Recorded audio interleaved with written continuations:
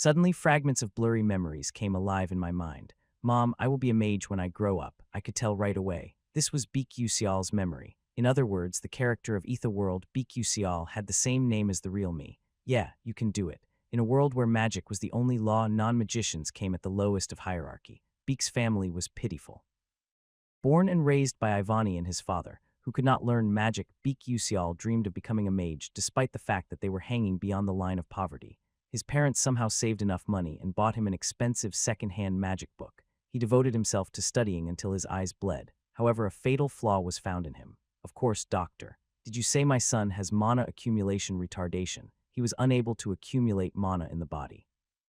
Cursed constitution for a mage, mana accumulation retardation. To have such an extremely rare constitution that only appeared once in 100 years, he wanted to curse the world, but he did not give up on his dream of becoming a mage. Even with the disadvantage of mana accumulation, he could freely use just one magic skill, and that was the flash, though it had a delay period as his mana would exhaust after every activation. From that day on, he started to hone his flash skill. As I breathed air into my lungs and raised my upper body, my mind blanked. A throbbing pain raided my senses as I couldn't but clutch my head tightly. It came along with the flood of memories that were strange as well as oddly familiar. In reality, my name was BQ. The name of my character, which I raised in the game, Etherworld, was also called BQ. However, we are not the same. The real me and BQ in the game are different. That's not it. Were they both me? What the hell? When I opened my eyes and looked around, I realized that the place where I was lying was falling apart. Woo! A medieval board swayed under the cold winter wind and hit the ground. It was torn apart due to the impact, followed by a disturbing sound. While curling up in the stinging cold, I accidentally discovered a mirror. It was broken and left lying in a corner, neglected. My next action was almost instinctive. I picked up the mirror to see my face, and soon I couldn't help but doubt my eyes. I've gotten younger, haven't I? I was 29 years old. I used to hear a lot that I looked young for my age, but I still didn't have this teenager-like face. My face in the mirror seemed youthful, as if time had gone back to when I was in middle and high school. It was difficult to understand the situation properly. At that moment, a message hovered in the air, barring my vision. Avoid the pursuers and run away. Rather than a message hovering in the midair, I was more surprised by the fact that it was such a familiar phrase. Wasn't that the prologue quest of the character, BQ? The game, Etherworld, ran with a myriad of characters, and most of the episodes started with the entrance ceremony at the academy. However, the weird thing was that this episode started with me running away from the pursuer. No way. I knew the reason very well, so I had no choice but to get up. I was wearing an old and worn-out commoner's outfit with a twist of fantasy vibe. A dagger was tied to my belt for self-defense along with a water bottle. In the waist pocket, there were biscuits and miscellaneous items such as a few pennies and a certificate of admission to Stella Academy. Is that for real? It was precisely BQ's starting item list. I hurriedly stroked and pinched myself, but the reality before my eyes stubbornly stuck around me, making me aware that this was no dream. In the first place, the chilling cold I felt assured me that this was a reality. At least, since most of the other characters were from aristocratic families, they had quite generous starting items. However, because BQ came from a poor commoner family, he started with nothing. Such a disadvantage was a good thing for a hardcore gamer, but in reality it didn't mean anything. I have to think calmly. I hurriedly looked for the memories of the moments before I fell here. True ending. I was sure it said something like that. But this was an autom game with multiple ending, and a single, true ending didn't exist at all. Is it possible that for over 10 years, no other users have seen the end of the game? It was understandable that no one had reached the true end of the game. Damn it. I put the matter of true ending for later and quickly decided to grasp the situation that was right in front of me. Snowy mountains in a blizzard, a crumbling hut, a dagger, and a certificate of admission. As far as I can remember, as soon as I woke up, the pursuers came into the hut. As those thoughts fell, I could hear the sound of footsteps from far away. You bastard, how far will you run? There is a hut over there, go and search, I'm fucked. I bent down and hid under the half-broken board, to not get caught right away, but it was only a matter of time before they could catch me. I checked the pursuers' weapons and stuffed through the holes in the board. Armor made of steel or something unknown, and weapons with mysterious magic runes on them. In this world, those weapons were something only street mercenaries who were at the bottom in terms of combat power would use. However, the only combat experience I had in my life was as an elementary school kid in the neighborhood, so even if they were not magic weapons, my demise was set in stone. What should I do? How should? You can use the skill, flash, something flickering in front of me. The moment I recall those familiar words, a message hovered before my eyes. Flash Class 0 Maximum Range, 9 million Maximum Charge, 1 Cooldown 3 seconds. The only hope and magic skill given to me BQCL was Flash, and it was a skill that I practiced the hardest throughout my life. However, it was in a mouse and keyboard game, but there was no way it was possible anymore, because the sound of footsteps creeped closer and closer. I gritted my teeth, got up from my place, opened the door of the hut, and ran out. I found him. Catch him and kill him. The worst downside of Flash was that if you fail to control the range, you might crash into an object and die. However, it would be different when I use it. Haven't I already used it countless times? Instinct understands timing better than the brain. Flash, in an instant, my body was teleported toward the front, and a tree that seemed far away appeared in front of me instantly. What, Flash, was he a mage? Some of the pursuers panicked, but the experienced ones were already pointing weapons at me. They were aiming for the 2 seconds of stiffness that followed immediately after using Flash. However, such a limit didn't apply to me, because I'm BQCL, the Flash Mage.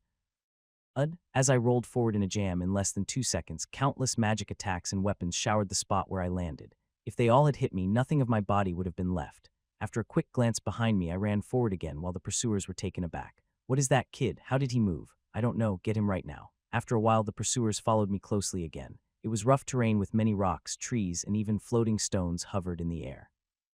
They were shrieking that if I used the Flash skill incorrectly, the only thing awaiting me was death. I knew it well. Why is the terrain here like this? If I want to successfully escape, I have to use the Flash properly. It was the tutorial episode of BQCL.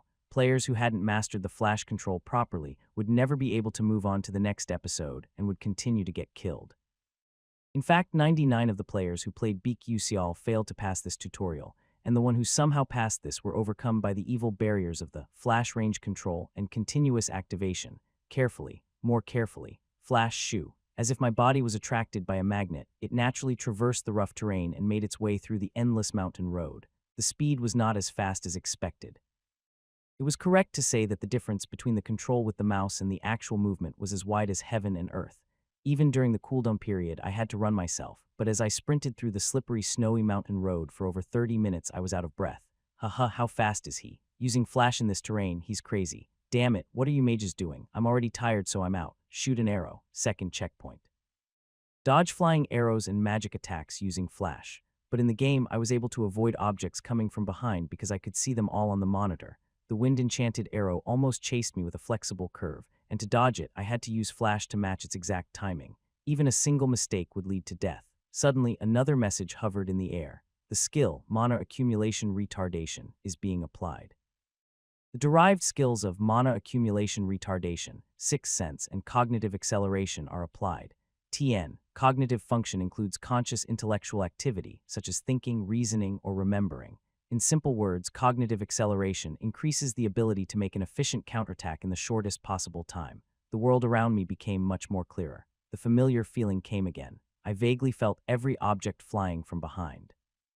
As if there were antennae on my back, everything in the world was made up of the law. In other words, there was mana in everything, and all that moved by it were detected by the cursed constitution of the mana accumulation retardation, the body which leaked mana every second. To put it simply, I couldn't use magic by accumulating mana in my body, but I was able to perceive all the mana movements, big or small, with my sixth sense. From the arrow that flew at my waist, the spear targeting my back with a calculated trajectory of my future path, and the wide-range flame magic that was cast in a radius of 3 meters with me as the center.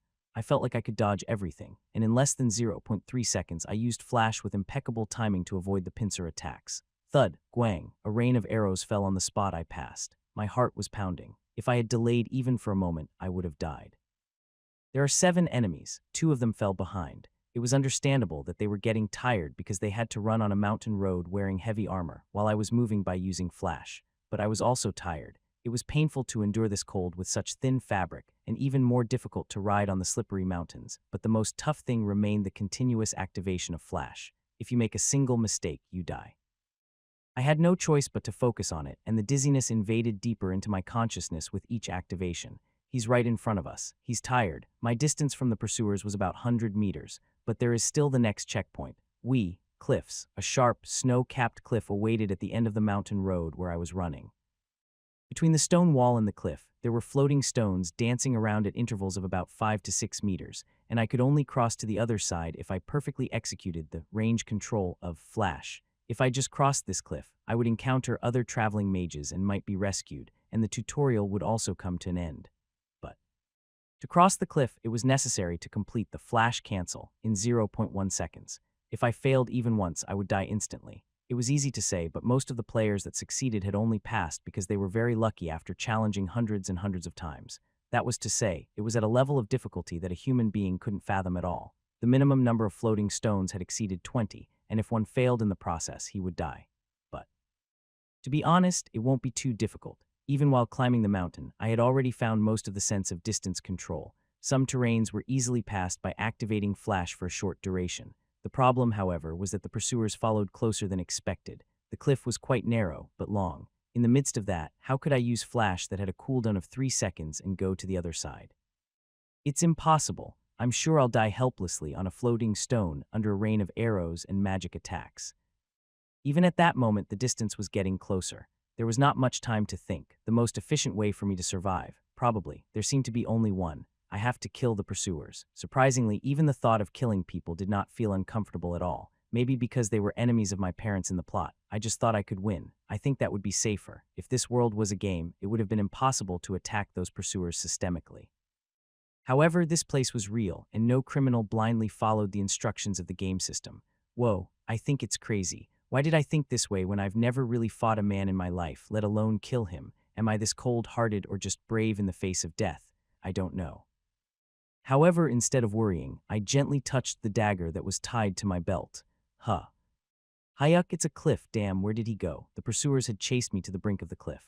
The question of whether I could do it was thrown at the back of my mind. I hadn't quite figured out my situation yet, but one thing was for sure. If I don't do it now, I will die. The only experience I ever had with a dagger in my life was when I sliced vegetables. The use of a knife was simple. Approach so fast that the enemy cannot resist, and stab it at the vital point. Hiding behind the rock, I quickly rolled over and revealed myself ever so slightly, figuring out their location. The bastard is there. Quickly catch and kill him. Target distance, 8.7 meters. I marked the archer who was shouting while pointing the bow towards me. Flash, pook, I stabbed him. I could clearly feel the pulsating blood vessels at my fingertips. They wriggled as if they were alive. Gazing into the eyes of the archer who met his demise under my own hands, I did not even feel a shred of guilt. Despite the fact that it was my first kill, I felt no fear since I only killed to ensure my survival. What's wrong with that bastard? He just used flash right. The leader-class warrior shouted when he saw my quick and agile movements. He's using unusual movements. Hurry up and kill him. My flash's cooldown had not completed yet. I turned the archer's body and pushed it away with a kick. A shower of blood gushed out from the corpse, obscuring the sight of those approaching me, and one even crashed into the corpse. While holding the arrow stolen from the archer in my hand, I hurriedly rolled on the ground and used flash toward the tree branch located diagonally above. PSSH. Ugh, it was my first time using flash in an upward direction, so the distance adjustment was confusing at first. I could not place my foot properly and slipped. Barely grasping the branch with one hand, I gave it all my strength. Surprisingly, my tough shoulders and back muscles lifted me up the tree at will. Without a moment to tie the string to the bow, I quickly hid behind the wooden post, barely dodging the sea of flames that engulfed the tree in the next second. Boom. The small explosion ripped through the top of the tree, but the fire did not persist. It might be because the tree was moist due to the snow. Squeak. I armed the string with an arrow, used flash on a branch towards the opposite side, and fixed my aim at the back of a sloppy spearman who was chasing my afterimage. My feet, did I miss it? The aim was slightly off, and it ended up hitting the spearman's foot. Although arrows in this world had some degree of aim guidance, magic on them, I still missed it because I had never used an arrow in my life before. Luckily, I was able to hit his feet. Nevertheless, I made it impossible for him to act anymore. Moving on to the next one. Whoop. Another ball of flame came flying toward me, but I jumped off the tree without any regrets. However, since the altitude was quite high, I could break a bone or two if I fell down. The guy stood at the position where I seemed destined to fall and raised his arms in anticipation of the impact with me, but I thrust the dagger into the gap between his arms. The loud noise meant I had collided with him rather than stabbing him, so I forced myself to face the sky and immediately used flash. One of the special features of flash skill. The momentum prior to using flash would be conserved. Ugh. As I took a deep breath while looking at the mage casting spell from the front, I was overwhelmed with shock. Fire B. Oops, I rolled on the ground with a stifling sensation and I could feel the swirl of mana. It was the first time I felt mana today, but due to the prior experience, I realized what this phenomenon was called just by instinct. Magic rebound. It was one of the phenomena that occurred when magic casting failed. When rebound occurs, an explosion prevails according to the scale of the caster's strength, and the caster takes the damage. If it was a game, Mage would have suffered damage from the explosion alone, but was that the same in real life too? Having got to that point, I crouched down as much as possible. Boom, my entire surroundings was engulfed in the small explosion. I rolled over the ground several times to lessen the impact. Perhaps the level of the Mage was lower than expected. The rebound explosion was nothing like a powerbomb, but since I was close, my skin was slightly burnt. I was forcibly coughing out due to the stinging pain, but at the creepy sensation of something approaching my head, I unknowingly lowered my head. Phew, an arrow flew past my hair and hit the tree next to me. That's very unusual. The only remaining pursuers were a warrior with armor and a magic archer. Since both of them had their necks exposed, it would be possible to get rid of them if I aimed for that vital spot. Slowly holding the dagger, I got up and took a stance. The warrior raised the corners of his mouth to speak. Your reaction speed doesn't seem real and you use unusual magic. Who the hell are you? My reaction speed was far better than that of any professional gamer, so I always appeared on special broadcasts in any game. I had also won first place in a world competition where they test the speed of response with clicks. However, no matter how fast humans were, they could never avoid arrows, especially with their back facing them.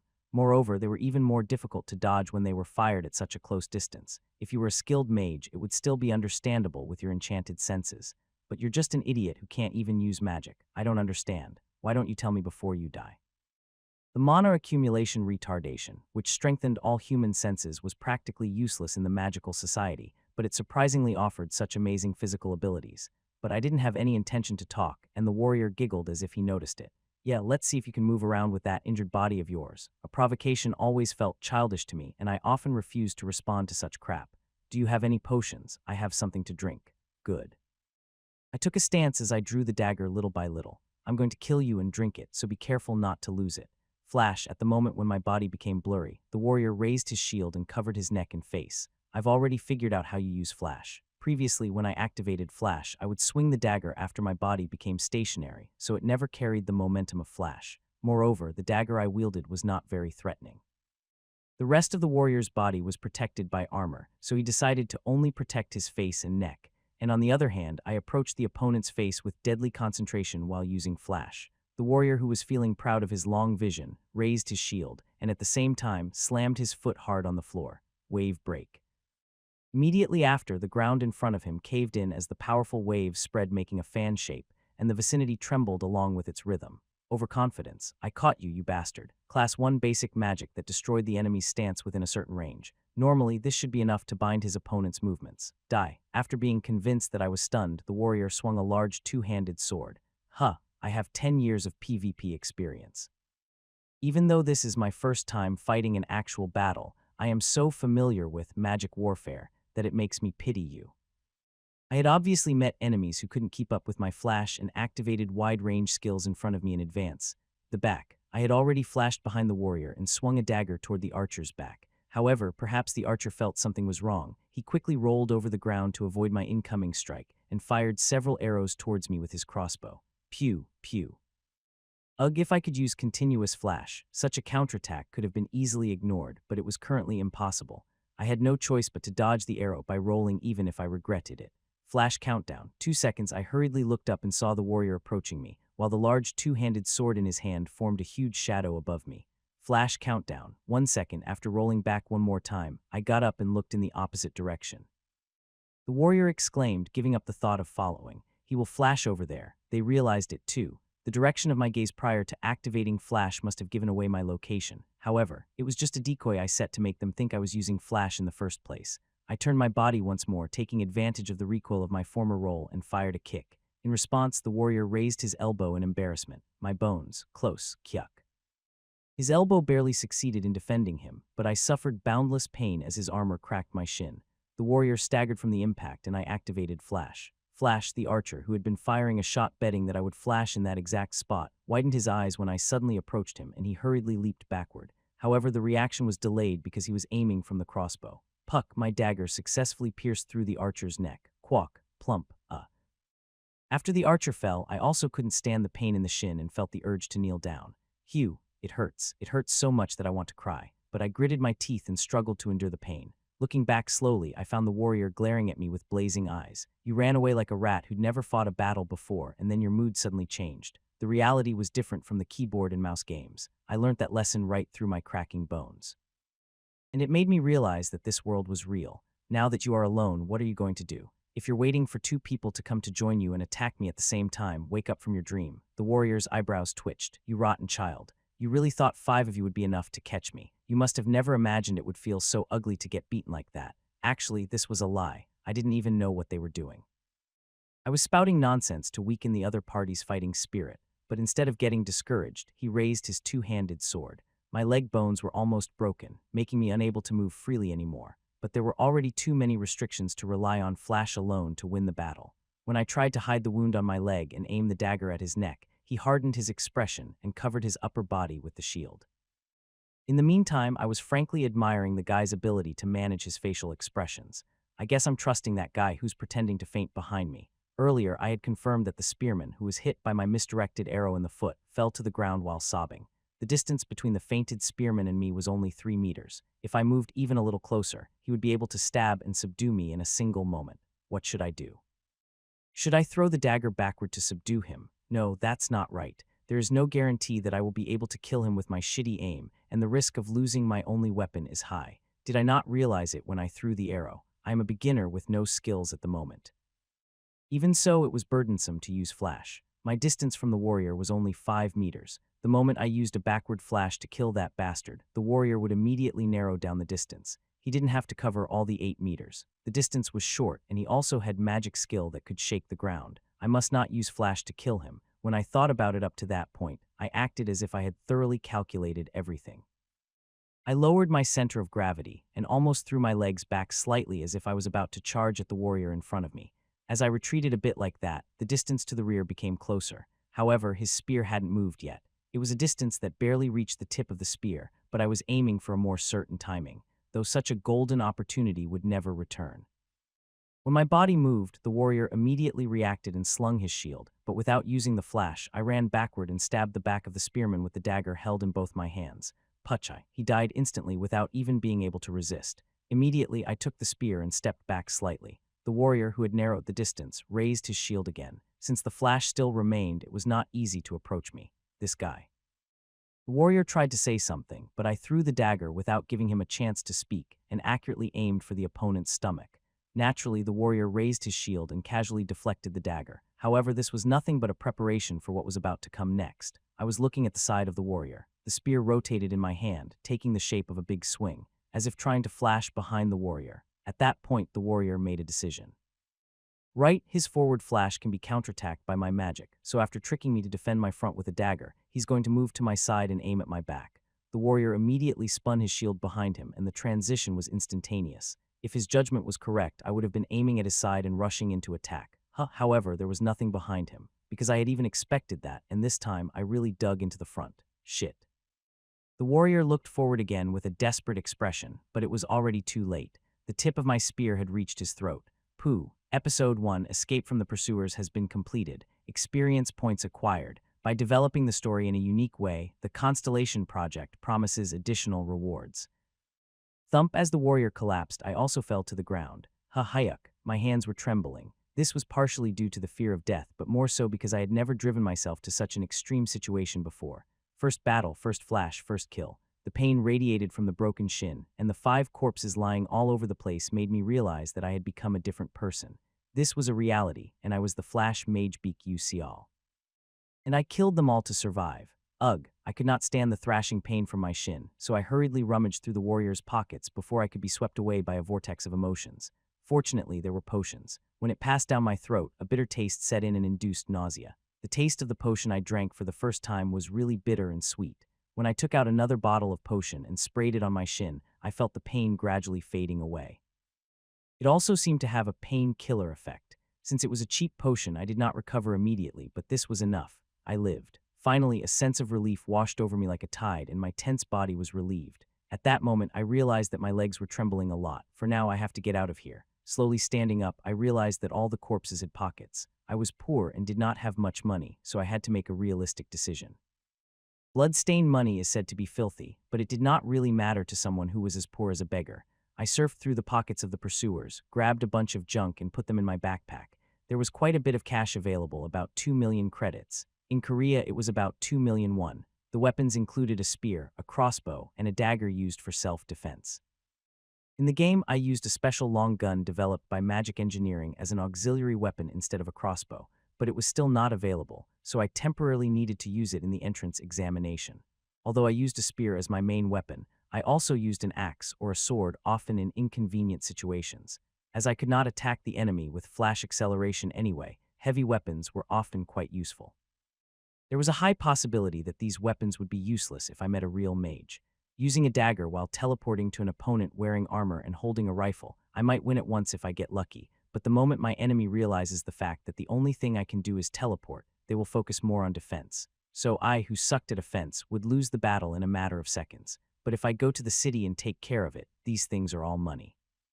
I would have to battle with such a crude weapon until I awakened by raising the level of the mana accumulation retardation. In this world, there was no such thing as a sword skill, but the only one that could imitate it to a certain extent was me, who had mana accumulation retardation. As soon as I put mana on my weapon and released it explosively, I would have quite a good attack power. Shit, how did my arms get twisted like this? I must have recovered well, so I got up with my backpack on. Just then, someone shouted from across the cliff. Hey, who's there? It was a small group of mages. Perhaps if I had crossed the cliff normally, I would have encountered them at just the right time, but the reality hit me cruelly. I stood up in a hurry and waved at them. There are people here. After crossing that cliff, I did not know what would happen to me. This was because the screen disappeared after a simple message. If they left, there was a high chance of getting lost, so I could not afford to miss their wagon. Murmur. There was a commotion between them, but I could not tell because the distance was at least 100 square meters. Before long, a man presumed to be the leader shouted as if they had reached some kind of consensus. There are no bridges nearby. Can you come over? I responded quickly. Yes, I'm coming now. Third POV, meanwhile, across the cliff. Mages examined the boy on the other side with a telescope. The distance between the cliff and their location was quite long, so crossing seemed almost impossible without learning the night level hyper jump magic skill. A knight of at least class 3 would be able to cross over. Will that little boy be able to? While the mages were drowned in their doubts, the boy standing far away suddenly appeared on top of a floating stone, leaving behind afterimages. He effortlessly glided through the path he formed. What's that? It's not jump-type magic. I don't know, it's my first time seeing that kind of magic.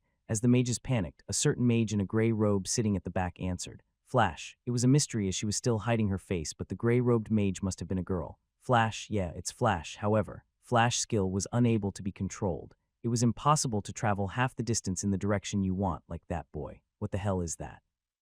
The boy was crossing the floating stone very slowly. It was unknown whether there was a cooldown between activation of Flash, or it was to calculate the distance. I can wait for him. It's rare to see such a unique mage. However, the option of waiting leisurely had disappeared. Two men appeared behind the boy and started casting a magic circle on the palm of their hand. The leader hurriedly shouted, "Hey, it's dangerous." He was too late to comprehend the meaning behind those words. Huruk. It was only when he found a huge sphere of flames rushing towards him did he snap out of his trance. Before he could curse inwardly, he jumped forward. The sphere of flame collided with the floating stone he was standing on and crashed to the ground. Flash the hell. He, who barely managed to flash toward the upper floating stone and hang on the edge, looked back again. Who are those? Come to think of it, initially there were 7 pursuers. 2 of them fell behind and he faced 5. But since they had not been following him for a long time, he thought they must have returned.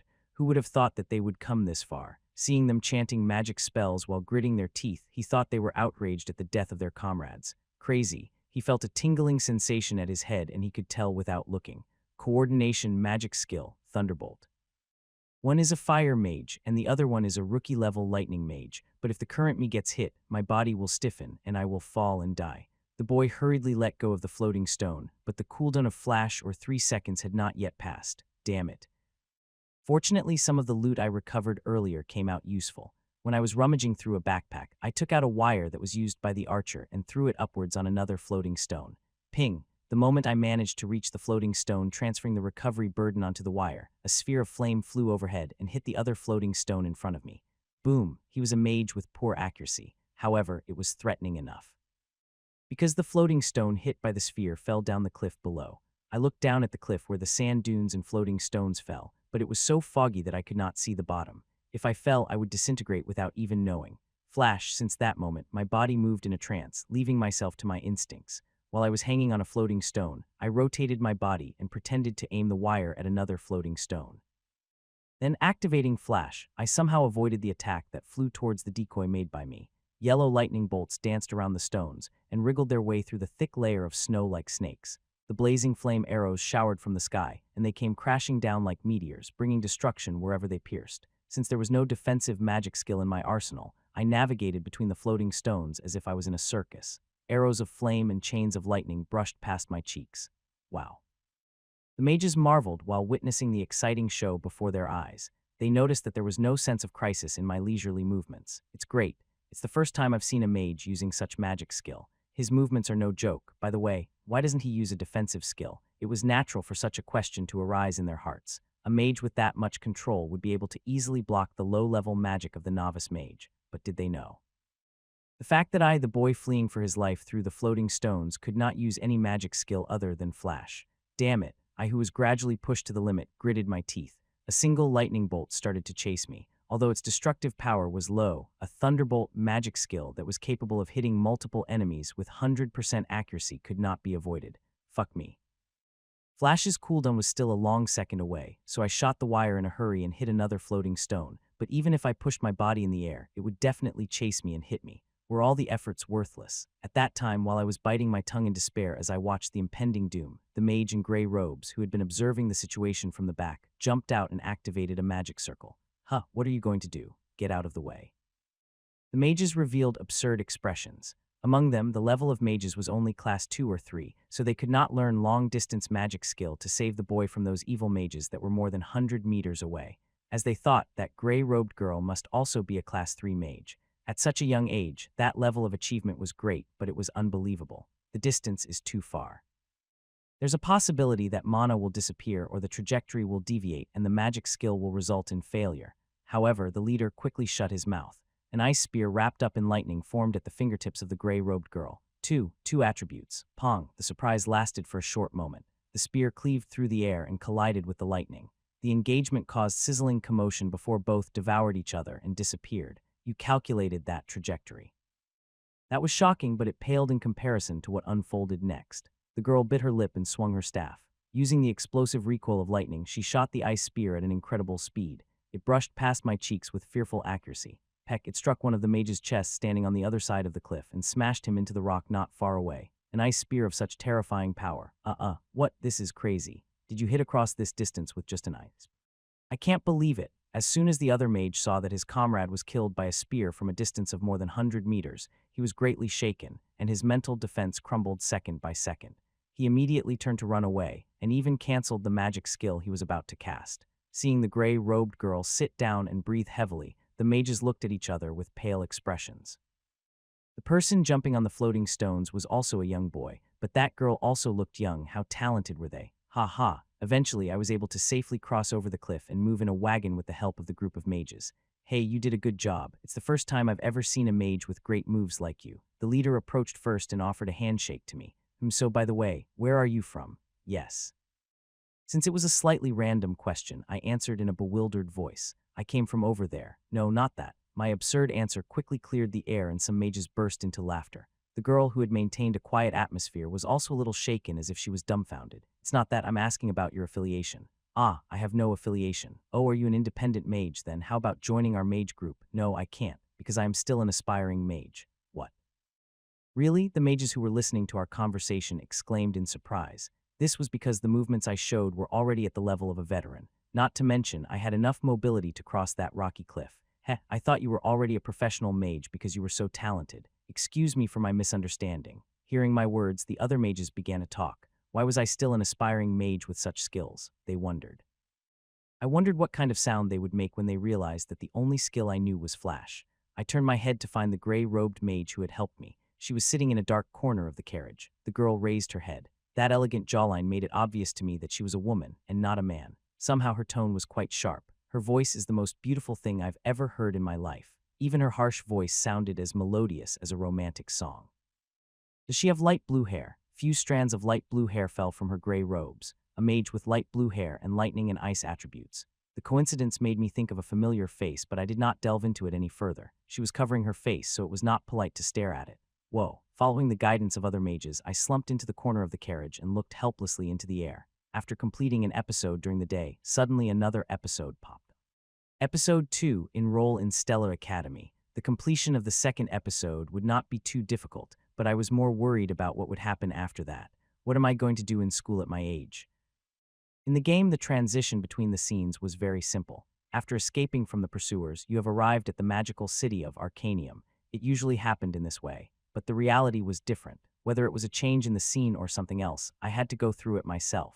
Fortunately, the setting was closer to the modern era than the medieval period, so there was no need to go through the troubles of riding a horse. Trains were operated only in safe cities where the demons were judged to be completely eradicated, and warp halls were installed in airships in certain other cities to facilitate ultra-long-distance movement and travel. I'm glad there are no further pursuers. I was familiar with the identity of those pursuers.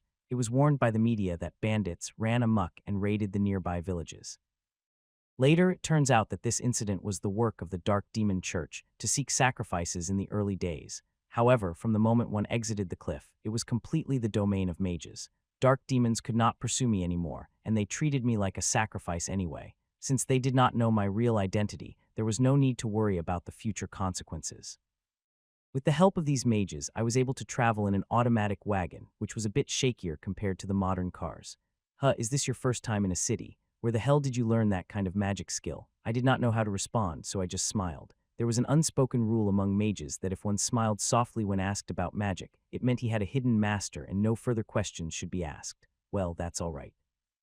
Anyway, I'm glad that our destination is the same. We are on our way to Rizoica, one of the 12 satellite cities of the Arcanium city. The Stellar Academy was located in Arcanium. I was really glad that I saved myself from the trouble of going there separately. On the way, I asked them a few questions about this world, from small details to the local culture. I even heard them say, "Tut, you're a real peasant," while looking at me the moment I asked for the currency unit, but it did not matter. It was better to be treated like a peasant for a short time than to be bullied for not knowing later. Well, why don't you sleep a little bit? The airship to Arcanium will depart at 8 o'clock tomorrow, and we'll be able to make it to Rizoica before that. Hey, I'm sorry, how are you? Are you sleeping well? When I turned around following the mage's finger, I saw the gray-robed girl who was on board as a guest. At that moment, she was crouching in the corner, trying to sleep. Then excuse me for a little bit. Okay, well, you're going to make it big in the future, so let us take good care of you. Don't forget us later on, okay? Yes, of course. I was able to lie down on the back seat due to the careful consideration of the mages. Before drifting to sleep, I looked at the boundless sky. I could not do it before because of the frantically progressing episodes and continuous influx of new information, but my priority now was to check my physical condition. Muscularity is not a joke. According to my age in the game setting, my body was almost 10 years younger, and I had a fairly youthful appearance. As if it was not enough, I also had a strong body, which was quite different from my original body. The original me never exercised. Currently, I had strong chest muscles and engraved abs. Since I was still young, I was still far below my original 180 centimeters height, but if I ate well, I was sure I would grow again. Next, I checked the skill window. Mana accumulation retardation LVL. 1. Strength increases by 3, agility increases by 5, senses enhanced by 10, 6 sense. Activated by consuming the user's mental power. Effective within a radius of 12 million. Once mana is faintly detected, cognitive acceleration would activate. It gets automatically triggered when it is judged that the user is facing a crisis. The second characteristic of the character Beak mana accumulation retardation, the culprit who turned me into a magic eunuch. Cognitive acceleration and sixth sense. Without them, I would have died earlier than expected. The sixth sense made it possible to know the origin of attack without needing to look, and the cognitive acceleration increased my thinking abilities, allowing time to pass at a slow pace when a threat of an attack exceeds the human cognitive speed approach, a passive effect that depended on the mana efflux delay. However, it seemed that the sixth sense could not be used for a long duration. Maybe it was because of the exhaustion of mental power, but I had a severe headache right after the battle. Still, I'm glad this mana accumulation retardation amplifies the character's overall stats. Next, I checked the entire status. Beak abilities physical strength, 1 star 59 sense, 1 star 97 agility, 1 star 81 health, 1 star 51 endurance, 0 star 97 mental strength, 1 star 43 mana, remaining EXP. 10 skills flash LVL, 0 characteristic mana accumulation retardation LVL. 1. As one of the peculiarities of the Ether world, there was no separate character level system, but the abilities and skills were divided into levels. Skills were divided with level LVL, and abilities were denoted with star. In the game system, the ability could be raised to 9 stars, but it was said that very few such characters existed in the history of Ether world. I had been playing this game for over 10 years, but 8-star strength and 8-star senses was the max I could upgrade. The 9-star was a divine realm that could only be achieved by those who had received the blessings of heaven. But how come my abilities are so good as a starter? On average, the muscular strength of an adult male was 1-star 0. When one reached 1-star 20, they were advised to start exercising. Hearing that if one exercised a little and reached 1-star 40, his body would become a bit muscular, prompting him to receive comments like, "Wow, he's in shape." On the other hand, if one demoted down to 0-star, it would be the very definition of a weak body. While most mages began with 0-star for abilities such as strength and flexibility, the character Beak started with 1-star 10, which was higher than average. However, for me, it was even higher than the usual starting point of the character. It seems that I have received a small portion of my original body's abilities that I had raised in the past, judging how high my sensory ability is. The original Beak had a very low sense stat, and for 10 years, I worked my ass off in raising it. Although the effect of inheriting slightly better stats seemed worthless, I was fortunate that it was better than the original starting stats.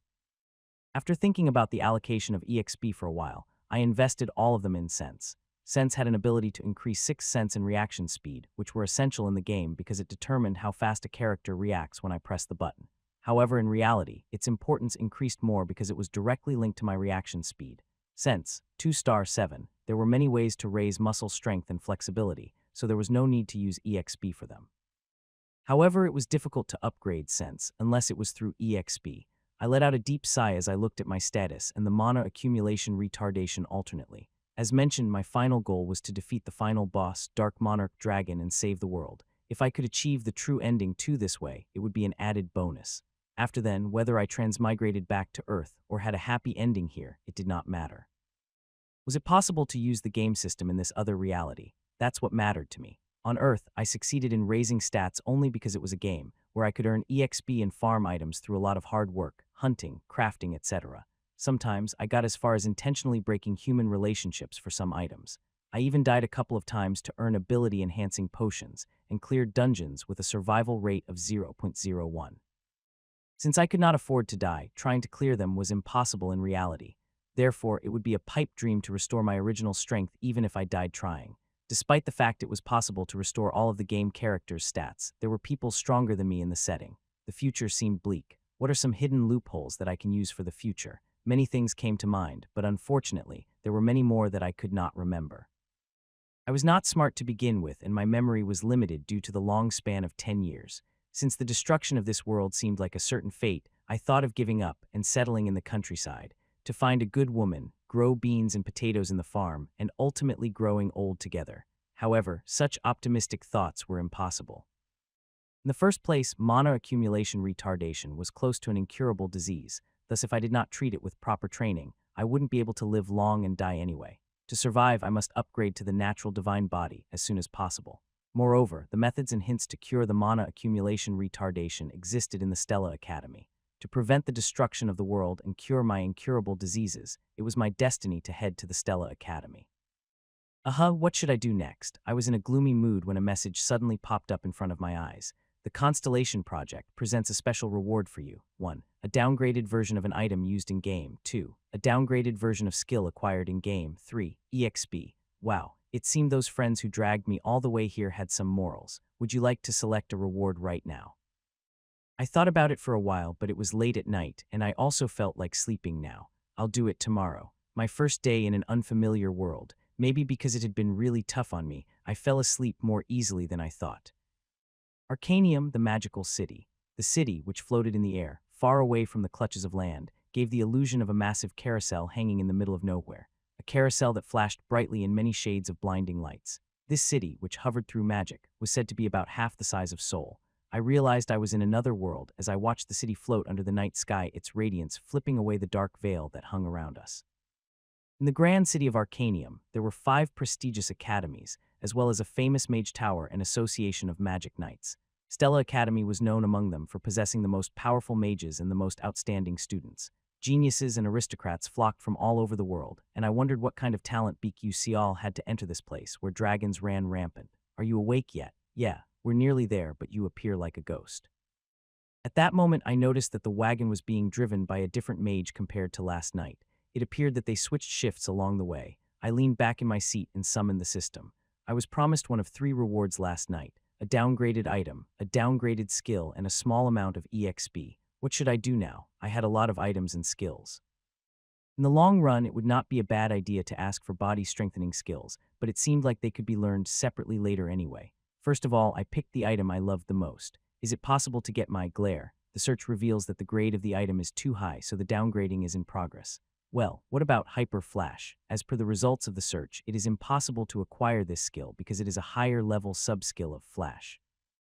However, you can use the reward by slightly enhancing the Flash. Do we really have to downgrade? Can we not do it? Your narrative power is lacking, so it is impossible for it to fully materialize. What's that? The power of storytelling is called narrative power. Like yesterday, if BQCL unfolds the story in a direction different from the original, the narrative power builds up. Oh, I see. Why complicate things when you could simply say, I can't give you a character item just because you're a newbie. Then I'll decide. Most of my equipment was of high grade, and even if I reduced them by several grades, my options were still limited as a high-grade item did not imply a good item. Despite my low rank, there were numerous items and skills that could result in high efficiency in my current situation. Evasion allows you to avoid or block one attack unconditionally, but it has a long cooldown, whereas Frost Steps allows you to flee from any danger. For a limited span of time, Augmentation make one nearly invincible and increases movement speed. If someone's wondering why they were all escape skills, it was because I lacked the necessary attack and defense abilities. I wanted to live longer because I was a character with poor survival skills, so I only learned escape techniques. I rarely used them after becoming a veteran, but they might come in handy because the game turned into a reality. However, not just yet. There was one item that was more important for the episode progress right now: Secret Folder, TN, kind of an external storage software which archives all data, a word that is particularly familiar to men. When I was serving on active duty, I once was cursed at by the company's boss because someone created a secret folder on my computer in the administrative unit. Did you put porn in here? What's the password? Give it to me now. It wasn't me. This is really killing me. Do you want disciplinary action? I really don't know. Those desperate cries were still fresh in my mind. I felt wronged and resentful because I had never really created such a folder. However, it was discovered that the folder was created by an administration official and contained highly confidential information. When the facts were revealed, that guy apologized to me. Since then, I also found Secret Folder to be a good storage space to save the information or take notes no matter what game I play. After a system review, it is judged that it's possible. As soon as I saw the confirmation message, I clenched my fists tightly. Good, do that. Item, Sentient Spectacles, Phenomenon Analysis, Summary, Information Retrieval, Night Vision, Infrared Vision, etc. All functions will be deleted. Tuck, round spectacle with a black frame fell on my palm. Even if I care about fashion, it was pleasant in its own way since it was based on the design used by celebrities. All major functions were removed after the downgrade, but the most important function still remained. Sentient Spectacles, grade, description. Do you remember what you had for dinner yesterday? Did you immediately forget the account number you just heard? Don't worry. These glasses will remember everything you have seen, heard, and read. Special features, Secret Folder Seal. It is activated by consuming your mental power. It was impossible to recall and read information about demons I had successfully hunted or knowledge I had gained in the game Ether World. Whenever I forgot, I needed to return to the map and read it again. Where did the materials come from? Which characters did I interact with? And what contributions did I make to the kingdom? Nothing of the sort was provided, so players developed top-level systems like the Secret Folder to store information, and there was only one reason I got these specs now. I forgot most of the game's information. The items I obtained from a specific hunting ground, or the type of rare item I obtained from a specific dungeon, and so on. All of this important information was documented inside the folder. Furthermore, this was the one I used while playing the game, so the information should be there. View the secret folder. Alchemy ingredients, hunting ground, dungeon, demons, character, magic, other. As soon as I put on the spec, countless folders lined up one after another appeared in front of my eyes. Unfortunately, the story was not recorded, and since I was not interested in the characters, the folder was mostly empty, but it was still a satisfactory result. For the prize, it's good enough. Now all I have to do is figure out how to use these glasses. The amount of information I had was enormous. I had been traveling the world for 10 years and had only collected the best items. To say that I was fortunate enough to get them was not enough. Even if I can't recover all of the skills of the character I've developed over the last 10 years, I should be able to catch up to half that level in the near future, now that I think about it. Among the effects of this spec is the ability to summarize and reveal the character's information.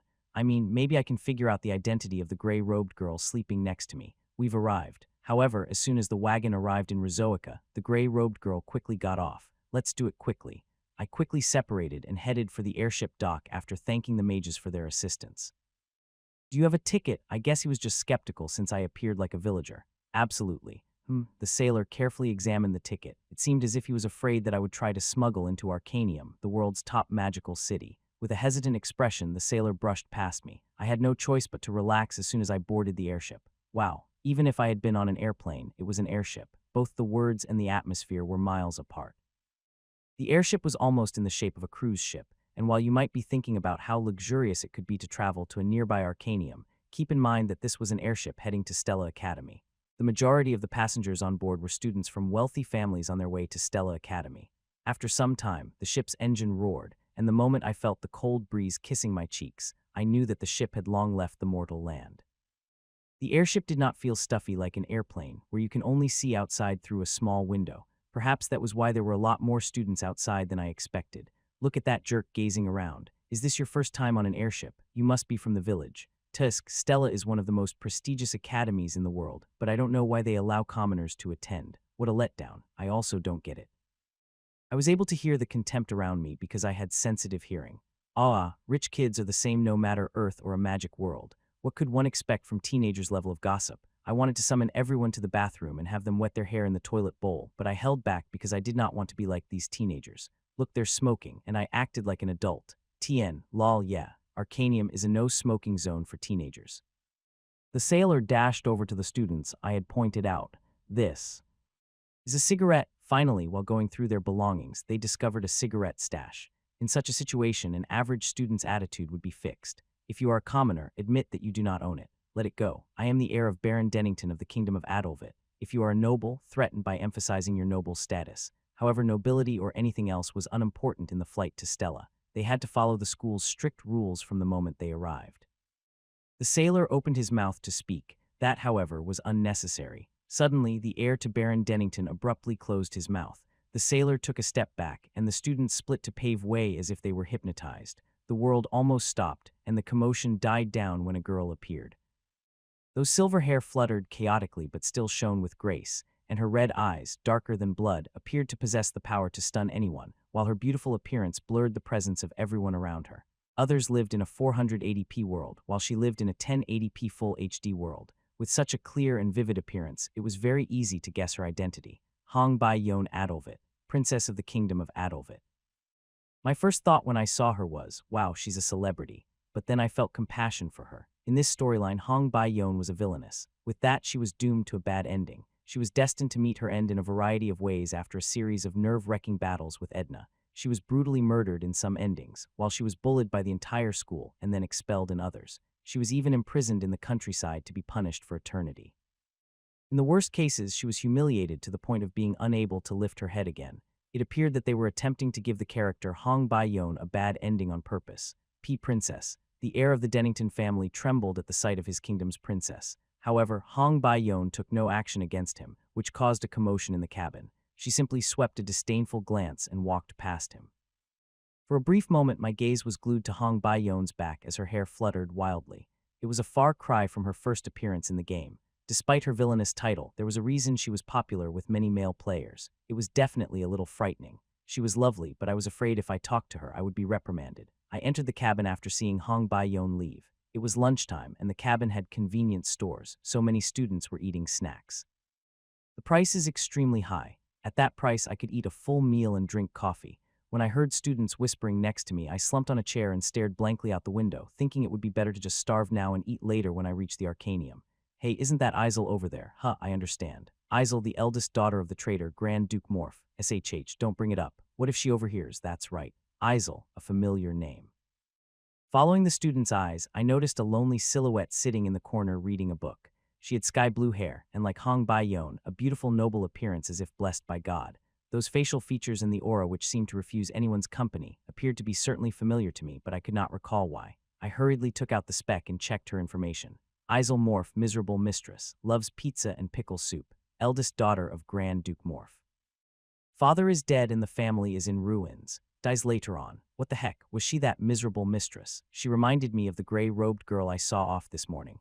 I was not certain, but the gray-robed and Isel had to be the same person. Anyway, I've noted it as one of the important agenda.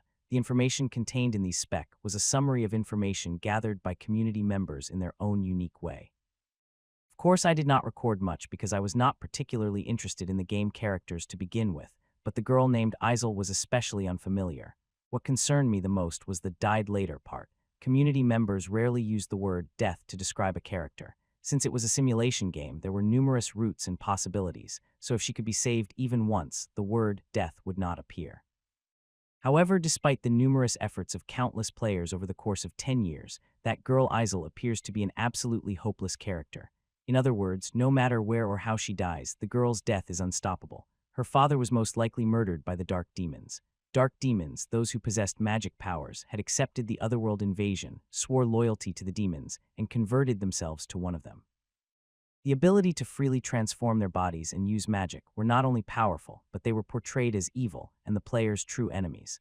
The Dark Demons continued to invade in order to encroach this magical world into the underworld, such as by opening the Persona Gate or liberating the ancient dungeon. The Stella Academy was responsible for training magic warriors to combat it, and she was the world's original female protagonist with the ability to fight such dark demons. However, to be honest, I did not want to die to get involved with the main character as well as the supporting characters. The female protagonist had a very special ability to purify the black magic, but she couldn't see past the treachery of humans and treated everyone with innocence, which could potentially endanger the people close to her.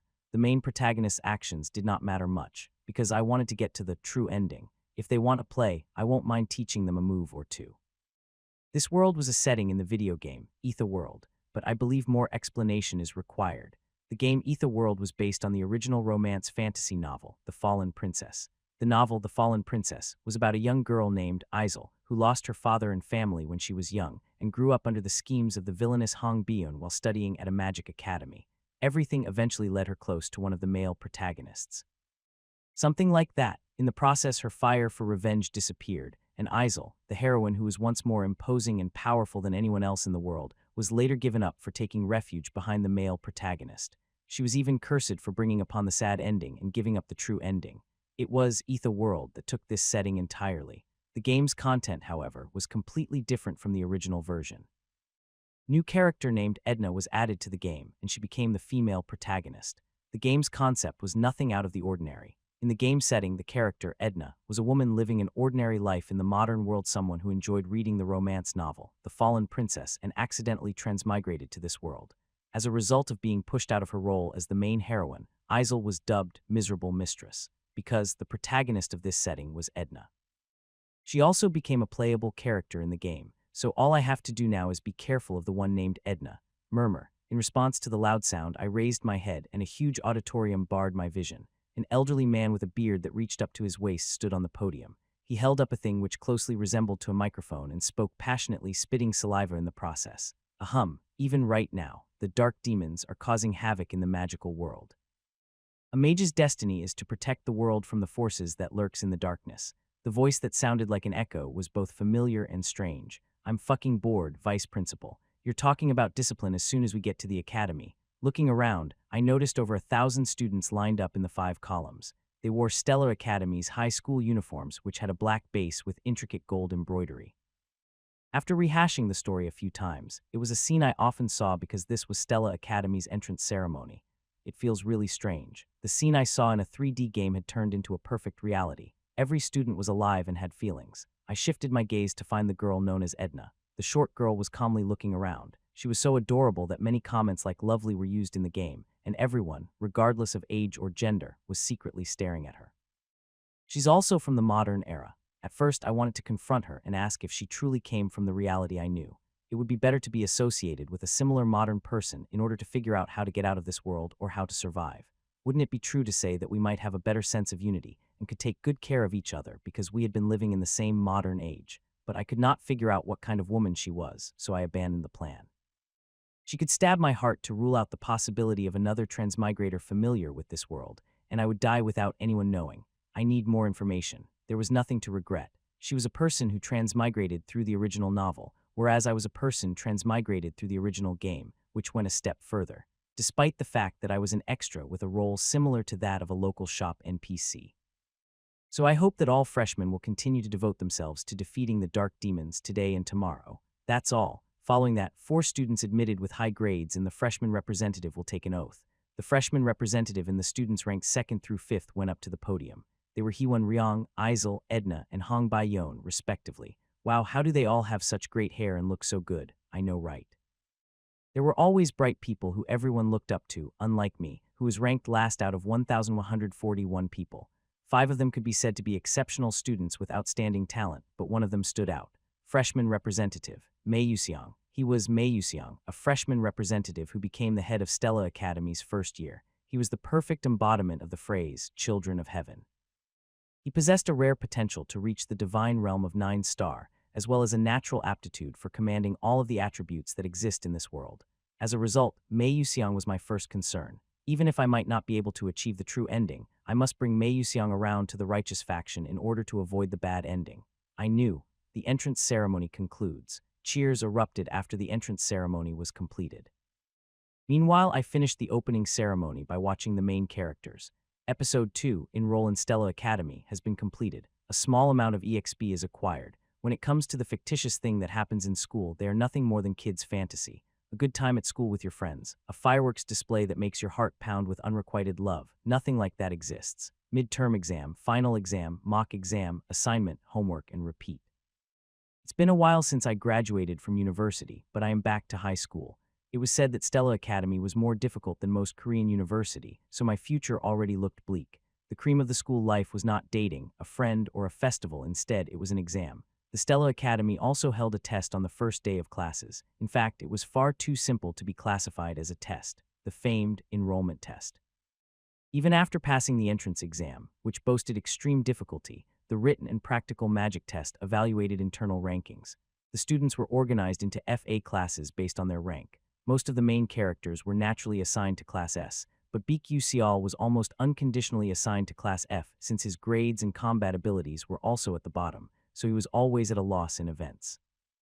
In the game, I went to the library or reading room and activated an automatic study system to improve my grades, but it would not be possible in real life. As a result, I was staring blankly at the exam papers on my desk. Isn't it enough just to look at the test in the first place? Or it might not be the case. I'm already supposed to be admitted as per the original plot, so I'll just leave it blank. Don't tell me I'm going to be expelled. While pondering, I noticed a boy staring blankly out the window with a lifeless expression, as opposed to me, who pretended to be taking the exam. Mei Yuseong was an excellent student. Even his side profile, with messy black hair, looked stunning under the sun. Aside from his radiant appearance, he had a rather dull face. Has he already become like that? That was the main problem of Mei Yuseong. Even though he was not yet an adult, he was bored with life, because life was too simple and plain for him. Born into the world's most powerful family, with a brilliant brain and talent, the life where he lived without any obstacles no longer amused him. The divergence here varied greatly depending on how the female lead looks after Mei Yuseong. Mei Yuseong might occasionally be on the side of evil faction. The proclamation of dark demons working to destroy humans would induce a spark of interest in him, whose biggest problem was a boring life. He has the most serious family history issue in the first place. I took a look at his exam paper, and he had answered all of the questions. Wow, he has already solved everything. It was not like me, who didn't know anything. In the midst of this, an idea struck me. Wait, isn't this exam recorded in sentient spec? While playing the game, I often went to the library and read books to build up various additional skills, so I was sure there was a lot of knowledge in sentient spec. With that thought in mind, I took out my specs, and at that moment, I felt a hand grab my wrist from behind.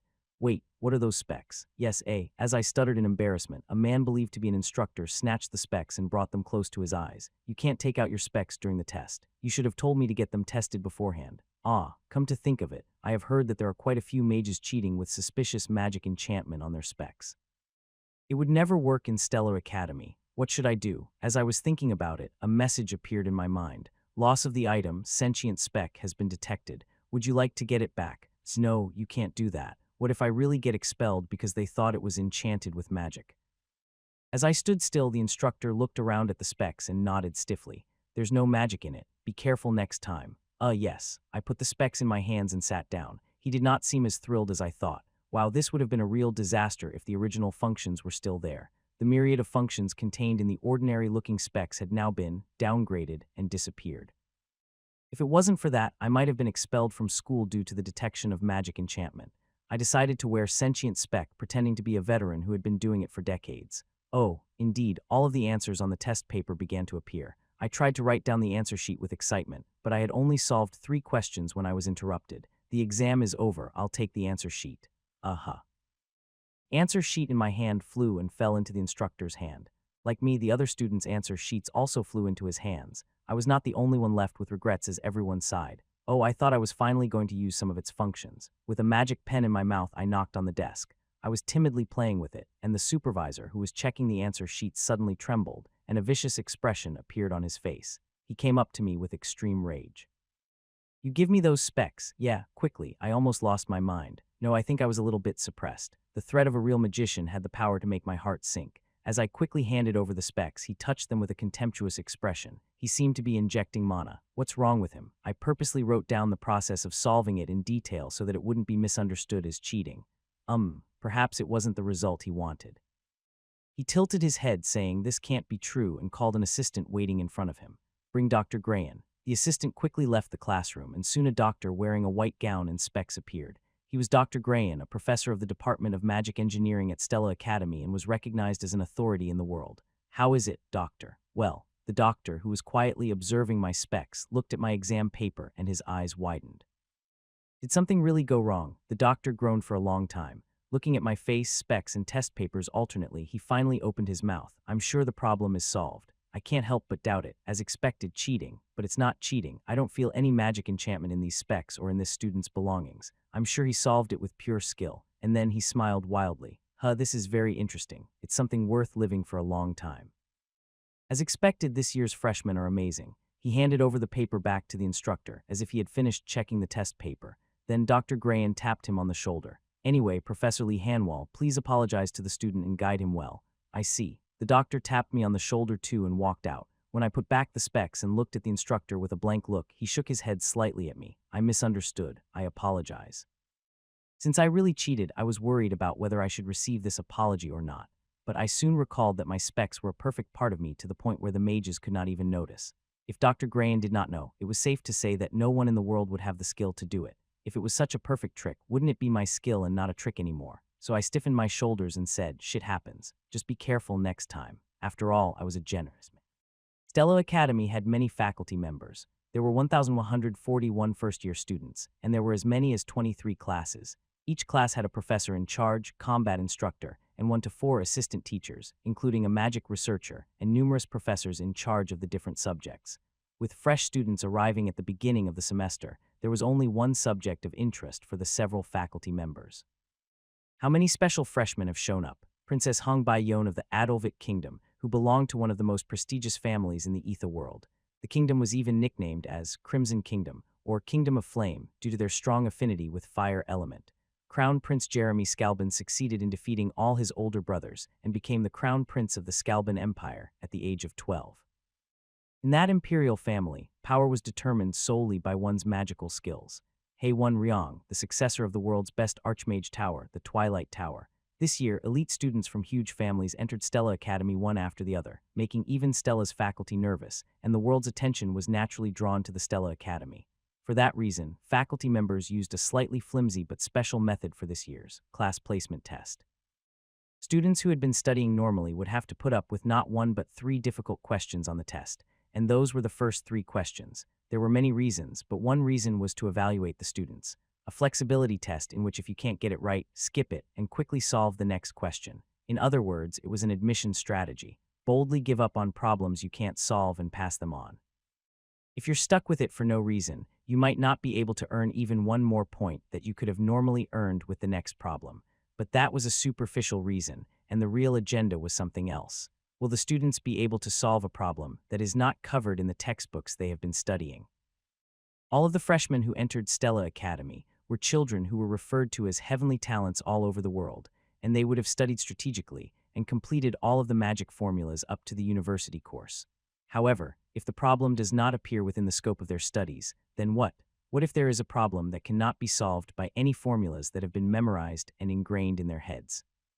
What if there is a problem that can only be solved through creativity, logical reasoning, and critical thinking?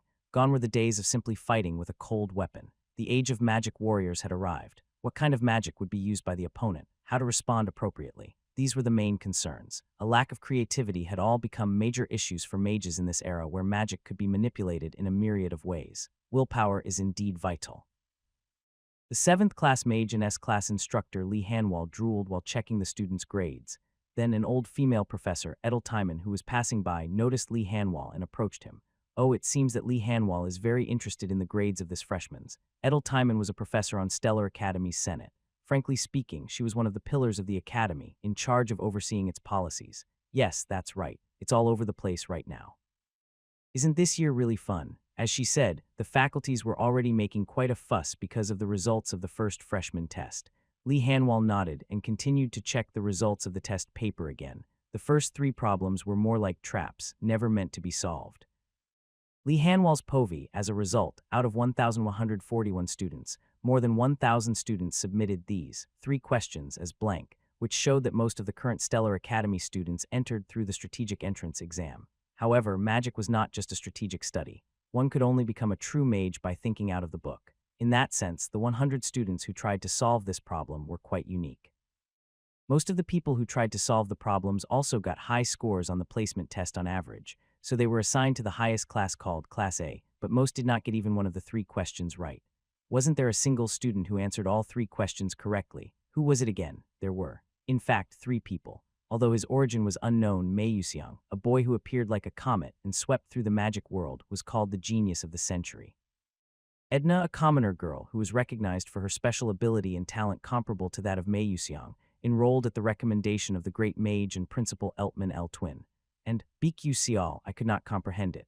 Since Mei Yuxiang and Edna were already geniuses, even if they solved all 3 problems, it would be convincing to say, ah, yes, they are geniuses. But it was not the case with Bikyu Sial. He was a student who barely made it into the school by scoring last out of 1,141 on the entrance exam. But didn't he answer all 3 questions? So what if he couldn't solve any of the other questions? Edel Timon laughed as if she knew Lee Hanwall's intentions. It's a problem that you can't solve even if you know a lot of formulas, but in the same way, you can solve it without knowing anything too.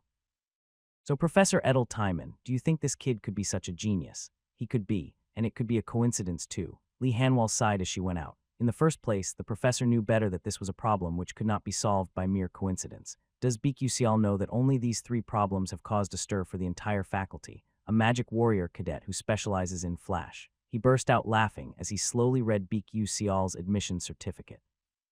A student so astute that he told him, a 7th class mage, be careful next time. Appreciating the surprising ability of being able to control flash, admission under special circumstances is granted. This memo was left by the headmaster of Stella Academy himself.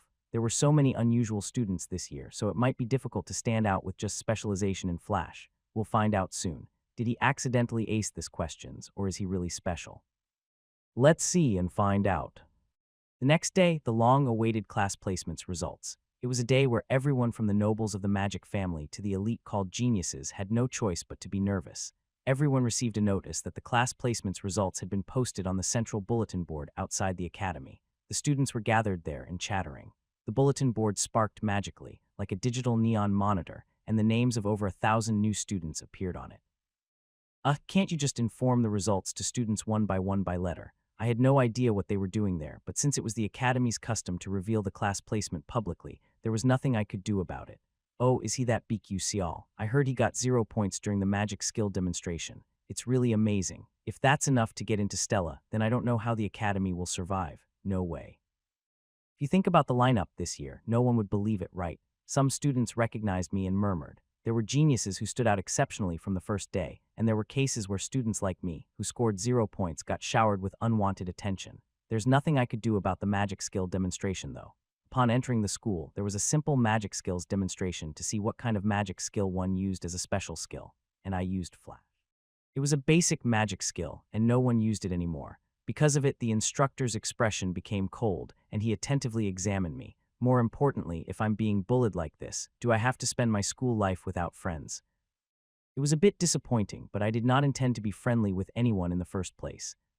I found Class F first. Obviously, Class F was the group with the lowest ranking students, and Class A was the group of the top-ranked students. Surprisingly, Class F did not have my name. What? It can't be true. Since I only solved 3 questions during the class placement exam, there is no way that I can go beyond Class E, so it must be Class F. But the fact that I don't have my name in Class F, it's crazy. Did I fail? Very rarely, even after entering school, there were cases in which students were expelled for failing to take the exam properly. No matter how easy it was, starting from the placement test was a bit too much for me. It was so absurd that I was blankly looking through Class F again and again, and I heard students muttering something as if they were shocked. BQ that kid with a failing score, why the hell? What, isn't that wrong? Don't you think there's something strange about this? It's absurd. Young Master Uselek has been preparing since he was 7 years old to get in there. Yet he's in Class A despite being 29th ranked. Kyle, ranked 17th after getting a perfect score in theory, was also assigned to Class A. Why? Something was strange. I checked the arrangement of the S class, which was ignored by me, and I could not help but open my eyes wide. S0 Class BQ what? Why is my name over there? I think it was a mistake. Class S was special. Unlike Class F to Class A, it literally meant that only students with something special would be there. Considering that most of the historically famous great men or even most of the popular mages were in Class S, there should be something special about it, making it stand out in the magic society. One couldn't get into that place simply by studying well. Just like that 29th ranked student who was transferred into Class A, it meant that not anyone could really get into Class S. It was very unusual for me to be assigned in Class S, the place desired and dreamed by every student of the Stellar Academy, the most prestigious magic academy. I honestly had no idea if this was a bad thing or a good thing. Despite being placed in Class F, I could have contacted the main characters of Class S at any time if I distributed my lecture timetable well. However, if I get placed in the S class, the time I spend with the main characters would increase. That means, wouldn't it also increase the time I interfere with the protagonist plotline? It was a sin I was desperately avoiding. It would ruin my plan to stay low-key. That's right, I'm sure I will manage somehow, but really. I thought for a long time while stroking my lower lip, but in the end I couldn't shake off the S class, so there was only one answer. Even when I enter Class S, I must behave like a hibernating animal with no signs of life and do my job properly. Well, it'll work out somehow. I decided to think positively. In the early morning of cold winter, the melodious song of birds echoed in the Arcanium. The Stellar Academy's territory was considered vast even in the Arcanium, and with all of the necessary arrangements, students did not have to leave the premises for the entire academic year. The academy also housed many private spaces for nobles. A lonely, dark room. Hong Bai-yon was sitting on her knees. Hong Yel, a natural flame element professor known as Silver Thorn, stood before her, and her piercing gaze pried on her. 3 incorrect questions. After receiving that cold expression, Hong Bai-yon bowed her head, causing the shiny silver hair, which were the object of envy of all the female students, to fall chaotically. Hong Bai-yon POV, no excuses were spoken. My mother always used to say, if a problem is not solved correctly, it must be my fault for not studying properly. Slap. Accompanied by piercing sound, 3 more slaps echoed in a row. Lift your head. Mother slapped the test paper on my face. Some scattered while some flew hard enough to hit me in the face, but she did not seem to care. Do it again until you understand it properly. From beginning to end, it was a disgrace. This placement test was strangely difficult. Even for the 3 questions that I got wrong, the correct answer rate was less than 10, so there was nothing to be ashamed about failing to do them. However, it was disgraceful. The other S-class students, who could be said to be my rivals, answered 1 or 2 of these questions correctly, but the 3 students who answered all 3 questions were very ordinary and did not have prior study or preparation at a magic academy. Even Princess Isel of the fallen Duchy of Morph got 2 questions right. If you can't get the question right, which even those bugs can, it means you're no better than them. Do you understand? Think of yourself as a bug and try to solve the problem again. Yes, Mother. I looked back at the examination paper with blank eyes. This exam, which tested creativity, logical reasoning, and thinking ability, was full of questions that my head could not comprehend. Problems made up of unknown recipes, unknown spells, and unknown formulas. How the hell was I supposed to solve these problems? I just lived according to what I was taught, and I just interpreted what I had learned. Do you find it harsh? It's all for your own good. You shouldn't be like me. If you grow up to be the shame of the kingdom like me, who was kicked out and has to become a puny professor. No, absolutely not. Even though it was a disgrace to the kingdom, not everyone could be a professor at Stella Academy. It was an academy of the best mages. However, my mother wanted more than Stella's professorship, for example, the Adolvit Kingdom. It was impossible for my mother, Hongyel, because she lacked talent, so she took care of me since I had a beautiful talent, something that she did not have. It shone like a diamond. I am doing this for you. You have to become better than your sister. Do you know how your mother feels? I do not know. Okay, mother. Nevertheless, I replied that I understood. Even after my mother left, I still could not understand the problems. So the question arose, what was the identity of the students who solved the problem? How could there be a mage in the kingdom who could solve a problem even I couldn't solve? someone who had been studying magic since 3 years old. So why am I tormenting myself? Burying a resentment deep in my heart, I grabbed the test paper with my slender hands. If I don't solve this problem today, I won't be able to get out of this dark, private room with only dim lighting. BQCL's POV. I'm not proud of it, but in my previous life I had been pretty good at hanging out with people. So when I entered the Stella Academy, I tried to build a good relationship with my classmates. Anyway, it was a new life, and I might not be able to go back, so I should try to live to the fullest possible. But I was in Class S. Class S was full of oddballs who did not show any signs of sociability. My efforts were ruined from the start. Phew, a sigh came out.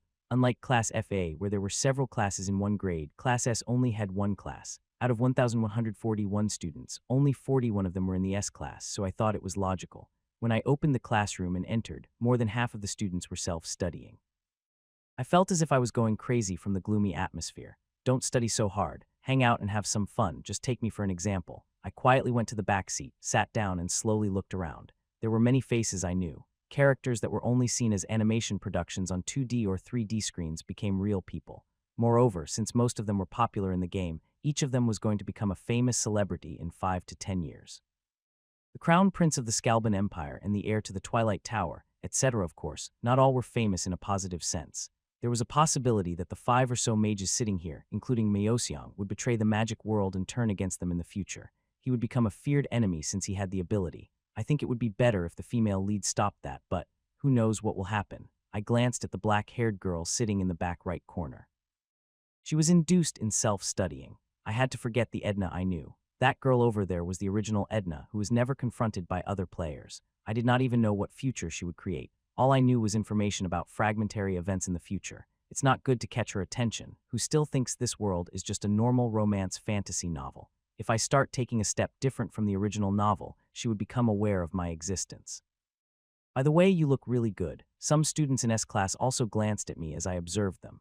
Why did an inferior student named BQCL get admitted to S class? They must have raised questions about me. They were here trying their best, but it could be annoying if someone like me mixed in without any clear efforts. Is that him? That's why he looks a little nerdy. No, my father contacted the faculty and asked them himself. It must be the girl in the corner with him.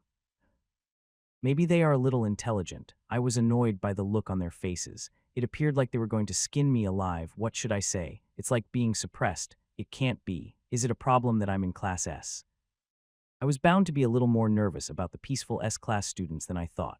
It was said that the number of students in Class A who went to the principal office to question my existence in Class S had already exceeded 10.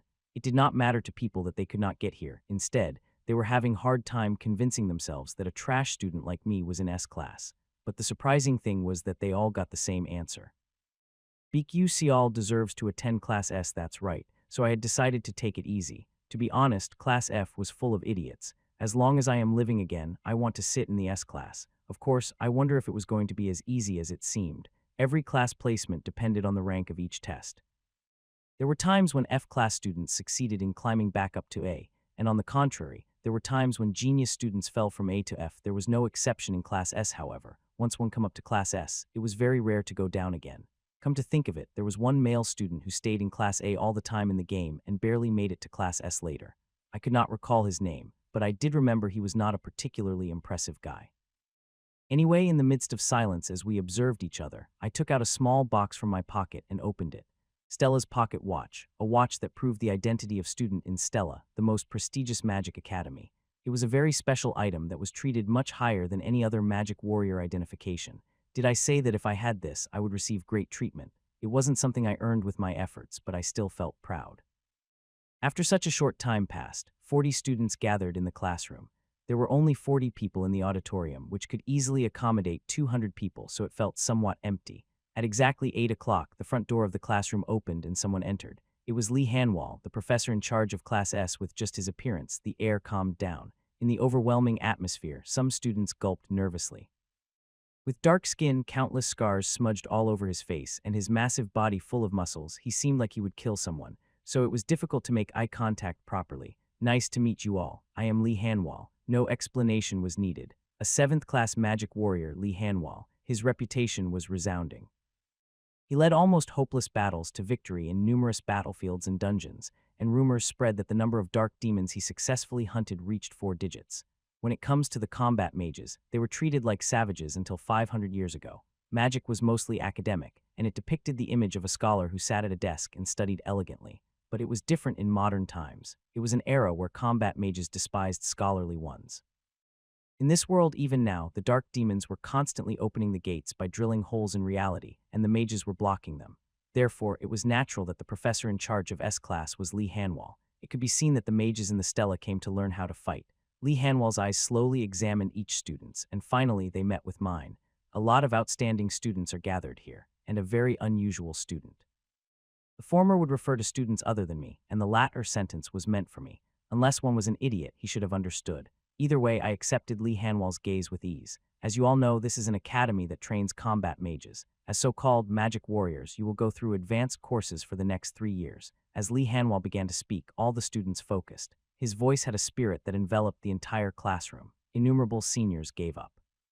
Because the enemies we have to deal with are powerful and the academy's classes are harsh, I do not expect y'all to come along. However, I want you to show your will to the best of your ability. In this world, everything reverts to magic. The technology behind all the objects used in daily life, as well as dungeons and gates, are all made of magic, and even demons are magical creatures.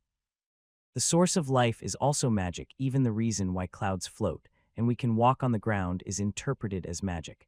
It is the duty of our magic warriors to stop the dark demons, a group of mages who try to stain our world with the underworld. It's not my duty. I was just sitting in this academy to survive, and honestly, I did not even know if I could endure the training. Some students have been admitted to this academy because of their obligation to eradicate the dark demons, and there are other students who have entered because of money. Whatever the reason, it doesn't matter, as long as you have the courage to fight against them with a firm will. Just when Lee Hanwall was about to deliver a wonderful speech, the back door opened and a student barged in.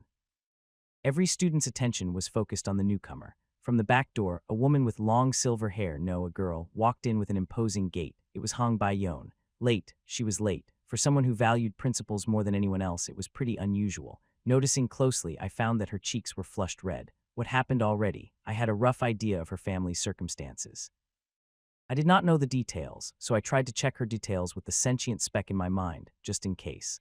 Hong Bai-yon, Adolvit, villainous, eats illegal candies, prefers being alone sometimes, drinks only drip coffee. Her mother's a bad bitch, unconditional death. After confirming that, I took a deep breath. There was limited information I could grasp from it. In the beginning, Hong Bai-yon was a famous character, and most of the information written here was already known information. Why wasn't I a little more diligent in the past? It would have been a great help if I had recorded it in more detail. Well, at least I'm not a complete stranger to the characters. Most of us knew why that death was recorded. In a way, it was worse compared to Isel's. The reason Isel died was solely because of Edna, but Hong Bai-yon's death was caused by both Edna and Isel. Should I say that it couldn't be helped since it was the fate of a wicked woman? I knew she was destined to die anyway, so I wanted to save her if I could. However, my nose was small, so there was no point in poking it in someone else's business.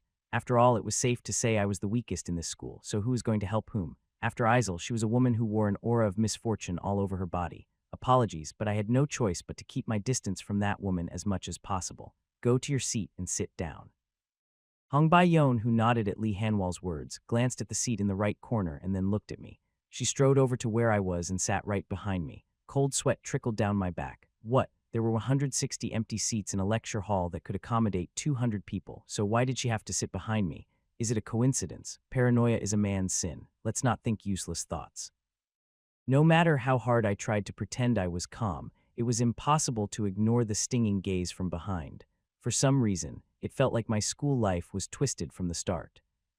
The main attraction of the Stella Academy was its two major events. The familiar contract ceremony was one, and the staff inheritance ceremony was another. The staff inheritance ceremony was especially extraordinary since Stella Academy was a prestigious school. From now on, you will inherit a staff that you will use at school. Stella Academy had a lot of money, so they did not lend you a staff, they would just give you one for free.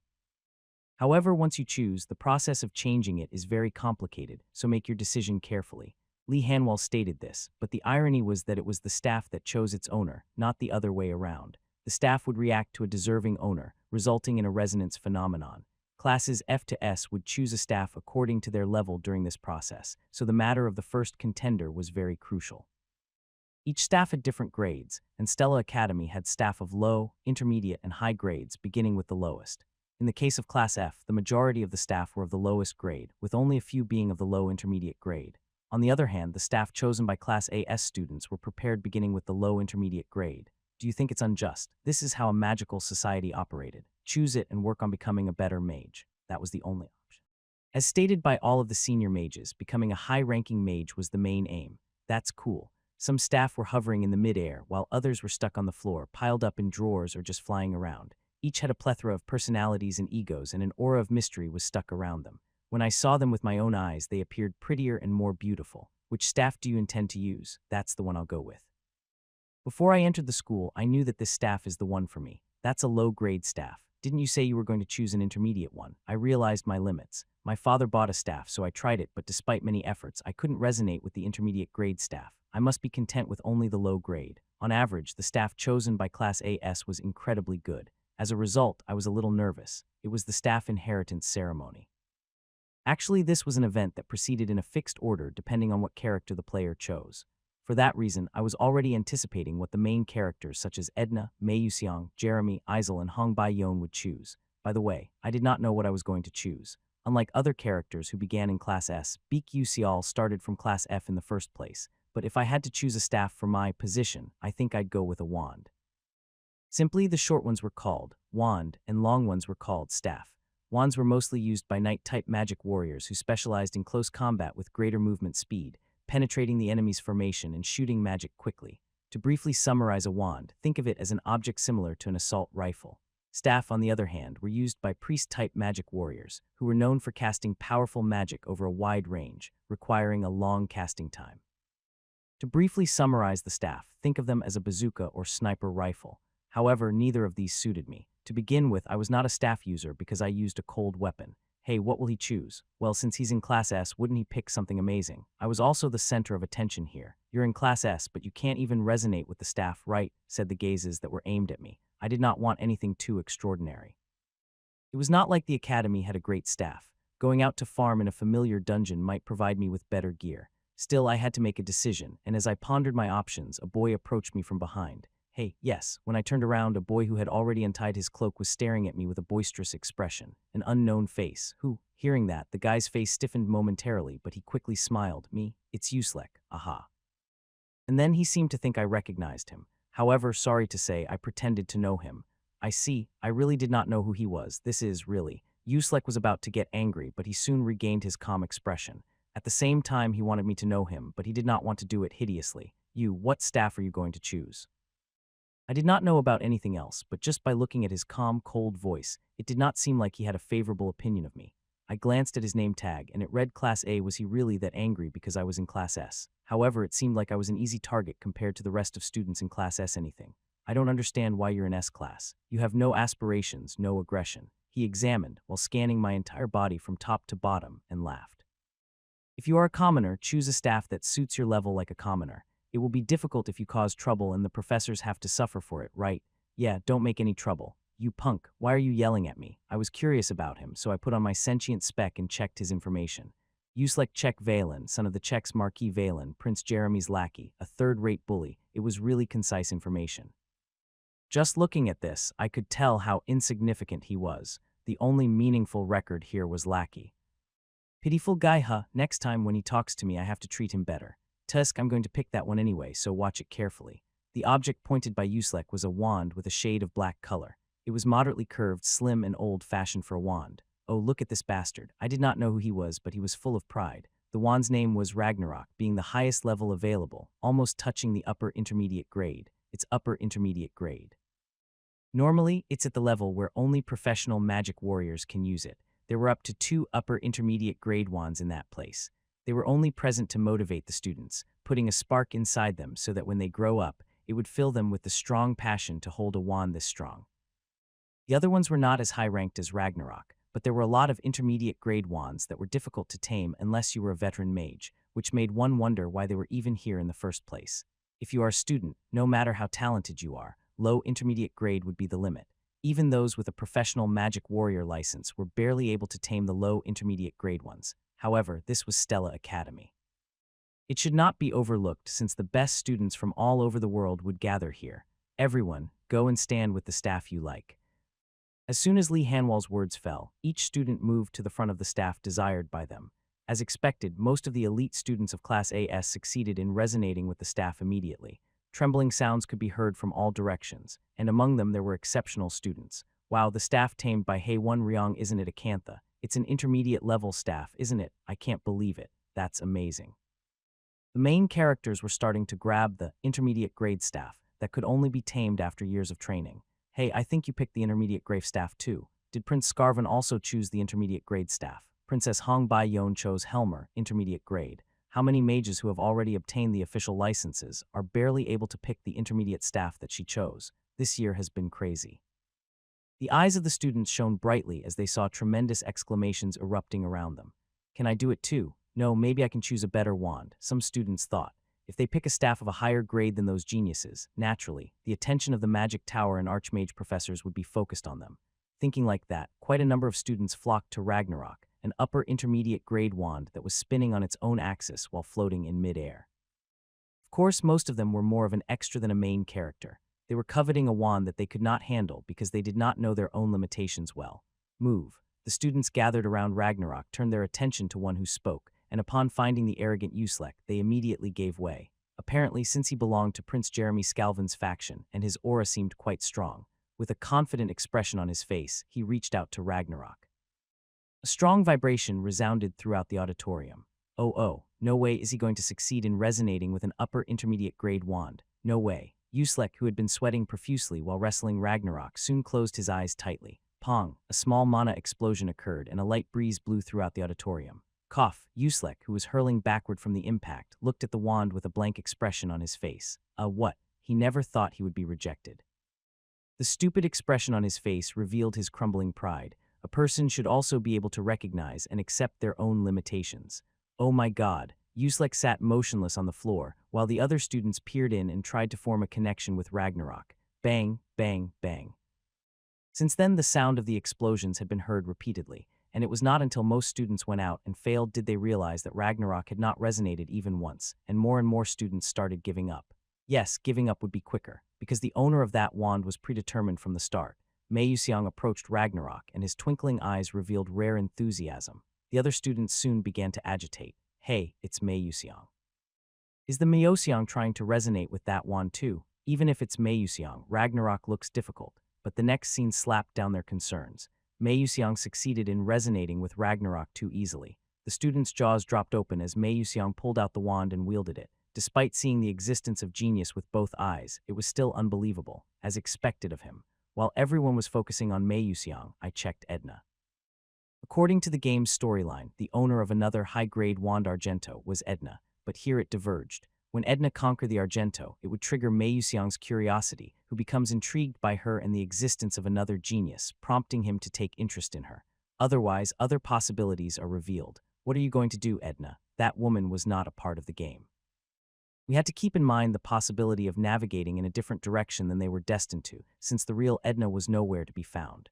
Again, Edna moved. Come on, pick up the Argento. Come on. Mei Yuxiang was the hope of this world, and if Edna comforted him well and brought him to the righteous faction, the future development would be easier. That said, there was a high probability that there would be a happy ending too. But why? She doesn't seem to be very interested in Argento.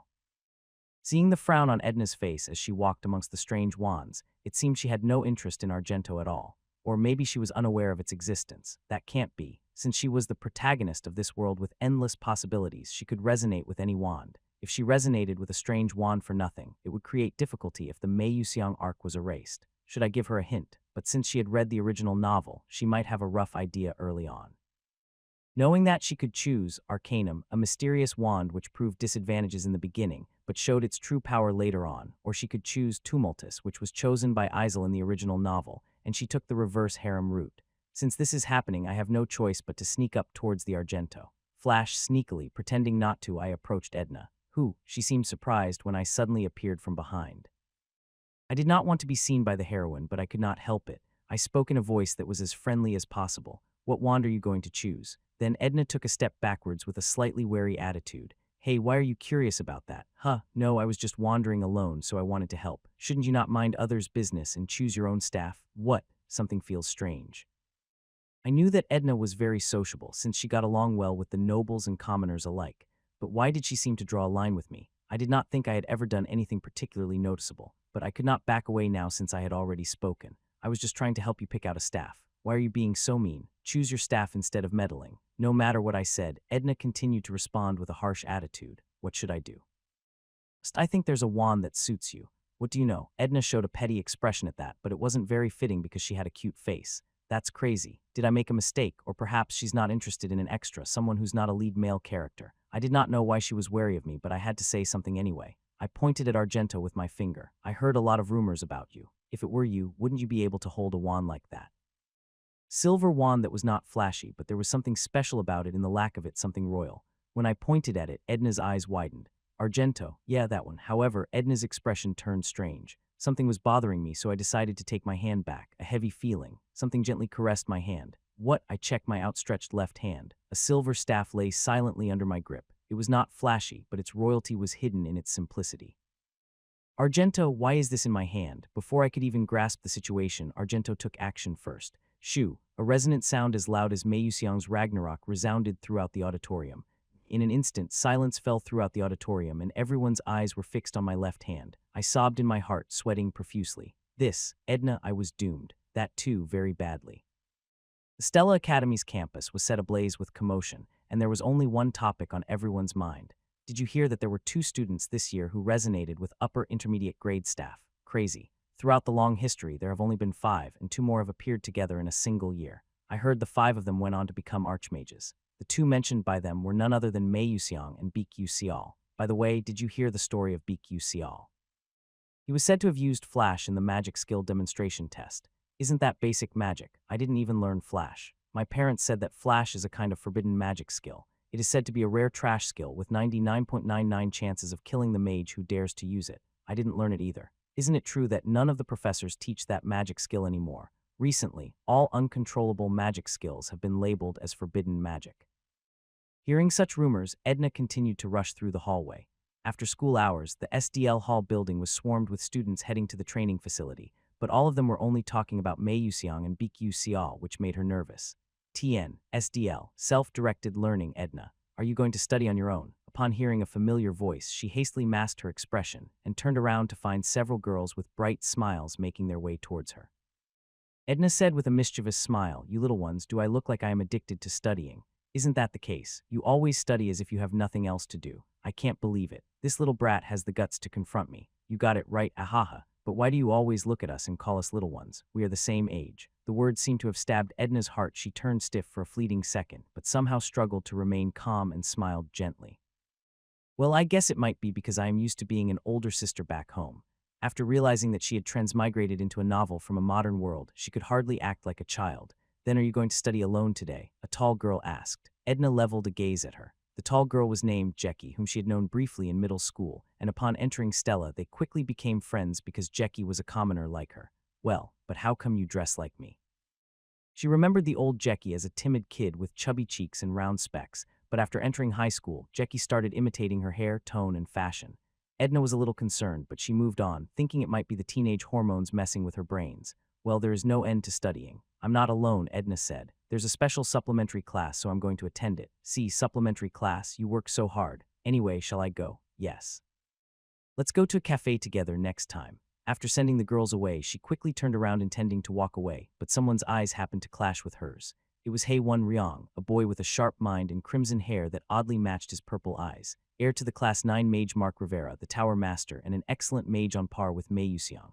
As soon as he found her, he came over right away. Are you going to study? You don't look good. What's going on?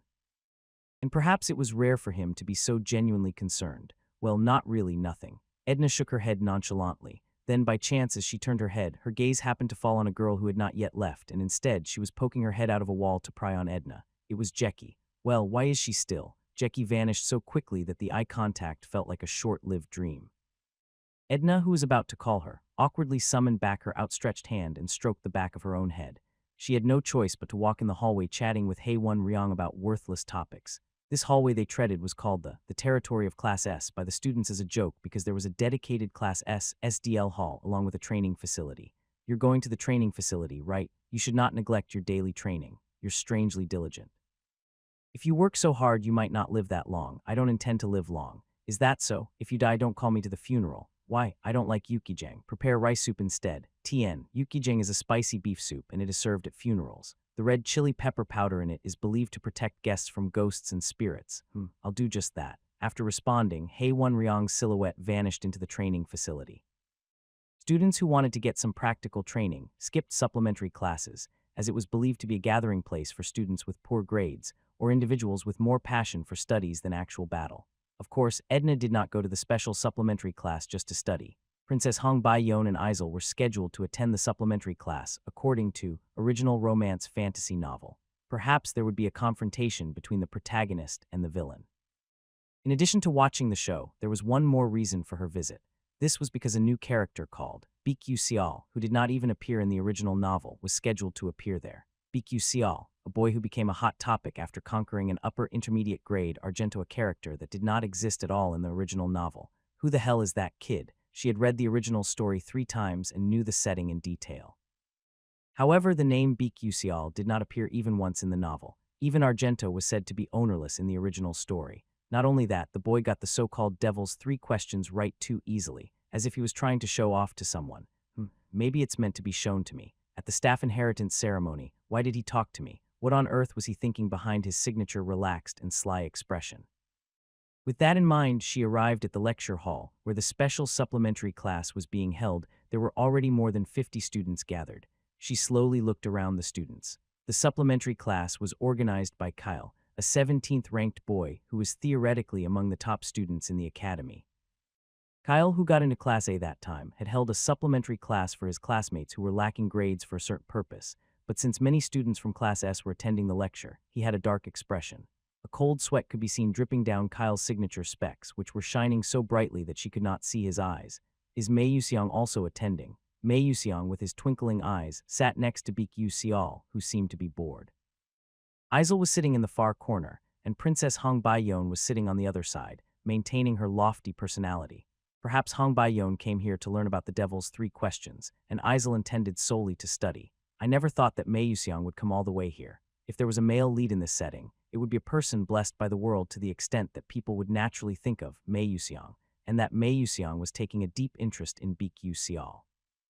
It's not a coincidence. Clearly, Baekgyu Seol was moving deliberately, very thoroughly, even to the extent of coming to show her that he resonated with Argento. It was clear that he was aware of her existence. Besides, he said that he did not touch any other questions except for the 3 questions in the class placement test. So, how did he know that he could enter Class S by solving only the Devil's 3 questions? Dangerous. With that thought in mind, she also took a seat, and Kyle, who hosted the event, slowly put on his specs. Damn, why are these monsters at the special supplementary class? Although Kyle was a commoner, he was able to get a very high rank. He thought that he would use his position to live properly, so he tried to form connections by teaching the nobles of Class FD who had poor grades. But 5 students from Class S were attending the lecture. No, not bad. Rather, it is an opportunity. Among the 5 Class S students, that young boy, Baekgyu Seol, who stood out especially, was known to have received the worst score in this class placement test. His grades were so poor that Kyle could not comprehend how he got into Class S. What if he proved that he could teach the Class S students? Other students would have no choice but to surrender themselves. Phew, I exhaled a sigh. Next to me, a guy named Mei Yuseong pretended to be humble and spoke in his usual friendly tone. You Seol, why are you here? I did not want to come here either. You don't need to listen to this. There's a special reason, right? There was no such thing. I was compelled to attend since it came as a warning to low-ranked students who performed poorly in the class placement test. This is not the time. The Episode 3 Staff Inheritance Ceremony, which started unknowingly, was completed in a very special way, and it could be said that receiving a lot of EXP was good news. However, the worst thing was that it attracted unnecessary attention from the people around me. My peaceful school life had been ruined. What was even more annoying was that damn Argento, which had put the limelight on my head, was now completely useless. Why did you even come to me? I had never seen a case where someone other than Edna was the owner of Argento, so I was clueless about the intent of that wand. Come on, let's end the chatter and start the supplementary class from now on. As Kyle patted on the blackboard, some commoner students raised their heads, and the nobles pouted their lips as if they were displeased. However, since his position was supported by professors, there were no students who could stand up to Kyle. Today, we are going to check the problems of the placement test. As you know, in this placement test, there were infamous problems that have already been nicknamed as Devil's 3 questions, and I solved one of them. Hong Baeyeon's eyes twinkled at those words. It was the only reason she came to this place. How the hell does one solve those 3 questions? A student who succeeded in solving would tell her directly, as there was no one else she could ask, so she just came to this lecture. Other students were also quite interested in the matter, so they too focused on Kyle. He was very satisfied with all the attention and raised his specs. Then I will show you how to solve the problem first. This problem is actually close to a trap. It was created to induce incorrect answers by accident, but first of all, some students took out their notebooks and started taking notes, and Kyle's solution itself was very plausible. However, it was only plausible and not a proper solution. Mei Yuxiang, who caught that point, blinked his eyes and quietly tapped on my shoulders. What do you think? Do you think that's right? I could not tell if that explanation was correct or not because I was not wearing sentient spec.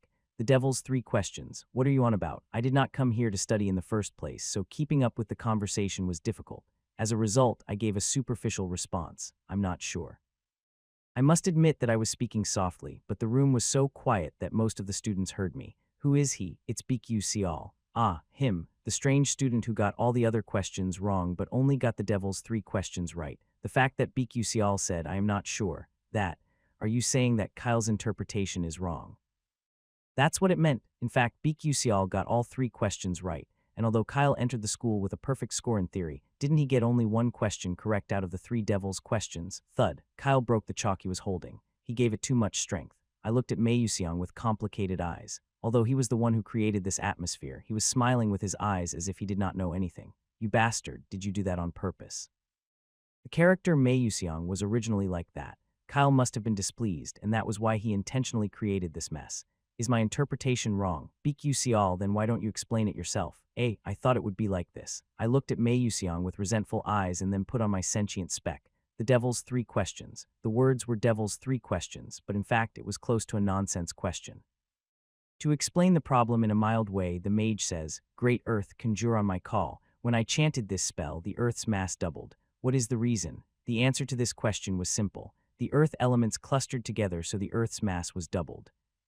Sounded absurd, but it was really a matter of facts. However, Kyle analyzed the problem very mathematically. When the spell's activated, the elements quickly bonds together under the catalyst, which was mana, and so on, bullshit.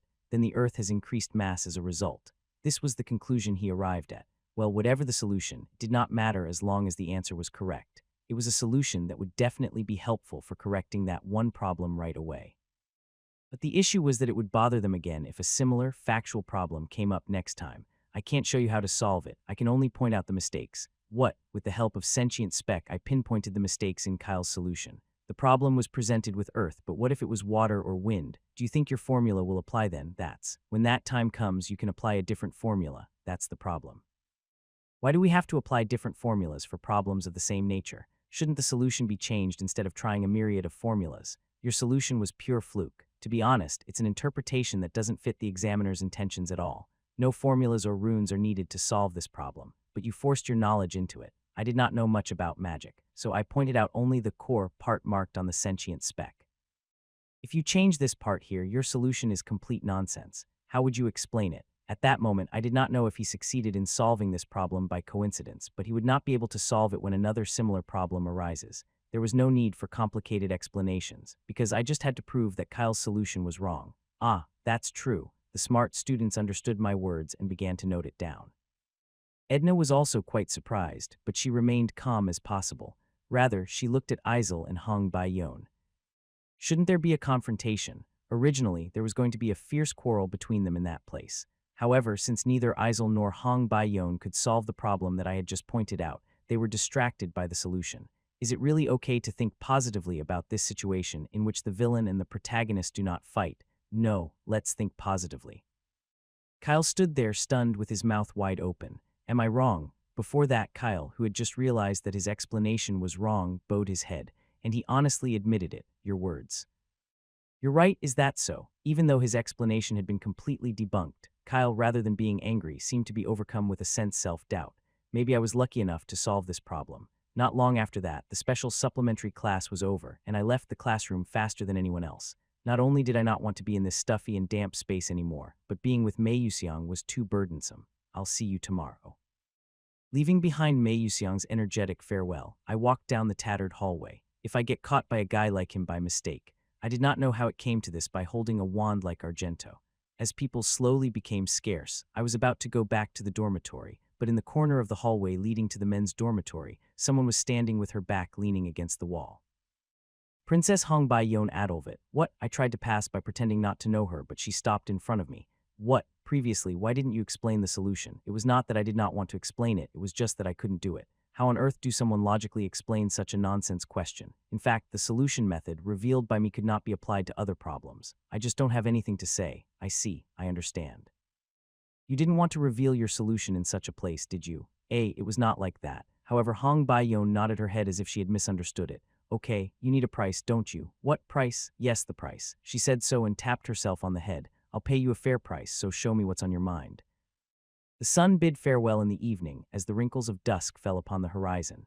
Hong Bai-yon and I got ourselves a SDL room with no one else to bother us. Currently, we were sitting face to face with only a desk between us. Those squinting eyes of hers were so burdensome that I felt like dying. I'm not sure what you hope to achieve by learning the 3 placement test questions, even at a high cost. Everything has a reason, all you have to do is teach me. I kind of predicted that she would say something like that, but you only got these 3 questions wrong. See, you're smart. I got all the rest of the questions wrong. Aren't you ashamed to learn from me? I was ranked 1141 in the class rank, and she was a super elite who conquered 5th rank. I'm not ashamed. Rather, it's even more embarrassing that I got those questions wrong and haven't found the answer yet. As long as I can find the answer, I can ask anyone a question. Oh.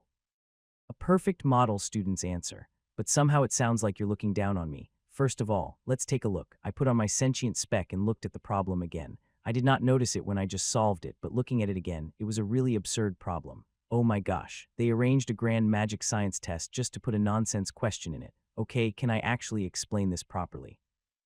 I was tempted by the word pay, so I accidentally agreed, but I did not know if it would work out. I was at a loss. It was literally an impromptu test of creativity, so it was really hard to teach someone how to solve it. How do you actually teach this? However, since the stage has already been set, if I withdraw from there, I might be bullied by Hong Bai-yon until graduation. That will be pretty terrifying. Furthermore, I want to receive the modification of the Argento in return, and it would be a waste to give up the opportunity.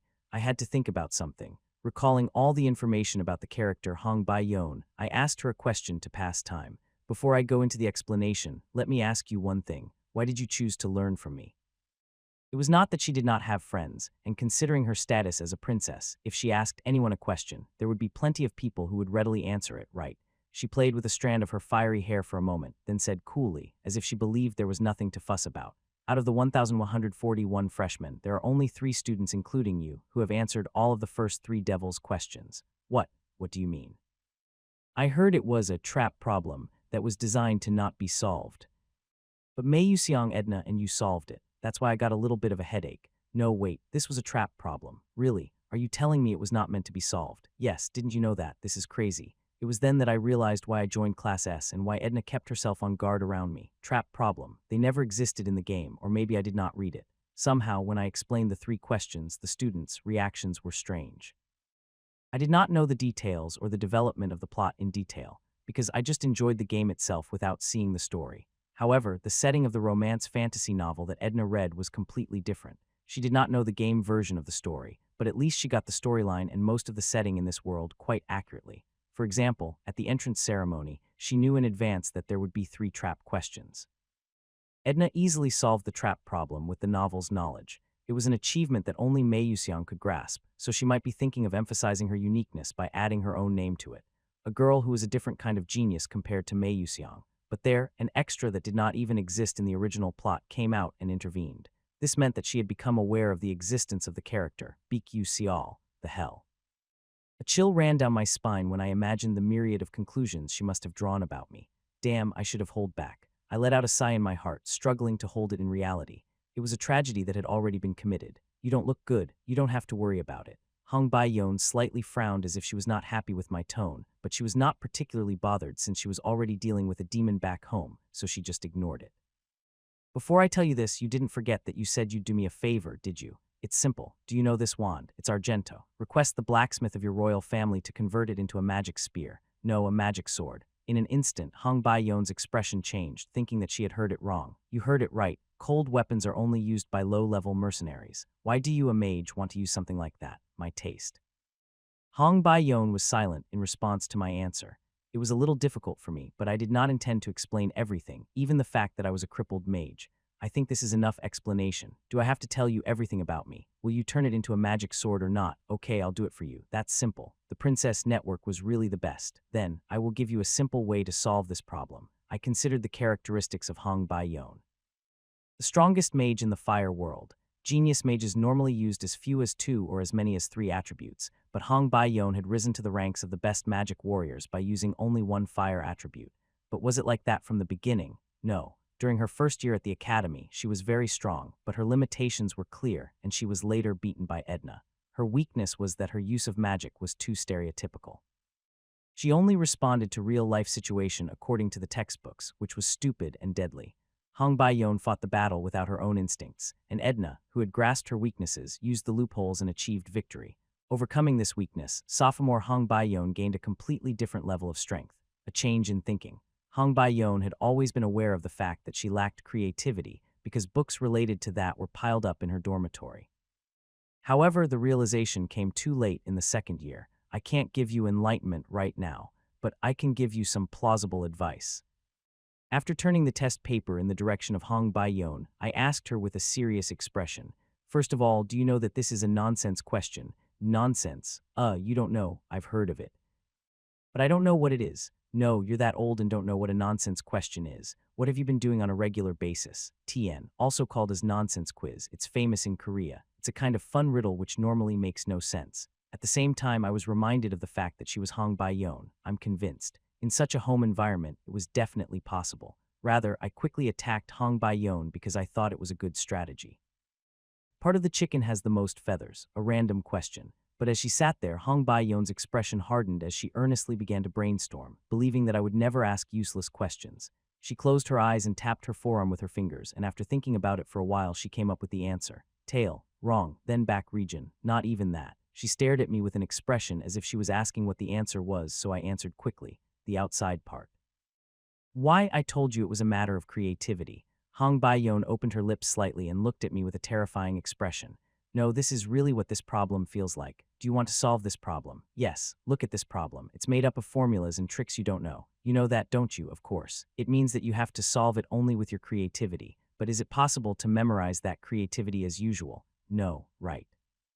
I did not even give her a chance to argue. Like a rapid-fire cannon, I only fired what I had to say. You know what? Mages of the past developed their magic slowly and gradually, but they added a drop of creativity in every small development. Then, at some point, the modern era arrived. That's it. I read it in a tutorial story, but I never thought I would use it like this. Do you know why? It's important to know a lot of spells and tricks, but the most important thing for a mage is to think beyond. Think beyond. Yes, Hong Bai-yon pricked up her ears to see if a familiar word appeared. Yeah, I kind of guessed it. Most of the words I poured out were related to the quests connected to Hong Bai-yon. In other words, her biggest concerns were coming out of my mouth. See the world outside the boundaries of your thinking. History proves that magic can grow explosively even with the smallest changes. But why is your thinking limited to what you see? Is it okay to just memorize a spell and use it away? It's not. It's not. Hong Bai-yon listened to me blankly. You may be better than me in your ability to think analytically, to judge rationally, and to remember synthetically, but you lack the creativity that is crucially important to a mage. To be honest, it was almost nonsense. They were all Hong Bai-yon's favorite words derived from the trashy comic books she used to read. I used some difficult words, but you're smart, so I guess you understood everything, right? Of course. That's amazing. Even I don't understand what I had just said.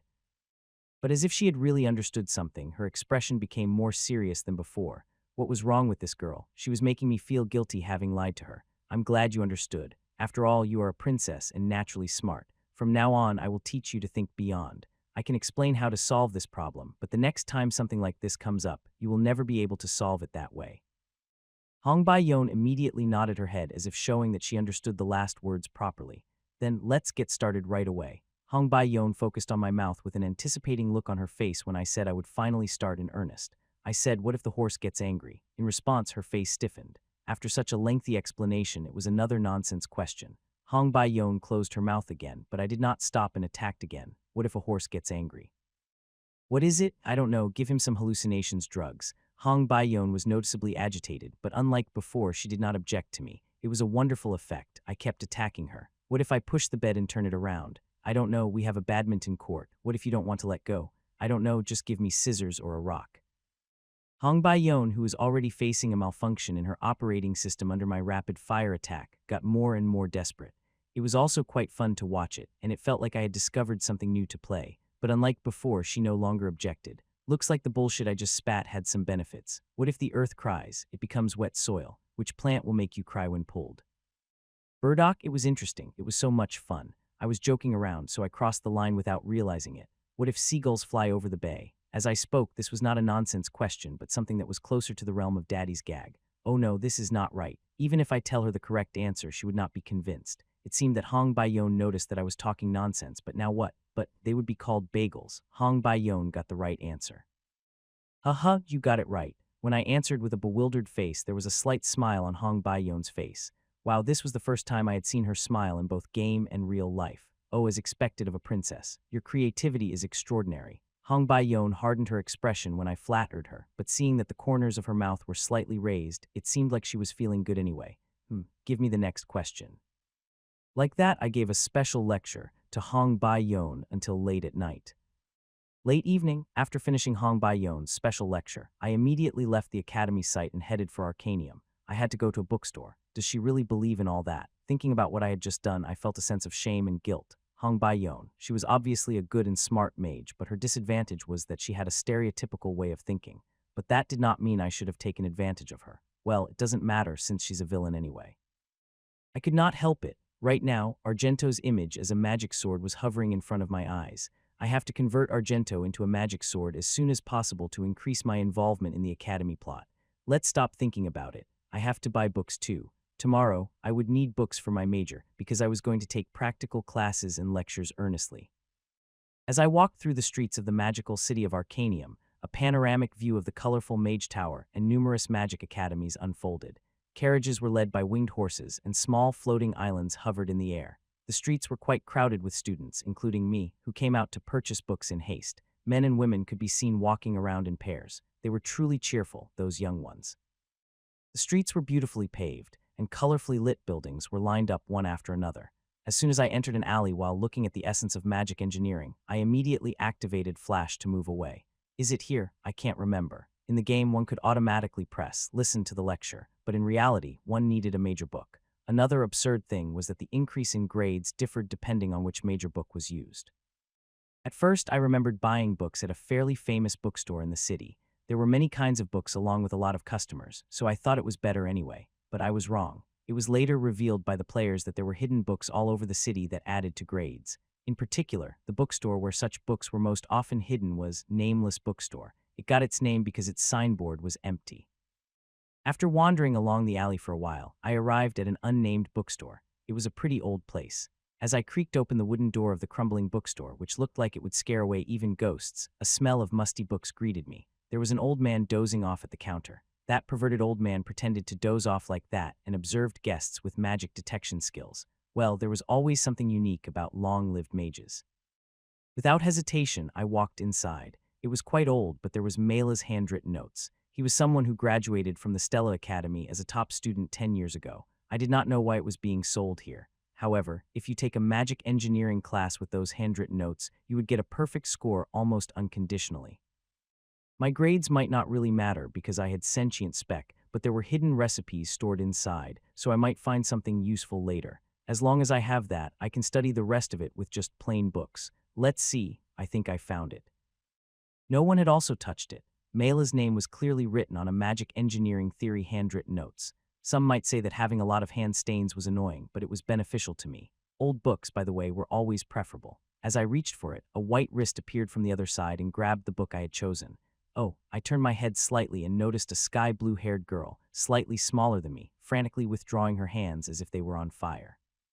While I recovered my hands, I was frankly bewildered when I saw her. Hey, Isel, what, do you know me? You know you are famous. It was because Isel Morph, also called the Miserable Mistress, was looking at me with an old used book in her arms. She flicked the strands of her waving sky blue hair and stared intently at me. Oh, you. The one from before. It's nice that you remember me, but can't you remember that we met 2 times before?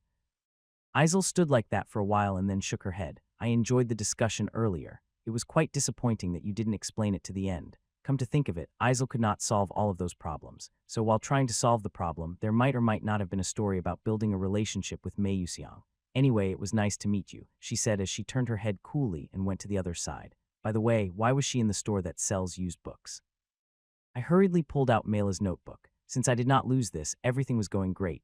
Then I took out other books one by one and glanced sideways at Eisel. She was taking out one after another books, but strangely she seemed to care about the price tag. Oh, that's it. This bookstore mainly dealt with second-hand books, so someone rarely came here unless he was a poor student like me. However, admission to the Arcaneum's 5 prestigious schools was only for the truly wealthy. It meant that the few students with my background had to spend all of their life savings right before their parents died to raise their tuition fees. In other words, coming to an improvised bookstore would mean she was as poor as I was. It's a bit sad. After the family's downfall, Eisel had to live a life far detached from her opulent past. She had lost everything in a span of few months. She was looking through the price tags of old books at the bookstore because she, who used to cut steaks for every meal, did not have enough money to buy a proper book. Furthermore, even in the original novel, she had a tragic ending. Much less in this world where Edna had taken over the role of the protagonist, she was doomed to die before she even reached a tragic end. In the end, this woman would be unhappy for the rest of her life and would perish before everyone's eyes. I don't know, as I chose the books I wanted at the bookstore, more than 10 books had piled up. I placed them on the countertop. The old man opened his eyes in surprise when I put them up. What? Despite his closed eyes, I could feel his gaze all the time. What is it? How did you bring it? I used my strength. Looking to the side, Eisel kept her distance and with narrowed eyes, she carefully examined the textbooks I had chosen. Why? I tried to add something, but Eisel gave me an answer unexpectedly. No, I thought you picked a fascinating subject. I think you were just trying to insult me. Like what? Like everything. Why would you listen to advanced ceiling theory? It's a subject with few prospects. Sealing was a very ancient magic that expressed magic based on objects. For example, staff. However, as the enchantment technology was created through the development of alchemy and magic engineering, it became a technology that was lost naturally. It was even said that its only achievement was inventing the staff, but I knew that the subject would not be abolished and survive till the end. One could spend less time compared to any other subject and still get a high score. You know there are no prospects, so why? She looked at me with an expression. What nonsense are you talking about? I could not say that I saw it in the game. After all, it was embarrassing. Anyways, I should get going. It was difficult to continue the conversation, so I dashed out of the bookstore, looking back to find Eisel staring at the introduction to sealing studies with a curious expression on her face. Her expression, on the other hand, did not seem promising. The next day. In true sense, today was the first day of class. The first class. Eisel checked the timetable and found that the first lecture at the Stella Academy was a subject called How to Look into the Void. Rumors had it that it was easy to get good grades there, so even though it was a non-mainstream class, she hurriedly applied for the course. Are you in the Void class too? You too? Oh, I'm doomed. You study better than I do. Did you come here to get grades too? Isn't it obvious? I thought only some familiar friends would know about this, but there are a lot of kids. I am doomed from the first semester. However, as word spread that it was simple to get good grades, a large number of students gathered.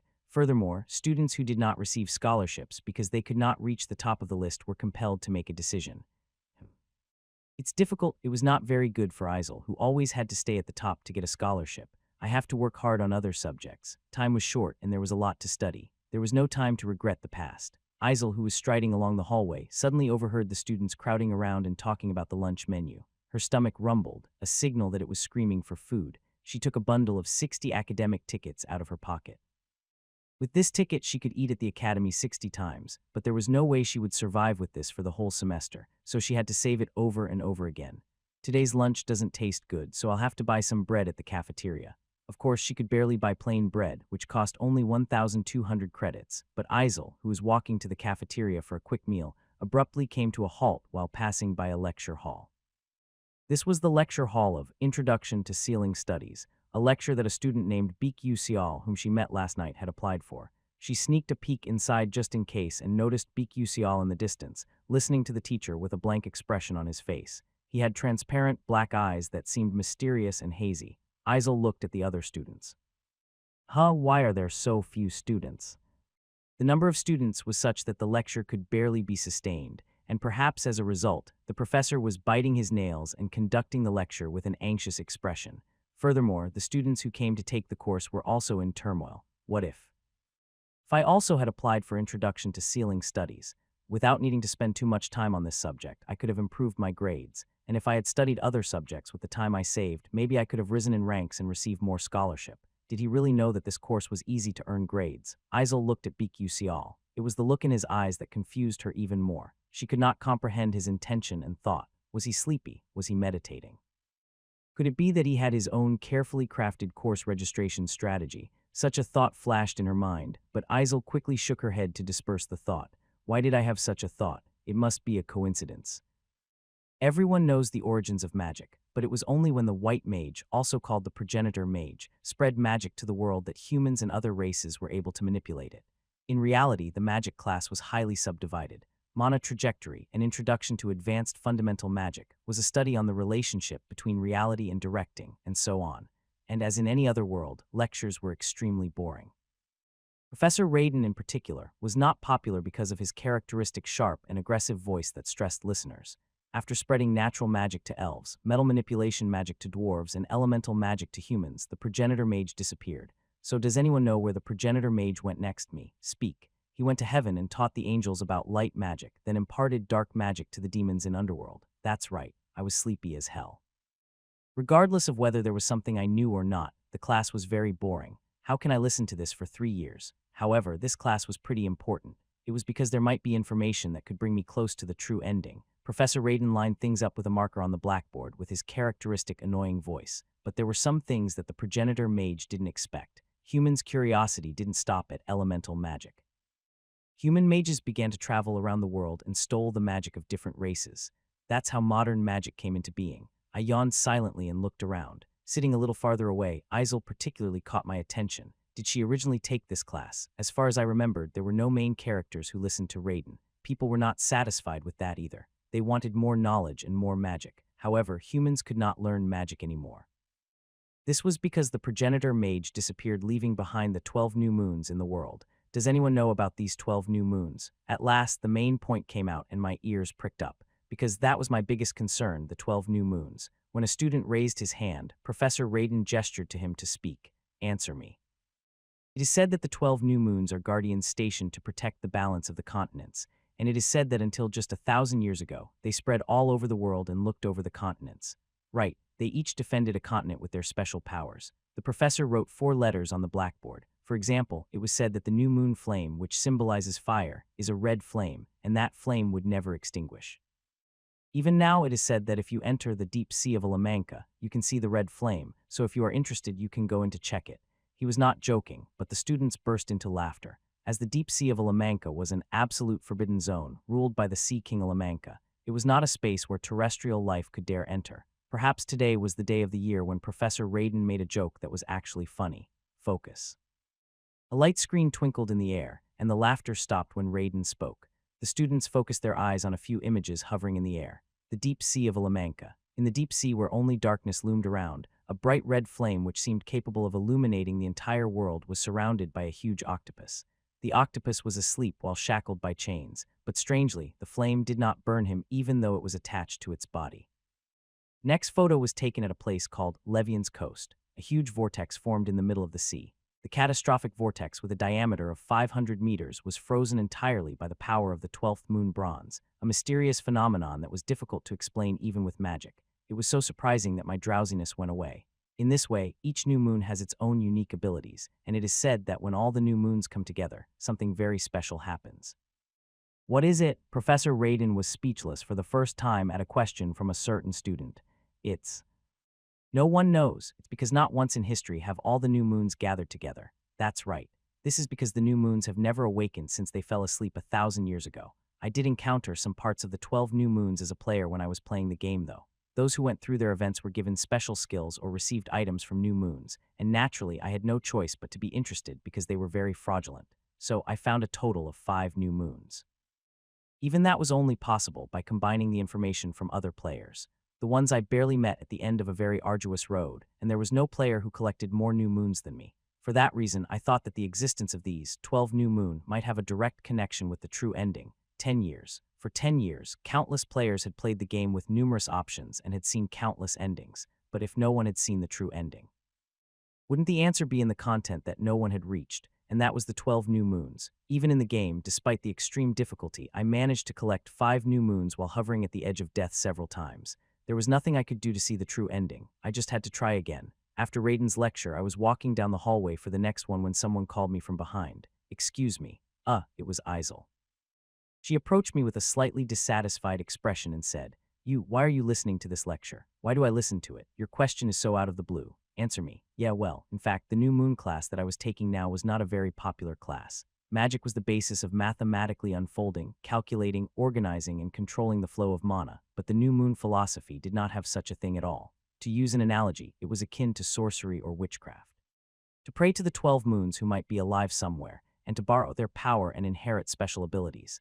Like Professor Raiden, many people worshipped the new moons and practiced new moon magic. However, this new moon magic method was not widely adopted because its advantages over traditional magic were not clearly revealed. In some areas, it was said that members of New Moon Church were even treated as heretics and expelled. I'm just listening because I'm interested. That's it, yes. She closed her mouth for a moment, pondered, and after staring at me for a while, she parted her lips again. "Well then, does it have anything to do with grades? New moon study is my hobby. Anyway, something was strange. It seems you weren't there during the new moon study orientation. When did you apply?" "Well, come to think of it, there was still a period for course correction. Did you apply for the new moon study by any chance? Do you know the charm of the new moon?" "No." "What are you talking about?" After saying that, Isel turned around and disappeared. Or not, why are you like that? Leaving the question behind, I moved to listen to the next lecture. Lectures were packed until the afternoon today. Bang bang, a huge scarecrow puppet burst into flames, causing a massive explosion. During the practical combat lecture, students shoot at the target with magic attacks that match their attributes. It's not always about firing hard and fast. What matters is accuracy, and even if you have powerful magic skills, they are useless if you don't hit the enemy right. When the words of fire attribute Professor Hongyel fell, the scarecrow shrank and began to run around. Attacks of the students exploded in the air, unable to even scratch the target, and it was the same for Hong Baiyon's magic attack. Thud, she furrowed her brows, nervously pulled out the staff and cast a ball of flame. Her firepower was strong, but she could not hit anything. Hongyel passed by her and whispered, "That's terrible, Baiyon." Hong Baiyon paled at the words, but closed her eyes tightly, trying not to show her chaotic emotions. Biting her trembling lips, she raised the staff again. She felt she could not do it, so she had no choice but to lay down the staff. The horrifying pressure of failure fell on her chest, and she fought to breath against it as cold sweat trickled down her forehead. "You can't make it obvious. You must not show your vulnerability." Hong Baiyon felt like she was going to faint at any moment, but she persevered with a superhuman mental strength. A girl approached her while she sat still. "Wow, princess, you're incredible." "What?" "You used the same magic skill as me, but you had 3 times the power. Is this brat aware of how I'm feeling, or she's just speaking without thinking? What's the point, though? It's pointless. I'm not even sure I can hit it. I'm envious of you. You have high accuracy. But if the princess practiced a little more, wouldn't she surpass someone like me easily?" "What do you mean? Come to think of it, is she also a flame mage?" "I think I've heard of her. Her name is Arshwang." In the outside world, there was a commotion saying that the greatest flame attribute talent of all time had appeared. After thinking a bit, she recalled that she heard it before. But when Arshwang actually entered the academy, her magic skill was so shabby that she could not even be compared with Hong Baiyon. It was completely natural, since Hong Baiyon was a world-class genius, not an all-time great. Hong Baiyon did not show much pride because she had just defeated an opponent who deserved to be defeated. Woo. After that, Hong Baiyon, who had been struggling for a while to catch the running scarecrow, ran out of the classroom the moment the lecture was over. It was because it was difficult for her to look at her mother's face for even 1 second longer. She came to the break room and sat down helplessly. Even her legs felt numb, and she lost all sensation. It might be because she exerted 2 or 3 times more strength than other students, or it was the psychological factor that played a big role. "Princess, Yuri, you are here. Bring me a drink. And red ginseng candy as a bonus. Here you go." Princess Hong Baiyon's exclusive bodyguard, Yuri, was tall for a woman, reaching almost 170 centimeters, and Hong Baiyon, who was 160 centimeters, had to look slightly upward to make eye contact with her. "By the way, any news?" "Yes, it's about the wand remodeling that you ordered the other day." "Ah, that." Hong Baiyon stroked her chin and pondered. She heard that sometimes alchemists use remodeled staff, but she had never seen a mage do that before. He is unique in many ways. A boy who resonated with an upper intermediate grade wand was at the last place in the whole school and made his way into the Class S. Is a magic sword possible? Since the wand is so good, it seems that a good quality product will come out without any problems. However, there is one thing that is a little questionable. That's the wand keeps trying to drain its owner's mana. What? Isn't that a taboo? It wasn't exactly like that. It appeared to be constantly resonating with natural mana. What kind of strange wand did he get? Stella is also strange, continuously absorbing the user's mana and resonating with nature's mana at the same time. It's just weird to hear. Why such a garbage wand at upper intermediate grade? So it's only upper intermediate grade. What does that mean? Yuri continued with an expression that meant she did not know how to explain this. Its original performance was rated higher because it had the effect of explosively enhancing the user's magic power and amplifying it tremendously, but it was lowered to intermediate grade because it would suck away the user's mana upon contact. S superior. How does a student hold such a thing? That's a riddle for me too. Hong Baiyon knew very well that it was not set up for resonance in the first place. How did he resonate with such a wand? What is that strange commoner doing? Of course, that did not mean that the wand was coveted. It was strange that the power of magic skill increased explosively, but the penalty of losing mana was too great. I don't think he'll use it even if I give him that wand. I don't know if he has abundant mana or if he doesn't have it at all. That was pretty weird. If one didn't have any mana, one wouldn't be a mage, so why use a wand? I don't know. The commoner will figure it out. I will just do what I was told. Its owner is also one of a kind, as is his wand. There was never a time when she kept commoners in her mind, but BQ Sial did not leave her mind for a long time in many ways. Few days had passed since the semester began in earnest. If there was one thing that I felt while attending Stella, it was that high schools and universities in Korea could not even be compared to it. If my stamina was not at a superhuman level, I might have collapsed right away. As you all know, 90 of the world's population learns magic, but less than 20 of them can use offensive magic. The offensive magic should never be used without a license. Do you know why? Isn't that because offensive magic is dangerous? Yes, that's pretty much the answer. If there's one bigger problem, it's that you don't know the trajectory of magic. Magic was dangerous. Incomparable to the Earth's firearms, the wrong use of flame attribute magic could burn down an entire village, while the mismanipulation of water attribute magic could cause the collapse of an entire building. There was also an unfortunate accident where Earth attribute magic splattered on a passerby, killing him instantly. Offensive magic needs to be manipulated more precisely than any other magic. That's why you must take this class, Mana Orbitology. Mana Orbitology's Professor Carlime wrote 3 words on the blackboard. Offensive magic is divided into 3 main categories: shooting, in which magic is directly fired from the caster's body. Target: the offensive magic is well controlled with the option to attack at specific coordinates. Wide range: it targets a wide area. Each type has its pros and cons. Shooting magic instantly locks its trajectory and allows you to quickly fire at the enemy, but the enemy can see, dodge, or block it. Target magic can hit unconditionally if the enemy fails to recognize it early, but its offensive power is weak and the coordinates are very difficult to control, so the casting time is very long. So what about the characteristics of the wide-range magic? We can attack the entire area, targeting several people at the same time. Yes, but the efficiency of mana consumption is very poor, so mages with a low amount of mana cannot use it well. There are downsides. Starting today, you will be learning orbitology with focus on shooting and targeting in interpersonal battles. You were bored of studying formulas in middle school, right? Yeah. Students shouted because they were tired of studying and now wanted to see some real shit. Unfortunately, you have to memorize the orbitology formula today. A sigh came out, but it could not be helped, because the professor had to train the students slowly according to the curriculum. Then, shall we solve this formula? Professor Carlime wrote the problem on the blackboard. At a distance of 760 meters from the north, Charles is running at a speed of 12.6 million s to the south. At this time, find the trajectory and expected observation distance needed for UV to hit Charles with the water attribute magic skill, Hydro Gun. Yes, orbitology was mathematics. Anyone who wants to answer this question. It was not any other attribute but water. The students frowned. Water attribute magic required formulas and fluid mechanics since it was a fluid, but this study was notoriously difficult to the extent that all mages avoided it like a plague. As a reason, only basic knowledge was known, and it was hardly touched unless you majored in water attribute magic. To throw this problem, it was not annoying, it was straight bullying. I feel like I'm going to vomit just looking at the problem. What kind of Superman is Charles? How can a person run at 12 meters per second speed? Most of the students turned their heads and looked away. I stared blankly at the back of the professor. His hairstyle is so fucking amazing. Professor Carlime was bald with a distinctive hairline on the back of his head, which was close to that of a ruler. To describe it more precisely, it was in the form of a y=x, a zero graph, expressing individuality in one's head as a graph of a quadratic function in which the coefficients of the quadratic term were positive numbers. He must have been born to do maths. Student BQ Sial. Why yes, for a moment I was stunned and stuttered in response. Don't tell me Stella's professors even use mind reading skill. Fortunately, it was not a concern.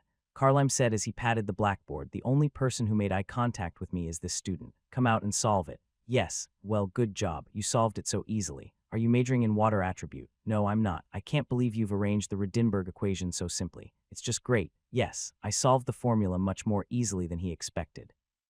Professor Carlime, on the other hand, was visibly embarrassed but did not hide his exclamation, possibly since I solved it so quickly that it was almost mental arithmetic. Even in Stella, where geniuses gathered, it was an unusually quick solution to the problem. It was almost comparable to the speed of a college student at that point, if not a professor. Yes, I like it. Then make these problems your homework until next time. As soon as the lecture was over, I quickly left the classroom. And Isel, who was watching me silently from behind, also followed. As a result of following and watching me secretly these past few days, she was convinced. Although I ranked last in the school year, I still seemed a little unusual to her. Maybe a little too much, excuse me.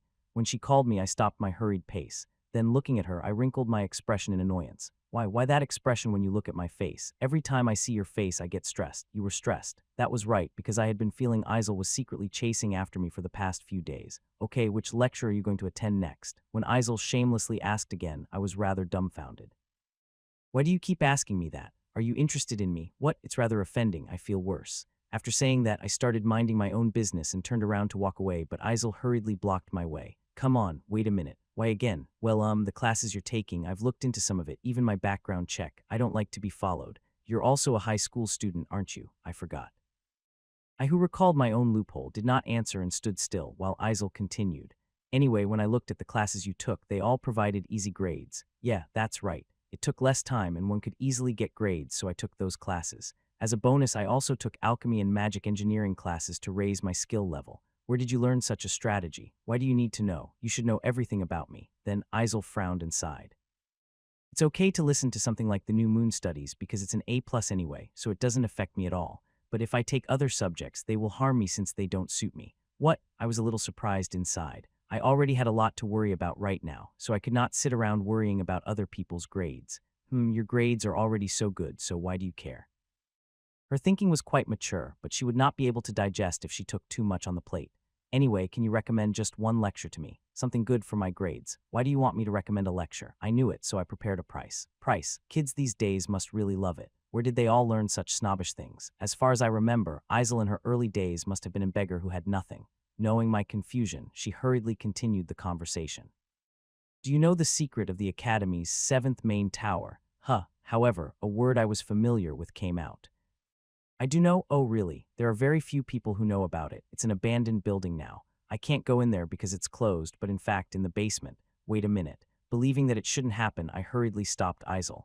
As she stated, this was extremely valuable information. It could bring in massive benefits or a misuse depending on the listener. In the game, Edna was able to significantly increase her affinity with the desired male protagonist based on this information. In other words, Edna knew what Isel knew in the original romance fantasy novel. Isel, too, should hand over this valuable information to the male protagonist, not an extra like me. It's a scary story, isn't it? I don't want to listen. I don't think it'll be fun. It's not a scary story. Are you afraid of ghosts? You're not as I thought. Okay, I'll just tell you for free. Don't waste that valuable information in vain. I swallowed those words back. Anyway, just the thought that Isel was sincerely trying to trade something was enough for me. This was because I was aware of the fact that despite the tricks and annoyances she had suffered from the people, she was essentially the nicest, righteous, and most unfortunate person in the world. You acted like you weren't going to tell me anything earlier, but you suddenly changed your mind. Yes, I don't usually tell someone, but I'm telling you because you're pretty. Are you saying you're not pretty? It's not like that. So what would you recommend? It doesn't have to do with your grades, but it's really good for you right now. Take meditation as a liberal arts subject. Although it was not yet known, meditation was very important for a priest-type mage who poured destructive magic into a wide range at once. It was important to understand the formula for accurate casting, but in the end, it all comes from the brain that manipulates the mana. Meditation. It's not very popular as a liberal arts subject. I've been learning 12 new moon studies as a hobby, but also to polish it up. No, wait. At that point, the importance of meditation was not yet known, so Isel's reaction was natural. However, after only a short period of time, most priests would meditate for hours every day. In that sense, meditation was a hugely important course for priests. When I thought about that, I felt my head pounding. Wait, come to think of it, I'm also a mage, right? Recently, my growth had been stalled. There were no episodes, and there were no demons in the school, so there was no way to acquire EXP.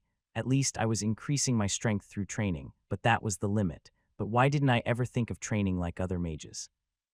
In the game, I was successful in training the character's constitution, whereby its mana would constantly travel back and forth between nature and the body, thereby awakening the mana accumulation retardation skill. In the game, it was enough to train automatically by pressing a button, and one could earn EXP for free. Now that it had become a reality, couldn't I do it myself with this body? In the game, if I just worked hard, my skill level went up. However, in reality, it was slow and there was a serious lack of content to acquire skill points. If so, repeated training like this was the answer. As soon as I thought about it, my mind felt clear. I'm a mage too, so I need to train like a mage. I came to this conclusion and somehow felt better. My master was a priest, and through meditation he greatly increased his magical power, although I would never tell this to anyone else, since it's you I am telling you this.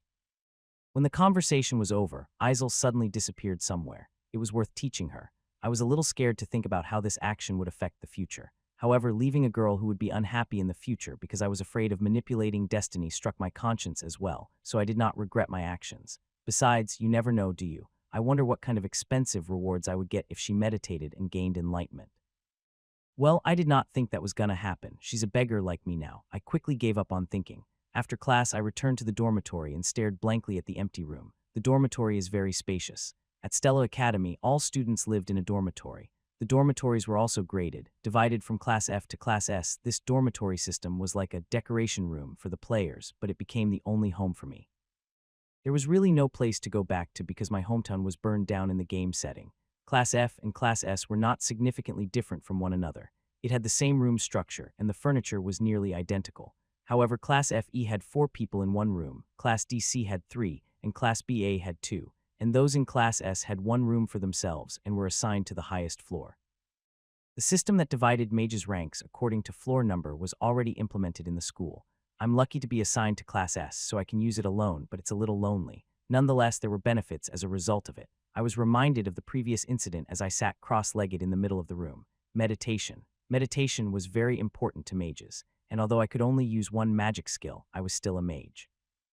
Why did I still think of flash and mana accumulation retardation as simple skills? It was possible to increase the ability by accumulating EXP through hunting or clearing episodes, but it was possible to raise stats and skills by training. I had hardly ever exercised in real life, and this was the first time I used mana. In other words, I had to become more accustomed to mana. This was not a problem that could be implemented with a skill level or the like.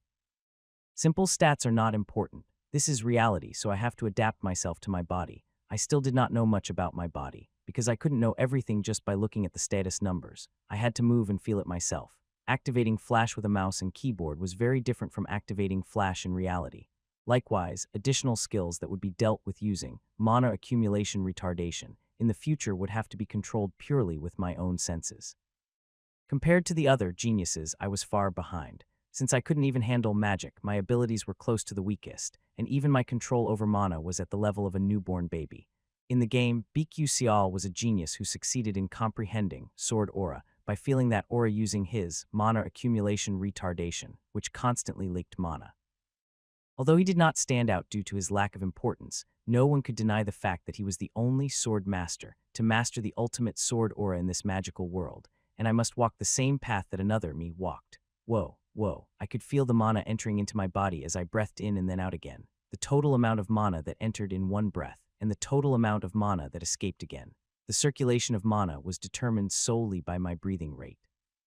In other words, breathing was playing a similar role to the controller that handled mana. If one gradually increased the amount of mana he inhale in one breath, he will be able to achieve high efficiency someday. The amount of mana, which was only a spoonful, gradually increased with each breath. It was a very small amount, the size of a grain of millet, but I could breathe more mana than before. Skills are not simply raised by accumulating EXP. The more you use the skill, the higher the skill level. Then, wouldn't it be possible to train and raise skills? Even skipping dinner, I closed my eyes and concentrated on meditating, maximizing the sense of mana accumulation retardation. Late dusk, no, early morning. As the sun began to rise, I opened my eyes and felt a new sense of change. Mana accumulation retardation had a completely different feeling from when it simply existed as a skill. BQ Sial, who had lived his whole life accepting the mana accumulation retardation since childhood, felt this sensation.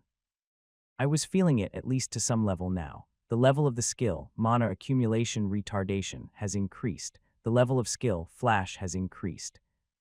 In the Magic Academy, practical training began in earnest. There were many practical trainings, but after all, the trainings looked forward by the students were the actual ones. Among them, the dungeon in particular was a place that any explorer dreamt of, where various phenomena occurred, demons infested, treasures and spirits abound. Edna looked around the students of Class A and Class S gathered in Stella Dome, a total of 141 people. Class A1 and Class A2 each had 50 students, and Class S had 41 students. However, if it were the original version, the total number of students in Class S would have been 39.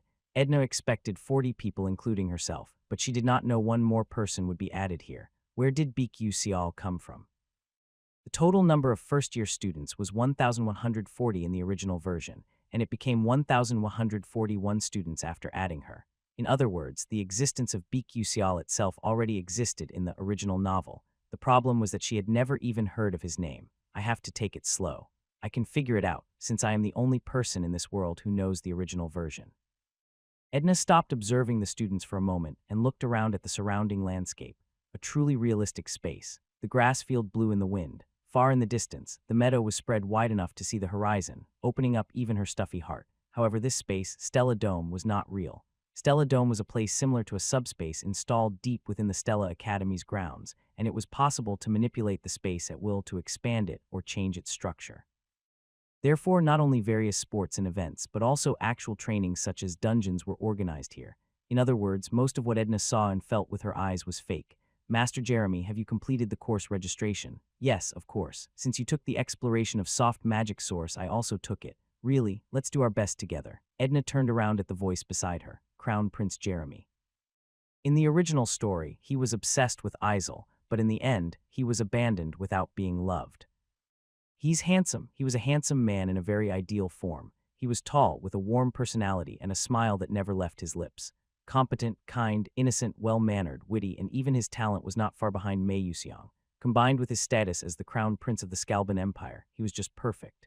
Those innocent eyes stimulated the protective instincts of many women, and the sloppiness he sometimes showed was one of his charming points. However, they were all thoroughly calculated actions for his own image management. I must not be deceived by this pretense. Jeremy was such a perfect man that even Edna's heart fluttered despite knowing it was a pretense. But she had no intention of ever getting close to him because she was the Edna who knew his true nature. As she stared intently at him, Jeremy turned his head to make eye contact with her. Jeremy, with a slightly surprised expression on his face, waved his hand toward her with his dazzling signature smile. He was really damn handsome. Edna quickly avoided his line of sight, but the afterglow of that brief eye contact did not go away easily. If I am possessed like this, my life will end as it is. My belief should never be shaken. I could understand the feelings of those kids wagging their tails next to Jeremy. Astonishingly, this academy also had factions. Even if their skill level were similar, the person who would eventually rise to a higher position was already determined. They all seemed to be equal within the academy, but after graduating, the difference in status would become prominent.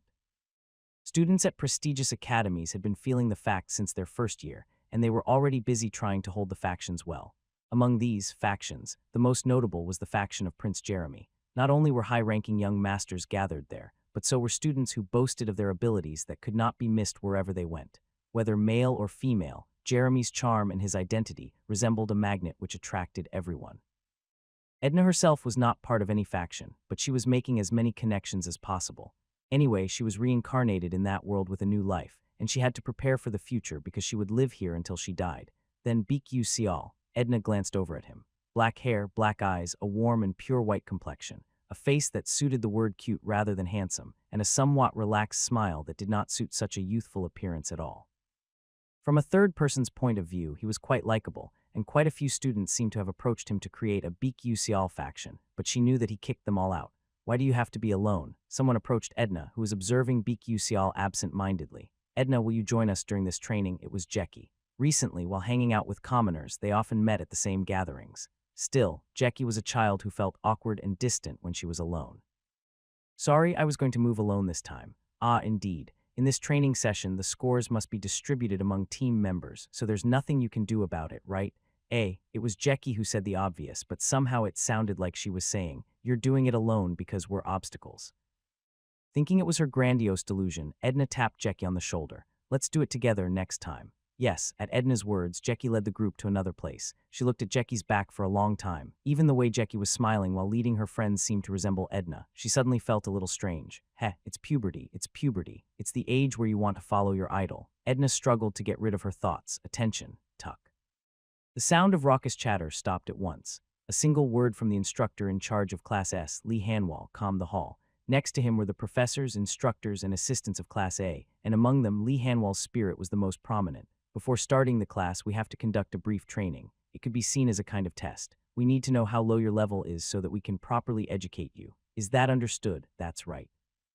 I don't like the sound of your voice. I heard there are promising young people, but it appears to be a false rumor. The lips of some nobles twitched. Whatever Lee Hanwell's reputation, he was still a commoner. However, no one came forward because the students in Class S did not respond much. The training is conducted at the discretion of the instructor. If there is a student who does not like it, he glanced around the crowd and said with a smile on his face, "Keep it quietly in your heart." The instructor has no intention of listening to your grievances. Of course, it was not easy to express dissatisfaction with the professor, even if it was not Lee Hanwell. Each semester, each student was assigned a final result, because professors had the authority to assign or reduce the score at their discretion.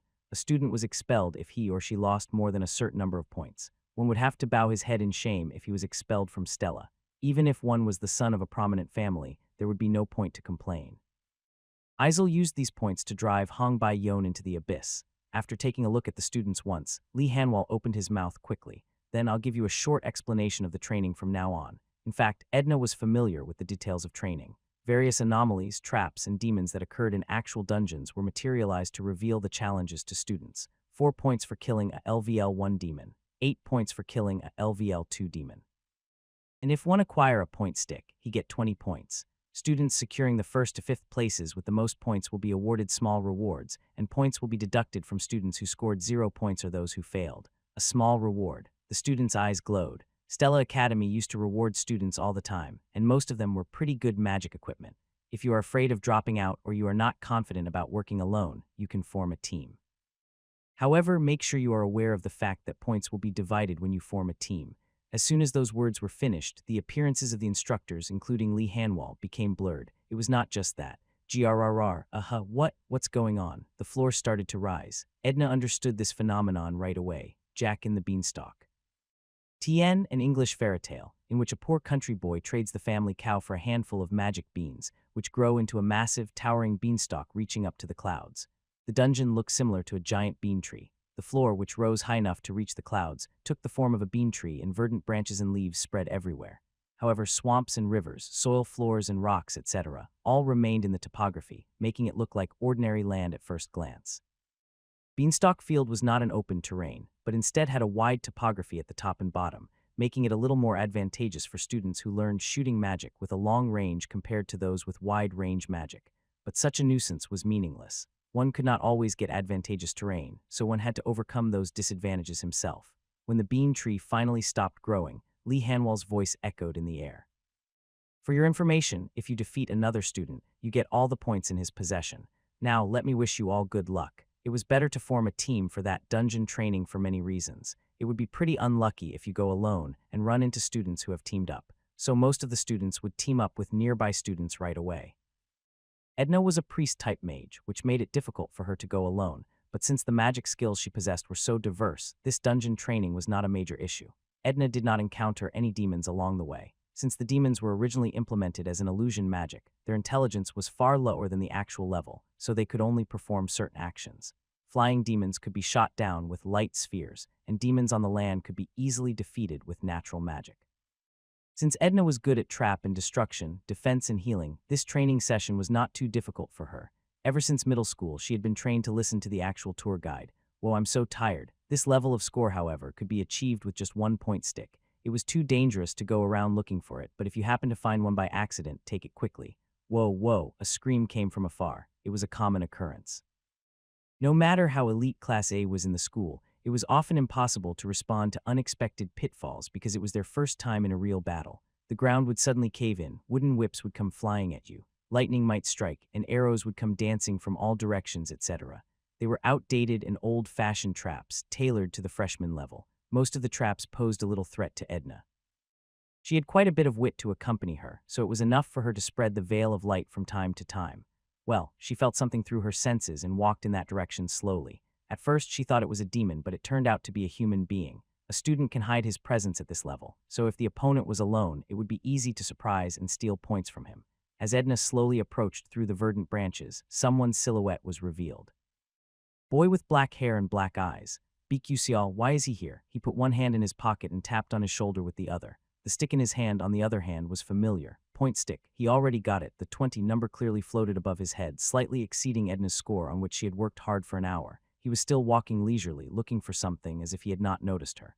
It's all right. I need to test him. What the hell is he? What kind of magic skill does he use? I have to get even a simple clue. In addition to that, if I can take away the point stick, it would be hitting two birds with one stone. Activate. A yellow-colored magic circle glowed at the end of Edna's staff. It was a light-type magic skill used by the angels of heaven. She used magic skill very aggressively. Light bullet. A Class 2 light bullet was fired. The distance was approximately 15 meters. It was a distance where he would not be able to use a defensive technique, meaning he would take a lot of heavy damage and get eliminated. Meanwhile, BQ abruptly turned his head to meet Edna's gaze as soon as the magic was cast. How? Before she could finish her sentence, his figure vanished like a mirage. The light bullet crashed into a pitiful tree and disappeared, while Edna sank to the floor with a ghostly look on her face. Not even a trace remained of BQ presence. As soon as I sensed that something akin to offensive magic was rushing towards me, I activated Flash and teleported to the top of a tree. Something similar to a light bullet flew past me, teasing my hair strands, and disappeared after crashing into a nearby tree. I looked at Edna, who was lying on the floor, drenched in cold sweat. Do you have any reason to kill me? Mana accumulation retardations level had recently increased, and it could now detect mana fluctuations from 18 meters away, so I wiped away the cold sweat, thinking that I almost got into trouble. While mages enchanted their bodies with thin layers of defensive magic, I did not have any of that. Besides, the light bullet is scary. Wasn't it too much for someone at a student level? In Magic Society, a 17-year-old magician was called a genius, even if he used only Class 2 magic skill. But in Stella, it was nothing out of the ordinary. First-year students were already using Class 2 magic skill freely, and students who excelled, such as Edna, were dealing with Class 3 magic skills. It was best not to deal with light attribute magic, which was quick and promised a scary offensive power. It was good at healing too. But now I have 2 Flash left, so if I can use the terrain well, I'll be able to deal with her to some extent. Flash, Class 1 maximum range, 12 million, maximum number of charges, 2 cooldown, 3 seconds. As a result of the early morning training, the number of Flash increased to 2. Now it was possible to move freely. Still, it's hard to fight with her. It was crazy to deal with the main character, so I left quickly. My goal was to be in the top 5. No, I was aiming for exactly the 5th place. As I recall, the prize for 5th place was Edelic Root. When consumed, it increased stamina and muscle strength by a certain level, and although it was not that good, it was added as a product to replenish energy when young students studied. Jeremy was first, followed by Heewon Ryong at 2nd place and Hong Bai-yeon in 3rd. Mei Yuseong was in 4th place, but there was a part where Edna would take it away from him.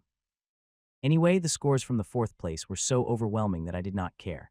The cutoff for 5th place was approximately 70 points. I only need 3 more point sticks. However, no matter how much I tried, I could not seem to recall where the point stick was. I simply need to believe in the quick maneuverability of Flash and keep searching. Oh, is it another dead end? I took the wrong way. It was so confusing because the terrain kept changing in the first place. I had no choice but to turn around and try to get out of the other way. The grass in the front parted and about 5 boys appeared. Oh, who is this? Isn't he BQ from Class S? When I checked the name tag, it was a boy named Raiden. Those guys were pretty well known in school these days. He belonged to the Uselec faction, whom I had previously identified as Jeremy's lackey. So they were the faction members of a faction created by a faction member of another faction. Next to him stood boys whom I believed to be in the Uselec faction, and I was honestly impressed, because Raiden was holding 3-point sticks in his left hand. They've collected a lot. The Raiden gang came close and condescended. Are you BQ the one who can't use magic at all and got into Class S? I can't believe you got 3 weird questions right and entered Class S. Stella's been admitting anyone lately too. I heard you resonated with an upper intermediate grade wand this time. Why don't you show it to me? For a mage that can't even use magic, it won't be of much use. It was not funny at all, but they giggled among themselves. They were your typical group of high school bullies. It feels different to witness something like this after a long time. When I was in school, there were a lot of kids like that. Why don't you speak? All right, give me your point stick. I don't want to. Raiden laughed in vain when I secretly hid my point stick behind me. Why are you so confident, ha? You're not wearing a defensive suit, are you? A defensive suit was a suit given when training in a subspace. It had its own protective shield to ensure safety, and if it took damage above a certain level, the owner would be kicked out of the arena. In other words, you're out. But it only prevents death, it does not alleviate pain. I mean, get a taste of the real thing. Hee hee, you'll probably be in enough pain that you will wish to die. I made an estimate for a while. The first class flash should be effective against a group of low-ranking students, but there was a good chance it would not work against a talented mage from a prestigious family like Raiden. I was not sure if it would have been possible if there had been at least 3 flash. There were, however, variables. It was the point stick in his hand and the point that this place was a dungeon. Come on, that's how it should be. When I secretly held out the point stick again, Raiden approached with an arrogant expression. He took it as a sign of surrender, and at that moment, flash, my silhouette disappeared like a mist. In those 0.1 seconds, only the sound of the fluttering robes could be heard. Raiden made eye contact with me when I reached out my hand towards his head. In the gap. Puck. Raiden was distracted by the tremendous impact that struck his forehead. The magic shield, which he always wore around his body, shattered into pieces and shock engulfed his mind. In the midst of that, Raiden instinctively responded by spreading mana waves. Pong. Oh, that was close. Because the attacker had already fled, the mana wave only hit the air, but Raiden, who shook his head and woke out of his stupor, realized that one of the point sticks in his left hand had been stolen.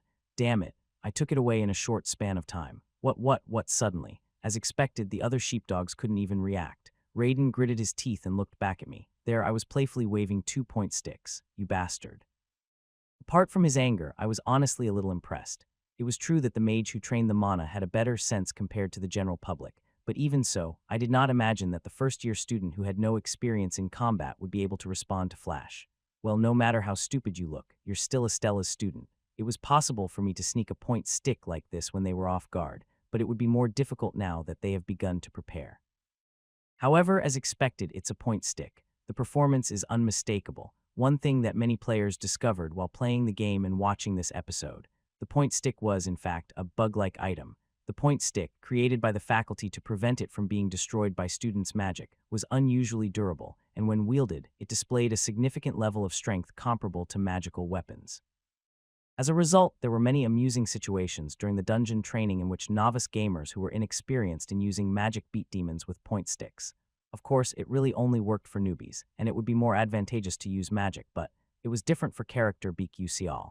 His main focus was physical attacks, and if a weapon with strong attack power was given to him, he could use flash with 100 efficiency. It was well received. If I ever get a girlfriend later, I should give one to her as a gift. You motherfucker. As Raiden swung his staff and lightning struck where I was standing. However, I had already teleported over the nearby tree. Raiden's men hurled ice alls and fireballs at me, but I avoided them by sneaking down the branch. Now, 2 other boys threw water bullets at me, assuming I would not be able to move while falling from the air, but then a huge rock fell into the air and blocked the attacks. It was a dungeon trap that was aimed at me. Oh, what? The dungeon's traps perplexed the boys, such as soil sprouting from the floor and grabbing their ankles or trees that had grown around them, causing them to lose their sense of direction by suddenly rotating round and round. Yes, this was a dungeon, not a place for an easy battle. I, with the enhanced sixth sense gifted the mana accumulation retardation, not only avoided the trap freely, but also flexibly used it as a shield or blindfold, turning the Raiden gang into dogs that chase chickens.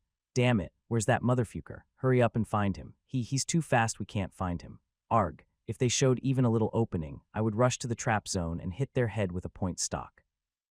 The boys gritted their teeth and kept vigilance, not knowing when or where they would be attacked. There he is. Where? No one's there. He just disappeared. It was a difficult task to find me, who teleported and attacked while the roots sprang up, tree trunks whipped them from all directions, and the ground spun round and round at the same time. I flashed in the east and I flashed in the west. I, who was teleporting here and there, noticed a gap and my eyes lit up. Flash, as soon as the decision was made, I approached the boy who was standing on the precipice and casting magic. And then I screamed. Arg. Suddenly a man appeared in front of him and shouted, and he was so startled that he forgot to cast magic and fell to the floor, losing his wand. At that moment, Magic Rebound was triggered by the effect of casting failure. There was enough cooldown left to flash, and it was possible to avoid it, but Magic Rebound of only Class 1 or Class 2 magic skill did not cause too much damage, so avoiding it was unnecessary. As a result, I acted aggressively. Just before the Magic Rebound happened, I kicked the boy in the stomach and pushed him to the place where the Raiden and his crew were gathered.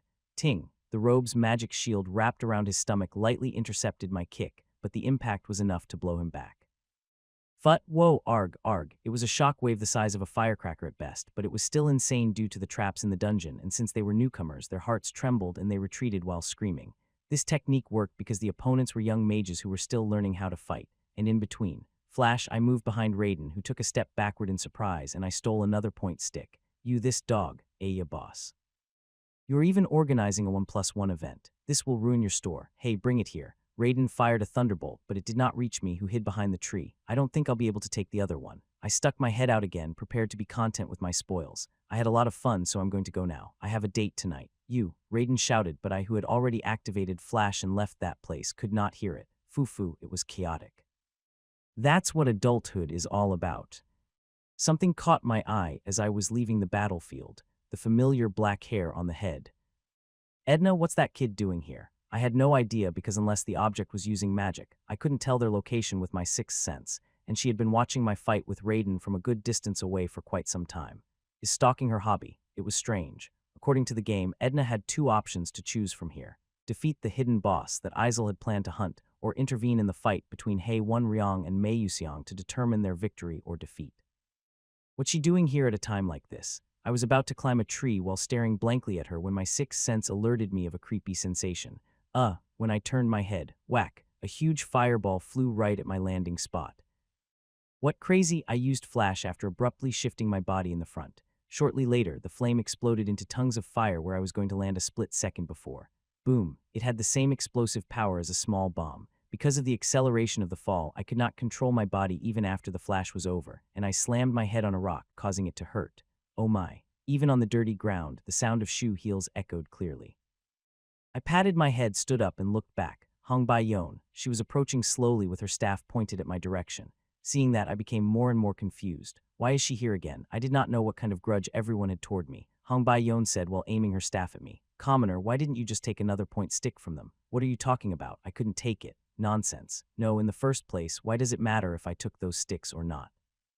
She did not respond. Furrowing my brows, I inquired, I wonder if I took it all away, were you planning on taking them all at once from me? She was silent again, but it was as if she had clearly spoken her answer. Such shamelessness. Are you still a human? I'm royalty. Considering that she believed she could take away my stick in the first place, it appeared that it was not her pride as a royal that motivated her, but rather the confidence that came from her strength. No, isn't that too much? That's right, I even gave you a special lecture. Do commoners not know the difference between a public servant and an apostle? She flicked the staff up and down. Get ready quickly. Taking away things like commoners does not reflect the dignity of royalty, so I'll deal with you properly. Dignity is such a bitch. Is it okay for you to tease the weak in this manner? Weak, you, don't be silly. Hong Bai-yon frowned, as if she was genuinely offended and disgusted. I've been watching how you were messing with them all this time. Hong Bai-yon had been watching the Raiden gang and me fight since the moment we met. Their point sticks were prized, but dealing with 6 people at once would sap her stamina, so she thought of taking the point sticks all at once when the fight was over and everyone was physically exhausted. Currently, she had 4 point sticks, and she had defeated quite a few demons, giving her a whopping 144 points. But she still had a long way to go. It was because Hewan Ryong, whom she had previously met, had points in the 200 range. I can't go back with poor grades again this time. My mother, she will punish me. She was desperate, more desperate than anyone else in Stella. She was working hard to get grades. I must win first place. Only if I win first place in this academy of geniuses and nobles from all over the world will I be recognized. However, that commoner is playing around. Because Hong Bai-yon had always worked hard, she was dissatisfied with me who possessed power but did not use it well. If you don't do your best, you don't deserve points. However, she could not let go of the tension, whether the other person was a commoner or not. Hong Bai-yon increased her mental power to the maximum. She recalled Raiden, who had just been brutally beaten. Regardless of how pitiful they usually acted, their magical abilities were not pathetic. It was good enough for them to be admitted to Stella. Although far inferior to Hong Bai-yon, Raiden was still the elite of the elite who grew up in a family of mages, and it was the same for the boys who followed him. If you have the skills to mess with those guys, I have no choice but to give it my all. Even I, who had been joking around without even using magic until now, would have no choice but to respond sincerely if she was serious. It was unjust to me, who had always been sincere, but Hong Bai-yon thought so anyway. Whack! The sparks from her body began to spread in all directions, linking the trees to each other. The waves of flame danced and swirled around the trees. Since the Class 4 fire domain could not be implemented yet, an advantageous environment was created by combining Class 1 fire attribute magic skill and the surrounding terrain. She's smarter than I thought. Drenched in cold sweat, I looked at the burning terrain. As she aimed the point stick, Hong Bai-yeon's brow twitched at the prospect of dealing with me. Your wand, aren't you going to take it out? I gave it to you. Isn't there a basic staff given to you at the time of admission? Oh right, was there. In the first place, there was no point in using a staff, so I completely forgot about it. A mage, like a Korean soldier who must always carry a K2 rifle on his body, should be equipped with staff. You're still joking around. Hong Bai-yeon swung the staff with an angry expression. I don't know about the other idiots, but you'd better be serious with me. A barrage of flower-shaped flames soared high in the sky. They coiled and sizzled like snakes, thirsting to color everything in their own poison. If you don't, you'll really die. In the next moment, the shower of flames started to explode. Even after activating 2 or more flash in a row, it seemed impossible to completely escape that vast tsunami of flames. Knowing that I could move quickly, Hong Bai-yeon had already prepared countermeasures. This is going to be a little difficult. Even the tiny fire sparks that were playing near her body would erupt if I got too close. I had played PvP with flame attribute mages and had been beaten by them numerous times, so I was aware of the threat. Her level was much higher than expected. If it was a real battle on a flat ground, I would have been robbed in less than a minute. Would there be a fight in the first place? Let alone 1 minute. It would be settled in a matter of 30 seconds.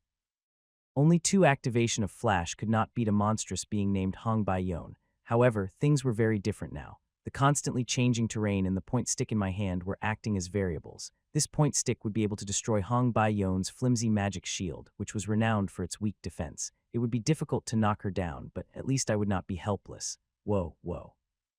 A mass of flames was shot from the tip of Hong Bai-yeon's staff, and at the same moment, a pillar of fire rose from my feet. The intention was to take advantage of the opponent's distraction by attracting his attention to a decoy.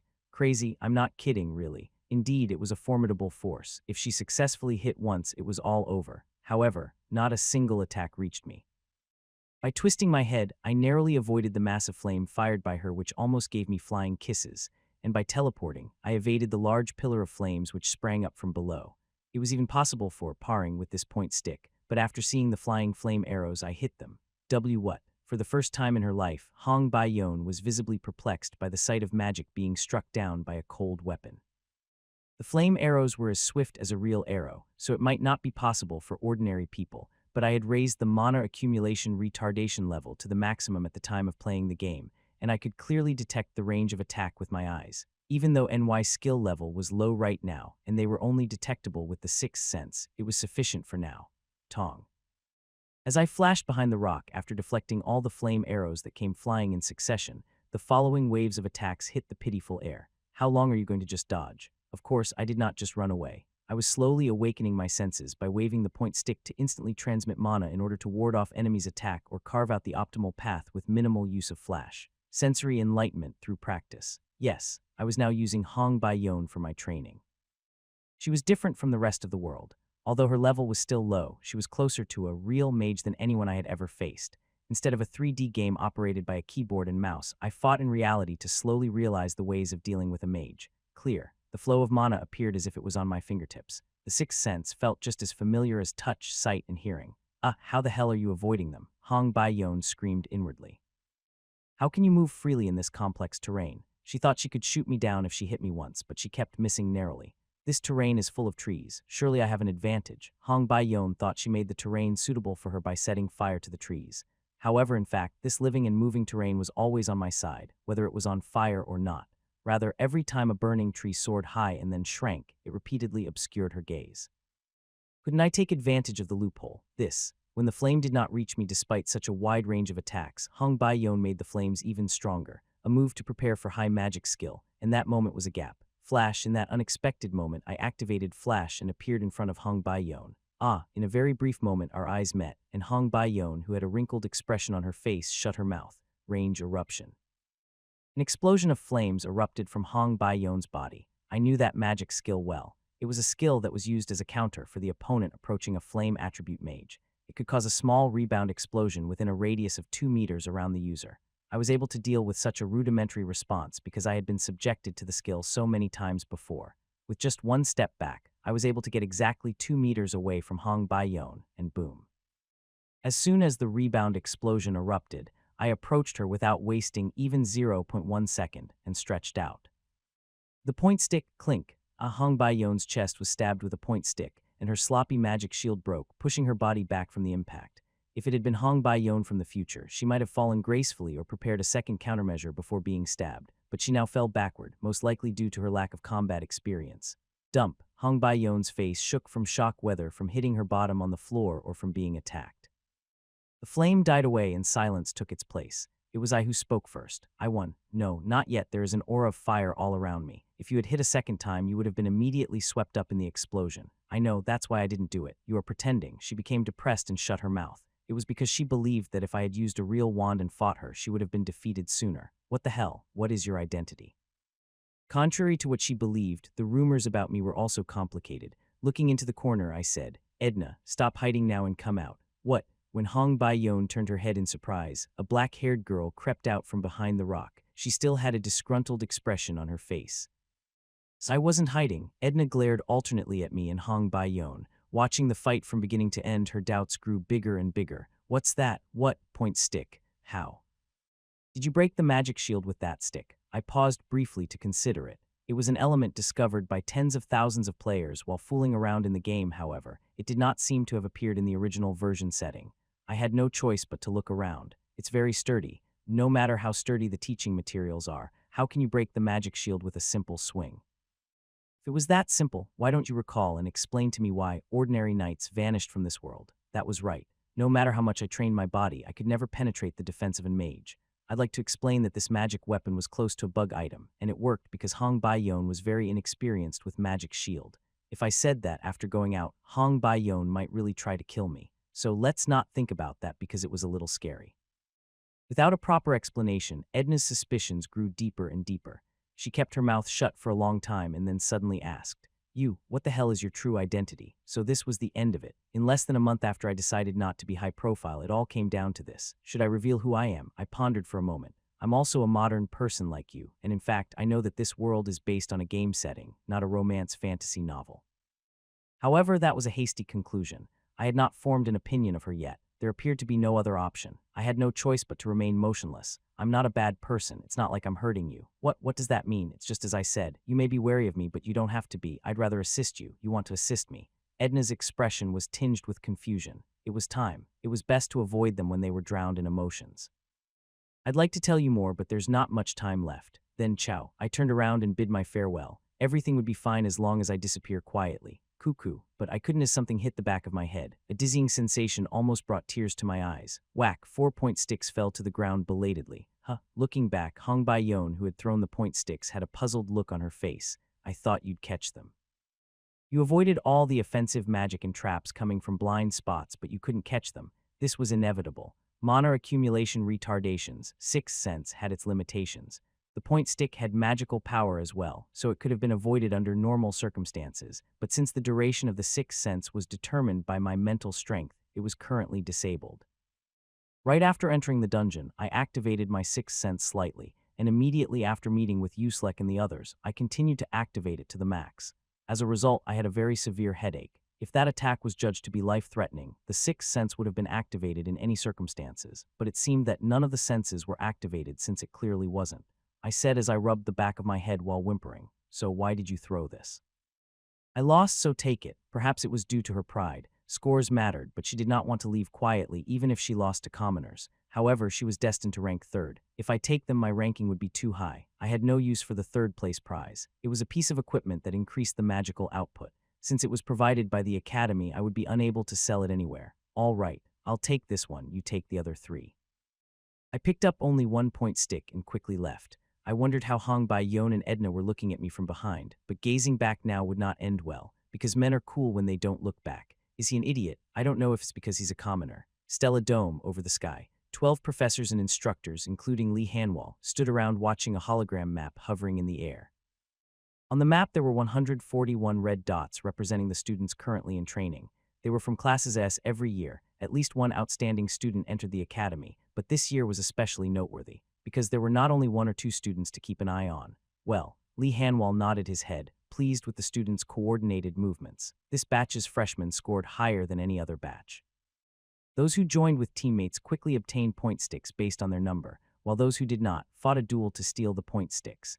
By the way, why is the hologram so unstable? A large number of professors with free schedules have gathered in the Stella Dome control room to monitor the training of Class A and S. Besides, there's a huge crowd of people at the tower. Not monitoring, they are just here to watch. Well, the professors must have been curious too. A voice rang in Lee Hanwell's ear as soon as he finished those words. Haha, I'm sorry I pulled the hologram server, Professor Lee Hanwell. Lee Hanwell's eyebrows furrowed. This voice was familiar, but it was not of a professor. Did the old man from the Senate come all the way here to fish talents? Be careful with your words, Professor. What did you say to Elder Telex? This voice was of another person, a member of Blue Mage Tower's board of directors, Ayan. She was also a big shot. I can't believe it, we need to move early to identify talents. Well, it's fun to watch though. When I was young, I was more amazing. Man, you're talking nonsense. I still remember your first dungeon shit. This is absurd. I was 13 at the time. Lee Hanwell laughed in vain at the voices of countless mages ringing in his ears. This was the freshman's first dungeon training. But wasn't there already such a large crowd just to see it? Well, that's possible. In many magical private institutions, such as Magic Tower, guilds, and corporations, it was possible to contact students at any time if they got permission from Stella. In the past, there had often been cases in which big-name institutions contacted and sponsored students, and it was neither a bad thing for the schools nor the students. This year, however, the competition was fierce. The biggest event to filter the top talents, the Stella Survival Test or the Stella Duel Tournament, hadn't even occurred. Haven't some great mages already appeared? They didn't move because they wanted to. Other old people were making a move, so they were forced to come because they didn't want them to be taken away. Instructor Lee Hanwell, what should I do with the monitor? What should you do? Let's focus on Class S, those old people will be interested in it too. After a while, 41 members of the Class S were broadcasted on the screen. First of all, Peter from Class S. He was a mage who specialized in wind attribute magic, and he was also a fighter with proficient close combat skills. The mages exclaimed as they watched his silhouette dancing in the wind and casually neutralizing the demons and classmates alike. Shinomi of Class S, she had the lightning attribute, an inherited magic that allowed her to manipulate electricity and wind at the same time, and the appearance of lime-colored lightning swirling like a storm was more beautiful than violent. Furthermore, all of the students in Class S used unusual magic or had unusual performances. Among them, the one that stood out was, of course, Edna. Humans who could deal with the natural attributes of elves, the metal attributes of dwarves, and the light attributes of angels were countless. One could find quite a lot of them even in Stella right now, but a human who could handle all three attributes. It could be said that this was a truly unprecedented case in history. Haewon Ryong and Mei Yuseong have met. At the words of the supervisor, the screen naturally focused there. Well, not long after the training began, two of the best prospects have already come into contact. It looks like they are having a conversation, but after a short time, the duel began immediately. Tongue. On the screen, Mei Yuseong circulated the mana on his toes and dashed toward Haewon Ryong. Hyper jump, not just once, but consecutively. Oh, I can't believe he activated the Class 3 hyper jump consecutively. Is that even possible at the age of 17? Normally, a mage entered the Class 3 in his mid to late 20s or early 30s. Mei Yuseong, on the other hand, was freely using Class 3 magic at the age of 17. When he lifted the wand slightly, the ground beneath Haewon Ryong trembled and a pillar of earth soared. At the same time, a lightning bolt struck it, and walls of flames rushed in from all sides. However, Haewon Ryong did not stay still either. He let his body fall back using the shock wave of the impact and then stretched his palm forward. An ice sheet spread on the floor, and dozens of sharp icicles rose up. The temperature around Mei Yuseong instantly plunged down, and he used flames to melt the ice while avoiding it. In response, Haewon Ryong summoned a more powerful ice pillar. Both of them have 3 attributes. I can't believe it. A normal mage could only use 1 attribute, and with repeated training, it was possible to deal with 2 attributes. But starting with the 3 attributes, it was impossible without innate talent. They were born with a special talent. Boom, boom, the elements collided with each other, creating a colorful mayhem. For a duel between students as young as 17, this was an exciting aspect that could make your hands sweat. The victory did not come easily. Haewon Ryong had already set up his magic circles, prepared everything, and lured Mei Yuseong into the trap, but the opponent could not be easily defeated since they were equally matched. However, the victory began to lean more and more toward Haewon Ryong. In the first place, he had prepared thoroughly with the intention of pushing Mei Yuseong, even by giving up some points. In the end, the battle was about to end with Mei Yuseong's defeat. Suddenly, a huge demon broke through the sky. It was a kind of hidden boss, an event prepared by professors as a joke. No one told them about it, nor did it give any reward, but the demon screamed and flew between Mei Yuseong and Haewon Ryong, collapsed and died. A girl appeared on the corpse of the strange bird whose wings were frozen and sparks were flying all over her body. Isel, morph. hidden bosses were never found by chance. Must be accompanied by insight, sense, judgment, and reasoning ability. Even if she had found it, defeating it would have been difficult, but she was successful in hunting it alone. Oh, were you fighting? I'm sorry to disturb you. Aizel recovered a blue feather from the demon's body, hopped down, and disappeared. Meanwhile, Meiseong also disappeared, and the dungeon's topography had twisted and changed, making it impossible for Hewan Ryong to follow him. The eldest daughter of Grand Duke Morph, the traitor. I don't know how far his descendant will go. That's too bad. If her father hadn't been like that, her talent would have blossomed even more. The mages uttered a word or two, then went silent. There was an unbearable story behind the death of Grand Duke Morph, so continuing this topic was burdensome. And just in time, another fierce battle broke out. Li Hanwal was also quite interested. He wanted to monitor it. She is the princess of the Adolvit family. Who's her opponent? I've never seen him before. It doesn't look like much fun. Hey Li Hanwal, please change the channel. Wait a minute. Tusk. While complaining, the old people focused on the screen well. That magic skill, Flash. They were able to witness a very unusual student. That student's name is Bikyu Sial, a very unique student who uses Flash as a specialty. On the screen, Hong Baiyon swung the staff and scattered her unique explosive flames everywhere. Although there was no technique or discernible control, the output and destructive power were too overwhelming for a 17-year-old to display, catching the mage's attention. However, not a single flame could strike Bikyu Sial. He continuously used Flash to dodge and used the constantly changing terrain to his advantage. He was unbelievably fast. His speed, his direction, his distance. The boy was in complete control. When the flaming arrows were repelled by the point stick he was holding, exclamations erupted. No, is it even possible to look at an arrow with your eyes and strike it? Of course, most trained mages would be able to easily repel that level of magic arrows. Mages always had mana on their skin, and the mana reacted to flying magic on its own, sometimes as a defensive mechanism. The only important factors that determined one's defense were his ability to circulate and control mana. However, no one would be able to see or strike the arrow, even more so if the distance was so short. The archmage or higher mages who had been openly expressing their admiration during the battle between Hewan Ryong and Mei Yuxiang had now gone silent. A situation was unfolding before them that they could not comprehend even with the knowledge and values they had acquired throughout their lives. Flash had an infinite number of possibilities, but it was uncontrollable magic.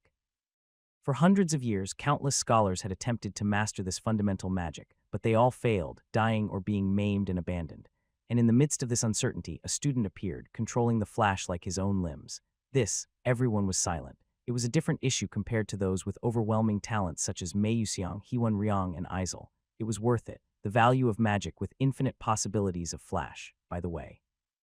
Why isn't he using any other magic skill and just playing around? If he had used other magic skill, the duel would have ended sooner. I don't understand. As everyone was asking the same question, suddenly a voice crackled and a man's voice intervened. No, that's a serious fight.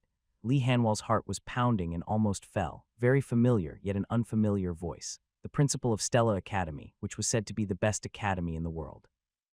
Great sage of the Class 9, Eltman Eltwin. It was sincere from the beginning. Can't you see it with your eyes? At his words, the old mages of the Senate, the board of directors of the Mage Tower, and the mages of the Great Tower fell into silence. Interesting. I read a fairy tale a few days ago, and the way that student was fighting. It reminded me of the knighthood that existed in the old days. Eltman mumbled as if speaking to himself. The mages were, however, dumbfounded by those words.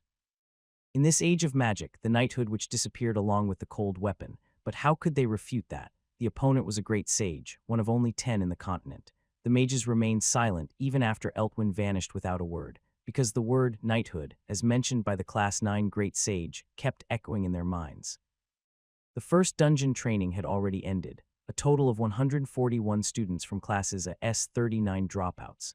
Despite finishing second, Hewan Ryong felt defeated, and he was left behind with a bad aftertaste, so he went straight to the Class S training ground in the evening, even if Aizel had not interrupted at the last minute.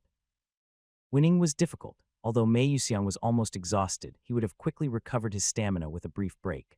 On the other hand, Hewan Ryong had almost run out of mana, so he was not sure whether he would win or lose if they fought any longer. I can't beat him no matter what I do. Is the gap in our talents so big? Mei Yuxiang was sloppy about everything, but when he found something that ignited his curiosity, he would do anything to excel in it.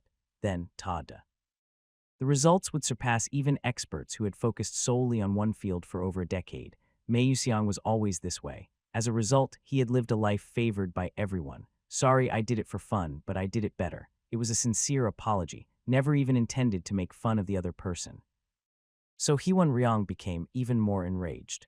the limitations of not being able to win even one battle against a guy who made no efforts ignited his ego.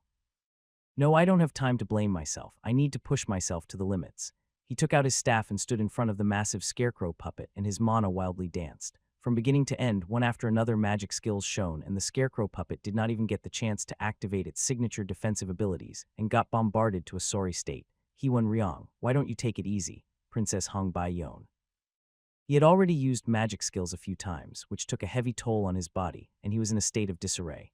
No matter how much he trained his stamina, devoured magic formulas, or even practiced magic skills day and night, he could not break past the limit of mana stored by his body. While wildly calling forth her flame attribute magic, Hong Bai-yeon stood next to Heewon Ryong, telling him to calm down. Did the princess get beaten by someone too?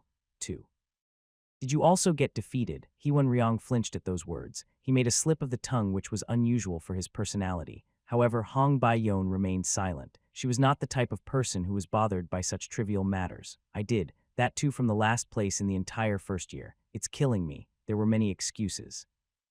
For example, the terrain was constantly changing. All of her magic skills were already known because she was famous, or her skills focused on destruction which resulted in low accuracy, and her opponent excelled in speed.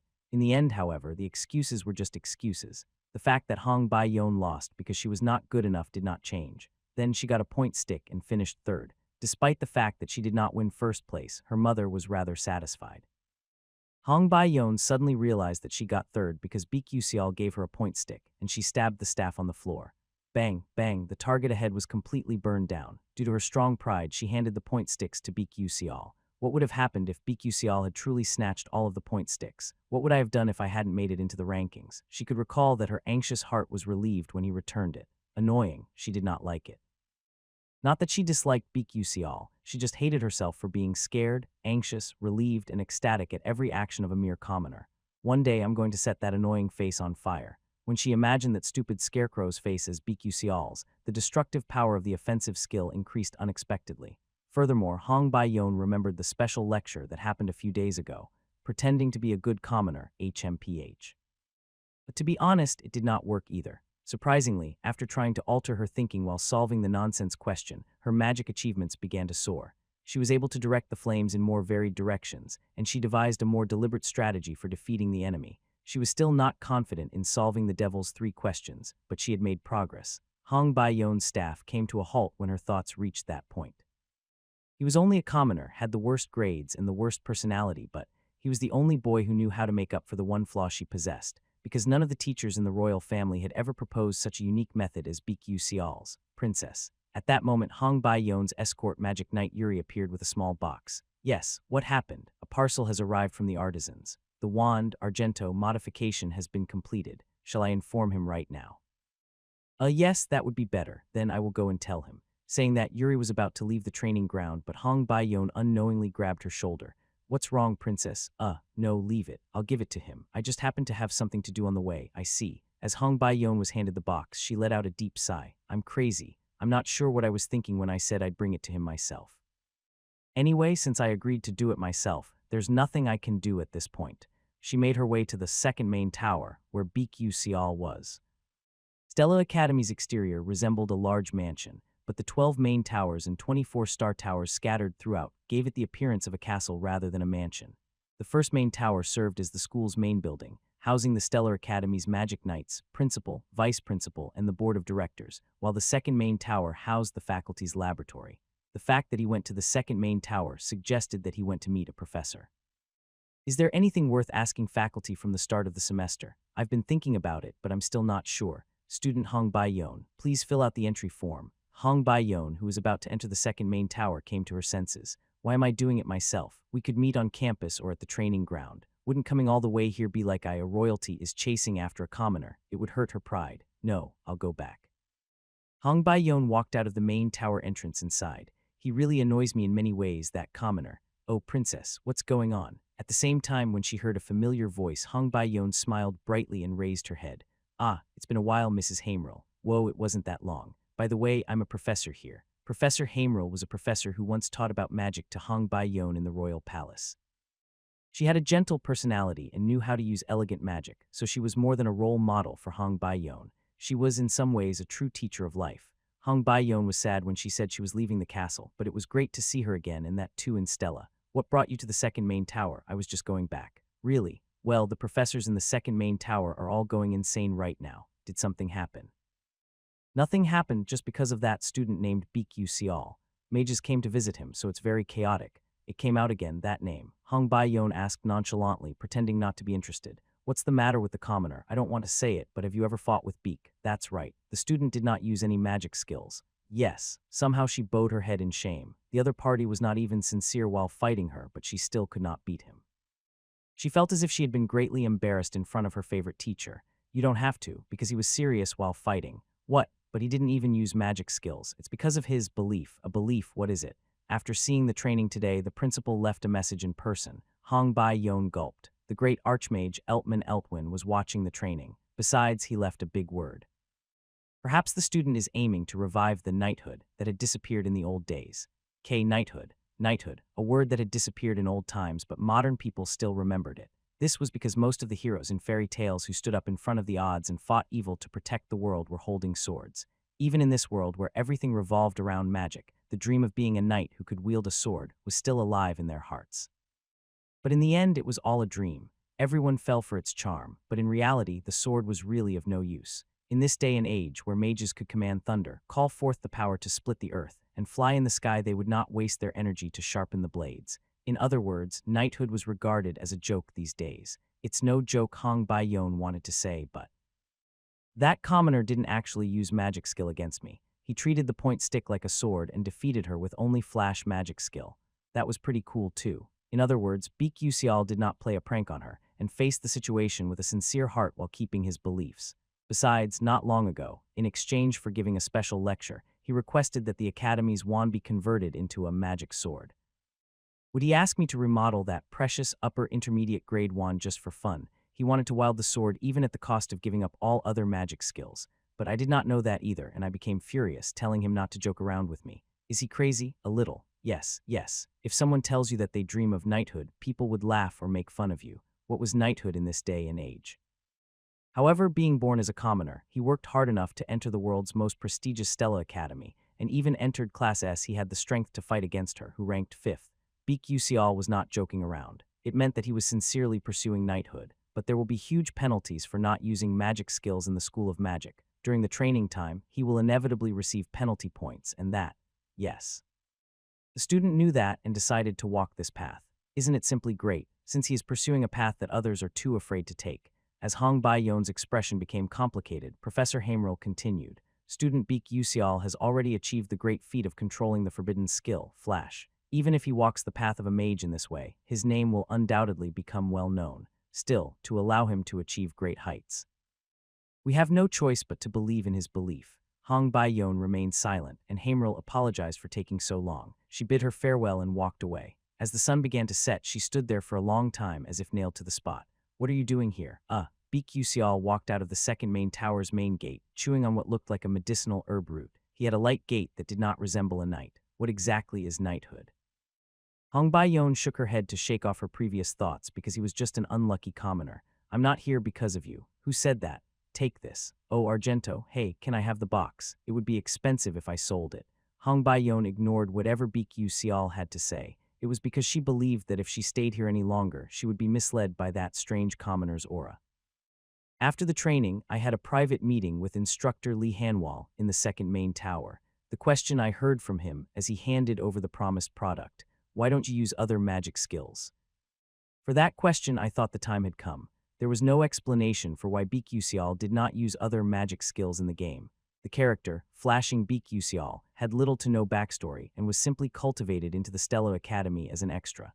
But the truth was quite different. Every one of my action would draw someone's attention, and I could not keep making personal excuses. Therefore, the answer to Lee Hanwal's question was without even an excuse. I am incapable of using magic. I had to answer truthfully. A student entering a magic academy without being able to use magic. Did that make sense? What kind of repercussions would the stigma of a mage who can't use magic have on my academy life, career, and society? If I was extremely unlucky, I might be expelled from the academy. I could not get a second chance because it was not a game. However, as I looked confused for a while, Lee Hanwal answered without giving me a chance. No worries, we also respect your beliefs, but you have decided to walk a rather difficult road ahead. Yes, it is admirable, but it is also worrisome. Yes, before I could even understand what he was talking about, Hanwell said that he understood everything. Then the next moment, I was out of the room with only his last words echoing in my ears. Keep working hard in the future. I was not sure, but it was definitely a positive result. In any case, my inability to use magic could cause problems such as expulsion, but since Mage Lee Hanwell acknowledged it anyway, there would not be any problems for the time being. Afterward, on the way out, I met Hong Bai-yon and she handed over the item I had been lusting for. Magic Sword Argento. Look at it. It was not flashy, but there was something special about its simplicity. An ancient buried deep behind its ordinary appearance. That was the description of Argento in the game. It was actually quite lovely. A transparent pearl like crystal shimmered in bright colors at the tip of the 20 centimeters long silver rod. The color was said to change depending on the attributes used. In my case, I had no attribute, so there should be no change even if I held it. As expected, it took the shape of an intangible sword. It's difficult to find something like this. I was glad that I helped the princess. Even if I used all the money I had accumulated so far, I would never be able to obtain a magic sword of this level. Now that I had this, I thought I could relax for the next episode. If Edna hold this, it will be very colorful. The protagonist, Edna, was a very special existence. Even though she was a human, she could wield the magic of elves, dwarves, and angels. A holder of multiple attributes different from Heewon Ryong and Mei Yuxiang, who would manipulate all 5 attributes in the future. One of this wand's characteristics was that it constantly drained the user's mana. As a result, it was impossible to use unless you were a fairly skilled mage. Edna, on the other hand, possessed the fortune breath and the ability to restore mana by praying to nature. As a result, she could use this wand to perform a special move. But what about me? I had no mana anyway. Because of the mana accumulation retardation, mana was constantly being absorbed into my body, but I could not accumulate even a speck before it was discharged. In other words, the concentration of mana contained in my breath would soon become the output for the Argento. Mana accumulation retardation LV. 2. Strength increased by 5, agility increased by 8, sense enhancement by 15, 6 sense. Activated by consuming the user's mental power. Effective within a radius of 18 million. Once mana fluctuation is faintly detected, cognitive acceleration would activate. It gets automatically triggered when it is judged that the user is facing a crisis. Blood mana circulation rate. 1. When I checked the mana accumulation retardation skill description, the circulation output was 1. When I first reached level 2, there was no such phrase, but it was created after I learned breathing exercise. It's only at 1. Next, I checked the abilities. Bikusial abilities physical strength, 1 star 77 sense, 2 star 29 agility, 1 star 87 health, 1 star 55 endurance, 0 star 97 mental strength, 1 star 43 mana, remaining EXP. Skills Flash LVL. 1. Characteristic Mana Accumulation Retardation LV. 2. There was no opportunity to gain EXP, but as the level of the mana accumulation retardation increased, some of the stats went up along with it. In particular, every time I gained EXP, I invested in my senses, and it rose noticeably. It's hard to train physical strength stats with simple exercises. Where was I going to get the protein? My health and physical strength increased slightly after consuming the root I received the other day, but the change was insignificant. Well, I've got a weapon anyway, so I should go on a dungeon tour, I concluded. My mana output was still low, so the Argento's power might not be as strong, but its performance was so good that it could accompany me even if my strength soared in the future. I wondered if this was enough to clear a low-grade dungeon mentioned in the sentient spec. However, before that, should I practice how to use a sword? Living as a modern man, I had never attended a swordsmanship class, so I had little experience with actual swords. Since there was no separate swordsmanship-related skill, the only way to train myself was by swinging it a lot. Class S training facility. There was a training field here to improve players' sensory stats, and it was similar to a pitching machine that shot a baseball. Here, the characters practiced to dodge and block the magic bullets fired at various angles and speeds, which in turn increased their sense stat. The increase would be faster if the machine was manipulated by a mage with high sense state. However, most preferred automatic training by pressing a button. Since the efficiency was low, the characters had to train themselves while they ate or slept. It would be nice to have something like that in real life. As soon as I pressed the button, a light appeared on the screen in front of me. Magic Pitching Machine Step 1 started. Respond quickly to the attack and unfold the magic shield. Shoo! As a red sphere flew towards my left thigh, I immediately pulled out the Argento. From the top of the 20 centimeters long silver rod, a pure white flash of light rose almost 1 meter high, a visual that reminded me of a lightsaber from a sci-fi movie, Tong. When the sphere was struck with the light field or mana field, Argento shook.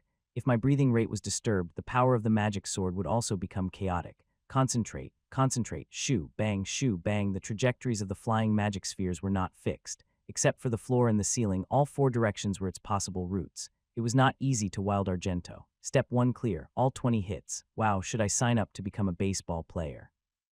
The first training ended in an instant. I had no idea how to use a sword, but that could be due to the monster-like reaction speed provided by mana accumulation retardation. To some extent, it was possible to swing the sword in response to the incoming attack. When I saw the perfect scoreboard, my confidence soared. It's doable. Please raise it to level 5. Step 5 start. Oh, please, kek arg.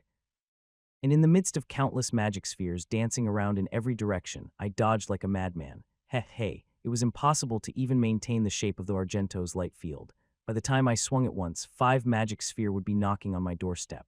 While the second time I swung it, as much as 15 magic spheres struck me. What the hell was that? How do I block them? It's crazy that. After lying on the floor to rest, I went back to the machine and pressed the 5th step start button. Pa. That day, I had bruises all over my body. In elementary and middle school, all of your course had been theoretical. Time for the mandatory subject, defensive magic. During the previous dungeon training, many students were unable to properly use their magic. It's entirely natural. This is due to the fact that proper magic is learned from the age of 17 in high school. The students in Class AS were strong, but the students in Class FD who could properly hunt demons could be counted on one hand. However, starting today, we'll have time to practice proper magic and implementation. At the words of the Professor Barayan, the eyes of some students flashed. In elementary and middle school, the use of magic was extremely limited, and it must have been quite tiresome to only study the theory of dungeons and magic. However, from the age of 17, they practiced magic and blew away the stress, and then there were people who showed off their unique talents. You have to be able to use magic too. I lamented inwardly. First of all, I was taking the lecture because it was a required course, but honestly, it was close to a waste of time. This course was available at any time. There were students from Class F to Class S because it was a mobile class where you could listen to lectures. Before even beginning, Barayan distinguished between remarkable and not so remarkable students. You did a good job arranging everyone by grade.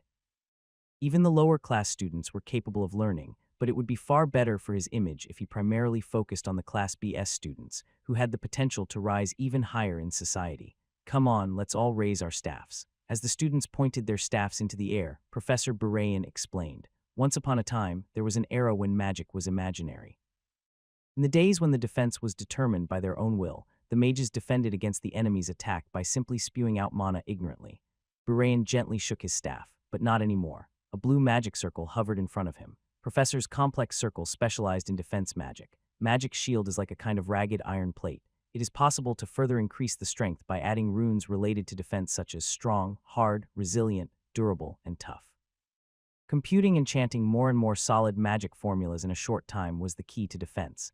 Then, let's all do it. Magic shield. With the chant of the students, blue lights flashed from all directions. Some students casted a distorted magic shield, and some students created a magic shield with poor defense which lacked some formulas, but there were some who made the perfect magic shield. They either had an early education in the family or were gifted students. Kaoizan, even though it's your first class, your shield is almost perfect. That's good. Lesrian, you're good at it too. Barayan looked at the students of noble families and praised them a lot, even if their magic shield was not really that great. Finding a reliable supporter in the magical society was as difficult as picking a star in the night sky, and since Barayan was a commoner, he needed to be remembered by noble students. I can't believe this professor is still in Stella. Oh, I really hate dogs. I'll take another professor's defense classes. This level of corruption was, in fact, a very common thing in the magical society, so there was nothing the students could do but quietly mumble. This batch certainly has a lot of good students. Barayan was walking slowly, observing the conditions of the students, when he heard someone giggling behind him. He tried to point him out, but paused for a moment when he realized the target was Uselex's gang.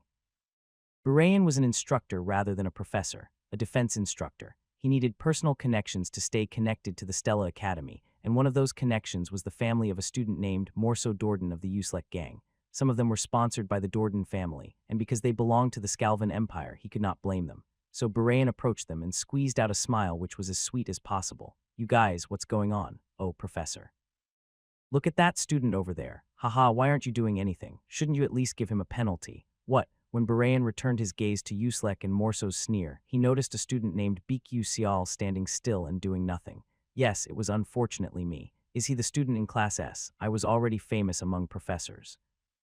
As a commoner advancing to Class S, I had an excellent record of being ranked 5th in dungeon training, resonating with an upper intermediate grade wand, and above all, I was unique since I preached knighthood of the old times. I was already attracting attention from the magic world, but Barayan did not like it very much. Knighthood is just. He just wants to stand out by himself. There were bound to be those who did not recognize my beliefs, just as there were those who did. Unfortunately, the number of those who refused to accept my beliefs far exceeded. They refused to accept the concept of using a sword in a world where everything was already standardized by magic. The principal seems to want to leave that student alone, but he never said anything about the professors. Anyway, that student's characteristic is flash magic skill. Did he say that he doesn't use any other magic other than that? Barayan, who suddenly came up with a good idea, raised the corner of his mouth slightly and approached me. "Beak Sial, why are you doing nothing?" Well, I pondered the answer for a moment. If I said I could not do it, I would be given a penalty point for giving up without trying. Besides, that Professor Barayan was notorious for his misdeeds during the first-year episode, so once I was caught, I would be bullied by him for the rest of the year. I remember Edna as the embodiment of justice. If I waited until then, I would die of anger. It was better for me to do my own thing. I'm learning other defense techniques, so I don't need to learn basic magic. At first glance, that might seem like an absurd answer, but in fact, it was quite common for students to reject this basic education. In some cases, students learned the inherited magic skills from their blood relatives. Those skills were far superior from the magic skills taught at academy, allowing them to reject the professor's magic. Hong Bai-yon Adolvit, a 5th ranker, was an example of someone who did not learn normal fame attribute magic in academy because she was studying the legendary bloodline magic of the flame world. Oh, is that so? It's your own defense skill. I'm curious. However, the story only applied to students from well-known families. What would happen to the teaching authority if all the students rejected the professor's class on the pretext of inherited magic? Therefore, there was usually only one method chosen by professors to prevent it: to order a demonstration of magic skill. Then, in order to set an example for other students with that great defense technique, how about going up to the podium and demonstrating it yourself? The opponent is. Yeah, more so would be better. And the magic demonstration was usually done as a combat. As Barayan licked his lips and spoke, I sighed and nodded. All right, that was fantastic. It was also an excellent opportunity to test the defensive technique I had been practicing with the Argento for a few days. In fact, there was a little bit of Barayan's selfishness mixed in the request for a demonstration of defensive magic. Rather than bothering me, it was a plan to make Morso of the Dordan family, who supported him, shine more. Morso was currently in Class B and had a much lower grade than his classmates in Class A. However, if he demonstrated superior magic in a mock battle against a Class S student, his position would certainly improve. It was likely that he would be promoted to Class A. Both of you go up to the podium. Yes, Stella Academy encouraged competition between students for the sake of gaining practical experience, under the premise that safety equipment were worn.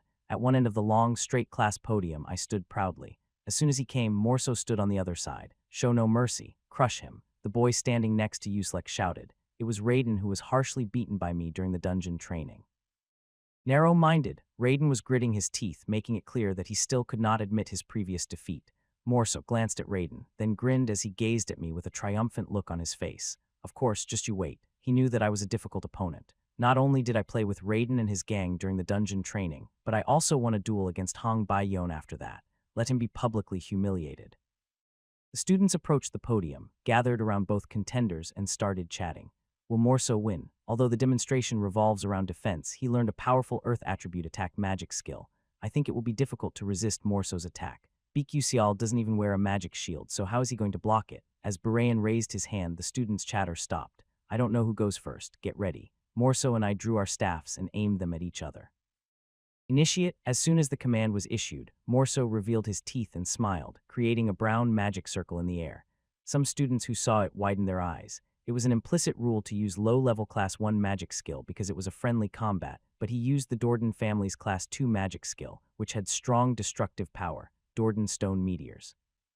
A brown light flashed from Morso's staff and piercing stone rose from the floor, gathered in the air until reaching the size of a human's head, and then rushed towards me. Even though the training uniform included a Class 1 magic barrier, the magic skill conjured by Morso was powerful enough to be dangerous for a student who did not know how to use defensive magic properly. If the student's confrontation became too heated, the instructor would have to intervene. However, Barayan was watching the duel without showing any intention of doing so. Awesome. Fortunately, it did not matter if the instructor did not intervene. Swish, I drew my wand diagonally in a relaxed motion. Then there was silence as if nothing had happened. Morso's magic skill had vanished into thin air. Complete extinction. What just happened? The magic skill disappeared. The students began to gossip after the sudden disappearance of magic. However, Morso, who performed the magic, as well as some high-level students and the instructor, noticed it right away. Morso's magic skill was properly activated. It was just that I destroyed it, but that was all they could grasp, and no one present could understand the principle behind it. It was the same with Instructor Barayan. What just happened? The principle was simple. Just as there must be an electric wire in all electrical appliances, there must be a mana bond in all magic skills. If that was cut, the magic skill would vanish. The skill, which was not easy to master in game, posed a greater challenge in real life. Just perceiving flying magic attacks was difficult with human eyesight, but for the skill to work, even the invisible bond of mana had to be severed precisely. I'm still only able to nullify Class 1 to Class 3 magic skill at most. It was the result of several days of pitching machine training. Wow, Morso clenched his teeth and raised his staff again. 3 stones appeared out of thin air. It was then that Instructor Barayan and other students realized how I defended myself. A white beam of light emanated from the tip of my wand. It was a top-notch intangible magic sword that some wealthy people who had no knowledge of offensive attack carried for self-defense. Is the power of the intangible sword really as weak as it seems? Instructor Barayan, who had seen the intangible sword, had his doubts, but he was soon forced to put it aside. The moment the stones touched the magic sword, they all disappeared. It did not require much movement. With the terrifying speed of those stones, it was impossible to consecutively block them by striking it like any baseball player. The important thing was minimal movement. I slightly shook the sword to defend my left shoulder, then with a snap of my wrist, the sword danced across my right thigh, engaging the second stone, and then I rotated on my own axis like a fan to block the stone that was flying at my head. It was an efficient movement learned while being hit by the pitching machine's step 5. Isn't this pretty cool? If it was powerful magic skill, I would not be able to stop it like that, but for Class 2, it was enough. While I was satisfied with my swordsmanship, Barayan broke out in a cold sweat and analyzed his defensive skill. If Morso loses here, I am going to have a headache too. Instructor Barayan, who was racking his brains for a way out, came up with a brilliant idea. Yeah, he's a little unique, but anyway, he has his weaknesses. So he deliberately gave an exaggerated round of applause in the middle of a battle, with its real aim being to draw attention. Then he praised me. As rumored, your magic attainments are great, and I admit that your defensive skills are worthwhile, but he glanced at Morso. At the end of the day, that defense technique has its limits, because it only nullifies the attacks one by one. What are you going to do if there are a large number of attacks? In other words, Barayan hinted Morso to attack with numbers, a method that took advantage of my inability to slash at multiple incoming projectiles at once. Morso, hearing his words, pointed his staff towards the sky. The brown rhombus-shaped magic circle started rotating, gradually being overwhelmed with formulas after formulas. The stones that rose from the floor were slowly clumped together to form 11 stone projectiles, but each was much smaller in size than before. As an offensive magic that attacked multiple people by reducing its power, it was not suitable to be used on a single target, but it seemed to be the perfect magic skill to suppress me. Come on, wait, isn't that too much? There are so many. Morso had gone too far. Obviously, the magic skill he used was at a higher level than that of a mage who was in the first year of high school. This meant that it should not be used in the first-year friendly battle. Despite knowing that fact, Instructor Barayan chose to turn a blind eye. Stone meteors. At his shout, pieces of stones fell down from the sky one after another. And were annihilated once more. I had defended my body by rotating the sword like a windmill. How? Check. I, who held the intangible sword straight again, was sweating a little. When I looked at the martial arts techniques, I saw a description which mentioned rotating the sword to block a swarm of flying arrows, but I had no idea how to actually do that. This technique, known as fanning, had been extensively practiced while defending against the pitching machine. The disadvantage of fanning was that it required several times more mental strength to keep Argento in shape, as well as a lot of breathing at once. Furthermore, its defense was weaker compared to other skills which blocked single yet powerful magic attacks, so if Morso had been able to channel more mana there, the sword might have been unable to defend me. Oh, wow, it almost looks like magic shield. Eventually, the students exclaimed. It was a surprising technique no one had ever seen in textbooks. How many people in the world could perform such stunts with only a sword? Crazy. I've never seen anything like that. Is there any magic skill like that? What special family are you from? No, that's a sword in the first place. In the midst of the uproar, someone stepped out when Barayan still did not stop the fight. Instructor. At those words, the students moved away, paving the way for the voice's owner, Prince Jeremy Scalbin.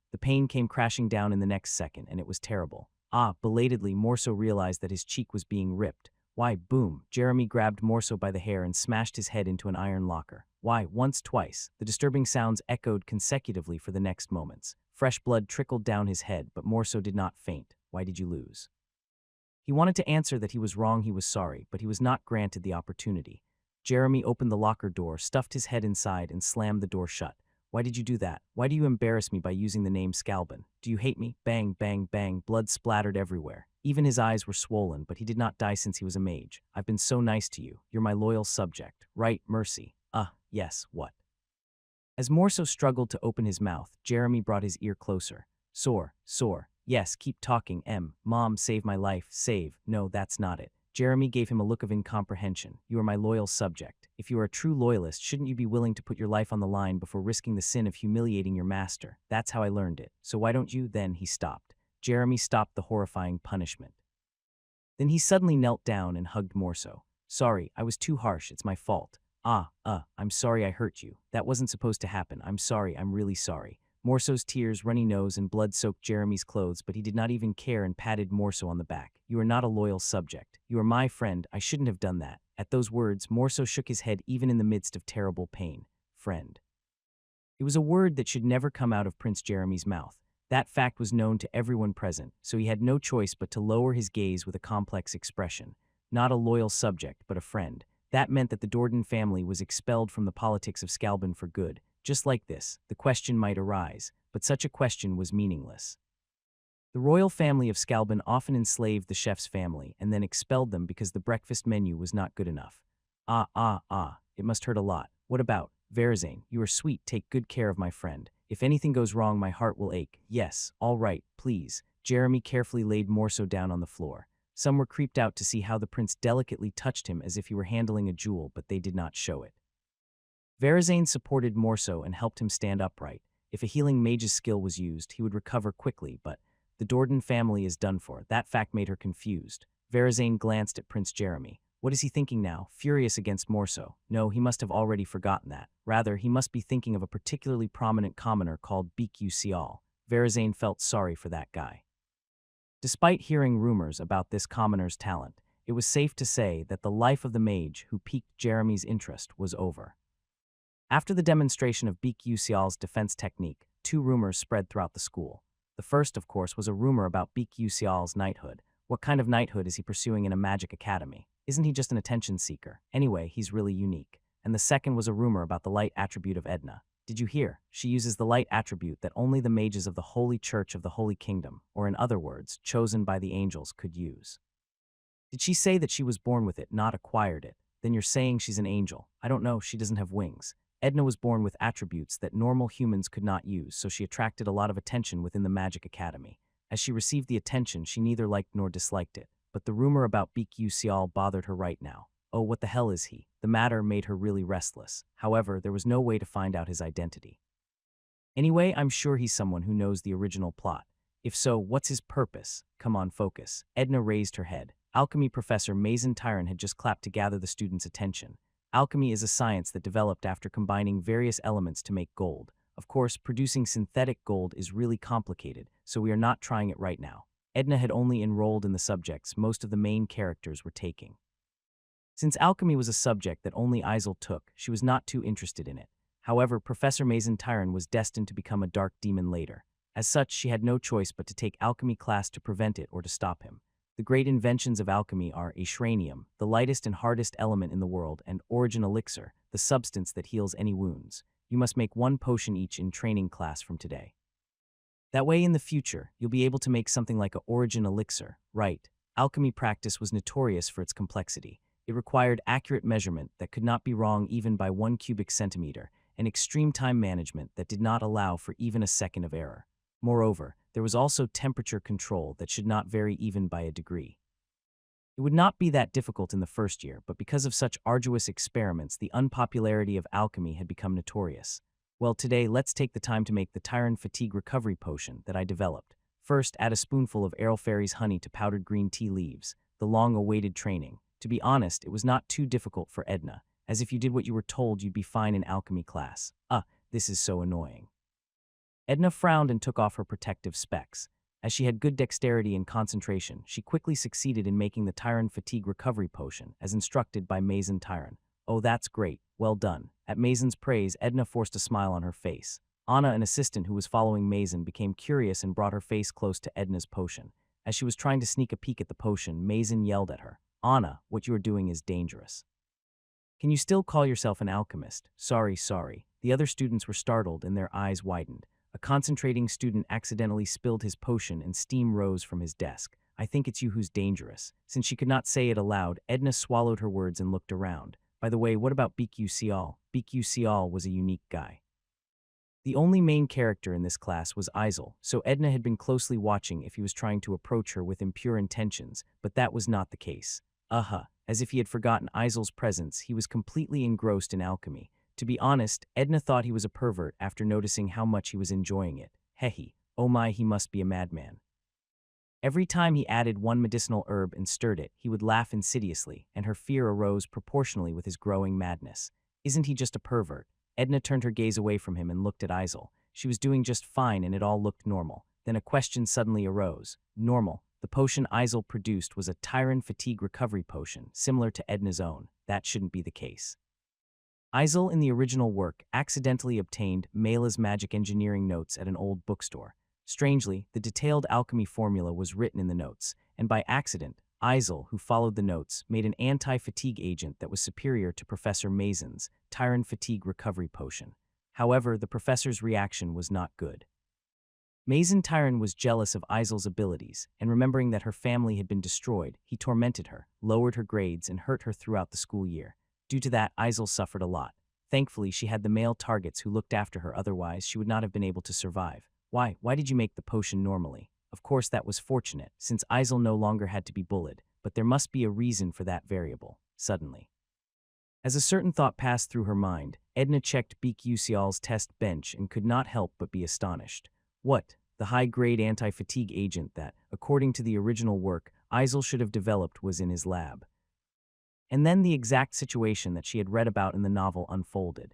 BQ Sial, it appears that as you got into Class S, you become arrogant. Who said you can change the materials as you wish? Yes, it's better to do it this way. What does it have to do with good results? What if something goes wrong because you use the wrong material? What would happen if there was an explosion and the students got involved? There's no explosive substance here.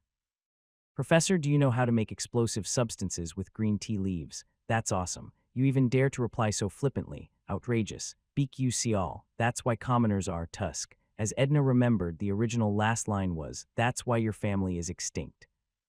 In the novel, Isel's heart began pounding harshly after hearing those cruel words. Due to that, her trauma was stimulated, which affected her for a long time. That whole matter, in a moment, completely disappeared from history. No way. Is it possible that BQ Sial knew that in advance, and in order to protect Isel's trauma?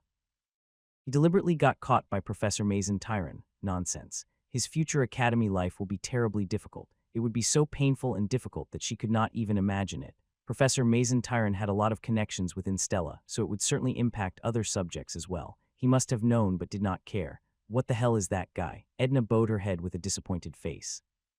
Suddenly remembering the dungeon training, the image of BQ Sial came to her mind. She asked him about his identity and he joked, I want to assist you. Thinking that might be true, Edna stood there, stunned. Meanwhile, I forgot. BQ Sial was sighing inwardly. Why, answer me. Oh, I'm doing it. What's with your way of talking? I'll call your parents right away. I don't have any parents. Alchemy was so much fun that BQ Sial got too absorbed and completely forgot the troublesome development. While acknowledging his own stupidity, the nagging went in one ear and out the other, and he continued reading the handwritten notes on the desk. You, if you keep that attitude. Oh, shall I make a Coca-Cola and kimchi potion for lunch tomorrow? In fact, no matter what Mason said, it had nothing to do with BQ Sial. Tien, kimchi, is a traditional Korean side dish of salted and fermented vegetables. Time flew by and several weeks passed. BQ Sial, what did I tell you? Don't use materials you aren't supposed to. He was raging like a beast. Professor Mason Tyron had directed his attention to the antidote lying on my experiment table. To improve the results, I slightly modified the professor's recipe. What? Take a look at this. When I substituted the iodine solution for the tomato essence, the detoxification effect was nearly doubled. You are. Mason checked the antidote I had made, biting his lip as if he was trying hard to recall something to say, and then he screamed. Why do you come to school if you're just going to do whatever you want? He really had a point, but my goal was to hurt Professor Mason Tyron's feelings, and I had no intention of changing my mind. This was because the boss of Episode 8, Dark Demon Contamination, which would occur later, was Professor Mason Tyron. The fourth episode hadn't even begun yet, but I needed to prepare ahead of time. After all, he was an exceedingly powerful and dangerous boss. Mason Tyron, Progression of Dark Magic Contamination. 21, Inferiority, Jealousy, Dark Demon Contractor, Professor of Alchemy, Episode 8 Boss, Dark Demon Confirmed. Mason was one of the villains who became a dark demon after being unable to overcome his negative feelings. If the dark magic contamination, in which emotions were slowly encompassed with darkness, exceeded 90, then he would completely transform into a dark demon. I could tell because of the sentient speck, but there was no way to prove it, so I couldn't report it to the dark demon slayers, who hunted down and executed mages consumed by dark magic. Therefore, I purposefully provoked him. That way, I would be able to rapidly raise the professor's contamination level. Once it reached 50, the effect would be noticeable but not too dangerous, and I could summon the dark demon slayers. If it was just normal dark magic contamination, there might be a way to reverse it before it was too late. There were numerous ways to undo the dark magic contamination until it reached 70, such as drugs, magic, or voluntarily awakening, but he was a dark demon contractor. By voluntarily making a pact with the dark demon, he was a mage who willingly offered himself to the darkness. He already had the seeds of a dark demon planted in his body, and it was already impossible to get rid of them. However, he wasn't just going to become a dark demon, he was also going to turn into a boss who threatened Stella with an ability that affected other students and turned them into dark demons. To avoid that, I was trying to draw attention to myself, intending to minimize collateral damage. Of course, it was a futile hope. However, in that episode, many characters were seriously injured, and in the worst-case scenario, there could be a bad ending right away, so I decided to give it my all to prevent it. Your attitude hasn't changed. Expect to get low grades in alchemy. In some ways, the professor's decision to bring up grading issues was natural. What else could the professor do if the student was disobedient? Still, my grades were good in all other subjects, and my goal was to graduate without academic warnings, so getting poor grades in alchemy wasn't a big deal. Wait, if I think of it this way, I wouldn't get grades anyway, so why should I do alchemy assignments? I can use that time for other things. But things didn't go as planned. A practice test will be held next week. D-Vitality Potion is the name of the drug you will create. You can make it quickly if you combine all of your previous knowledge, but it's difficult to make alone because there are many materials and the process is complicated. As a result, we'll conduct this hands-on test in groups of 4. From now on, form a group with a friend who shares your interests. I couldn't help but be perplexed by Professor Mason's words. Group project, one of the greatest punishments a professor could inflict, but there was another reason for my dismay, a group assignment. Was there such a thing in the game? There wasn't, no matter how much I thought. Perhaps it was because the game had to progress quickly. Trivial stories such as group tasks were not explained. Was this the difference between the game and reality? Is there anything like this in the original novel? I secretly stared at the Edna, but that dissatisfied expression made her thoughts completely unreadable. Oh, why a group assignment? As I glanced around, the students slowly averted my gaze. Haha. Isn't that bastard doing it alone? Ah, maybe. After all, he hardly has any friends. I heard a low sneer. They were students of Jeremy's faction. After beating Morso in practice the other day, their jeers became even more severe, and even Professor Mason started to bully me using his personal network, which made me feel even more outspoken. Even if the professor and the Crown Prince group were pissed, no one would come to me first. The students began to form their own groups, and while they were busily wandering around, I had nowhere to go. The groups are almost done. About 10 minutes later, Professor Mason said, a total of 11 groups were completed, and 4 people were left behind. The students who were unable to form a group, come here. Phew. As I slowly moved to the desk located at the back, the students without friends like me gathered. The remaining students were Kasahun, a boy with brown hair and a face full of freckles, Maluan, a boy with chubby cheeks, Isel, and I. Thinking about it, Isel didn't have any friends either. The death of Isel's father, Archduke Isaac Morph, wasn't widely known among the public. Rumors that Isaac Morph, a descendant of the Great Morph, who was once a hero to mages, betrayed the magic world and turned to the dark demon, spread all over the world. Of course, it was a false rumor, but no one was able to uncover the truth, and in the end, Isel was firmly branded as a traitor's child. It was only natural that there were no people around her. The other two, well, it's just their personalities. I had no idea who that boy named Kasahun was. If you looked at his attitude, he seemed to be noble, but he must have been bullied for not letting go of the personality that he possessed after entering Stella. But I knew the boy named Maluan well enough. He was not a major character and played absolutely no part in the story, but I did remember him being quite good at alchemy later on. I greeted as brightly as possible. Nice to meet you. I'm BQ Sial. Then the 2 boys grew even more gloomy. That made me once again aware of the circumstances. There was no point in trying hard because the group would get a lot of deductions just because it had me. They must have been working hard for their own grades, but in the end, they stepped on shit. How do I do this? When the awkward atmosphere that I hated the most wafted around, I became frustrated. However, unexpectedly, it was relieved by Isel. Will you two be frustrated during the whole project? Please give your full name or something. Everyone knows my name, right? The two boys nodded awkwardly. Oh, it's so annoying. Are you acting like losers because of your grades? As long as you guys do it well, it'll be good anyway, so why not stop worrying about it? What do you think you know? Our group is already dead. Let each of us work on our own and finish it. Casshun bluntly refuted, but Isel only snorted. You have the personality to give up before even trying. How did you even get into Stella? What? I know having this guy in the group is very annoying, right? Oh, I'm sorry about that, but it doesn't matter. After all, at least 3 alchemists from the alchemy department come to examine the alchemy practice test. Professor Mason cannot arbitrarily ruin our grades. Oh, I had no idea. The other boys looked surprised too, and Isel flicked her own light blue hair behind her back as if proud of herself. In fact, I believe I read somewhere that intel was the most important thing to Isel, who had lost everything. As Cassahan became silent, the quiet boy named Malouin slowly opened his mouth. Well then, are we doing our homework properly? Do I have to say it twice? I'm glad.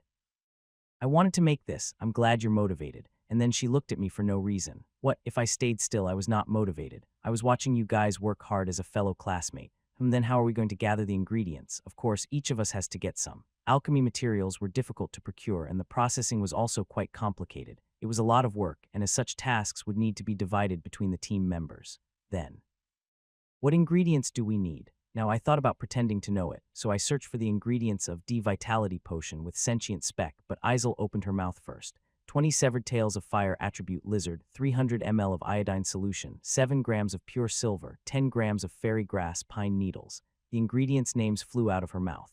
Unlike me, who had to search for it, she had it all memorized. Indeed, one of the characteristics of Isel was versatility. Whether it was magic, alchemy, politics, business, or stocks, she was a woman who was good at everything. In a sense, she was more impressive than Mei Yuxiang and Hewan Riang. Honestly, these are ingredients that are not difficult to find in Arcanium's market. You'll all be able to get them right. The boys nodded their heads, but they seemed wary of what they would be asked to get. Because among those materials, some were difficult to obtain even in Arcanium. Then, first of all, who's going to get the fire attribute lizard's tails? This was the demon corpse category. No matter how hard I memorized the textbook, it was difficult to find out which material had better quality when actually obtaining a demon corpse. It was a material that everyone was reluctant to get because they had to take responsibility if the quality of the finished product deteriorated.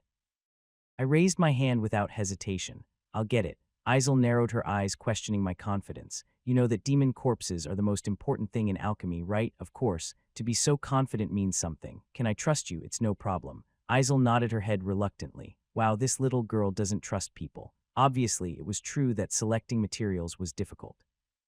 If it wasn't for the analysis function of the sentient spec, I wouldn't be able to pick them out easily.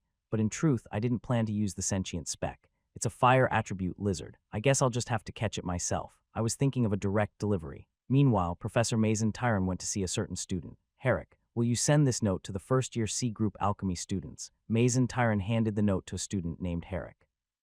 The content of the note was nothing special. Notice, please note that the practice test assignment is changed from D-Vitality Potion to Tyron Zeus Potion, a very simple statement about changing the subject of this exam. The new assignment, the Tyron Zeus Potion, was a vitality supplement developed by Professor Mason Tyron, whose concocting method could be easily practiced by students with available materials, except for Group 12, yes. At Mason's words, Herrick looked puzzled for a moment, then smiled. He immediately realized that BQ Sial and Isel belonged to Group 12. Of course, Herrick was a student of the Jeremy faction, so he quickly recognized Mason's intentions. With this, they will thoroughly fail the exam. The practical test was unconditionally supervised by a professional alchemist from the Alchemy Tower. Since Stella was not a professional alchemy training institution, it was intended to easily open an avenue for transfer or employment after graduation if a student with outstanding talent in alchemy appeared in the academy. Thinking about it positively, it was a chance that could give an alchemist wings in his career, but on the other hand, if you looked ugly in front of them, it meant that your path as an alchemist was more likely to be blocked. Yes, your alchemy is amazing. But if you are a student, you should behave like a student. This will be a lesson that thoroughly teaches you that no matter how good a student is, he is only playing in the palm of the professor's hand.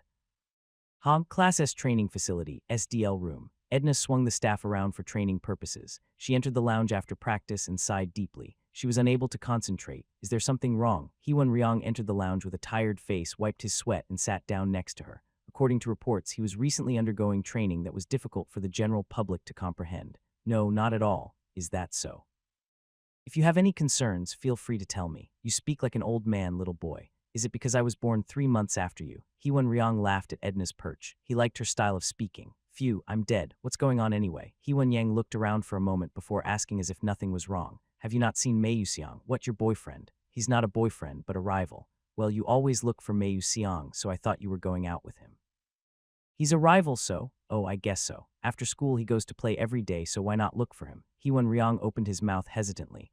That is, recently, after school, he doesn't go anywhere and just disappears. I don't think he'd stay in the dorm because he hates to stay still. Edna pondered for a moment. It was to recall the contents of the original novel. However, she had no memory of any special incident occurring at this time. Looks like puberty. In the end, she couldn't help Heewon Ryong. What am I worried about? Right now, she was more concerned about Baek Yuseol than Mei Yuseong. Then she asked as she suddenly remembered something. Hey, do you know Baek Yuseol? I know. What do you think of him? What do you mean? No, it's just, you have a good eye for people. I've never thought about it like that. Nope. You are good, so tell me what you think. Heewon Ryong was confused, but Edna knew. In the future, the talents selected by him would become great and outstanding people. Well, I just feel like he's a bit of a unique student. Right, then when Edna fell silent again, Heewon Ryong asked, Baek Yuseol, why do you care? Yes, I do care. A lot. When Edna answered with a frown, Heewon Ryong's expression shook slightly. Edna kept her head down while in the ground, did not notice it. Which part? Right, he's just so weird. The belief in pursuing knighthood in this day and age. His personality is unique, his actions are unusual, and she inadvertently tried to bring up the story of the original but held it in. Maybe he's just like me, but I can't tell you what I'm thinking because I'm afraid he might be different from me. As soon as she finished speaking, Heewon Ryong got up from his seat. Huh, you said you'd listen to my concerns. I have an urgent business. What? It's not fair. Edna dashed after Heewon Ryong when he left the lounge. But he vanished so quickly that there was no time to catch him. What's wrong with him? She watched him from behind, and from a distance, Jackie approached her with a stiff look on her face. The timing was just right, as if she had been waiting. Edna, hello. It was still awkward to be alone with that girl, but when she was with other friends, she could talk to them all the time. What happened? Wait, I have something to give you. By the way, have you been with Heewon Ryong all along? Oh right, you don't have to sing it so high, he's in the same class. Oh no, Heewon Ryong is the heir to the Manwal Tower. Jackie, who was staring blankly at the place where Heewon Ryong had disappeared, handed her a note as if she remembered it too late. This, a boy named Herrick told me to deliver it. It's an alchemy notice. Really? Edna received the note and read it immediately. It was content that didn't have much information. Notice. Please note that the practice test assignment is changed from D-Vitality Potion to Tyron Zeus Potion. Of course, there was nothing special about it, but this was a sign that the main story was about to begin. As Edna's expression hardened, Jackie looked at her and hesitated. Oh, and that. Never tell the other students. You'll understand if I say this. What does that mean? It's nothing. You don't have to worry about it. At those words, Jackie's expression hardened even more, but Edna didn't notice it because she was looking at the note. Be patient, because the professor here is more childish. She chuckled. The other students must not share it with only the 12th group of Baek Yuseol. Can I stay still? Edna thought about telling him right away, but quickly stopped at her place. Come to think of it, no one in the original told Isel about this. Within the Department of Alchemy, she was nothing short of an outcast, so all other students were silent in order to suppress her, who was in Class S and had good grades. Due to this incident, Isel closed the walls of her heart and suffered a lot of wounds. But she also overcame this, since she was the main character. I don't have to help her. This was all for a cause. In order to prevent a catastrophic ending, somehow she had to stay away from her and modify the original storyline little by little. Besides, the current Isel was not alone. Baek Yuseol. If he knew the original as well as her, he would be able to prevent this incident in advance. The main ingredient needed for the original assignment, D-Vitality Potion, were the severed tail of a fire attribute lizard. However, the main material required for the changed assignment, Tyron Zeus Potion, was the shell of the Adorix spider. If it were me, I would prepare the shell of an Adorix spider, not the tail of a fire attribute lizard. And when I see Professor Mason Tyron's bewildered face who tried to fail me, I would report him. In other words, if he brought the shell of the Adorix spider to that experiment, it meant that he knew the original plot like her. It's a chance to try that bastard. Edna made up her mind. On weekends, Stella Academy was closed. During that time, most students trained themselves or engaged in self-development activities such as self-study, while others spent their free time enjoying the best sports event called League of Spirits in the magical world. It seemed to be far off for me. I really wanted to join the League of Spirits, but my strength was too low right now, so I couldn't afford it. I didn't need to study, and there was a limit to how much stronger I could get through training. That was why I rushed out on weekends. Rather than going to the Arcanium, I used the Warp Hall to travel to another city. Shoo, for an instant, I felt like I was falling from a cliff and the scenery blurred around me. "Welcome to Digu Stadium." A voice chimed right beside my ears. It was proof that I had successfully passed the warp hall. I'm feeling dizzy. I shook my head, looked up, and saw a massive apricot-colored barrier erected high in the sky. Digu Stadium. It was a stage built around 100 years ago for the world's best singer, Digu, but on the day of the first performance, dark demons raided it, so it was never used as a stage and was instead used as a fortress. Now, all of the dark demons had retreated, but there were still a few demons running amok. As I walked down from the scaffolding of the warp hall, a mage rushed in. He nodded as he looked at my uniform coat and the golden pocket watch on my waist. "Welcome to Digu, Mage BQ I'm not yet an official mage, but a cadet. Haha, Stella's cadets deserve the same treatment as regular mages." This was the Stella effect. It was possible to use a warp hall for free with only a Stella cadet's pass and a Stella pocket watch, which normally costs at least 100,000 credits for one use.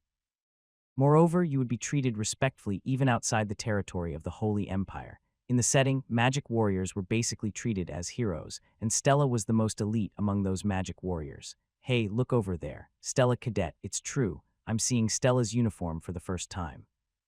Stella's school uniform was designed to be recognizable by anyone because the cloak, which resembled a long coat, and the pentagram insignia, which was Stella's symbol, was lavishly decorated in gold. It bragged the identity of Stella's cadet. This is the reason why K University students always wear uniforms in Korea. With newfound confidence, I walked with my shoulders wide open, and once in a while, I fluttered the hem of my coat to appear cool.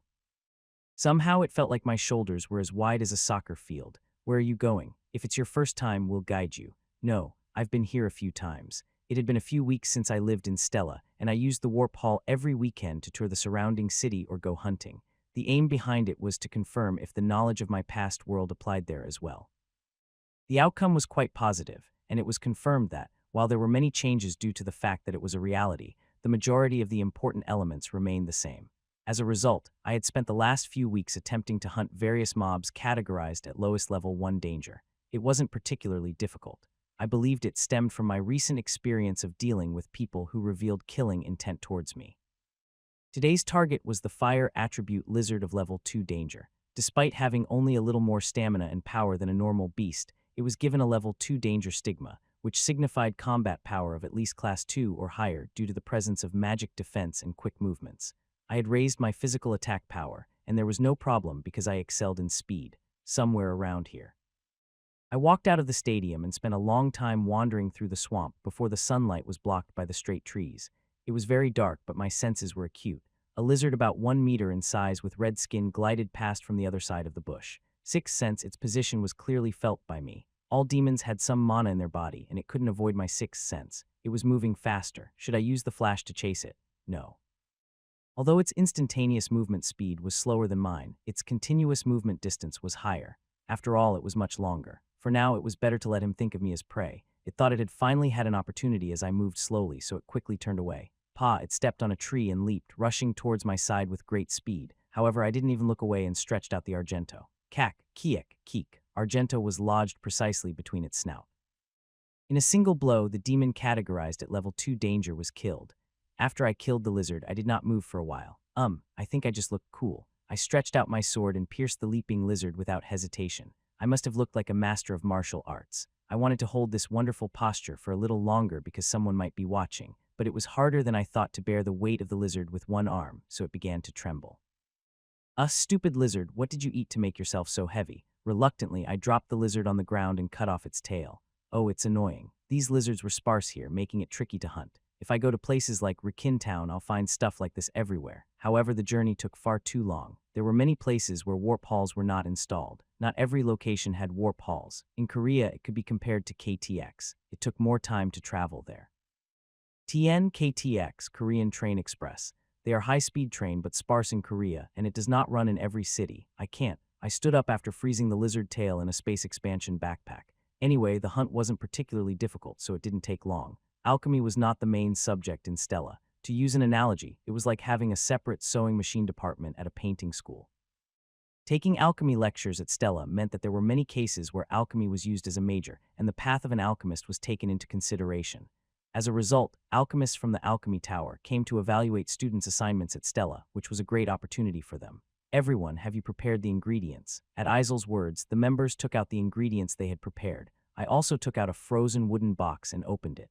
This Frowning her brow and examining the tail of the fire attribute lizard, she had a startled expression on her face. It's fresh. Is it? Of course, I just caught it yesterday. This meant that it was delivered directly from the source. It seems that you have an eye for ingredients. Isel smiled slightly as if she was pleased. Have you studied the recipe in advance? Of course. Good. Now the only thing left to do is make it perfect.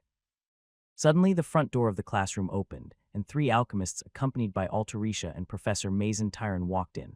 Before taking the test, I would like to introduce you to the three alchemists who came from the Alchemy Tower. Mason introduced them one by one, but they were all unfamiliar to me. The other students' eyes, however, twinkled. It seemed that they were competent alchemists. When they said that they would begin the Mason practice test, Isel clenched her fists.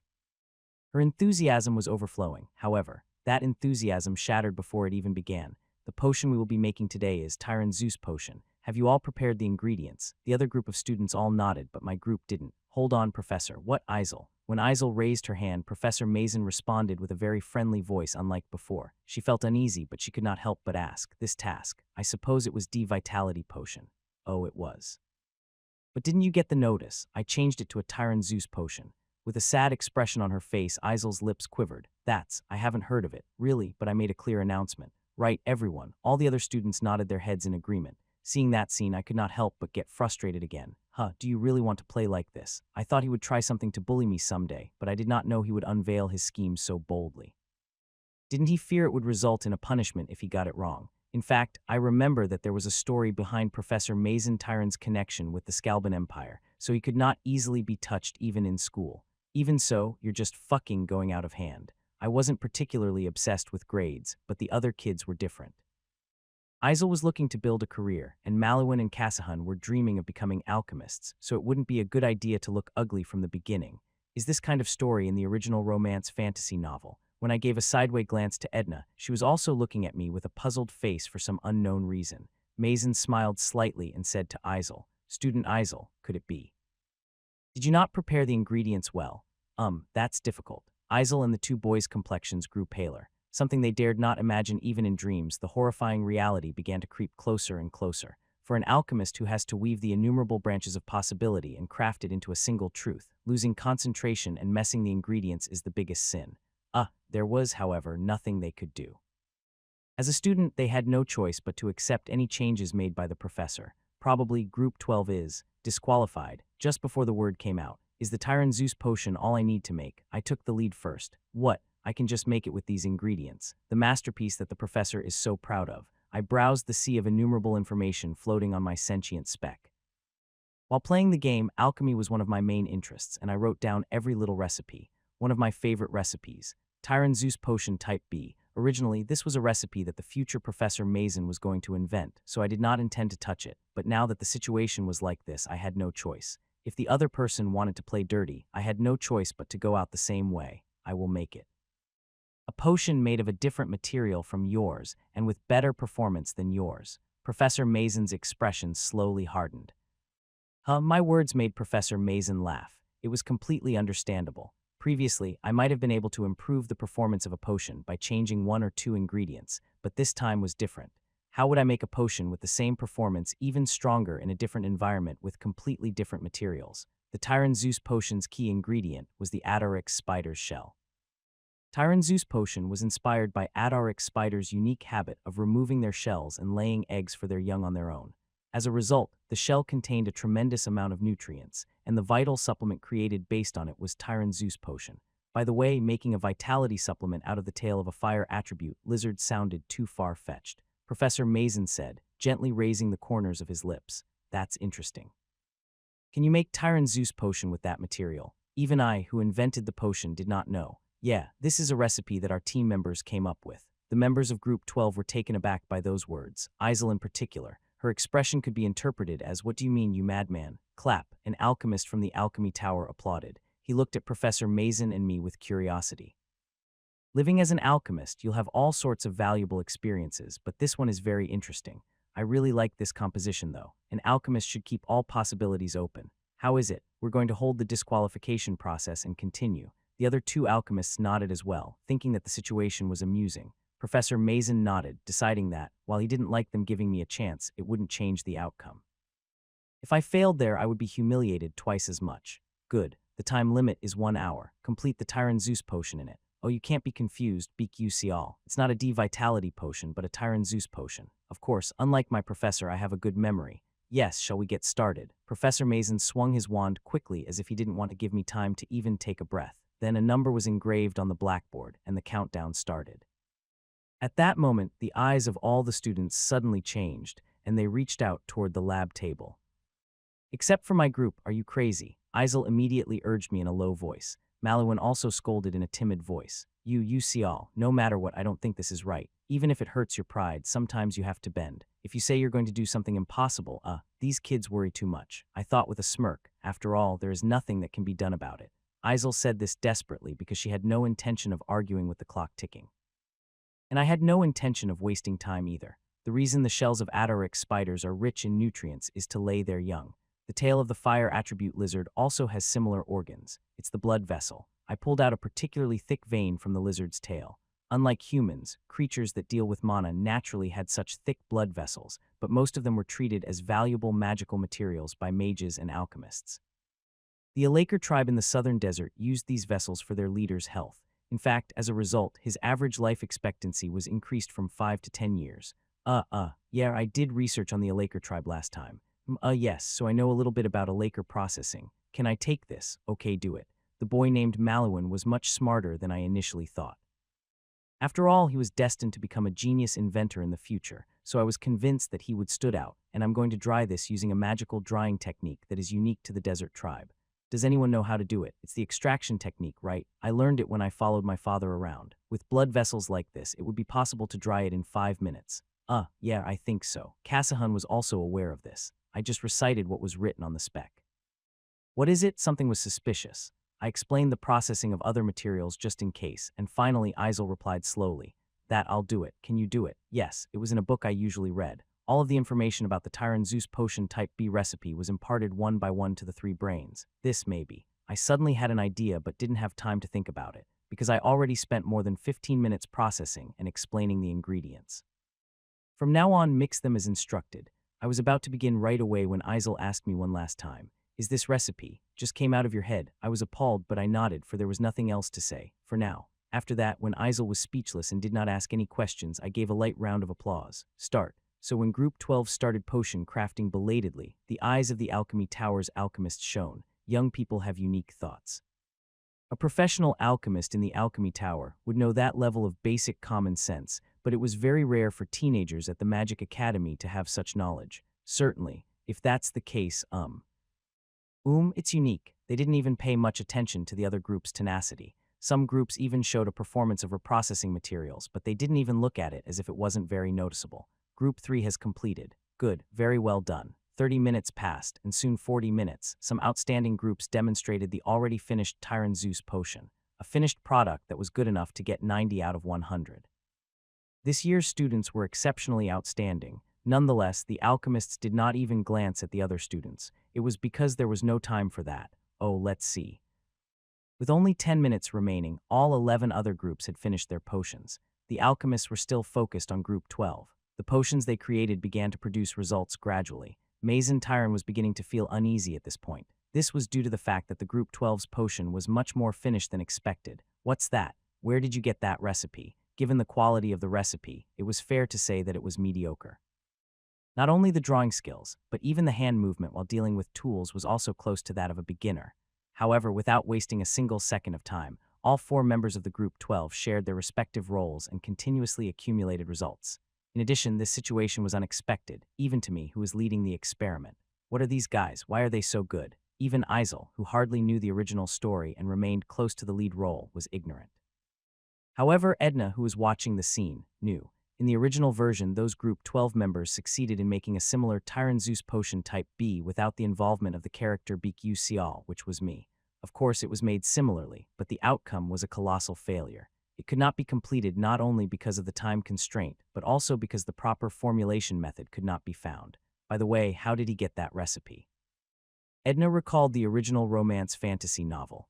Isel, who brought the incorrect material because Mason Tyron purposefully did not announce it, was desperate and attempted to make a Tyrant Zeus potion with the materials she had on hand and completed a plausible type B. However, the problem in the end was that it was at a plausible level. Mazen Tyron was embarrassed, but eventually disqualified Isel due to the incompleteness, and then brought her unfinished potion to his laboratory and conducted his own research. That completed the Tyron Zeus potion Type B. In other words, it was an invention that Professor Mazen Tyron had stolen from the future Isel. By the way, did they make it? Bubble, bubble, boom. A halo burst out with a proper ductile reaction, and a small glass bottle was filled with a purple-colored liquid.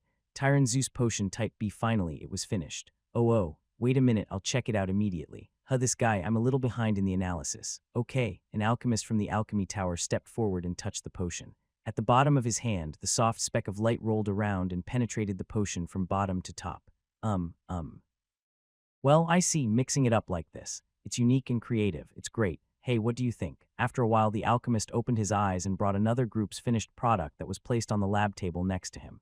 It was also made with Mazen Tyron's recipe, so it could be said that perfection was the highest on this one. Certainly, it's still incomplete and there's a tendency for overconsumption of materials, but we can fix it later. This is.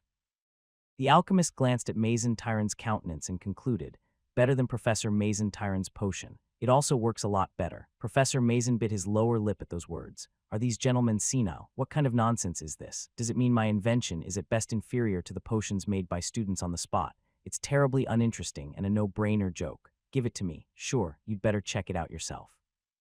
The alchemist handed over the potion to Mazen without a hitch, and he had no choice but to put on an astonished expression. What? Because this potion undoubtedly contained a technique unique to Mazen Tyron, in which the technology of extracting nutrients from demon and replacing them with human vitality was applied. In other words, nothing could stop them from calling it a Tyron Zeus potion Type B. How the hell? Even the Tyron Zeus potion was the result of years of research. It meant that it could never be completed by simply bringing any material. Unbelievable. He couldn't admit it. How could he set aside the results he'd achieved through years of hard work with better results obtained on the spot? This was ridiculous. Professor Mazen Tyron's eyes turned red as if they were about to burst. He tried to reproach me. He felt like he would feel better if he vented. However, it was not possible.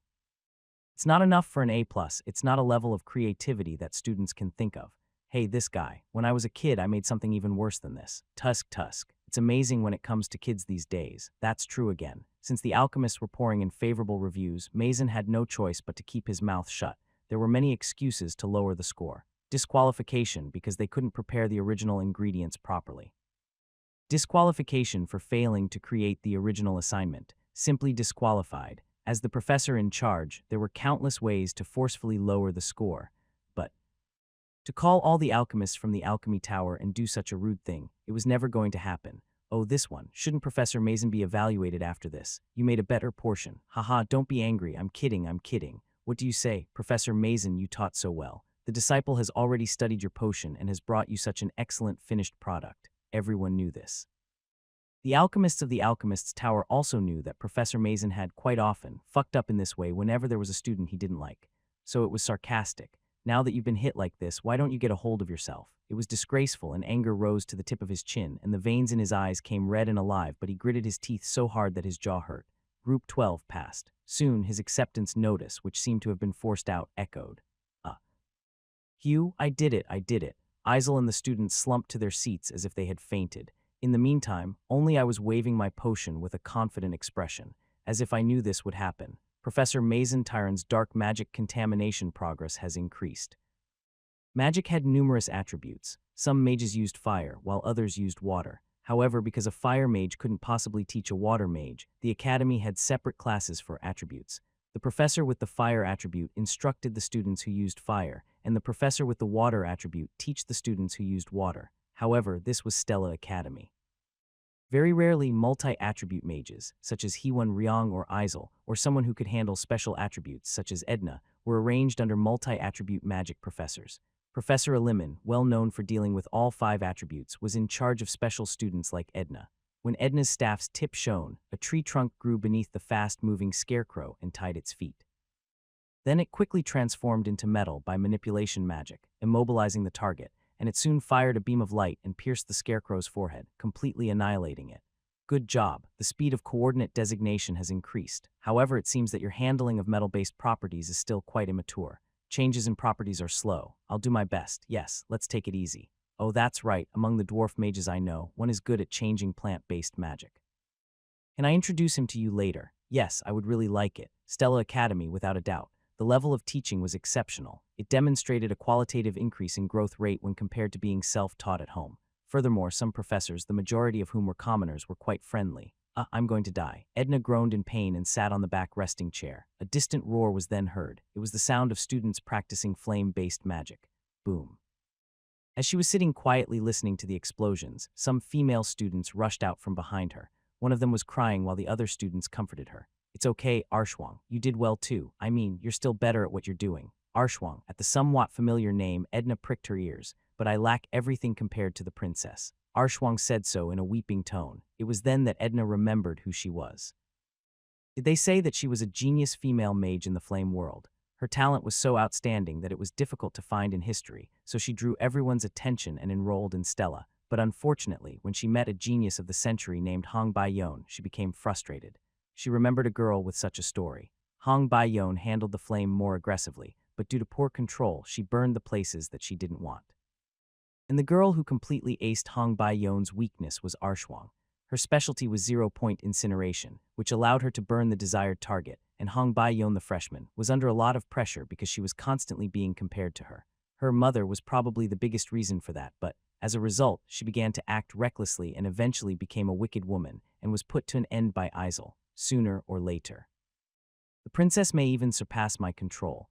However, a strange deviation was introduced. Did you see her terrifying rate of growth? She's already copying all of my skills. I've been practicing for years. Edna's expression hardened. Hong Baiyon's ability to control would undoubtedly begin to grow when she entered second year. But why already? Something, a variable that could change the future, had come into play. Someone had made her aware of her creativity. At that moment, the suspect came to mind, BQ Xiao. No doubt BQ Xiao had accelerated Hong Baiyon's growth. What are you thinking? Huanrang came in, slumped into the next seat, and asked. Are you thinking about that guy again? That guy, BQ Xiao. How did you know? I guessed so. You've always been. Phew, don't say anything. This older sister has a lot on her mind these days. You are the same age as me, so don't call yourself older sister. Ahaha, I was born 3 months earlier. Do you know how big the difference is? I don't know. What you? When you were in your mom's stomach sucking your hands, I was slicing meat. Have you sliced the steak since you were 3 months old? Hewan Riang, who was dumbfounded, laughed. The conversation with her was such a delight, even if it was trivial. He pondered for a moment, then asked, Are you curious about the guy named BQ Xiao? Yeah, there's been a lot of talk lately. Right, it was kind of strange. Being an alchemist was treated as a bit eccentric in this magical society. For starters, alchemy, which was similar to dwarven metal manipulation magic, was difficult to learn, and in many cases was useless in battle, so even magic warrior students were often hesitant to learn it. In other words, since alchemy itself was minor, the society of alchemists tended to be quite closed. It was no different inside Stella, because there was a perception that alchemy was a subject that only listeners could really listen to. Meanwhile, the fact that a freshman created a new potion during an experiment dealt a blow to Professor Mason Tyron, who was known for favoritism among students. The speed with which rumors spread throughout the academy indicated that the path of existence known as BQ Xiao was not ordinary. What the hell is that guy? She recalled the original version with mixed feelings. Friction between Isel and Professor Mason Tyron. Obviously, this incident actually happened in the original, but in the original version, Isel was unable to complete the Tyron Zeus potion Type B and failed regretfully. Although she exerted an amazing wit by combining all the knowledge of Kashun and Maluan, she was absurdly short of time and could not properly figure out the decisive formula. However, this time, the case was different. BQ Xiao knew exactly how to mix and was able to finish the potion effortlessly.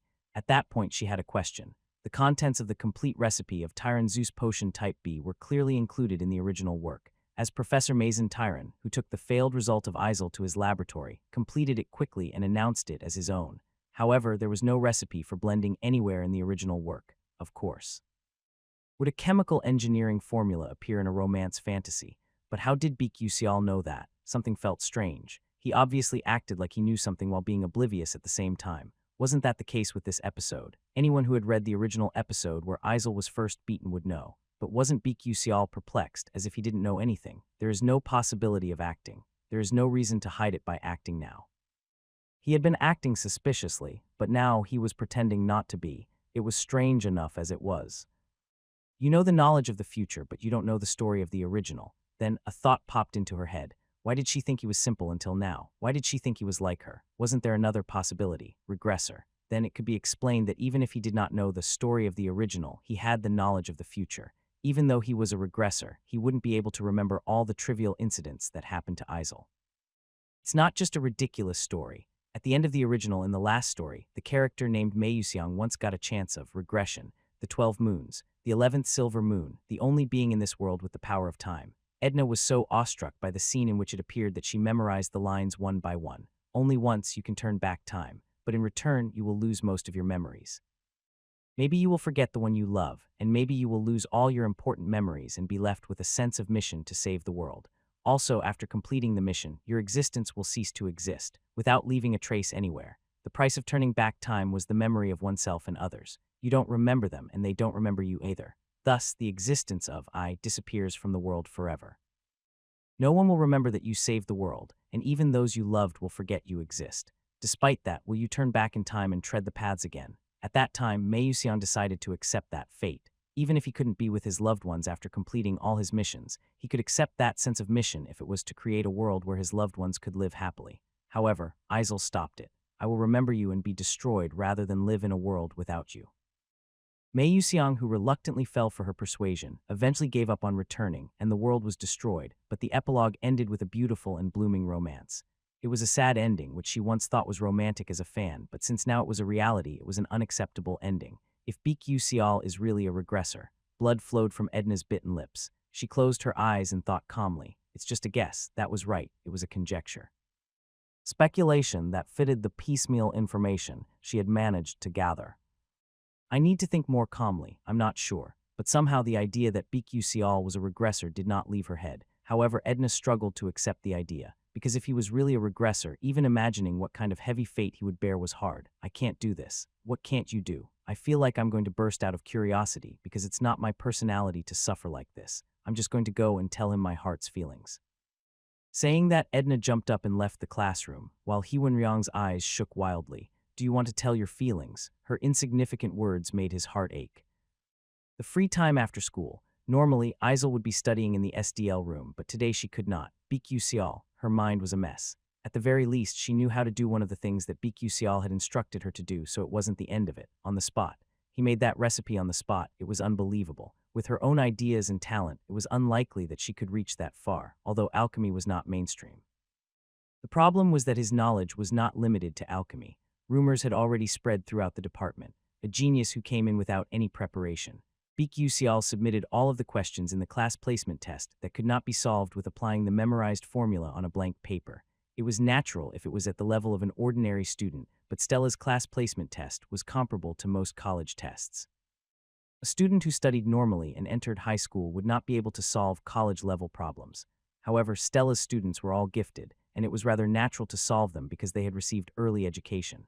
But Baek Yu-seol did not have that luxury. He came in without any preparation and solved 3 magical questions that others could not solve.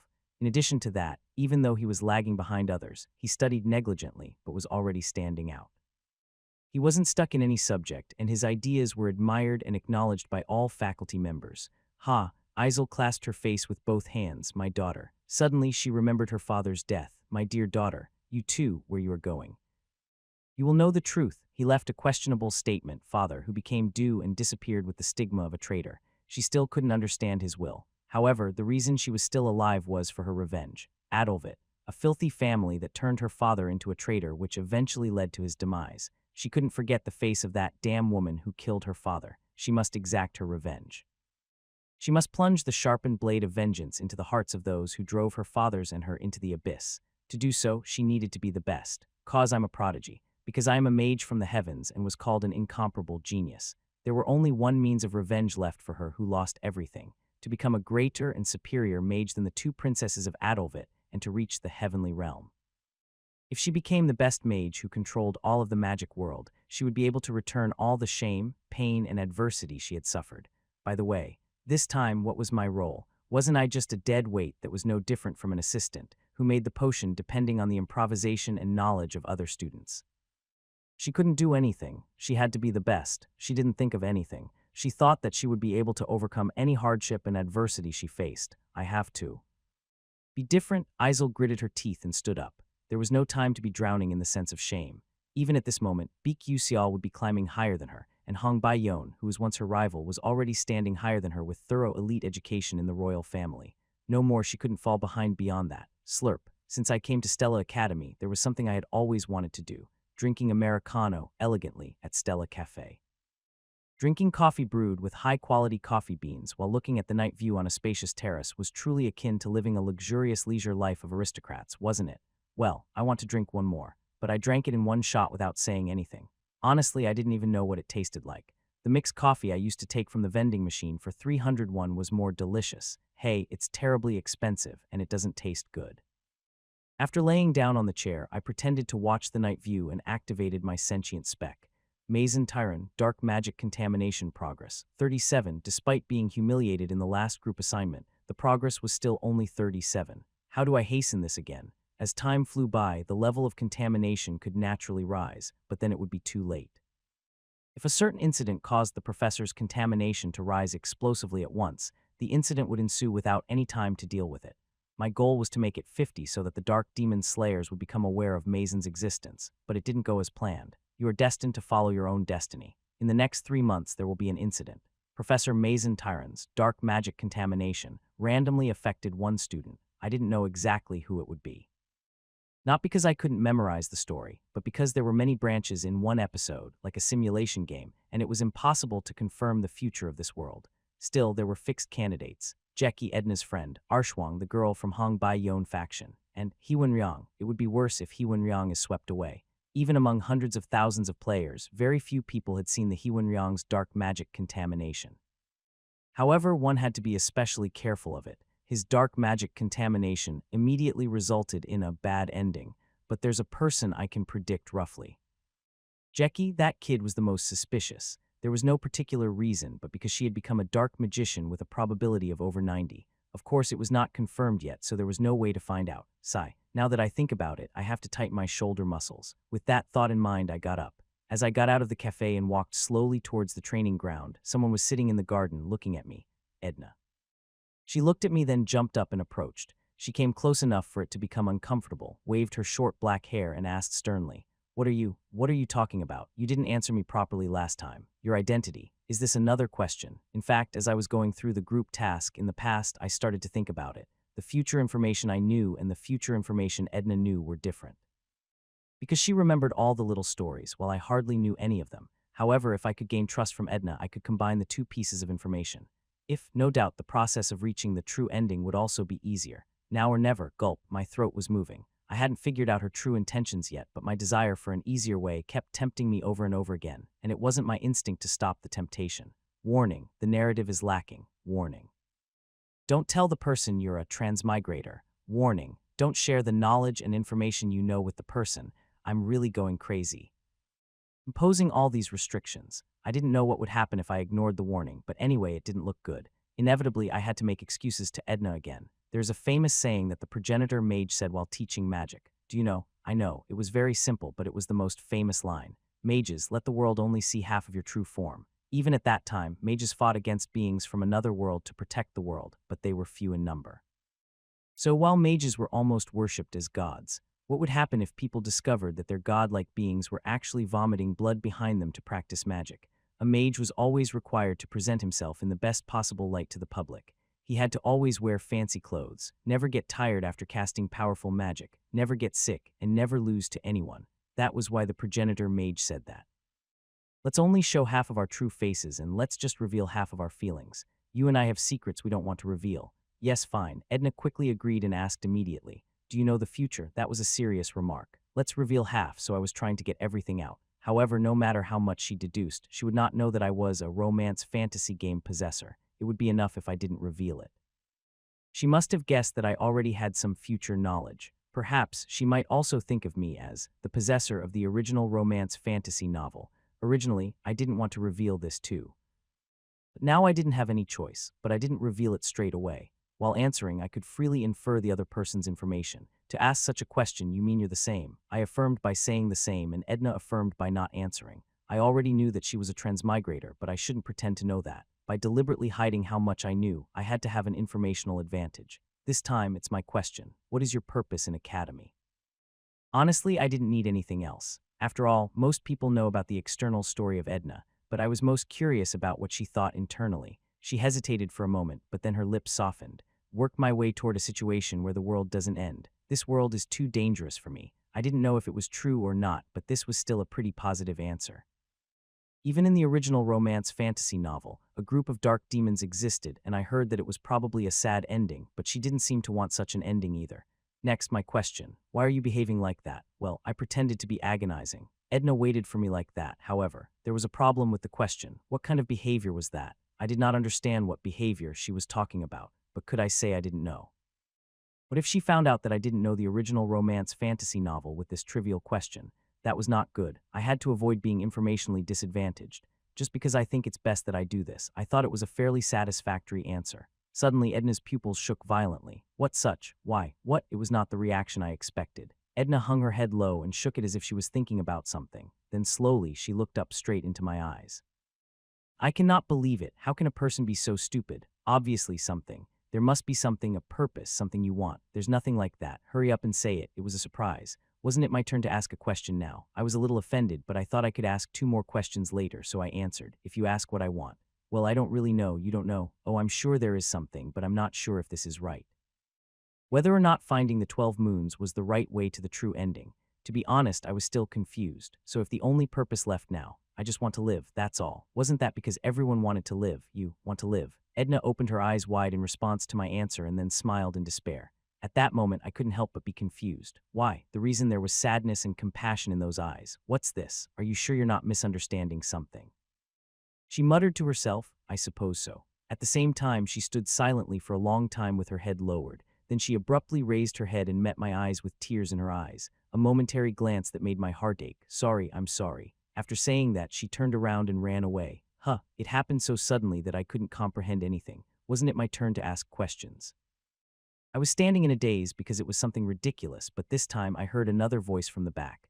Bikyu Sial, a strange but familiar voice. When I turned my head, Heewenryang was staring at me with a terrifying expression. What were you talking about just now?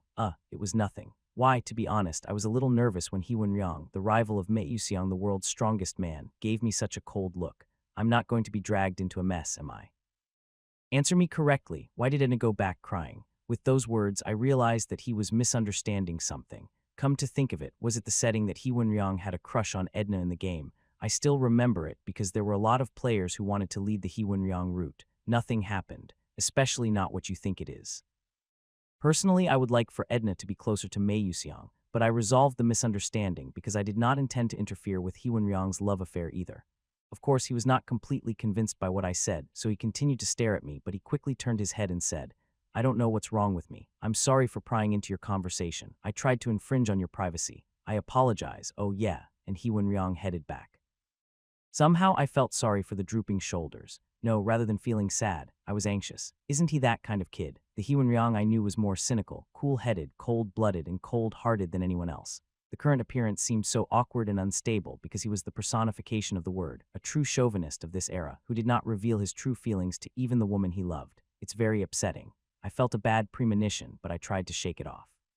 Students in Class S were entitled to occupy the dormitory alone. However, it was not the case for everyone. Edna was like that. She shared a dormitory with 4 people because she wanted to spend time with children her age. She liked to hang out with people, and she was friendly with everyone from Class F to Class A, so she always had students from other classes coming over to her dorm. 7 children were still huddled together, drinking desserts, coffee, and chatted happily in that narrow space of 60 square meters. Edna, are you okay? In the meantime, someone approached as Edna was trembling with her head stuck in the pillow. It was Jackie. What is it? Tell us, that's right. Are you worried about something? It's just menstrual cramps, so don't worry about it. Really? Then the other girls quickly stopped paying attention to Edna and started talking amongst themselves again. How can I say anything? I'm not supposed to tell anyone. I have to suffer alone. Bikyu Sial. He said that he forgot his purpose. Undoubtedly, a side effect of regression was the loss of one's most precious memories and purpose. He was really walking forward with a sense of mission while leaving behind everything in the process. Also, he said he wanted to live. Those words were heartbreaking, like drilling a nail through Edna's heart. He wants to live. If someone else had said that, she would have probably dismissed it, but Bikyu Sial was different. If it was true that he returned with the power of the silver moon, then he would disappear immediately after fulfilling his mission, and his existence would be completely erased from this world, without leaving any records, memories, or even traces. Maybe she wouldn't even remember this conversation we had today. everything, or so she thought. If he was a regressor, he must have an aim which could make him fearless even under the threat of being wiped off. But no, with a sense of mission, he returned to save the world, but he still wanted to live. He knew that he would die eventually, and he was afraid, but he was still going to move down the path. Didn't he say, "Let's tell each other half the truth"? She too easily made a promise that should never be broken. From now on, she would never pry into any secrets he had. Dick, the alarm magic rang on the door lock of the dormitory. Wenryong called to Edna. One of the other students stood in amazement as she checked the automatically engraved letters. "Pooh, Edna, that. Wenryong came to visit you. Press the absent button, but Wenryong is here." However, Edna completely stretched over the blanket to cover her head, too lazy to reply. After looking at her for a while, Jackie looked at everyone's expression. "Then, by any chance, if I go out, will it be all right?" Her heart beat faster. She knew it was pointless, but she couldn't bear the thought of not seeing his face. She struggled quite a bit to glance at Edna, but she didn't seem to be in the condition to walk out. If so, how could she possibly turn her attention to someone else? "Guys, I'll go out for a while." Jackie sneaked out of the dormitory without the other children's knowledge and went down to the first floor. In the distance, Wenryong blankly looked at the night sky. She saw him under the hazy light. Even those indifferent and cold eyes appeared beautiful to her. "Hey." When Jackie shyly called out, Wenryong looked back. "Let's think positively. Edna is absent. I just came to tell you that. In the meantime, it would be nice if we could have a conversation, even if it is only one word." However, the reality was much harsher than that. "Who are you?" "Yes." Jackie stammered at that, genuinely embarrassed. So far, if not often, she still accompanied Edna and had shown her face on a few occasions. Even if he couldn't remember her, he must have at least looked at her name tag a few times. "I am Edna's friend. Where's she?" Even in the midst of this, Wenryong, who only had eye for Edna, was remorseful, but he tried to get those thoughts out of his head. "Now she's sleeping because she's a little sick and can't walk." At her words, Wenryong blankly stared into the air. Did he lose her energy just because she confessed to a trash student and then got dumped? A deep sense of defeat pierced his heart. What on earth do you like about a man who is inferior in everything? What was the point of being considered as a successor of the Manwall Tower? He was an inferior student who could not beat even Miyuseong, who only learned magic as a hobby, and was an idiot who could not even express his feelings to a woman. Even while he fooled around, Mei Yuseong would reach heaven in an instant with his talent, and Baek Yuseol could move the heart of Edna with his glib tongue. In the meantime, all he could do was be jealous and envy them. No matter how hard he tried, he did not have the confidence to acquire the talent of Mei Yuseong and Baek Yuseol. That moment, Wenryong's head was filled with chaos. He felt the pain course through his soul. Jealousy, an inferiority complex. Why am I feeling like this? Weird. If it were me, I would never have thought of such a thing. Why do negative, dirty, and ugly thoughts keep running through my head? I must daze out of it. It shouldn't overwhelm me. It must be because of stress lately. Wenryong thought so and said to Jackie, "I get it. I will go back. Tell her to take care in my stead." "Yes." After saying that in a worried voice, Wenryong disappeared in the direction of the men's dormitory. Jackie, who was staring at him, gritted her teeth and clenched her fists so hard that her fingernails dug into her palms. It's annoying. She was in a bad mood. I am annoyed, fucking annoyed. It had always been like this. Why, Edna only? Why, anytime, anywhere, anyone? Everyone only looked at Edna. The person who always received the spotlight was her, and the person who received love was also Edna. She had a beautiful appearance that made everyone feel as if she had descended from heaven, a friendly personality that attracted everyone, and a special talent for handling the magic of different races. She had everything. Even Jackie's first crush had a thing for her. Jackie blankly looked up at the night sky. Main Tower, 79th floor, Vice Principal's office. Stella Academy's Vice Principal and Class 8 Mage Archie Hayden stood before Professor Mason Tyron and said, "I heard that you were humiliated by a student this time, Professor Mason. I am ashamed of you. How do you feel?" At question, Mason bit his lip. "I feel bad." "Is that it?" A persistent question. However, Mason seemed bewitched by his question. He answered, "I feel bad and angry. Why was a bastard given such talent? I can't quite understand." "Yes, very good, haha." Archie Hayden stood up, patted Professor Mason on the shoulder and whispered quietly, "You should move forward with that spirit. What do you think? I have been working with the researchers on the study of delta augmentation technique. Is it being done?" Professor Mason was able to smile for the first time. Of course. Currently, he was conducting a very special research. In a very special organization called Wolzerin, there were many outstanding researchers, and they were currently conducting a research on delta augmentation technique to combine alchemy and magic engineering. Virtually impossible research. Alchemy, which dealt with the essence of matter, and magic engineering, which gave magic to the material itself. Numerous geniuses had tried so far and all had failed. But this time it would be different. Does your head feel a little awake? The time has come for the effect of the special blessing that I have placed on you to expose itself. At those words, Archie smiled. Stupid. He wouldn't even know who he was being fooled by. No, maybe he didn't mind even if he knew. He coveted status and honor, and if he could obtain them, he would make contracts with real devils. A magic warrior to fight against the dark demons, who works for the dark demons. How much the world would laugh at that fact when they find out belatedly. Just thinking about that time made him feel dizzy with excitement. It's about time now. Pushed by the power of the magicians, the dark demons always had to hide. Now there was only one way left. With technology that was one step ahead of that of current mages and caused chaos in the society. If alchemy engineering is completed, it is possible enough. Soon the time will come. Until then, I will wait quietly with bated breath. Altarisha had nothing that she could call a private laboratory. She was only temporarily using the warehouse attached to Professor Mason Tyron's laboratory. I had to submit the report for that group assignment. When I came to visit her, Altarisha greeted me with a puzzled face. Haha, I didn't expect students to come even on weekends. Is that a report? Leave it here. What the hell are you doing? I was about to ask, but I held back. It was pure chaos. Why was the coffee cup hanging from the ceiling and those wads of paper flying everywhere? I wondered if it was an artistic decoration to decorate the background, and I really thought hard as to why the fluorescent lights were dancing around on the floor. I'll just leave it here. When I put the thick book on the desk, it rumbled. Something collapsed, followed by the sound thunder and lightning. Is it my fault? Hey, it's okay because I can clean it up right away. It's okay, don't worry. Ah, yes. Altarisha smiled shyly and hurriedly tidied up the lab. Actually, she was a teaching assistant who ignored even the students because she was always scolded by Mason. Even she wasn't from Stella. Did she say she was from a group of street alchemists? Fortunately for her, she was able to join Stella Academy as an assistant, but unfortunately, she was a woman who suffered a lot because she worked under Mason. This is a bit heavy. Let me help you. When I picked up a box and moved it, Altarisha revealed a surprised expression.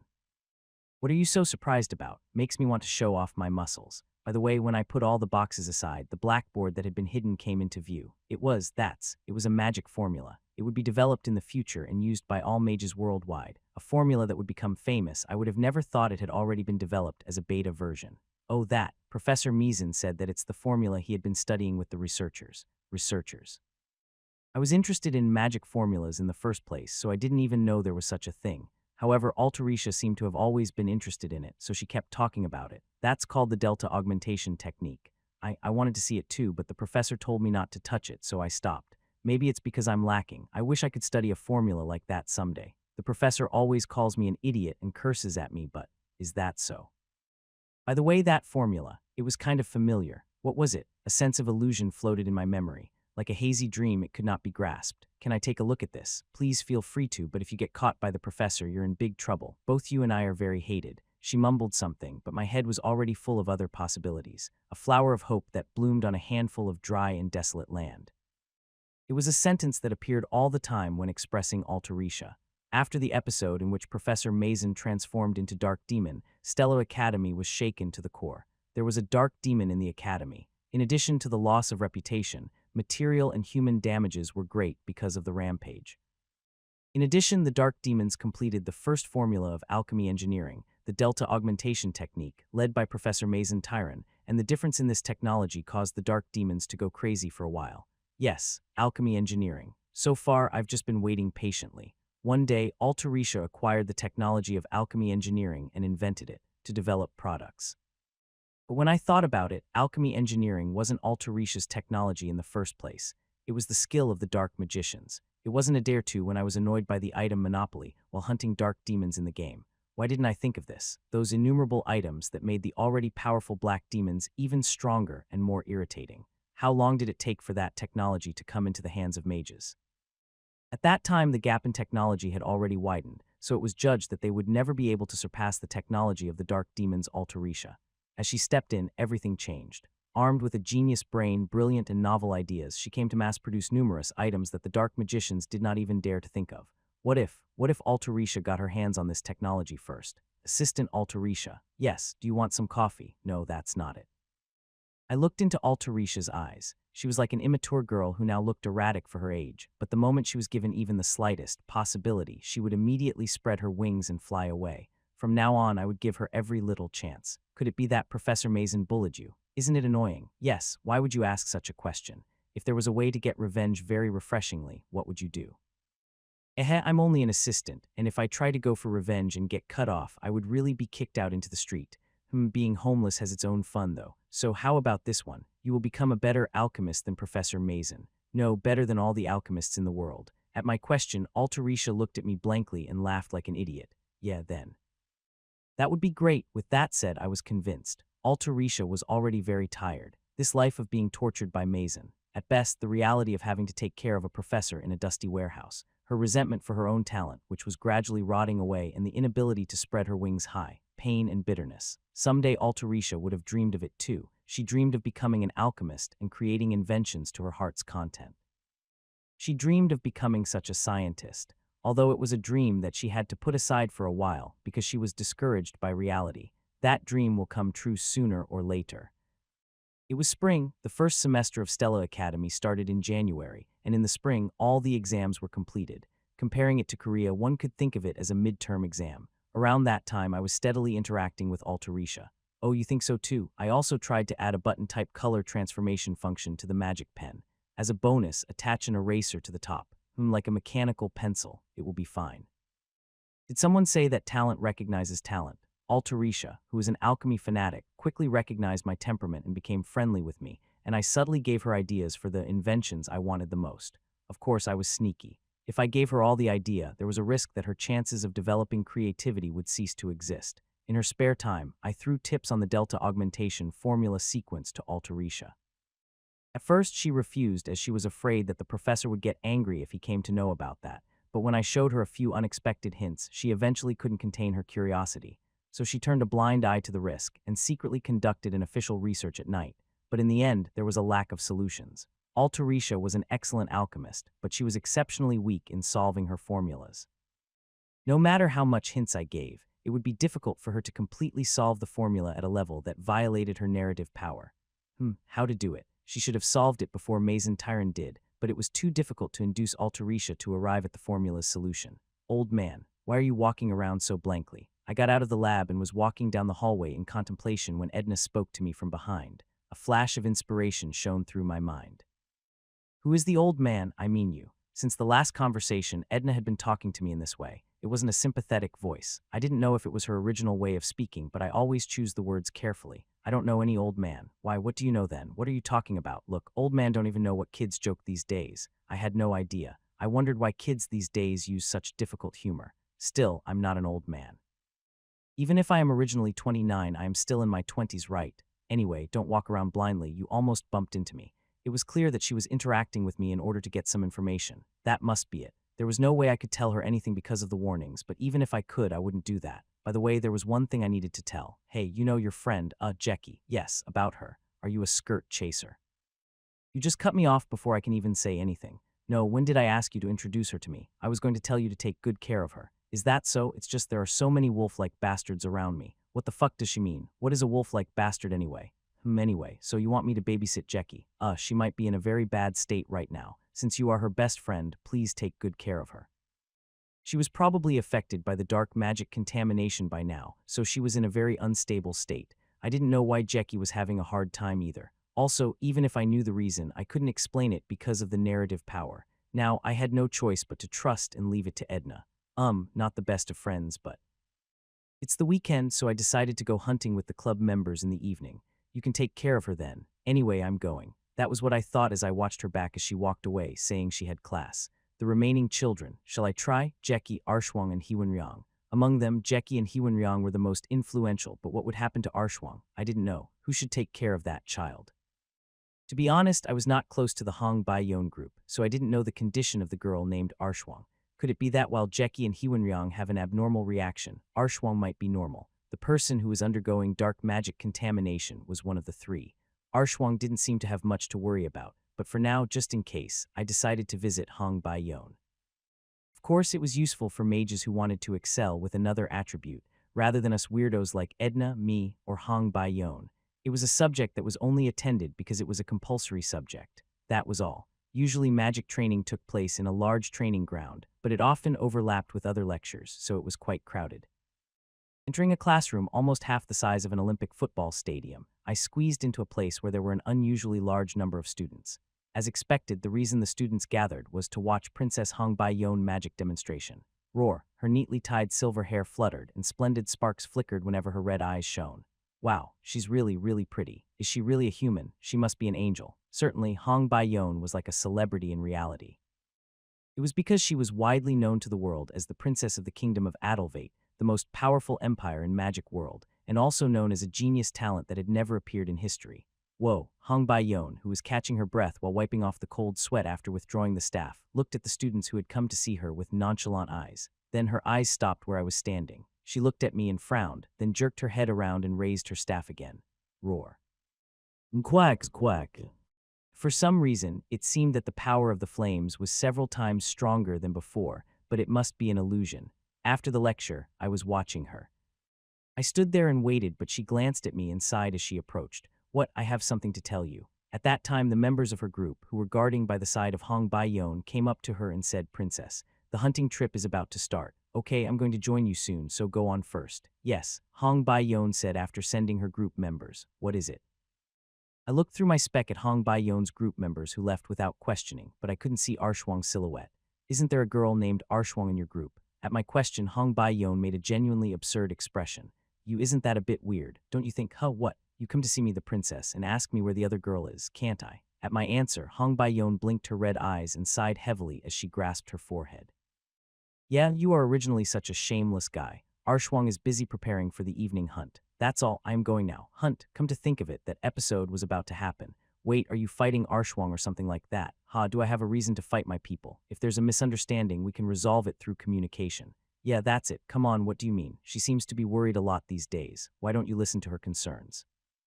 As if bewildered or annoyed, Hong Baiyon frowned at me. Why do I have to take care of another woman? What is she saying? Did she already forget what she said 3 seconds ago? Because they are your people. When I returned what she had just said, Hong Baiyon glared at me with fiery red eyes, then she turned around and walked away. But I hadn't finished my sentence yet, so I caught her arm involuntarily. What's with this hand? This commoner is too cocky. It's not just about that. It's because I'm worried about you. The warning didn't pop up, so it meant that revealing this much wouldn't affect the narrative power.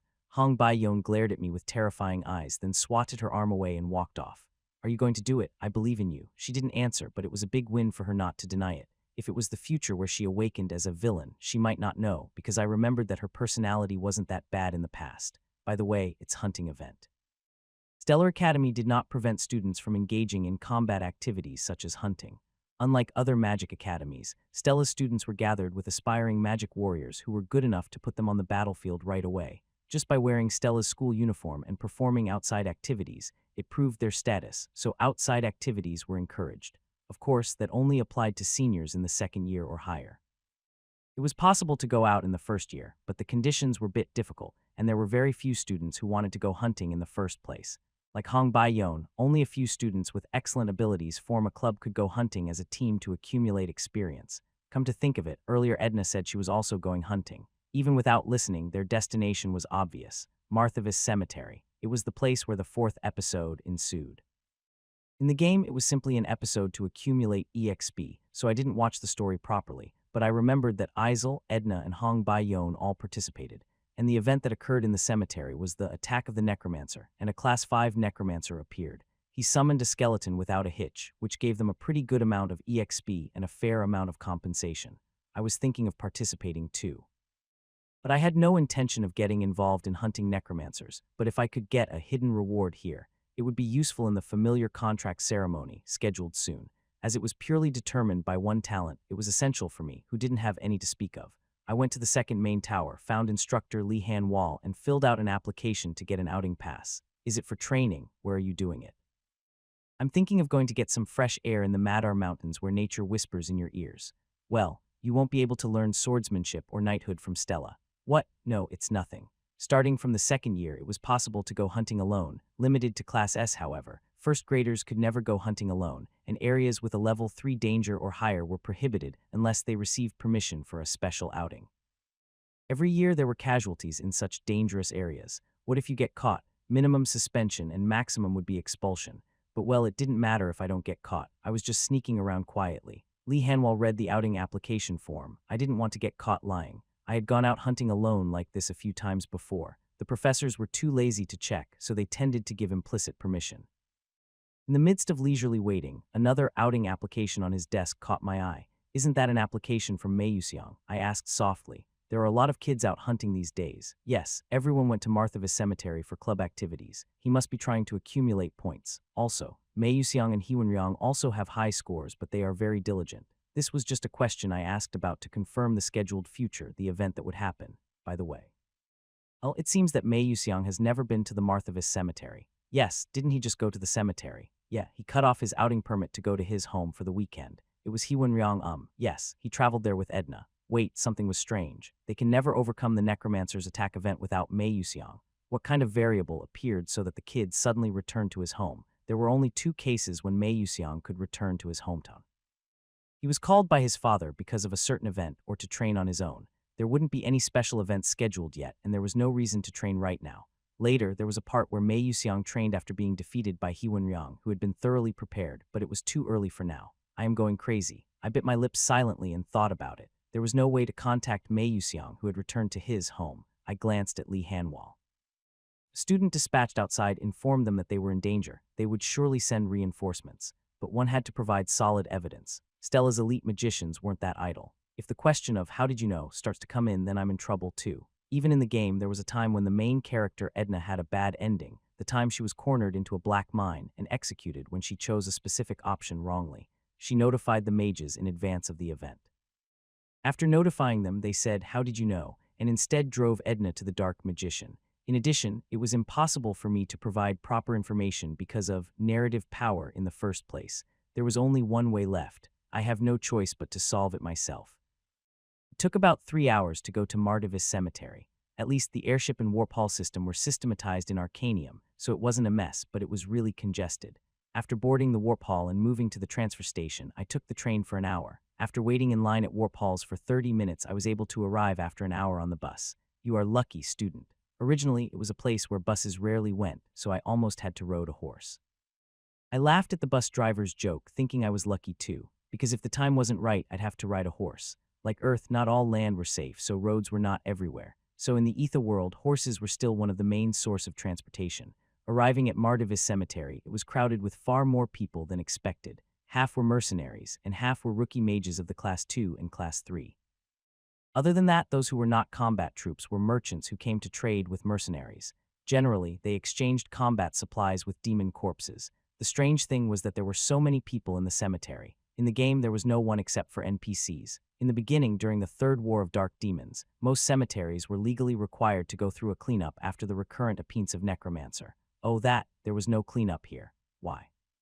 I had no choice but to ask an adventurer on the road, and the answer was finally revealed.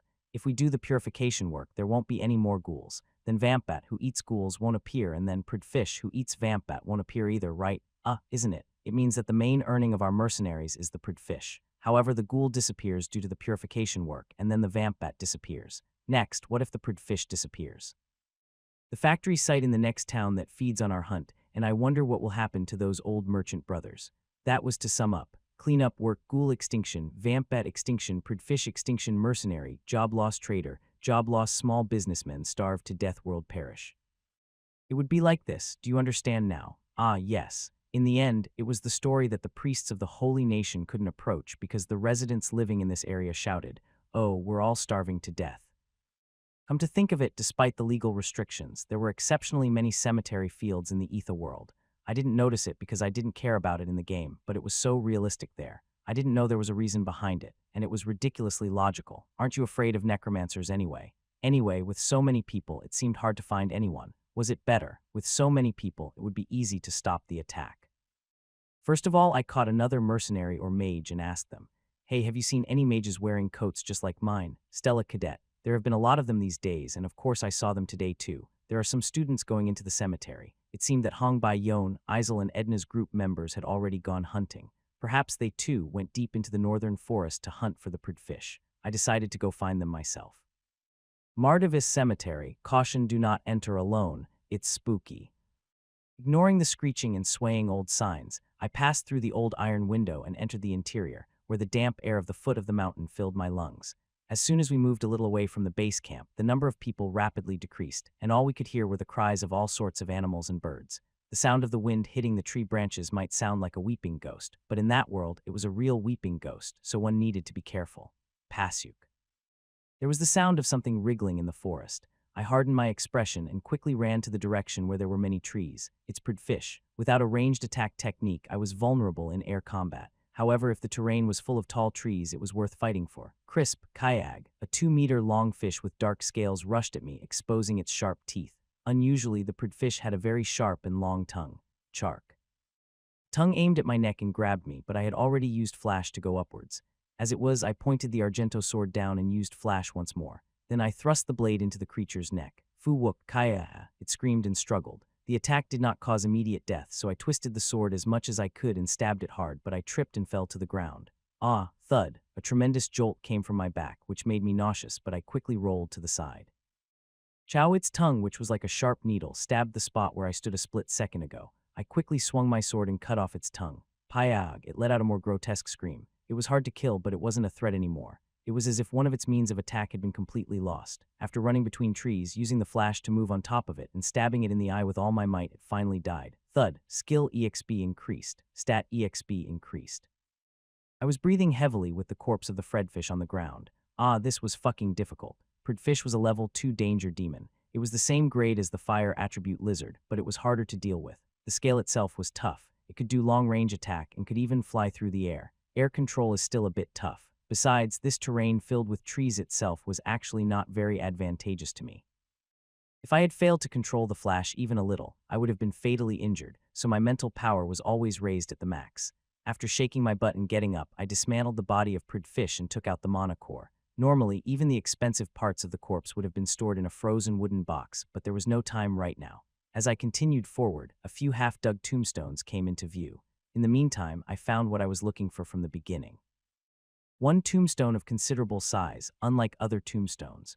According to the setting, it was said that it was a tombstone where the general was buried. All letters had been erased. It didn't matter too much since I could see it with my sentient spec. I don't have the power to wipe out the skeleton army overwhelmingly like Mei Yuxiang. If I tried to fight like Mei Yuxiang, it would be equal to desiring my own tombstone in that cemetery. However, it was not that there wasn't a way. For the player, he had his own way. Isel blankly listened to the words of Kashif Derek, the head of the club. See the section marked on this map. It was divulged by the mercenary who had been living in a cemetery for 7 years. From now on, we plan to drive down the ridge of the northern hill and hunt at least 3 Pridfish, but you guys, blah, blah. The head of that club was especially talkative, but no one interrupted. It wasn't that they were being polite. But the position of special club head at Stella was such that he could lead students to hunt real demons with full authority, because he had the right to. After explaining the plan to his heart's content, the head turned to Isel. Isel, you only need to trust your seniors. We'll take care of everything. Currently, she was not affiliated with a club. That hunting outing was only joined temporary because there was a vacancy in the club created by a senior in the 2nd year. Even that was subject to condition that he would participate in club activities in her stead after the hunt was over. Of course, even counting her out, a fair number of freshmen joined this club. Clubs that allowed special outings were extremely rare, so they were very popular. It would be really great luck to be able to temporarily join a club like this and go hunting with the seniors. You know, just trust me, you have nothing to be afraid of. Yes. It was very intrusive to see this head trying to butter up to her. Kashif Derek. He was the eldest son of Viscount Derek. She heard that he belonged to a fairly famous family that had made a fortune in business a while ago. And Derek tried to seduce Isel using his family as the background. The fact that she was broke with nothing was famous. Although Isel was bullied at school, her appearance was so gorgeous and radiant that it was inevitable that she would be loved by men. She was used to being a target of such flirting in the public. You have nothing but yourself. It was funny to approach her with that mindset, but she didn't show off. Hunting was essential to build performance for scholarship money, and a club that would accept her was extremely rare. It was impossible for freshmen to create clubs on their own. In particular, clubs that allowed special outings where activities such as hunting could be carried out outside was all the more impossible. If she got kicked out of here, there might really be no opportunity next time. Let's wait, just be patient for 3 years. With that thought in mind, Isel forced herself to reveal a smile. Huh, when are we leaving? Shut up, fool. Didn't you learn how important each of these briefings are? I know, you're just repeating the same thing over and over again. Hearing the chatter from the side, Isel was delighted inwardly. Senior Denmark and Senior Ben. At least in this club, they do not consider me a child of a traitor, but just a freshman. Isel felt at ease for the first time in a while, knowing that someone regarded her as a junior. What, Denmark? Do you think you can survive for a long time with that mindset in real life? Head Kashif screamed in anger at his sarcasm, but he ignored him and flexed his big muscles. Never mind, I don't want to listen to it anymore, so let's skip it and go quickly. Then he jumped up from his seat and started walking somewhere. It was in the opposite direction of the plan Cassif had been bragging about and briefing. Hey, wait, it's the head's order. That idiot, let's just follow him. We're all priests, so it's hard if we don't have the only knight in our club. That one. The knight position was rare, with only 1 out of 10 magic warriors. Because there were very few mages who wished to take the lead in fighting, currently there were 4 members of the club, including Isel. It was something to be thankful for, even having one knight in between. Isel, don't worry. I will take care of everything no matter what happens because of such a short-haired bastard. Yes, please. It didn't matter what the senior did or said, but she just wanted to hunt quickly.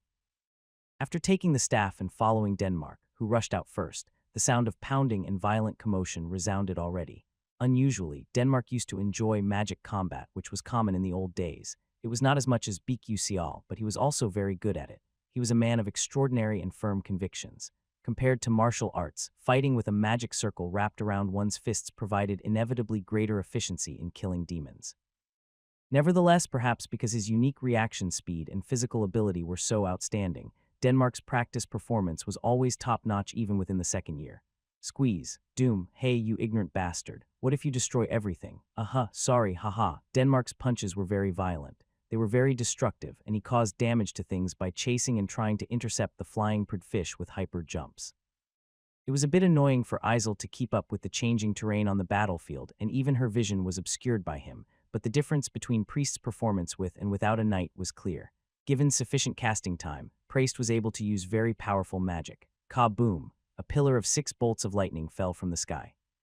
After striking down, it hit the 6 fish. All 6 died instantly. Oh, what? Are you pretending to be a freshman? Kashif, who was hastily casting magic, had a shocked expression on his face. It was not a level of magic that only a first-year student could cast. Casting speed, destructive power, and impeccable accuracy. It was perfect with nothing missing. Hey, we chose a talented freshman, didn't we? Us seniors will be left in dust by her soon. When Ben patted her on the back and said something like a joke, Isel laughed softly. It was nothing really. She was a Class 3 mage. This was a level 2 danger hunting ground, so given enough time, she could easily build up results. So with the overwhelming fighting spirit of Denmark at the forefront, she leisurely used magic, and the hunting continued. Bang! A violent roar echoed from a distance. At first glance, they did not appear to be the action of those mercenaries.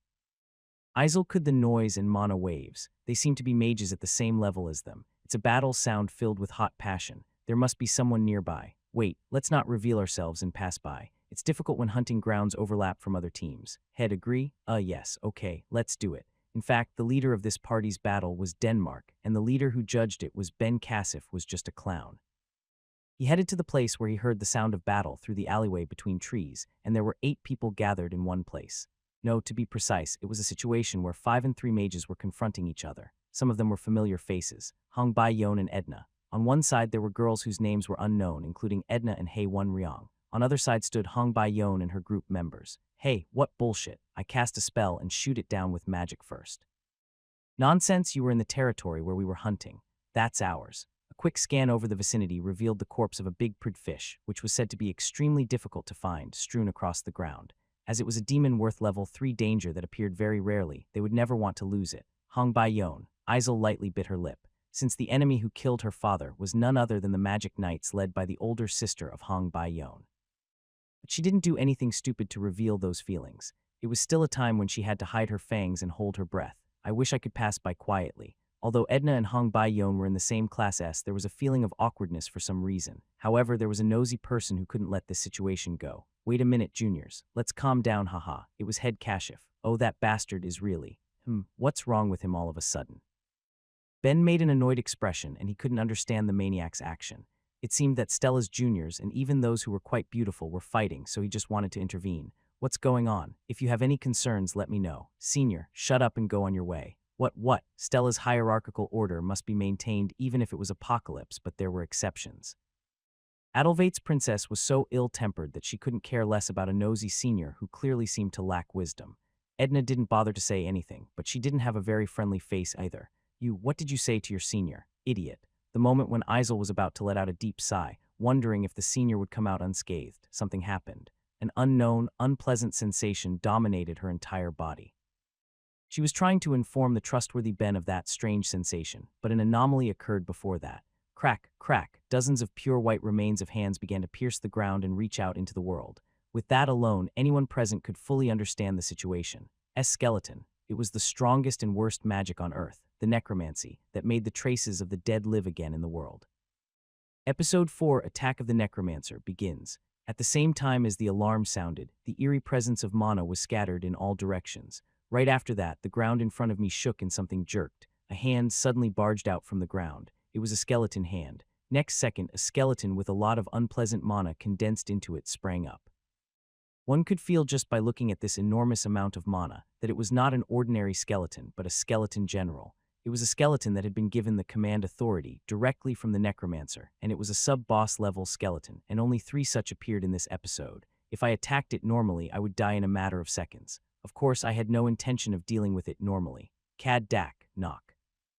As the skeleton general popped his head out, I activated the Argento sword. It was an iron rule not to touch magical girls and heroes when transforming, and it was also an unwritten rule to watch quietly when a boss-level demon was summoned. What if I ignored the rule sometimes? After all, my life was more important than my pride. Coo! The skeleton general suddenly stretched out its head and both arms. Then it twisted its head before trying to pull out the lower half of its body.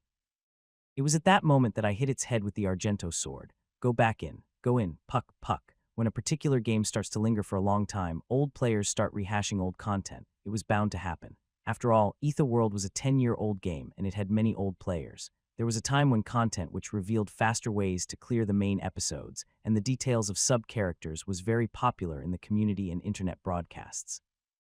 Defeating this skeleton general before being summoned was also a kind of hidden route. Skeletons that exist within a certain reign.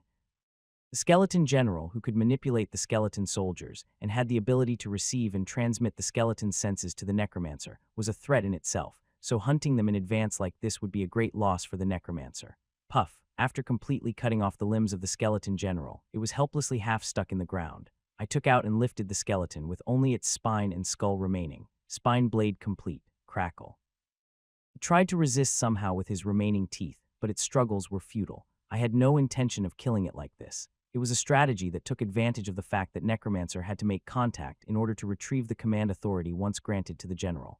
In addition, this general class had a special ability that could stop other skeletons around it by itself, so just carrying it was a big help. That was the player's way. I had no intention of ignorantly navigating between the skeletons, so I just used my head to make the most of the information I had. Then let's go now. Kajuk. Amidst the rising skeletons from the ground, Edna was greatly embarrassed to see Isel. Now wait a minute. Why is she hanging out with them? What about Mei Yuxiang? She knew this episode because she had read it in the original romance novel. However, Isel, who was supposed to bring Mei Yuxiang, came with her strange seniors. Where the hell is Mei Yuxiang? They had already reached the depths of the forest. Everything was convenient in this world, but there was a disadvantage that long-distance communication methods were inconvenient compared to modern times. It was impossible to summon Mei Yuxiang now. Can it be? Do I have to solve it with this number of people? She thought about it while biting her nails, but in the end, she had no answer. The reason he was able to successfully block the necromancer's attack was because of one of the fraudulent characteristics of Mei Yuxiang, lightning explosion, a trait that became stronger the more he fought and the more he enjoyed fighting.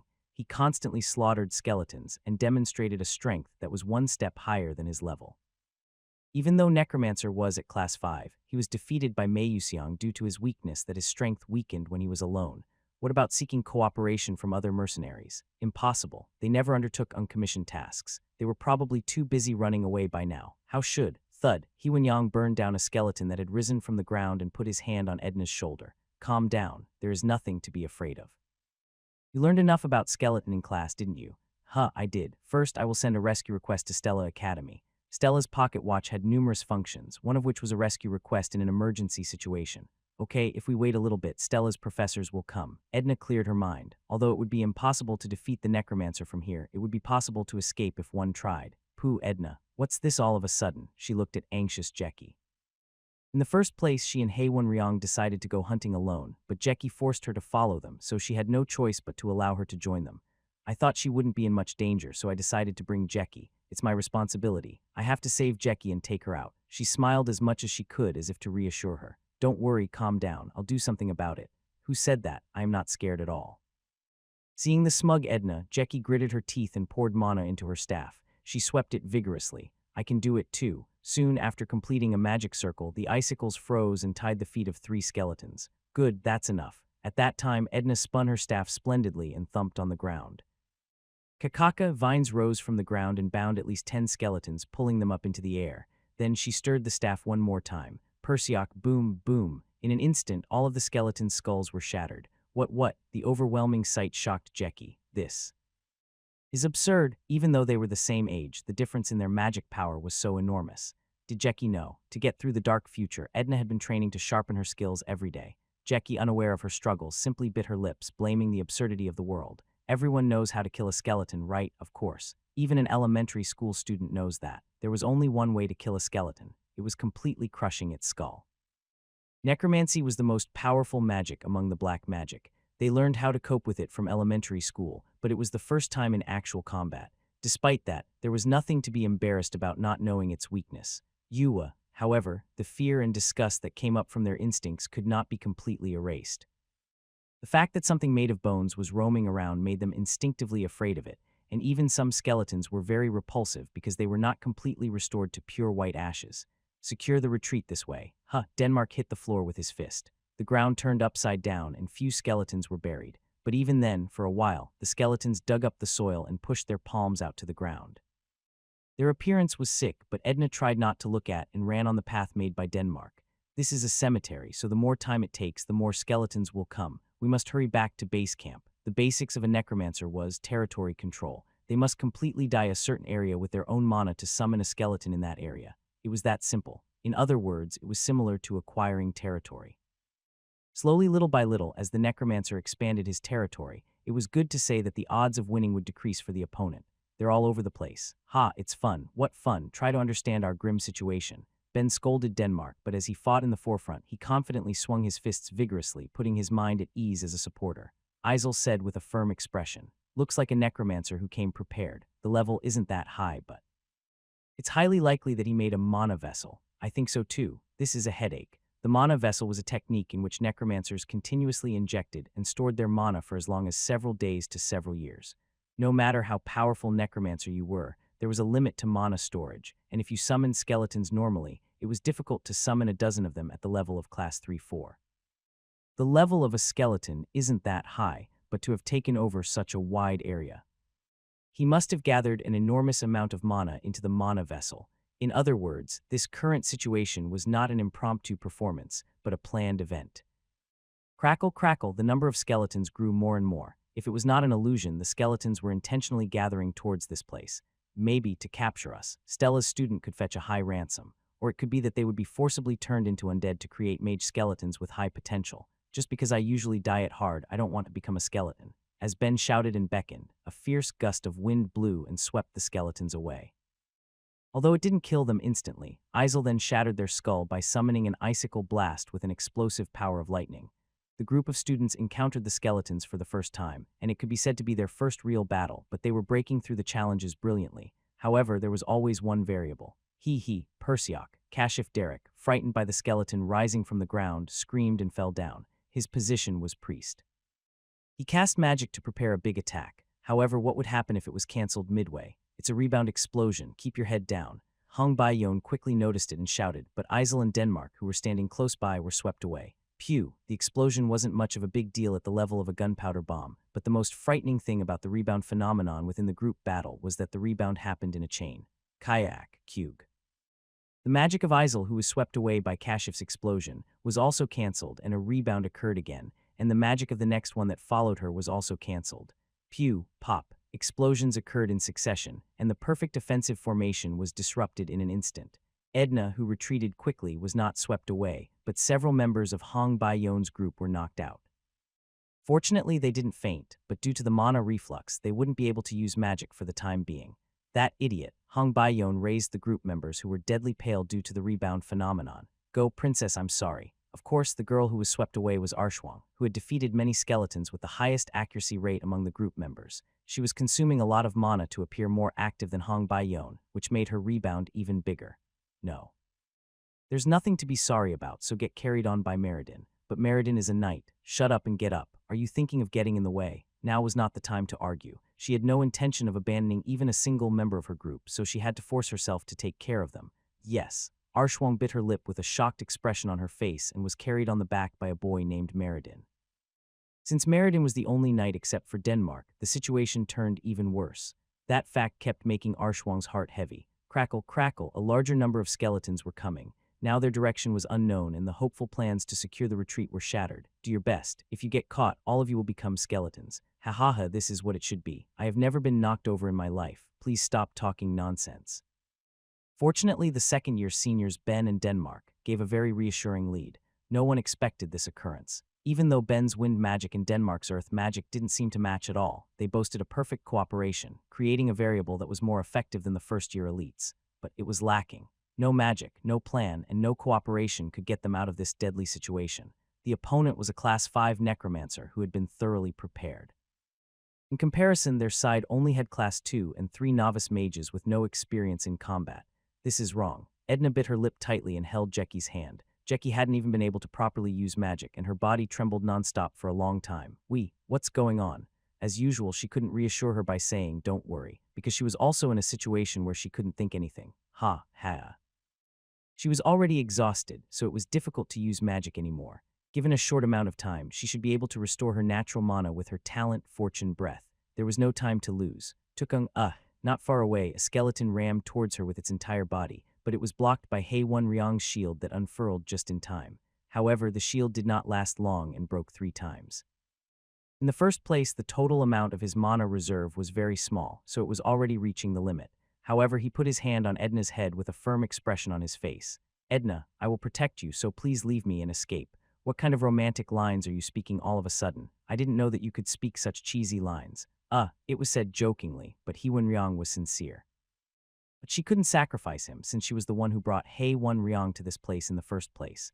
Don't step out. I know better that your mana is suppressing the surrounding skeleton. No, When Haewon Ryong seemed unwilling to agree, Edna deliberately shouted loudly, don't be pretentious. Think of a way to get out of the situation slowly. You are smart, aren't you? At those words, Haewon Ryong lowered his head. No strategist could break through this situation. However, Haewon Ryong's attacks were no longer helpful. Therefore, Edna told Haewon Ryong to live as much as possible and come up with a plan to boost his self-esteem, because he had no choice but to realize the fact that he felt resentful of himself and wanted to die. He couldn't protect the one he liked, and the feeling of receiving pity on the contrary was really the worst. Emotions were running high, and his head was turning into a mess as the situation was getting worse and worse. Juke, Tadak. Crack, too many numbers, no more magic. Suddenly, all skeletons stopped moving. As if the puppet's thread had been broken, the skeletons' movements were all stopped in unison. When they stopped, the boys and girls panicked. Creepy. The skeletons slowly raised their heads and looked somewhere. Suddenly, like the miracle of the Red Sea caused by Moses, in between the skeleton army, someone walked out, slowly paving his way through the undead beings. That silhouette was so familiar that everyone present was astonished. Bikyu Sial. He held a skeleton with only a spine and skull left in his right hand. As long as the skull remained, the skeleton was alive, so it constantly made a clicking sound, but it did not do any damage to him. Belatedly, everyone seemed to have grasped the situation. I can't believe that. General level, skeleton.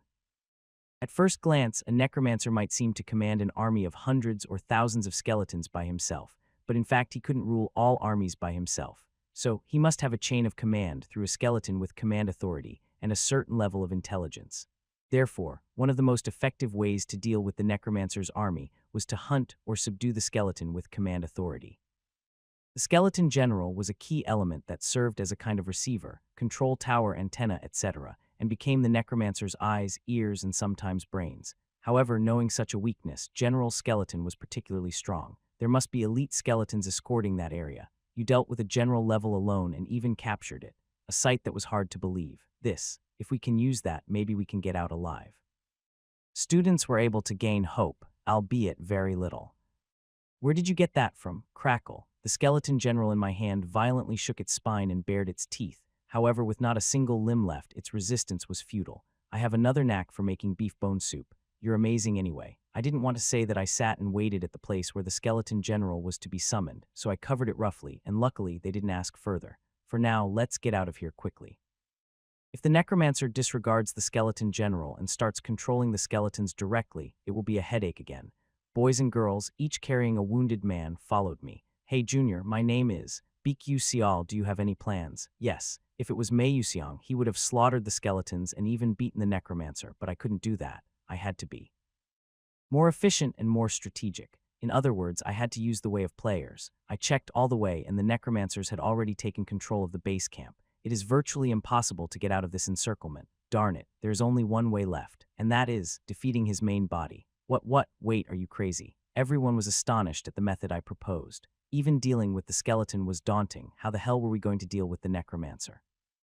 Didn't you learn it in school? Necromancer used the strongest ability in history called command, but their main body is vulnerable. If they had mastered the art above a certain level, it would be a different story, but the enemy we were currently facing was estimated to be at most class 5. If these people joined forces, he was worth dealing with. Mei Yuxiang also defeated the necromancer being alone at the level of class 4. That is true, but he must have arranged escort by his side. I guess so. In fact, I knew exactly how many of those guards there were. There were 1 skeleton general, 6 elite skeletons, and 50 regular skeleton soldiers. That number would grow more and more as time went on. The opportunity was only limited. Necromancer was at his weakest right now, as he hadn't grown in power yet. However, I deliberately pretended not to know that fact. The scope already occupied by the necromancer is quite wide. In order to cover the entire area, even necromancer can't invest a lot of troops in his escort. You have a point, but there is no guarantee that we will be able to win, right? We can win. Even in this event, as long as I had safely captured one of the only 3 skeleton generals, and if all of those people joined forces, we would win safely as long as there were no new variables. However, the problem was how to persuade them. Regardless of my surety, they would be jumping into an uncertain battlefield.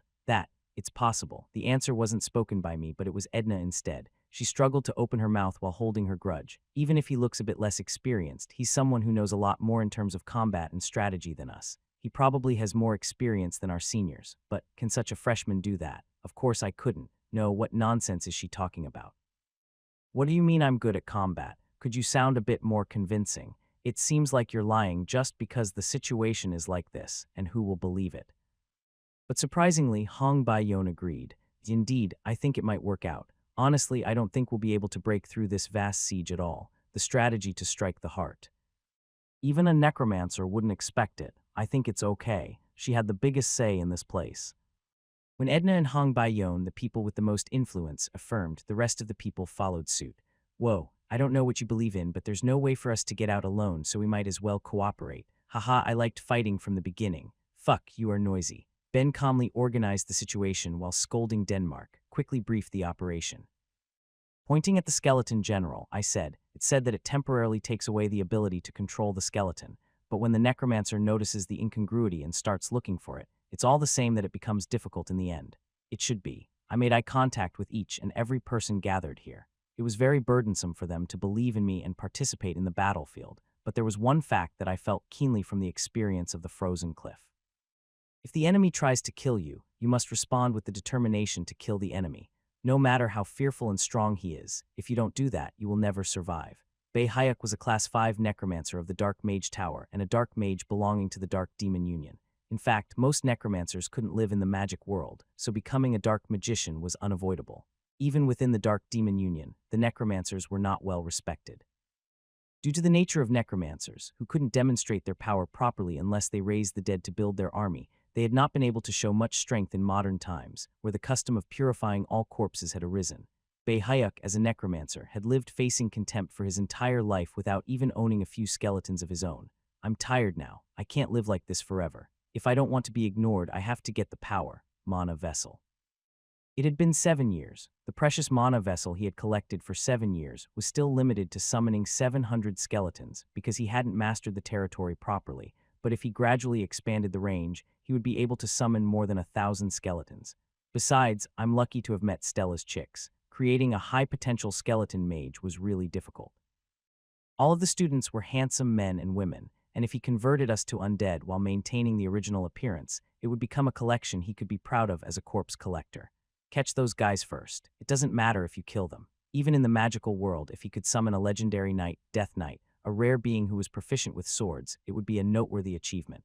The most powerful being he could summon was only a skeleton general. Even then, so far, only 3 had been summoned by him. However, I suddenly lost my senses, but that view was suddenly obscured. It was no longer possible to locate them, hear sounds, or observe their situation. As if the antenna had been taken away. No way. So far, he had not exerted his power in direct control because he had been focusing on expanding the territory, but if someone had seized the skeleton general, the story would be different. After temporarily stopping the expansion of his territory and spreading out his senses, the skeleton's sight returned. Where are you? Where are you? If he could not see through the skeleton general, he would have to go through the manual work of examining the sights of 700 skeletons one by one. It was very cumbersome and took a long time. Shit. Not good. All of Stella's students were monsters. He had to drive them crazy without giving them a chance to rest. If I find them this time, I'll have to send out all the elite skeleton troops. The skeleton troops dealing with the mercenaries would be pushed back in a power struggle for a while, but securing Stella's students was more important than expanding the territory. Found these bastards. After chasing around the trail, he finally found a few of Stella's students heading somewhere. A cute girl with fluttering ebony hair, a tall girl, and a handsome boy with a cold look. However, why only 3? Where are the rest of them? The moment he had such a thought, Hayek's senses raised an alarm in all directions, and he automatically activated magic. Pop, cuck, a sharp icicle flew in from somewhere and tried to pierce Hayek's forehead, but it was blocked by the bone shield that was erected in an instant. Oh my god, crazy. Even though the bone shield was a class 4 magic skill, it was badly cracked. The attack came knocking from so far away that he couldn't even detect the caster's location. That much power. He immediately turned the skeleton's sight towards that place, and the only thing that fell in his line of sight were the fluttering light blue hair. He saw one of the girls sprinting wildly from her location. You bastard, I knew you would miss it. After canceling the summoning of several skeletons, the skeletons were re-summoned at the spot where the girl was standing. There was no choice because the maximum number of skeletons he could currently handle was 700. Seeing that the girl with light blue hair hesitating while facing the skeleton, he was about to send more elite skeletons there. Roar. From the sky, a giant sphere of flame came crashing down. It contained the destructive power that could never be achieved at the level of the Class 3. Hayek was momentarily taken aback by the attack as a result of its similarities with the skill of Adolvate royal family, which was said to have stood at the peak of the flame world, and the sea-like mana of Hong Baiyon, but he quickly came out of his trance and raised the bone shield high into the sky. Quack! An enormous shockwave struck the area. Damn it, you were aiming for this moment. It was the time to expand the territory. Currently, there were only minimal troops left here, so it became difficult to defend when invaded. At least I should have built a better defense. It was a mistake to leave the defenses lax, judging that the enemy would still be in a state of confusion if it wasn't for that.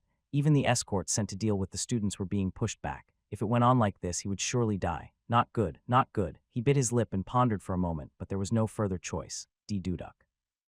Hayek bit off his finger, spattering blood on the ground, and poured strength into his eyes. He kneeled and plunged his staff into the ground. Soldiers, come to me. Then 6 elite skeletons that had been out elsewhere suddenly rose in front of him. Due to the forced summoning of the elite, the internal injuries he had to face were severe. Hayek gave the order with difficulty and vomited blood while feeling as if his internal organs were being twisted. Stop them. 2 elite-class entities were first ahead for Denmark, who seemed to be in charge of 1 skeletal general. Retreat for a second. The elite class has been summoned. Originally, the role of Denmark and Ben was to keep the skeleton general busy, but another 2 elites appeared out of nowhere. When they appeared, both of them had no choice but to retreat in an instant. Okay, they seemed to be the leader of the group. Hayek correctly grasped the battlefield. Roar. Magic attacks were flying everywhere, but offensive strong enough to pierce the bone shield no longer reached his side. Even the elite skeletons who joined the battle made them wary, hindering the casting of Stella's students. Because 5 over there, 1 over there, 3 over there. 2 over there, it's all right, I can be relieved now. Although he sent out his entire escort to deal with each of them, leaving himself defenseless, there was no one who could pose a threat to him any longer. I'll take advantage of this gap and hurry up to seize the territory. If he expanded his territory a little more, the ability of the skeletons would be greatly strengthened. If that happened, the territory would be devoured without any problems, and the bodies of the students would be injured. The skeleton troops that were already dealing with the mercenaries were wiped out. However, it was a level of troops that could be restored without any problems in the future. Just a little more, a little more. That moment when he concentrated all his energy to gather as much mana as he could and strengthen the power of the mana vessel. Puck, like a falling leaf, someone landed in front of him with a light sound. Hayek was frightened and took a step back. What? Where did you come from again? This couldn't be happening. Clearly, he knew the location of all Stella students, 12 members in total. Even now, wasn't the location clearly revealed through the skeleton's vision. However, he had no idea that there would be more than one. The boy with jet black hair and eyes tapped him on the shoulder with something and revealed a very relaxed smile. It was the skull of one of the 3 skeleton generals he had summoned with all his might. You son of a bitch. He was wondering why his neural network had gone wrong, and now he finally found the culprit. The boy dropped the useless skeleton general to the ground and shattered its skull with a wave of his colorless, shining sword. Ouch! When the skeleton general was reverse summoned, a light internal injury wreaked havoc in Bae-hyuk's insides. If he was at the peak, he would have recovered quickly, but now the situation was not good. Baek-Yu-seol took a leisurely look around him. As he thought, the escorts protecting Bae-hyuk were handled by Stella's boys and girls, and his attention was successfully attracted and scattered. Now there was only one person left in this place, the body of the necromancer. This bastard, why is he so confident? Bae-hyuk took a step backwards and gulped dryly. Although it was true that necromancer's body was weak, he was still a Class 5 mage. The fact that he was so nonchalant even in front of him signified that he was confident in his own strength. It could only be interpreted as, no matter how young you are, after all, Stella's student is Stella's student. At that time, Bae-hyuk's thoughts were full of fear and his entire body was stiff with tension, while Baek-Yu-seol was breaking out in a cold sweat. Wait a minute, this wasn't my plan. He looked around. According to the original plan, Denmark and Ben would quickly deal with Skeleton General and were supposed to help him. However, since Bae-hyuk vomited blood and gathered more elites, they were now focused on holding out against Skeleton Generals. That meant he was alone. Could it be that I have to fight alone? If one wondered about who was the weakest among the 13 Stella Academy students gathered here, Baek-Yu-seol would raise his hand without hesitation. To think that the weakest would take on the strongest boss all by himself. I don't think this is right, I'm preparing to step down. Bae-hyuk suddenly coughed up blood. Cough, cug. Only then did Baek-Yu-seol notice Bae-hyuk's condition. Forcibly summoning the 6 elites, his internal organs were already in jeopardy. You guys, I'll kill you all. It was Bae-hyuk who spoke with terrifying eyes, but there was no power in those gloomy eyes. I think it's worth a try. Quaeduk, a prison of pure white bones, rose from the ground, an almost cheat magic that could be cast in just 0.5 seconds and locked the target's coordinates. The only way to deal with it was to react as quickly as possible and get out. Flash, I avoided it by taking shelter behind a rock, but at that time a sharp bone spear spun around and flew in my direction. Quad. Fortunately, the bone spear that gnawed at the rock like a drill did not reach my head. Whoa, I breathed heavily. I nearly died, and it looks like he's about to die soon. After all, just like me, the other party was also exhausted. In the first place, he scattered most of his mana on the land while expanding his territory, lost a skeleton general connected to his neural network, and suffered internal injuries while trying to unreasonably summon elite skeletons. Flash, Quadduk. As proof of that, Bae-hyuk's bone shield, which should not have been scratched by my poor Argento sword, was being broken. Of course, my efforts also contributed. It was because I brought a lot of cola potions, prepared only to deal with the necromancer. Called calcium melting potion in technical terms, it had the effect of having the power of bone magic and melting the defensive layer. A rat-like bastard, fast, too fast, a mage who used flash. It was an enemy of a kind he had never faced before. Even if he grabbed me with the palm made of bones, the next second I teleported to another spot, and even if he dropped a barrier of bones at me, I would fly high into the sky and attack from the air.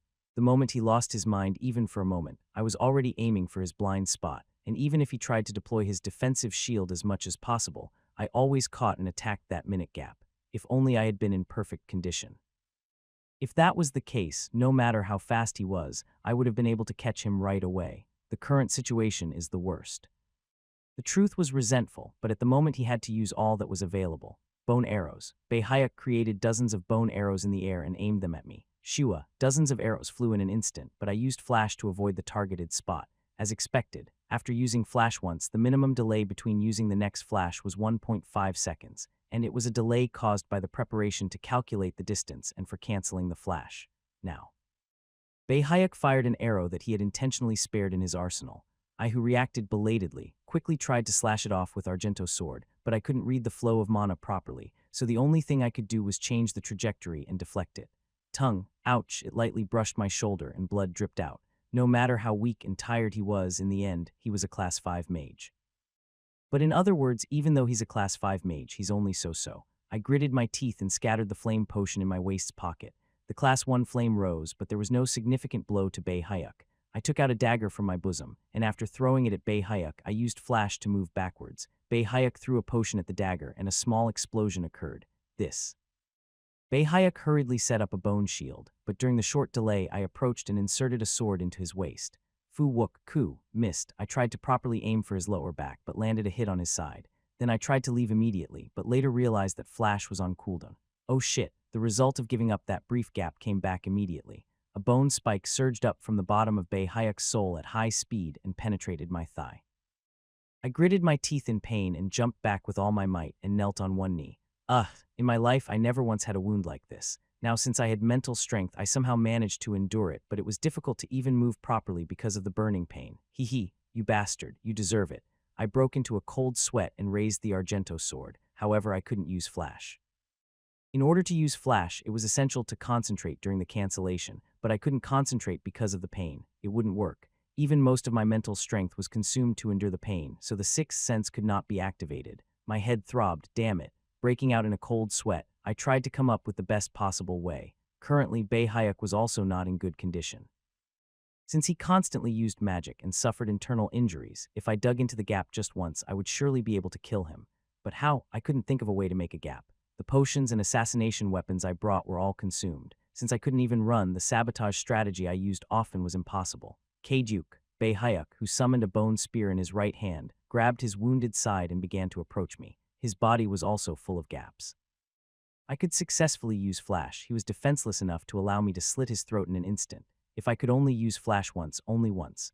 Then a thought popped into my mind. If I can't do the Flash cancellation. I bit my lip and stood up, rolling hard behind him and crawling again. I was faster than the speed Bei Hayek was approaching.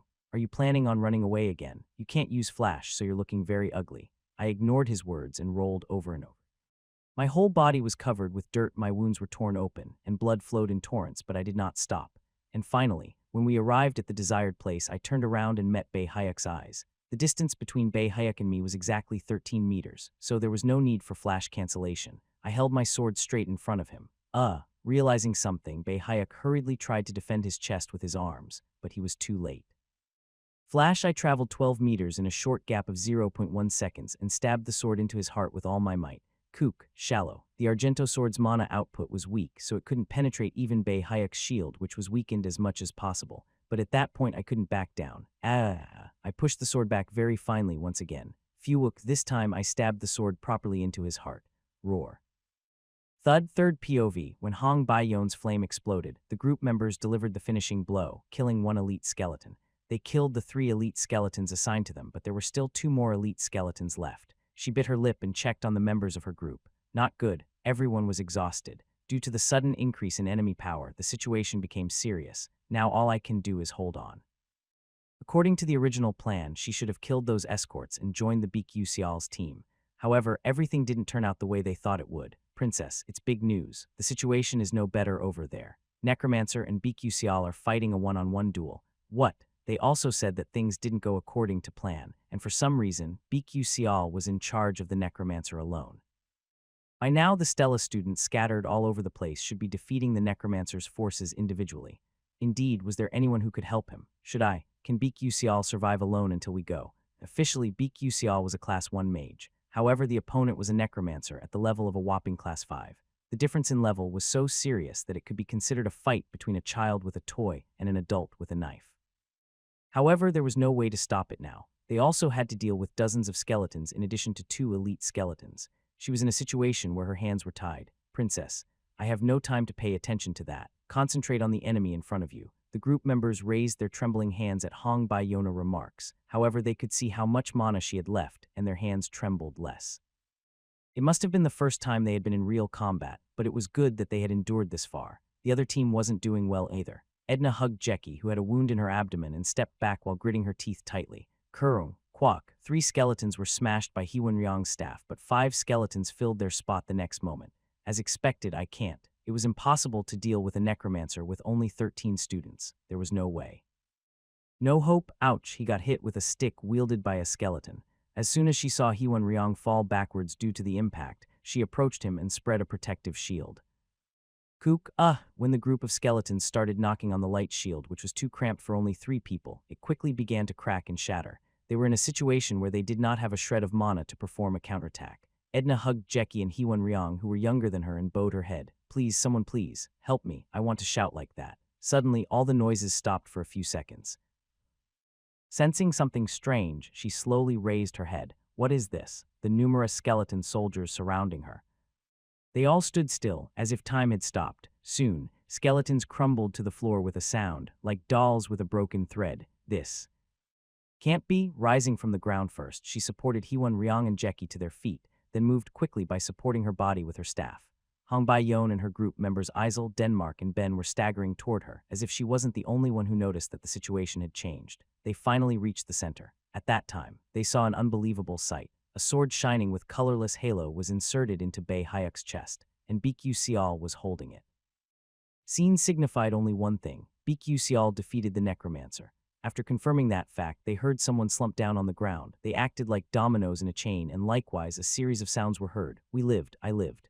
How the hell did a freshman in the first year defeat the necromancer? Those questions didn't matter at that moment. They survived. That fact alone touched their heart.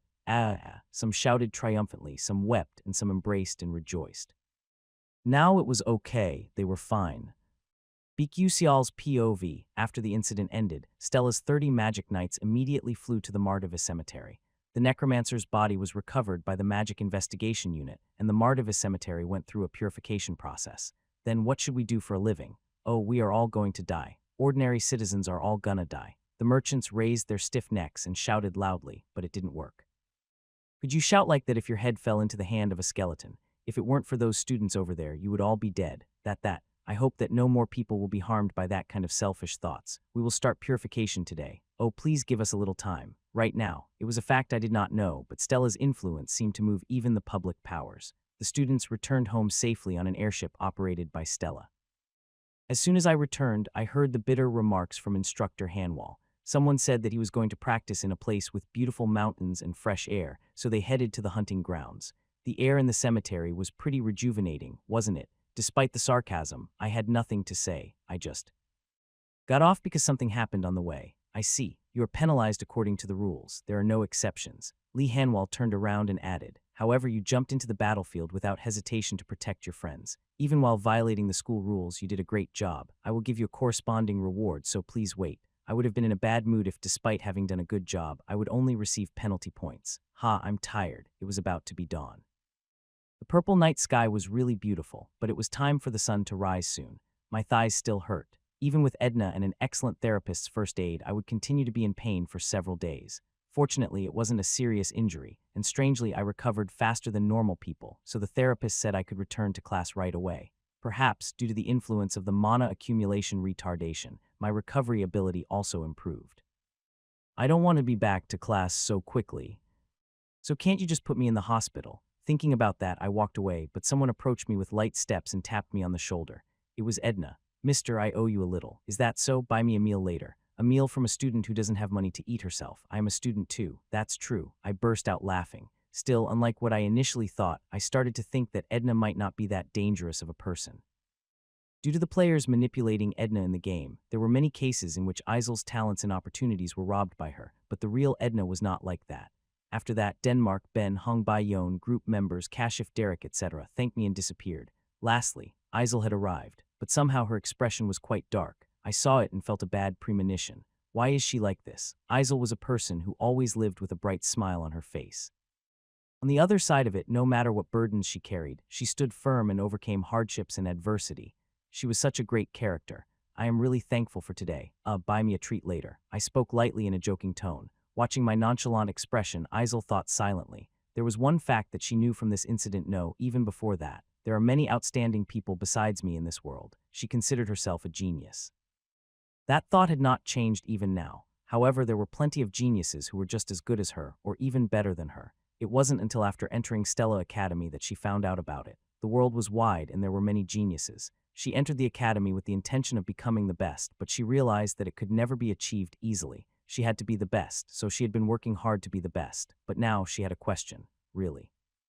Will it work just because I try hard? There were so many geniuses who had already left her behind even though they were the same age as her. Such depressing thoughts kept running through her head, and Isel struggled to hold them in. She suppressed all her anxiety into her heart. Anxiety was more terrifying than fear. Fear was a response to perceptible and real danger, whereas anxiety was derived from the inner unconscious. Can I do it? If I limit my ambition with such narrow-minded thoughts, my achievements will certainly be limited. If the underlying scar is not treated, no matter how much medicine is applied over and over again, the wound will never heal fully, because it was a lot. So without even realizing it, Isel asked me, "Can I do that too?" When I was asked that question, my face revealed utter calmness, and the previous uncaring expression was nowhere to be seen.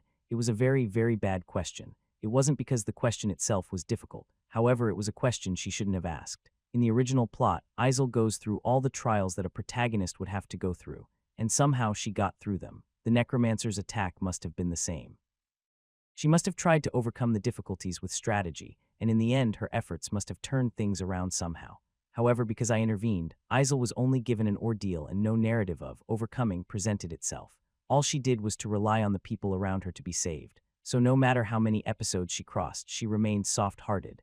Isel endured some harmless droplets, then got used to it and endured the shower. And eventually she withstood the waterfall and even the tsunami. Through it, Isel completely lost her resistance to the ordeal itself. However, the above cycle was deranged due to my presence. What shall I do? There was no use in ignorant consolation. Empty words were meaningless. It would only hurt her more. So I said from the bottom of my heart, "I don't think you need to ask me. You are already untouchable for others. You have achieved what you wish." Yes. A girl who lost her parents at a young age and was abandoned as the child of a traitor. However, she did not give up her life in the end and immersed herself in the magic. On a snowy day, she hid her body under a cave and trembled, but she studied with a magic book she bought from a used bookstore, and she didn't have any money. Even when she had to starve, she would prefer a pencil to a loaf of bread, sleep for 2 hours a day, and in the midst of toiling labor, she never let go of her pen stand. And miraculously, she entered the most prestigious academy called Stella Academy. If you don't call it a miracle, how would you describe it? So in the future, you will be able to achieve miracles. Isel closed her lips tightly and looked at me without saying a word. A cool breeze blew and brushed past her hair. "How do you know that?" "Yeah, because I've been watching you all along." Yes, in an instant I came back to my senses. Wait for a second, doesn't this make me a stalker? Declaring that I had been watching her all along was the same as saying that I was a pervert. How could I make such a slip of tongue? I hurriedly turned around and started walking back under the sunrise. Then I'll get going. I hurriedly left. Isel stayed there for a while, pondering on my words. He said he'd been watching me. No one paid any attention to the daughter of a traitor. Even if someone did, they did it for the sake of finding faults and throwing stones. There was not a single person who did it for her. However, today that idea had been shattered. "You've already achieved it." The words rang through her heart, circled the blood vessels throughout her body, and pierced her head. Her heart started beating slowly. The passion for magic, the goal that seemed to be lost, was waking up again. Before she knew it, dawn broke in the distance. A new morning unraveled itself. Third POV, the world's best mages were gathered in the Surlin city, the home of magic, in a certain place. The Magic Council had people who had fallen so deeply into magic that they could no longer get out of it. However, curiously, among those present, there were very few people in their 40s or older, and most of them looked to be in their 20s and 30s. What? Necromancer. What kind of times are upon us? They don't really die, they just keep coming. The members of the council heard the news from an agent of the Dark Demon Slayers, who appeared to be older than they were. "Tusk, then you'll go in on your own." It wasn't once or twice that necromancers couldn't forget the old days when they ruled the world and made a fuss. However, there was one news that would surprise even the members who didn't even pay attention to the necromancer. The Class 8 mage, Rudalik, asked with his eyes wide open, "What?" Stella's cadets defeated the Class 5 necromancer. Yes, 13 students participated in the destruction and no harm was done to them. Even, I can't believe it, but it is said that only one student took down the main body of the necromancer. No, does that even make sense? Even if he was about to die soon, a necromancer is still a necromancer. Wait, were some of those students at Class 4 or higher? Number? Well, it can't be. Rudalik couldn't believe it. He didn't expect that, so it appeared even more strange. How can students defeat necromancer? A properly raised necromancer could command thousands of troops. Even if he was only at the level of the Class 5, it would not be strange if the actual danger was judged to be 6 or higher. By the way, 13 students defeated the necromancer. I can't believe it, but it's true. In particular, among the students were Princess Hong Bai-Yon of Adalvate, Haewon Ryong, the successor of the Twilight Tower, Edna, a genius mage who commands light, nature, and metal manipulation magic, and Isel, the successor of Morph, were also included. I see. Then maybe they can achieve it. All 4 of them were geniuses. Rudalik had to omit the latter part. In this magical society, the existence of a real genius had a mysterious power that made nonsensical phenomena understandable. Then it must be one of the 4 who killed the necromancer. That's not it again. What, then who else? The knight hesitated for a moment to answer, then slowly parted his lips. He was a student named Bikyu Sial. It's the first time I've heard of him. Yes, a very unique student with knighthood convictions. From what I hear, Stella's principal, Eltman Eltwin, seems to be keeping an eye on him. True. I have lived a long time, and I rarely encounter such interesting things. Rudelik remembered 3 letters of the student's name. Maybe because he thought that he might meet him soon. Beek-Usial's POV, many people thought that the flow of time was constant, but that was an illusion. There were as many as 2 factors in this world that could give a variable to the speed of time. First, Einstein's theory of relativity. According to it, very heavy materials could affect the structure of space and cause time delay. Second, time passed quickly on the weekends. That was right. In the blink of an eye, it was Monday. The weekend was gone. I didn't do anything on Sunday. Still, today was a special day. When an ordinary mage made a feat, he was invited to the Mages Association of Surlin and was given a reward. Stella was different. If there was something that needed to be rewarded, they did it by themselves. This was only possible because the headmaster was a Class 9 mage, one of the 10 such people on the entire continent. 13 students were lined up in a single line on the podium, and the entire students of Academy were arranged in a well-orderly manner. If it had been all, I might not have cared too much. In one corner, the Ministry of Magic and the Mage Tower were also present. The mages who had been dispatched crowded the place. Countless reporters took pictures, and some nobles could also be seen. In reality, it was a burden. Couldn't they just quietly summon us separately and give a commendation? Don't know why people of such high rank like showing off. Contrary to my thoughts, Hong Baiyon seemed to be in a good mood, and the corners of her mouth were raised enough to touch her ears. Although she didn't seem to be aware of it, she was finally going to be recognized by her mother. She had been working hard all her life, she had been an example to the students, and she had even been awarded commendations. What are you looking at? As I was staring at her, Hong Baiyon met my eyes and frowned. Still, she couldn't hide the smile on her lips. Do you enjoy it that much? I took a closer look at the faces of the students lined up next to me. Hong Baiyon Edna Haewon Ryong Isel. I never got involved with the main characters and tried to do my own thing quietly. Within a few months of admission, she ended up hooking up with everyone and even becoming the most aspiring student. What are you proud about what you did? I fought too, did you? Oh my goodness. Bastards speak well. A troller in one corner, Ben was disdaining Kashif Derek as if he was genuinely disgusted. Isel wasn't very friendly to Kashif either, who was being bullied alone there. You don't have to be so angry. I wonder if there was a need for that. By the way, Denmark's muscles are no joke. Even in the game, Denmark was one of my favorite characters, even though he was being bullied by Ben all the time. Well, it was nice to see that. I'd like to get to know you a little more, but... There was no chance now, but Denmark had a good personality, so I wonder if he would accept me if I pretend to know him later, while everyone was chatting. Thump, the noisy hall suddenly became quiet. After a long wait, the true protagonist of this place had finally appeared. Those of us who would receive commendation were not the main characters. Those reporters didn't come together to film us either. The officials at Mage Tower didn't come to see us either, at the pinnacle of humanity. The Master Mage of Class 9, Eltman Eltwin, they gathered to see his face. He was famous for not revealing his face. Wow, even in the game, Eltman Eltwin appeared quite often, since he was one of the characters who could have been included in the main character's reverse harem.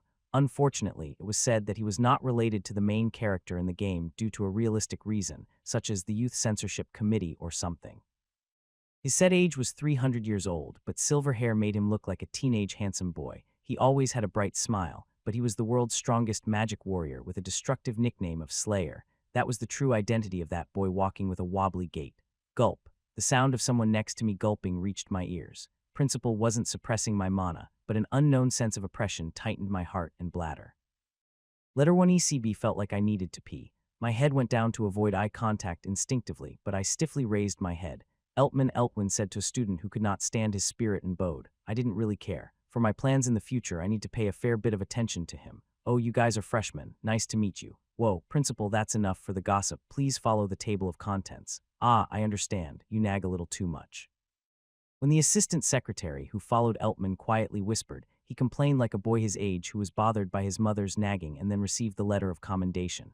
Then I thought about it for a while. Well, it took at least 3 hours for the preparation, but the event had condensed into just 4 letters. While everyone was shocked, Eltman patted us on the shoulder and passed by. Good job, everyone. You're really unique. Please keep working hard in the future. It seemed like a greeting, but he made eye contact with the students one by one in his own way. Most of them looked away or turned their heads. I lowered my head, but I opened my eyes and glared at Eltman. Eventually, Eltman, who arrived in front of me, smiled for some reason. You are still working hard. It's just as expected. You are still working hard. What do you mean? But Eltman just passed by and I couldn't figure out what that meant. Whoa. Anyway, as he passed by, I quietly let out a sigh of relief. I honestly thought I was going to die of nervousness. My open eyes were so dry that they were almost full of tears. In this way, Eltman Eltwin gave encouragement to the 13 students, and the event ended really quickly by giving us commendations. Oh, did you know that a reward is given to a student who defeats a dark mage? Reward. There was a person who flinched especially at that word. It was Isel. This was the end of the award ceremony, so the event was really over. Students and officials rushed out, and I also hurriedly moved to avoid getting crowded by them. As expected, a considerable number of Mage Tower officials rushed at me. Did you say your name is BQ Sial? Student, have you chosen any Mage Tower to enter after graduating? At Lima Tower, do you have any thoughts of joining our company as a combatant? It was to be expected. Mei Yuxiang and Edna had gone through worse things than this. In my mind, I wanted to get all of them. That was the famous Mage Tower that I had even heard of in the game. However, I couldn't get into those places. Because I wasn't a real mage. After knowing that I was a half-mage, would they still cling to me like now? Well, I didn't think so. No, I refused, so I threw out all the offers. If there was a mage tower that contacted me even though he knew that I was a half-mage who couldn't really use magic, then it would mean that they really want me. Until then, I had no intention of accepting all the love calls that were thrown out in my way. Now wait. Student, could you please tell me the reason? I didn't want to say that I was a crippled mage, so I gave another reason. Because it's trending these days. What? After all, it was a trend these days for the main character to earn a living by himself, and not through a guild or something. While they are generous, returning to the dormitory, I examined the check attached to the certificate, and my mouth opened wide in surprise. I didn't thought that they would give away 5 million credits as a prize money. It's been a while since I've eaten beef. It might not mean much to rich people like Hong Bai-yon or Hewan Ryong, but it was a great reward for poor people like Isel and me. How many chickens would that be? Even though I was earning pocket money through hunting during the weekend, that alone was not enough. It felt good to have a pretty sweet profit coming in. In addition, that was not the end of the stream of rewards for this incident. The Necromancer's Mana Vessel. All necromancers must craft a Mana Vessel. It was also known as their second heart. Only mages who could comprehend the spiritual body were capable of crafting it, and the vessel, which was rare even for necromancers, was a very difficult thing to obtain, and I was given a mana vessel that was completely empty of mana. In fact, I was going to beg for it if they didn't give it to me, but the 12 students who participated in the battlefield felt obliged to give me most of the rewards. Of course, there was no need for that, so we shared the equipment used by necromancers. This is enough for me. The most important concern while living in this world was how to carry things. I planned to equip a lot of items in the future, but I couldn't make my body heavy because I valued speed, so I planned to create a subspace through this mana vessel, although the materials and technology in my arsenal were still lacking. In the near future, Altarisha's ability would suffice. Of course, in order to do that, I had to eventually solve the unsolved problem. It's coming soon, so let's move on. Next, it was the reward received from the system. Episode 4, Attack of the Necromancer, has been completed, acquired a large amount of EXP. By developing the story in a unique way, Constellation Project promises additional rewards. In the game, Mei Yuxiang single-handedly defeated all the Necromancer's skeleton soldiers. After destroying the soldiers, he even took down the main body with his own power. I didn't even get that far. Instead, I joined forces with the other students present and succeeded in defeating the Necromancer without much injury. It was a significant achievement in my opinion. If the system didn't give me worthy rewards, then it would seriously make me doubt if it was a Constellation project or corn salad project. It wouldn't surprise me if it decided to give me extra compensation. List of rewards: 1. Downgraded version of item used in the game. 2. Downgraded version of the skill acquired in the game. 3. EXP, same rewards again. It wasn't that I disliked them. Gradually, I realized that my strength was not enough, so I desperately needed this kind of compensation. What should I get? Even if I received a downgraded version of an item or skill, I would be able to upgrade it along with the episodes in the future. By clearing them, it would ultimately recover to its original ability. However, that would take too long. More than anything, I slowly realized while dealing with the Necromancer that I was too weak. Facing a Necromancer who was exhausted from forcibly summoning 6 elite skeletons, if it was Hong Bai-yon or Isel at that time, they wouldn't have dragged the battle for so long. What if it was Mei Yuxiang? He might have knocked down the Necromancer in a single blow. But I had to struggle the entire day against such a weak bastard. It's no use trying to be the same as everyone else. I have to get ahead as much as possible with the knowledge I have. It was still too early to receive the item. Right now, the things I had to think of as my priority were mana accumulation retardation and flash. If I strengthened the mana accumulation retardation, it would increase 1 spec in attack power, along with extending my lifespan, which limited to the graduation of high school.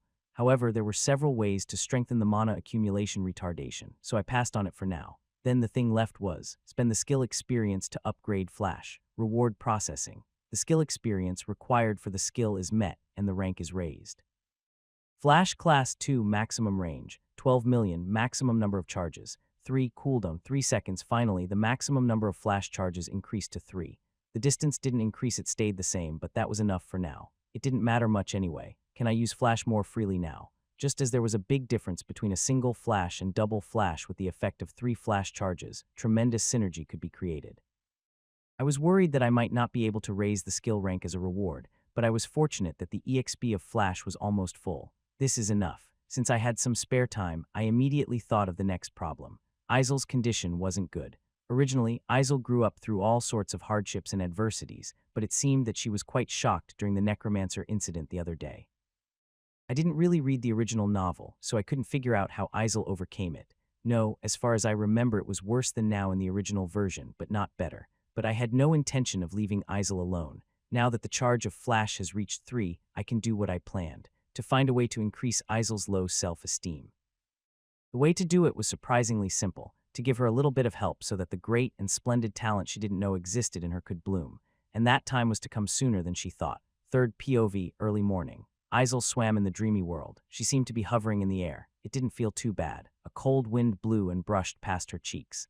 As she tried to hold the tip of the wind with her fingertips, it became entwined one by one like a skein of thread. Something is wrong. It felt as if something was stuck inside of her. Isel tried to force it out again and again without realizing it. What's happening? I don't know anymore. I will just release it. The feeling of being stuffy was breaking through. Isel continued to squeeze her strength until the very end. Student Isel. At the sound of a voice in her head, she suddenly opened her eyes. She hurriedly looked around her and saw the student sitting in a cross-legged position and mediating just like her. And in the middle of it, Professor of Meditation subject Farhol was staring at her. Did I fall asleep? Since the meditation subject started in the morning, sometimes she dozed off like that. However, the professor remarked that meditation was never about sleeping. A translucent butterfly flew past Isel's ear, conveying Professor Farhol's voice. Student Isel, how could you use magic during meditation? With that said, she raised her eyes upward. Indeed, a lone icicle hovered in the air, not far away from her. She had cast magic without even knowing it. When? It was the first time she witnessed something like that. Moreover, it was even more strange that the students didn't notice it in the first place. What is this? Professor Farhol urged Isel through her familiar. If I hadn't woken up and found it on the way, we would have been in big trouble. Come on, undo the magic. At those words, Isel hurriedly canceled the magic. Then she found a question mark in the professor's words. Even the professor didn't know I was casting magic. Mages would react sensitively to even the slightest movement of mana. In the first place, there was a loud commotion in the process of creating a magic circle. For some reason, goosebumps ran through her body. No mages had ever experienced anything like that before. Could it be? Is this also the effect of meditation? BQ recommended it, so she was curious about it. Previously, she was dubious, but to her surprise, the effect wasn't only good, it was amazing. Other students who were meditating seemed to be distracted by other thoughts or dozed off, but whenever they emptied their minds and meditated, their concentration power rose at an amazing speed, and the speed of casting magic increased tremendously. Besides, today was even more surprising. She just imagined the magic skill and didn't even calculate the magic formula, but the outcome was a completed magic circle. Of course, in this case, it was possible because she had a perfect understanding of the magic skill in question, and she was only using simple Class 1 magic skill, but amazing. No, it wasn't just amazing, it was a groundbreaking discovery. Magic progressed at a faster rate if one didn't sit beside a desk from dusk till dawn and murmured magic formulas. If she had studied normally, would she have been able to witness this level of achievement? No, it was absolutely impossible. There was a limit to growth through study. Suddenly, she remembered BQ who had recommended this subject. Could it be that he knew this fact and recommended meditation, but didn't he really have the belief that the ancient way of fighting was better? I don't know, Isel's mind was a mess and she couldn't even concentrate on meditation anymore. Ding, dong. When the lecture was over, the students rushed out in groups. Isel was alone. What do you want for lunch? I heard a new lunch menu is coming out today. Cheesecake and pasta with lots of red sauce. I will have that too. Let's go. Lunch hour. Isel did not head to the lunchroom. She found that the menu didn't provide value for money. And since she was almost broke, by comparison the canteen was cheap and inexpensive. Her favorite food was mini cup noodles, which only cost 990 credits. Sometimes, when she felt depressed or happy, she treated herself with red bean buns, which cost 1,200 credits. Today was a better day than usual. She caressed her thick purse and her cheeks turned red. 5 million credits. For some students at that academy, it might be only the price of one meal, but it was a very precious and reliable sum to her. Isel couldn't believe she was holding 5 million credits. thinking of the days when she starved while picking corn stalks to pay for her entrance fee. At least she didn't have to worry about the cost of food now. For that reason, today she would have a very special menu. As she lingered for a while in the frozen section of the store, Isel found what she just wanted to eat.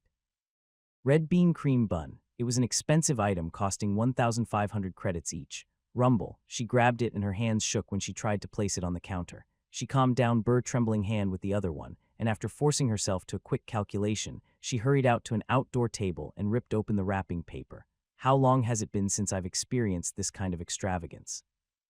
Isel gulped down her saliva and was about to open her mouth wide, but someone suddenly came to her mind. From being able to achieve a breakthrough with her meditation survive from the evil clutches of a necromancer, and to being able to grasp the achievement of defeating a dark demon as a first-year student, and receiving 5 million credits as a prize money. Thinking that far, she didn't hold back anymore. She took a big bite of the bread into her mouth. In an instant, all anxiety evaporated. It's sweet. As usual, she mixed sweet red bean with creamy paste, and the feeling of happiness instantly doubled. I have to do my best in the afternoon, too. Having devoured the red bean bun with almost military efficiency, she stood up vigorously and stretched herself. Suddenly, a voice came from beside her. How are you, Isel? What's wrong? He looked at Isel, who stopped yawning in surprise and jumped back. Jeremy Scalban laughed lightly as if he was having fun. His sparkling smile was not masculine, and it had a hint of pureness and cuteness which made her heart flutter. It was, Prince Jeremy. He came one step closer. Isel, do you have any clubs you joined? No, I don't have one. Really, that's just about right. What? Her head wasn't working properly, and as Isel stood still in a panic, Jeremy said with a refreshing smile, Then why don't you join our club? And that, it was a pretty, no, incredibly tempting proposition to Isel.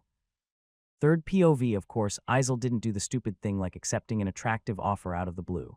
There must be something dark hidden behind this generosity. It must be peeled off first. She asked, squinting her eyes. What are the conditions? Conditions. I'm upset. It's purely because I like you, but you do the calculations first, don't you? Yes. Between humans, there is always a need for calculation, especially for a woman like me.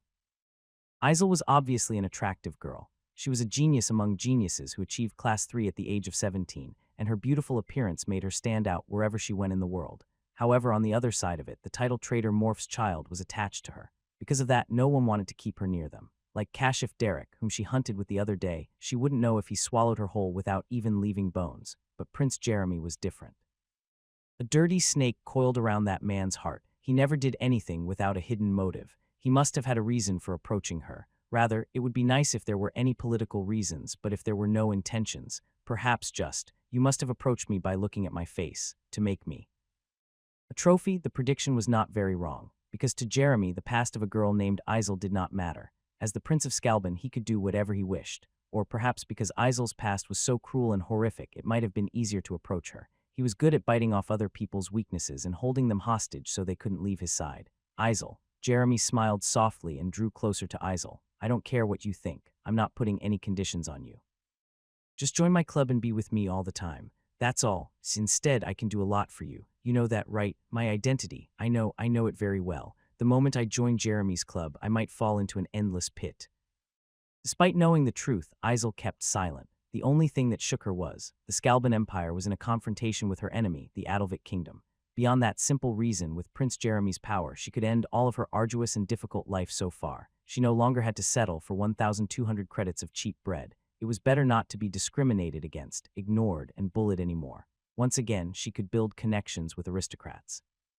Once again, she would be able to plan for her future and receive an education in a great environment. Reaching vengeance might be easier if she just wore nice clothes, ate good food, acquired a good education, and as a bonus, used his powers. It kept tempting her. She might be able to get all the benefits, but she just had to live as a trophy. She didn't even know if she could do it. Right now, it was so hard. She really wanted to choose the easy way. I am. The moment Isel opened her mouth to say something with her blank eyes, damn, her head turned sideways. She didn't understand the situation. Her left eye was tingling, and it seemed that tears were welling up in them. She raised her left hand and touched her cheek. Only then did she feel the pain. It hurts. Why, who? When she turned her head, she saw a cute girl with short black hair gazing at her with an expressionless face. In contrast to her blank face, harsh words came out of her mouth. You piece of crap, are you flirting with a man without me knowing after you said you would get along with me? What? You said you liked me. You said that back then, but now. Are you going to abandon me? The girl even started to shed her own tears. Even then, she still had those emotionless eyes, so Isel couldn't help but be embarrassed. Edna. The name was written on the badge at her chest. She was a student from Class S whom she had encountered a few times, but she couldn't understand that situation, so she opened her mouth to ask. However, before she could speak, Edna grabbed her wrist. Wait for a moment. Isel is talking to me. You stay out of it. As Edna groaned, Jeremy widened his eyes in great embarrassment.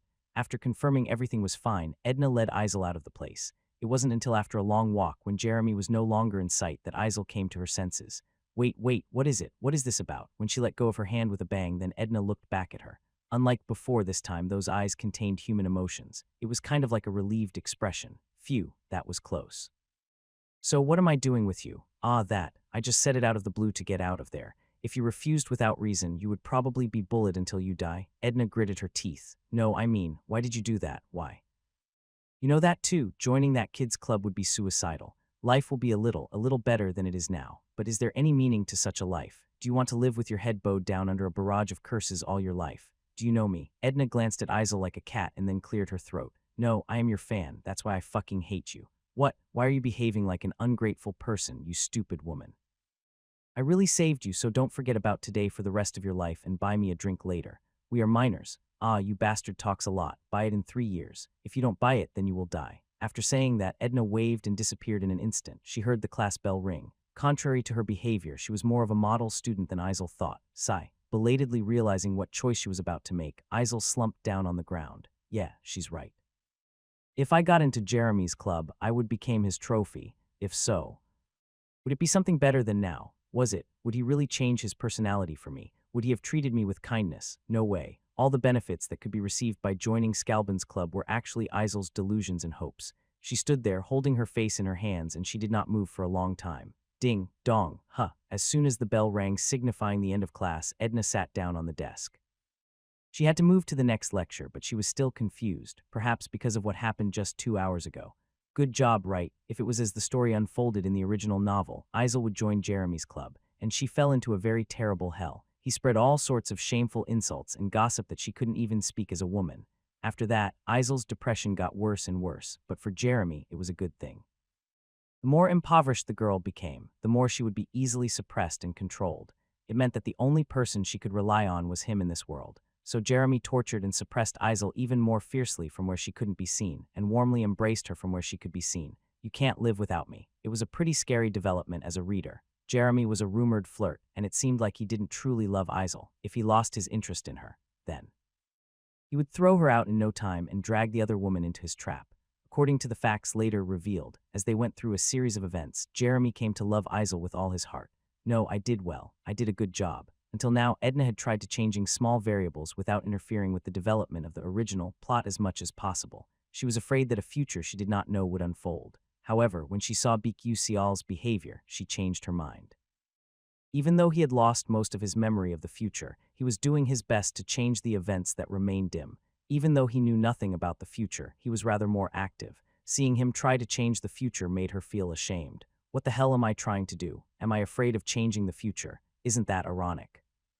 So for the first time today, Edna actively intervened in the original plot. In any case, if the main character could grow more upright, that was enough. By the way, you don't know it's a lie, do you? To be honest, it was a little scary. Jeremy was not a big fan of eating. It was not that he didn't have a love for food, and it was not that he had a problem with his sense of taste. He didn't know. There was nothing special about it, just the sweet, salty, and bitter taste which made him feel monotonous. So he only consumed the minimum amount of nutrients, and he even had an exclusive chef. It was delicious today. Jeremy used to say that to his exclusive chef every time. There was no reason for that either.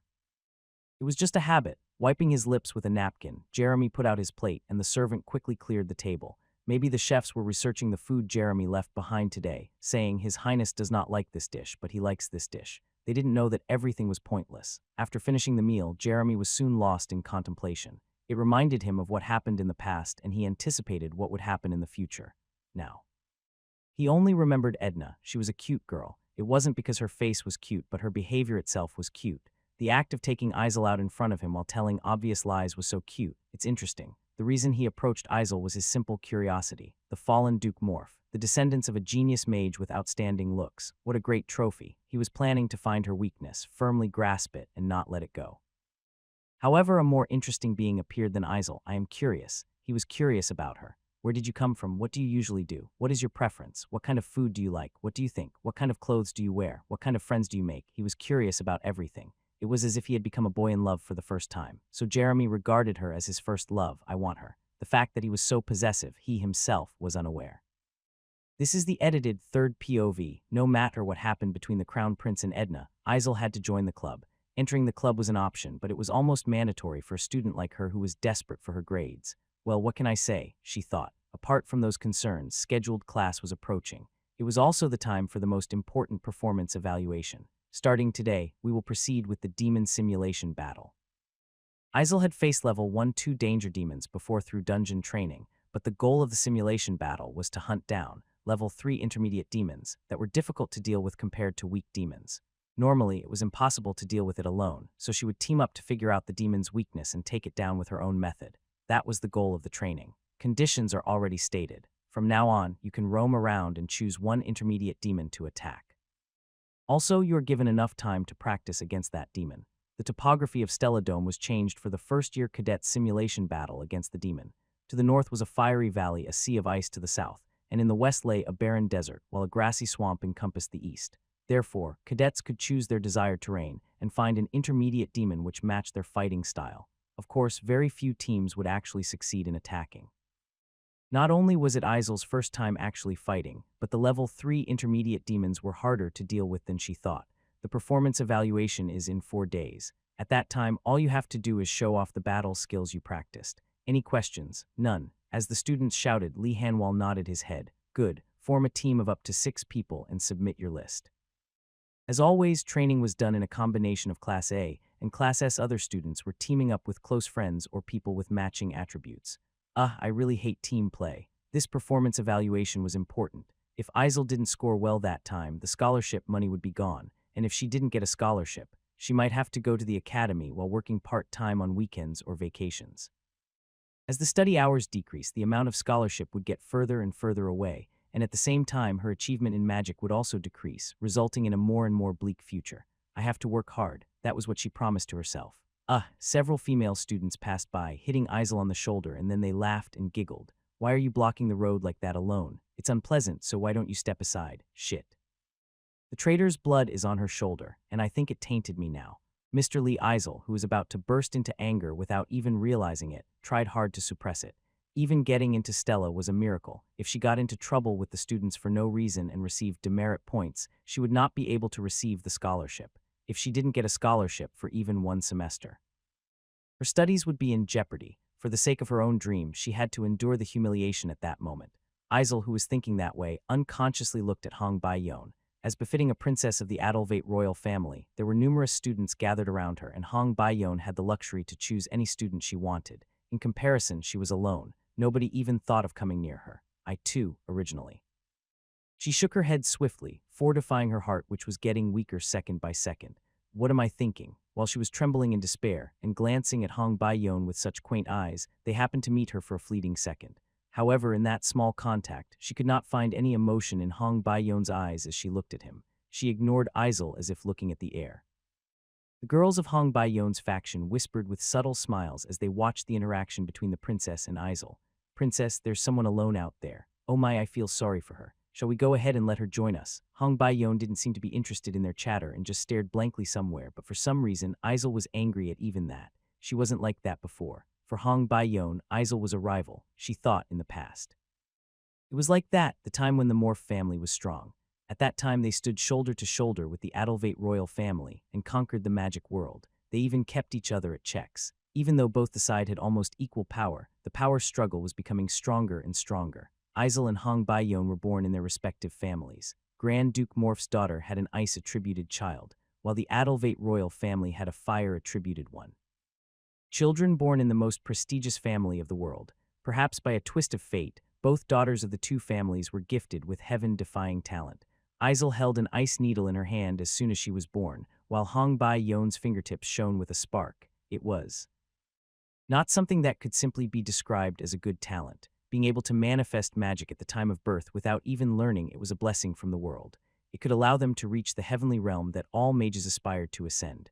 Everyone in the world focused their attention on Hong Bai-yon and Isel, and they calmly accepted the reality. I must have been chosen. they thought. Being born in the best magic family and gifted with the best talent, Isel had believed that one day she would become a great mage. Until the Adalvate royal family completely destroyed her own family, she clenched her fists tightly. There's no need to be angry right now. People of the world will say that the Grand Duke of Morph has fallen. However, that is not quite right, because I am still alive and will continue the Morph bloodline, because I will become the Archmage and revive Morph again. However, lately she had been questioning herself. Can I really do it? Hong Bai-yon was already far ahead of her, and not only she, but also numerous geniuses with the qualities of Archmage were overtaking her.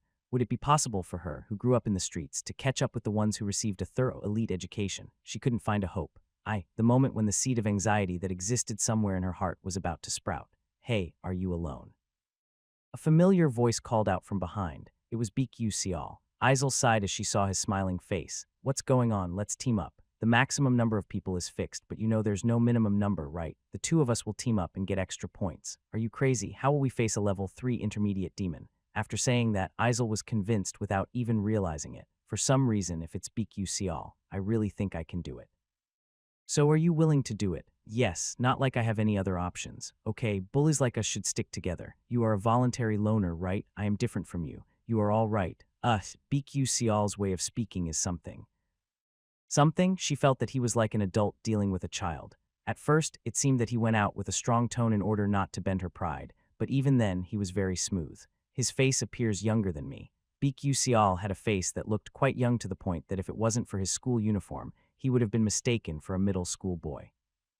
Moreover, his stiff hair made him look like a boy. Otherwise, with the delicate features and youthful face, he appeared no different from a girl. Once you've decided on the cadet and group you like, bring me the list and register it. At the instructor's shout, the students hurried to him. I'll go too. BQ Sial wanted to give a piece of paper to the instructor. As he carried it around and walked away, Isel let out a sigh. Again, she was shaken by his pace. She was standing blankly, scratching the floor with her shoes, but she suddenly felt a gaze and slowly turned her head. Far away, Hong Bai-yon was staring at her. It was not an illusion. She was definitively looking at her. What is it? Earlier, she didn't even pay attention to Isel, but she suddenly glared at her with such a blazing eye. Somehow it was quite burdensome, so Isel avoided her gaze, but Hong Bai-yon approached her way first. With superhuman patience, she balanced the ankle that was about to stagger or backtrack, then bit her lip tightly and stiffly raised her head. What is it? After letting out a single word, Hong Bai-yon closed her mouth without saying anything. She must have been embarrassed by the fact that she had come here. Could it be that she came to keep me in check? The corner of Isel's mouth rose up. In the end, Hong Bai-yon was holding her in check. Isel got more confident and shouted again. Are you suddenly here to suppress me? It's ridiculous. Well, you must be worried. What nonsense are you talk about? Hong Bai-yon crumpled her expression as if she was genuinely annoyed. Don't be mistaken, just behave yourself. What are you doing? Do you know the saying, a pearl necklace around the pig's neck? Of course, I'm just leaving you alone. Even though it's out of proportion, you're going to wear a pearl necklace. The moment she heard those words, Isel's heart sank. The reason why Hong Bai-yon suddenly started to restrain her, it wasn't because she felt a sense of crisis from a girl named Isel Morph. It was purely an action that came out of having BQ Sial taken away. After she realized that fact, somehow Isel became mad and let out a blank laugh. It was just like that. That woman didn't care about her at all. Isel was always noticing her. However, that woman wasn't paying the slightest attention to Isel's existence. I see, Isel thought. Hong Bai-yon frowned as she saw Isel getting more and more contemplative. What am I saying? Unknowingly, she was so excited that she spat out stupid words. They didn't sweet Adalvate's princess, and it was not like Hong Bai-yon. She was unsightly and jealous of others. Nevertheless, it was refreshing inside. As usual, the girl named Isel was usually very noticeable. Just as she was blessed with fire attribute, Isel was born with ice attribute. The thought that Isel would form her team with BQ Sial, who might be the most outstanding knight in the academy, made her insides burn. Somehow, she felt like she was falling behind. So she did that unconsciously. Well, I guess she had figured it out by now. Leaving Isel, who had a dark expression, Hong Bai-yon returned to her position with elegant stride. She was feeling a bit of a sense of crisis now. The ridiculous delusion that she could be pushed by Isel at this rate kept wandering through her head. I can't stand still. By mobilizing her own faction, she could easily trample the loser of House Morph, but her pride couldn't tolerate it. She wanted to win against Isel Morph on equal terms and with her own skill. A combination of a loser and a commoner. She recalled members of her own faction. Clearly, there were many competent knights. They would still be waiting to be chosen by Hong Bai-yon. However, it was not enough. Even a knight of that level could not catch up with BQ Sial, who teamed up with Isel. It needed to be at least like Mei Yuxiang, who had the title of best. Only then the balance calculation would be perfect. Since she had thought that far, there was no need to hesitate any longer. With Hong Bai-yeon ignoring all the calls directed at her, she alone approached Mei Yuxiang, who was looking over the map. Mei Yuxiang, hello, princess. What's up? Have you formed the team? No, I will do it alone. Will you do it alone? Hong Bai-yeon was a little surprised by his words, but she calmly continued. Why don't you join me? Mei Yuxiang slightly raised the corner of his mouth with a subtle look. That was an obvious refusal, but if she was going to back down here, then she would have never approached him in the first place. She aroused Mei Yuxiang. You know that BQ Xiao and Isel formed a group. The fewer the number of members in the group, the more points there are, right? It seems that she intends to target special intermediate demons, rather than normal intermediate demon. As you know, I have a strong fighting spirit, so I have no intention of losing. If it was Mei Yuxiang, he might be able to defeat an intermediate demon at level 3 danger by himself. If that was the case, he would get a huge bonus for being alone. However, what if BQ Xiao's group handled the special intermediate demon? Unlike normal demons, those with special abilities and attributes were called special intermediate demons. If one succeeded in defeating a special intermediate demon that was difficult to suppress, he would get a lot of points. Even though they were 2 players, they would easily outperform Mei Yuxiang's score. Of course, Hong Bai-yeon did not know whether they would actually target a special intermediate demon or not. It was just a means to stimulate Mei Yuxiang's fighting spirit.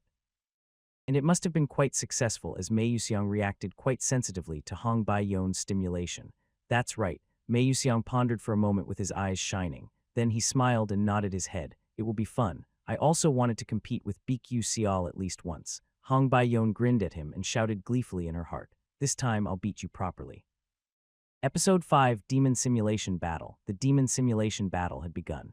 BQ Xiao was a bit nervous at the thought of confronting an intermediate demon, but there was no other choice. He knew it was a fake simulation, so he tried hard to suppress the dread inside his heart. Isel slowly followed him. Somehow the steps looked gloomy, but right now, choosing a destination was the priority, so BQ Xiao opened his mouth first. First, we have to decide which demon to catch. I will decide this right, she nodded in response. When Isel affirmed, BQ Xiao continued. I'm a non-attribute, and you use ice and lightning, so it'd be nice to pick a match that suits you, but normally a Class 1 mage could face a Level 1 danger demon alone. If 3 mages at Class 1 gathered, it was possible to destroy the Level 1 danger elementary demon, and if 5 mages at Class 1 gathered, it was possible to deal with a Level 1 danger intermediate demon. However, that was just a really common case. If compatibility, experience, and environmental factors were added, it was possible for him to kill a demon several levels higher than him. In fact, one of the mages belonging to the Dark Demon Slayers boasted the strongest one-on-one combat in the Ether world, dealing with a level 7 danger dark magician alone with only Class 3 abilities.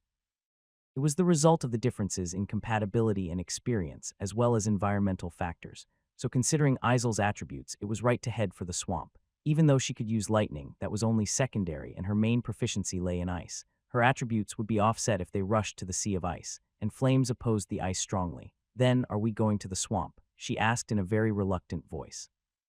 Obviously, it would be very easy to kill a level 3 intermediate demon with 2 people if they chose the right match. However, Isel was aiming for an extra point for reversal. If she won against a demon she was not compatible with, she would be rewarded with lots of extra points. Well, whatever I choose, I think you'll like it a lot. Isel didn't seem to understand, but it didn't matter. In the first place, the reason he teamed up with Isel was not to score himself, but to help her score high. What was the story like in the original? Because of Hong Bai-yeon and her faction members' suppression, Isel couldn't train properly, and she couldn't even form her team. Demons were one of the most important subjects. Isel was unable to win her scholarship because she ruined the simulation battle performance evaluation, and while working part-time jobs to make up for the lack of money, she suffered all sorts of humiliation and contempt. In the process, her mentality was severely shaken, and instead of increasing her magical achievements, a catastrophe occurred that rather degenerated her. If this was the original romance fantasy novel, she would be revived somehow with the help of a sub-male lead later, but unfortunately, because of Edna's existence, Isel was pushed to the limit without anyone's help. That was not good. When her mind and body were shaken while she faced those adversity, there was always a helper standing by her side. However, everything was twisted by the intrusion of Edna and BQ Xiao. Hye-won-ryong showed a strong interest in Edna, and Mei Yuxiang seemed to want to get closer to BQ Xiao. Although Mei Yuxiang and Hye-won-ryong had twisted personalities, they possessed a warm heart for their loved ones. Without their help, Isel would eventually walk the path of her ruin. She would be left all alone. On a cold winter night, she would freeze forever like her own magic. so he reached out to Isel because he didn't want to leave her like that. Isel had the natural talent to become the Empress of Ice, and if she could display that ability against the dark demons, they could get one step closer to a true ending. BQCL was sure of that. I never intended to intervene this far, but somehow, since they got closer, she didn't have anything to feel uncomfortable about, so he kept helping. The air was filled with a heavy silence as Isel walked quietly through the Valley of Flames, enduring the scorching wind. Suddenly, she broke the silence. "Hey," she said hesitantly. BQCL turned to look at her. "What happened? Are you having a hard time?" Isel looked around, watching the smoke swirling around them and the explosions ensuing everywhere, leaving showers of sparks high up in the air. The structure of the canyon was either meant to train stamina or made deliberately difficult, and it was quite challenging for her. He expressed his concern, but it didn't seem important to her. "No, I just have a little question," she said finally. BQCL raised an eyebrow. "What is it?" Isel hesitated for a moment, then closed her eyes tightly and blurted out her words. "Why did you choose me as a team member?" BQCL remained silent, and the more he did, the more anxious Isel became. Why the hell did he choose her? She had been troubled by this question ever since hearing Hong Bai-yon insult earlier. Surely, there were many other magical practitioners who were more talented than her. "As you think, there are many great mages out there." Finally, BQCL spoke up. "There will be no mage who can match Hong Bai-yon in terms of firepower, and there won't be a mage as talented as Edna in utility and control." He spoke calmly, and his words made Isel's expression darken even more. "Mei Yuxiang is already the best in the first year, and Adriach, who can use curses, will be a perfect match for me." Isel was about to ask why BQCL had chosen to team up with her, but he interrupted her. But he continued, without even looking at Isel's face, "I drew up an estimate, and it seems like working with you will be better than working with them." Isel was taken aback by his words. "What do you mean? I just thought it would be better to work with you." "There's no big reason for it," BQCL said nonchalantly. Isel couldn't help but wonder what he meant. What the heck? What does that mean? Does he think that working with me is better than working with countless other geniuses? Was it just a casual remark? He must be. With BQCL's skill, he can easily hunt demons with anyone in his team. But what kind of demon do we need to hunt? In a typical demon simulation, a team of 6 students would face an intermediate demon. Most students would aim for that level, but elite-level students would go after special demons. Thinking that far, Isel's eyes lit up with excitement as she asked, "Are you planning to hunt a special intermediate demon?" Unfortunately, BQCL wasn't an elite-level student capable of hunting such creatures, but he had other ways of approaching the challenge as a player. "No, we'll hunt an intermediate demon." "I see." Isel's defeated look didn't go unnoticed by BQCL, who chuckled mischievously.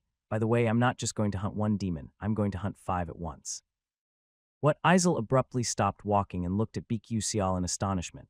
If it were a joke, he would take it back quickly, but it wasn't. "W, what do you mean?" "Well, I want to get a high score. This way it's guaranteed. Do you even know the saying, more haste, less achievement? If you challenge 5 intermediate demons for the sake of getting a high score and can't even hunt one, you'll end up with nothing. What if we defeat all 5 of them? It's easier said than done." Isel, who had been sulking just a moment ago, suddenly burst into anger, but BQCL just laughed it off. "It's actually easy." Isel let out a deep sigh, but BQCL was confident. Hunting 5 intermediate demons wasn't that difficult. In the community of gamers who played Ether World, there were those who loved unique challenges, and there were those who didn't even pass trivial quests. Perhaps they wanted a different challenge from everyone else because, at first, they proposed tackling 2 intermediate demons simultaneously. However, it was still the very beginning of the episode, so even if they raised their sub-characters, their stats and items were too low to successfully execute their strategy. Even if they controlled the characters with the strongest skills and magic like Edna and Mei Yuxiang, they judged that it was impossible to defeat 2 intermediate demons with their Class 3 abilities. One day, while another veteran player was observing their challenge, he succeeded in defeating 2 intermediate demons using a very unique strategy. After the strategy was revealed, many veteran players analyzed and modified it to their liking, ultimately succeeding in defeating as many as 9 intermediate demons at once. Although he saved the information at that time in his archive folder, allowing him to defeat 9 demons with ease if he ever wanted to, the preparation process was quite cumbersome and required teaming up with a few special students, so he compromised on 5 demons. In other words, the fact that he could defeat 9 demons made it easy to defeat just 5. Isel, who had no idea about this, could only groan in agony. "Well then, let's choose the first demon." Meanwhile, Hong Bai-yon was wandering the Sea of Ice with Mei Yuxiang. "That won't work, it's an ice attribute." In the Sea of Ice, there were 2 types of intermediate demons, ice attribute and water attribute. Ice attribute demons were weak against fire, but water attribute ones were strong against fire. For that reason, Hong Bai-yon insisted on using the reverse type. "Do we really have to choose the reverse type?" "Yes, we do." BQ will definitely choose the opposite type. I can't afford to lose. She thought of a demon that BQ and Isel could hunt in her head. BQ was a neutral type. If she had to categorize him, it was better to say he was a physical type that handled blades. Thus, the result derived would be a hard-shelled demon that was difficult to penetrate would be the opposite type of BQ, and since Isel's ice attribute was weak against fire, only Inferno Golem came to mind. Well, I don't think BQ would make such a boring choice. HMPH, you don't know him, do you? By the way, what's your main attribute? You claim to handle 3 attributes, but you probably don't even have a main one. Mei Yuxiang handled 3 attributes, earth, lightning, and fire, but he had a separate real main attribute that he was hiding, and the other 3 were just auxiliary attributes.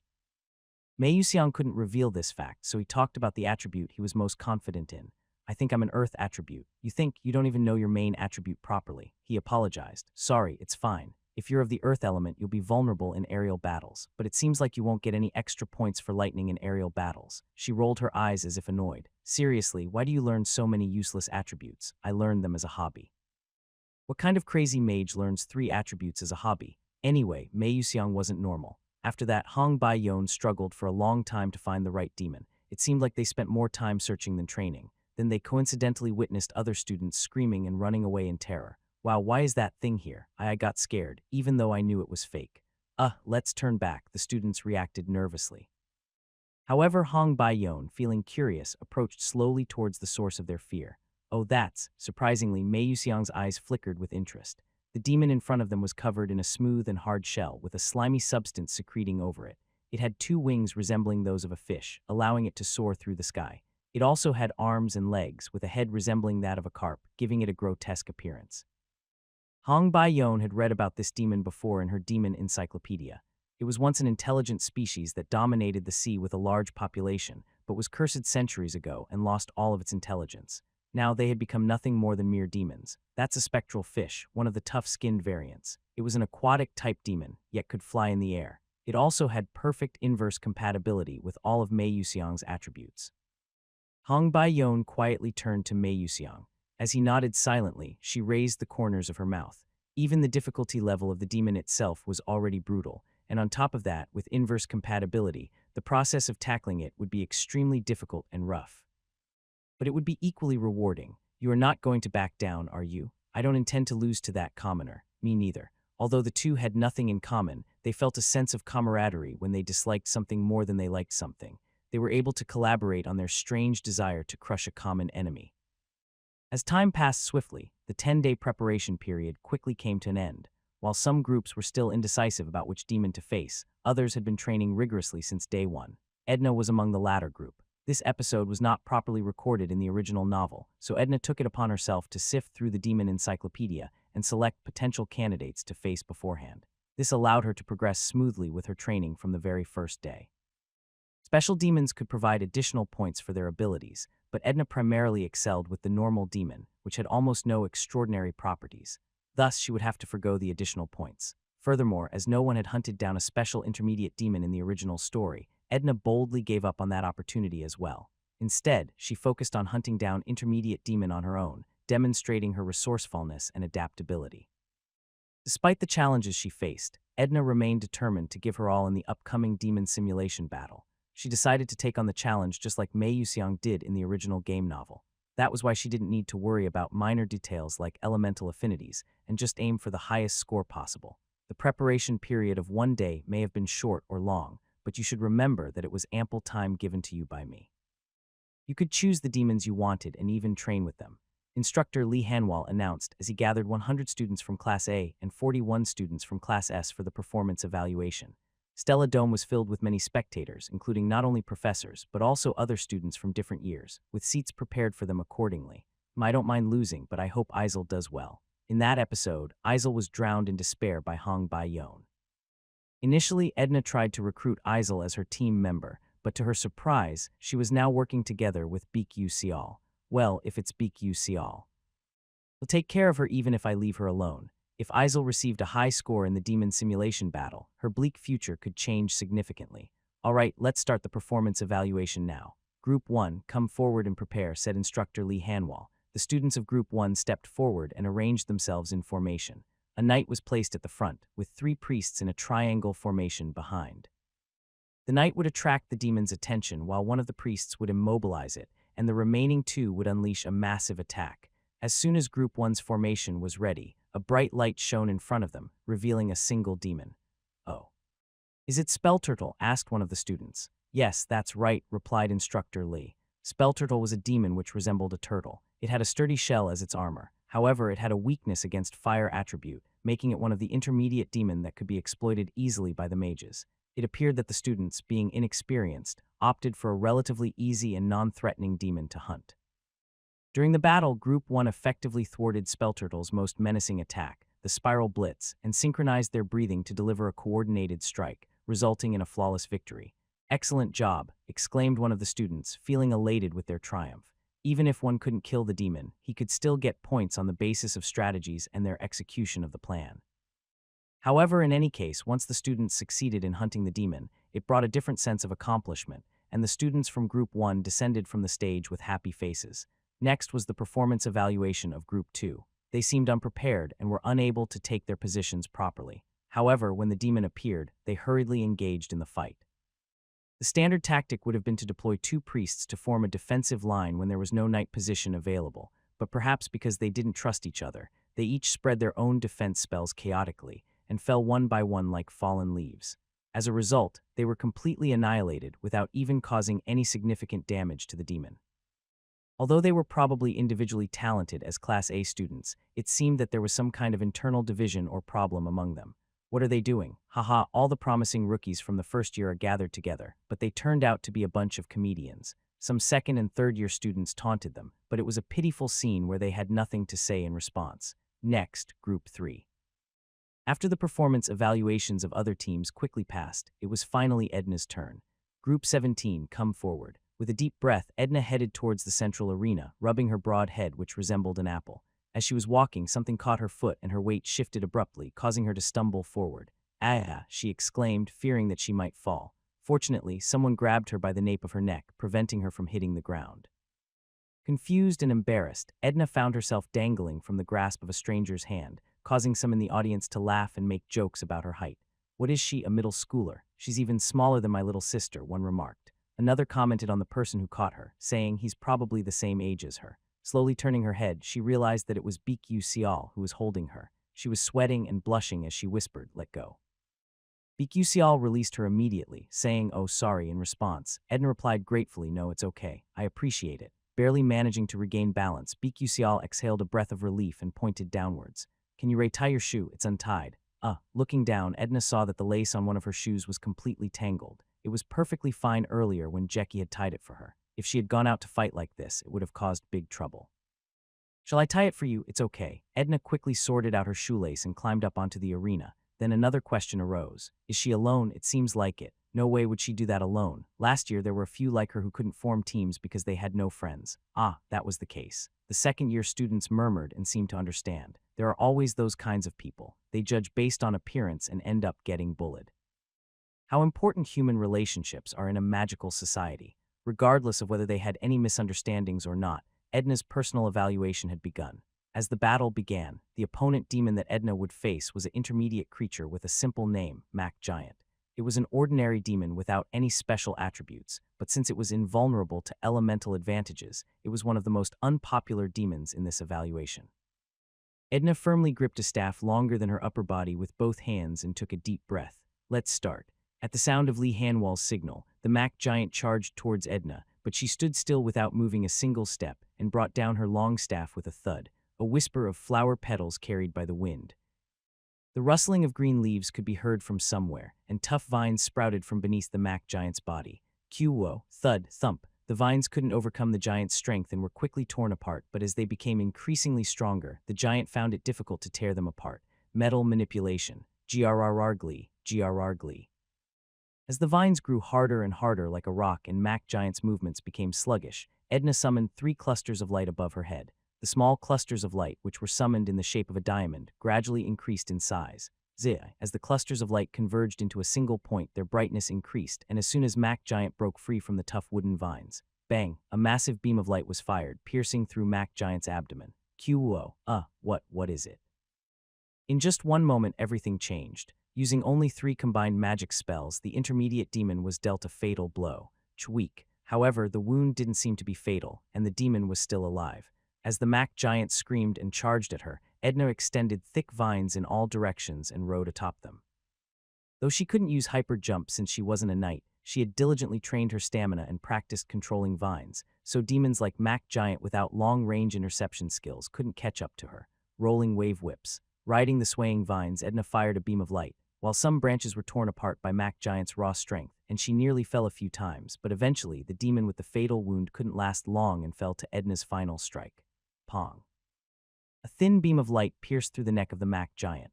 Wow, seriously. A first year. Oh my god, does that even make sense? Everyone was amazed and their mouths were left wide open. External officials of the magical world repeatedly took off and put on their glasses, and the second-year students who were mocking Edna were left speechless. It was a perfect performance. Well done. Hanwell acknowledged that his words were somewhat exaggerating even as he spoke, but he was speaking the truth.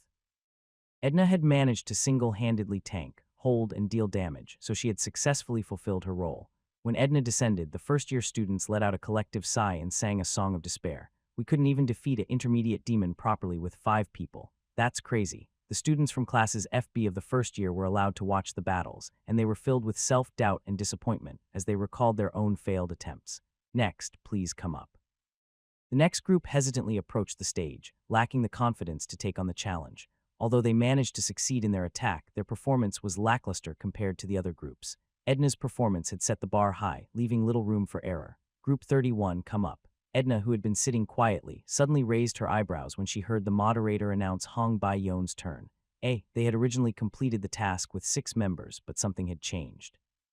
The barbarian Hong Bai-Yon unexpectedly climbed up with Mei Yuxiang. What the hell is that combination? As the 2 characters had no connection even in the original novel, Edna became more and more confused, while a demon was summoned in front of Hong Bai-Yon. As soon as the identity of the demon was confirmed, cries of surprise erupted from all around. Spectral fish. Oh my god, that's a special intermediate demon. They dared to challenge a demon that's hard to suppress. Wait, don't they have opposite attributes? This is insane. Some of the professors and mages quickly took out magic charts to search for Hong Bai-Yon and Mei Yuxiang's attributes. Many teams had challenged special intermediate demons, but all of them had failed and most had only attempted it with the right elemental attributes. However, they had completely given up on the elemental advantage. It was an obvious attempt to sabotage the scores, but wouldn't they score only if they succeed in conquering it? When everyone expressed doubt, Li Hanwell's signal for the start was given. At the same time, the spectral fish howled and soared high into the sky. The demon was an extreme opponent with a tough exterior, the ability to manipulate water, and even the power to fly. However, it was highly susceptible to ice magic, which placed it on level 3 at the danger scale. Without that, it would have been at least a level 4 or 5. Let's begin, said Hong Bai-Yon, slamming her staff down. Mei Yuxiang spun his wand around, which was shorter than his forearm, and backed away. Why is the knight retreating behind the priest? What's going on? Thump. As the mages watched with round eyes, Mei Yuxiang made a hyper jump and leaped diagonally into the air. Wow. For a first year, he's got an impressive hyper jump, but he can't reach the demon with just that. After all, you can't use the hyper jump in midair. What's he trying to do? As if to quickly dispel their doubts, Mei Yuxiang summoned a square rock platform beneath his feet.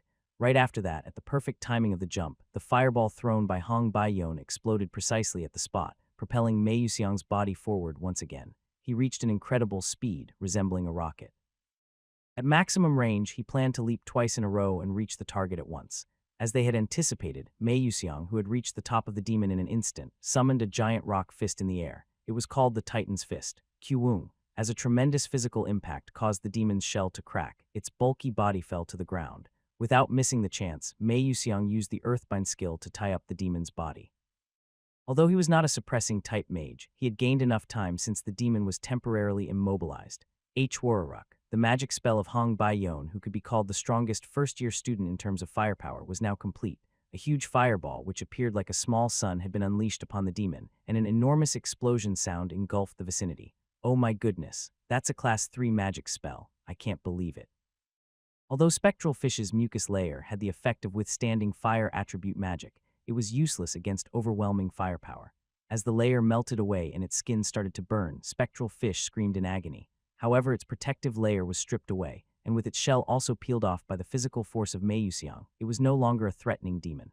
With Hong Bai-Yon's fireball exploding inside the shell, Spectral Fish was finally defeated. A moment of silence followed.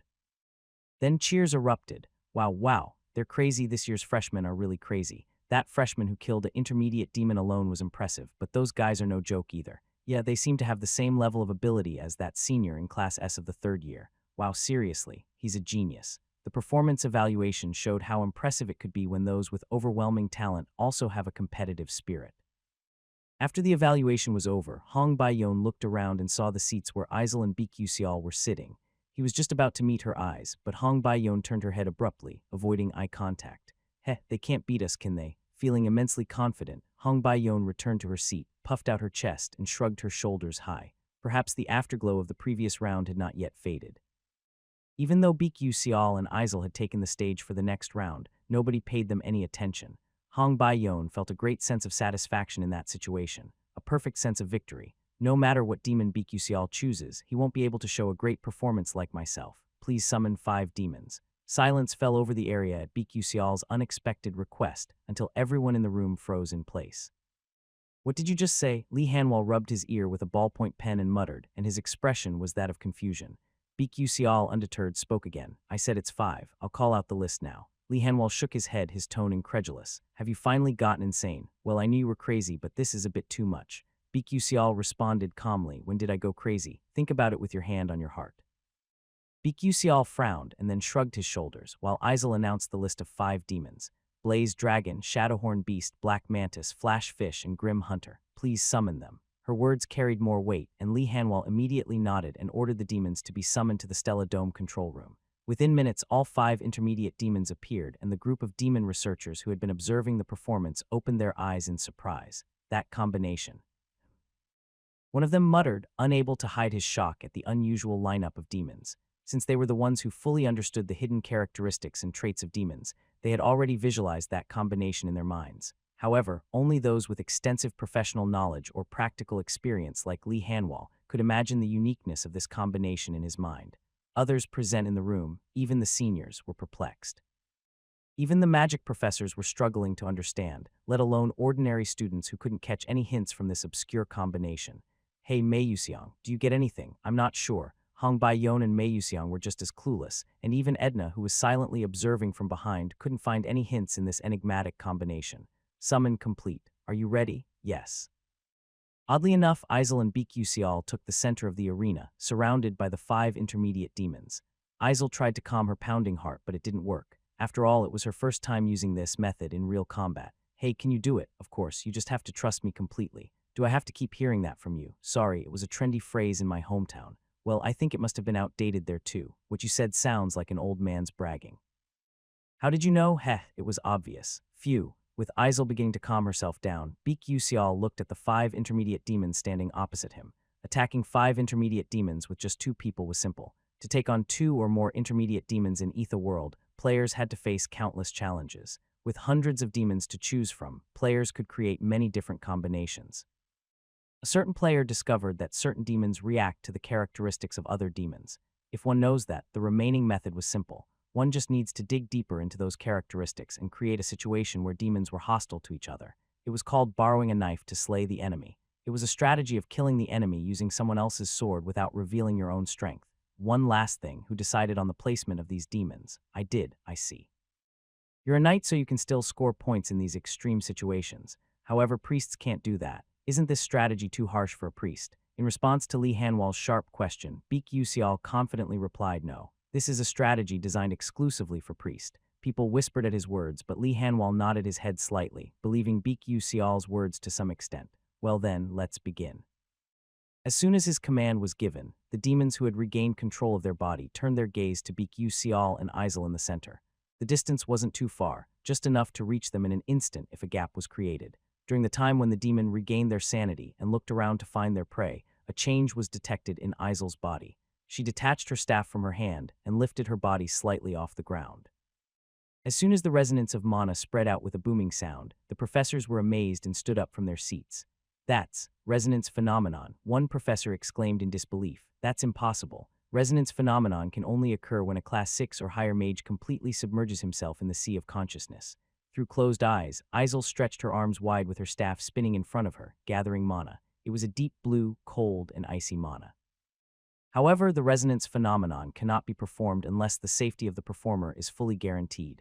Even if it's just an illusion, there's a risk that the mana could backflow and turn Isel into a cripple when the demons attack. Hey, instructor, stop the performance evaluation immediately. It's too dangerous. The professors were in a state of panic, but Hanwell paid them no heed. He didn't think there was any real danger, and in the first place, Isel seemed to be calm. Has it begun? Beak briefly admired the scene unfolding before his eyes. Her concentration power was so immense that it could easily be described as monstrous. There were only a handful of geniuses in the Class 3 who could perform resonance, and besides Isel, Beak knew of no other. Well then, maybe I should give it a try. As she started to concentrate on her task, it was now Beak turn. Flash, he turned into a blur and suddenly reappeared behind an intermediate demon named Blaze Dragon, stabbing it in the abdomen with his Argento sword. Arg! Blaze Dragon emits a red light from his forehead when he experiences pain.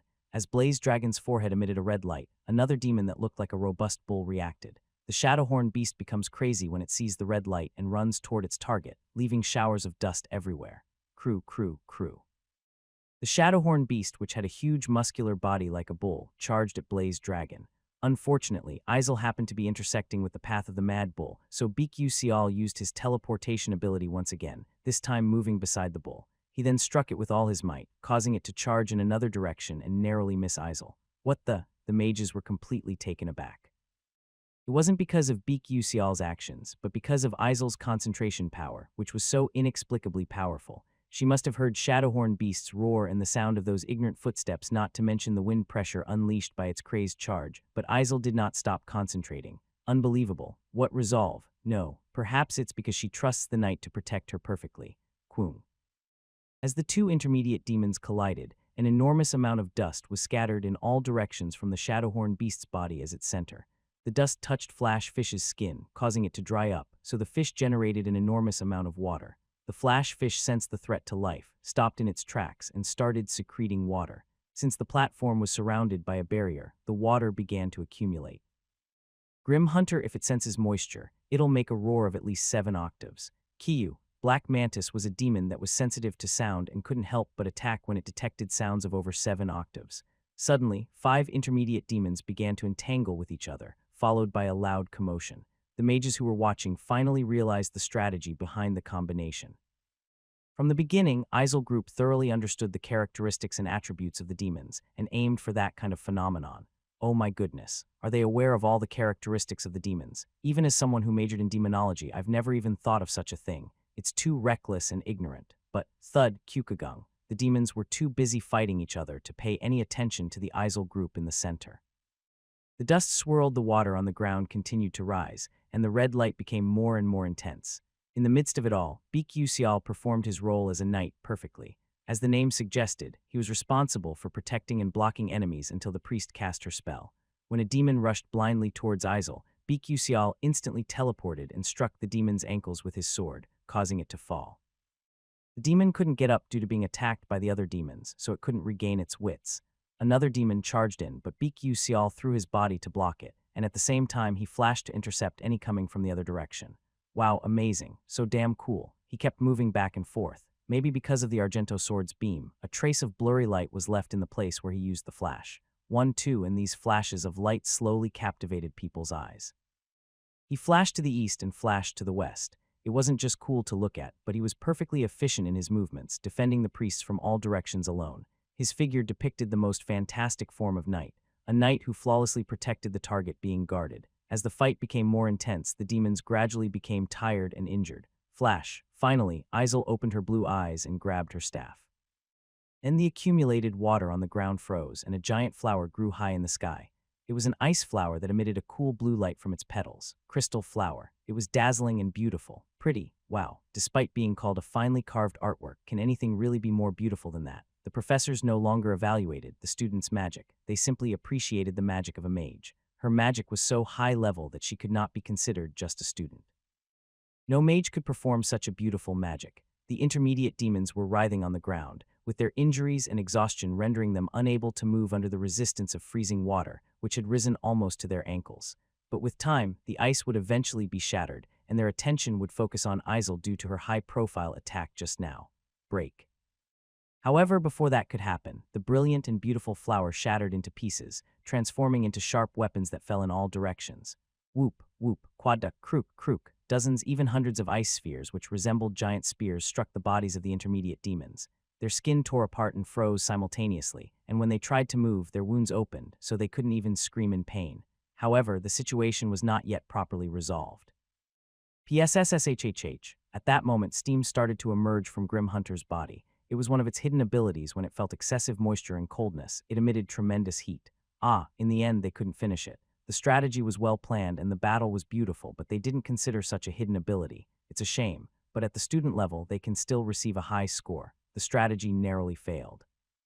Just as they were about to make that judgment, Isel stretched out her opposite hand into the air. Until then, no one had noticed the blue light cluster that had been serving as the petals of the crystal flower still hadn't disappeared. Everyone had thought it was part of the ice flower. It bloomed with the ice and turned into leaves, but that was a misconception. Her specialty was magic that combined ice and lightning at the same time. ZZZT, ZZZT. The mages gasped in astonishment at the sparks flying through the air. Since ice was close to an insulator, electricity could not be conducted effectively. Therefore, people assumed that Isel had cast the crystal flower magic by sacrificing her other specialty, which was lightning. Unfortunately, she was not content with just being born with the blessing of ice. She also had a great love for lightning. She couldn't resist the urge to summon it. That was when Beak Usial came up with an extraordinary plan. Why don't we freeze it and then melt it again? Drop, drop.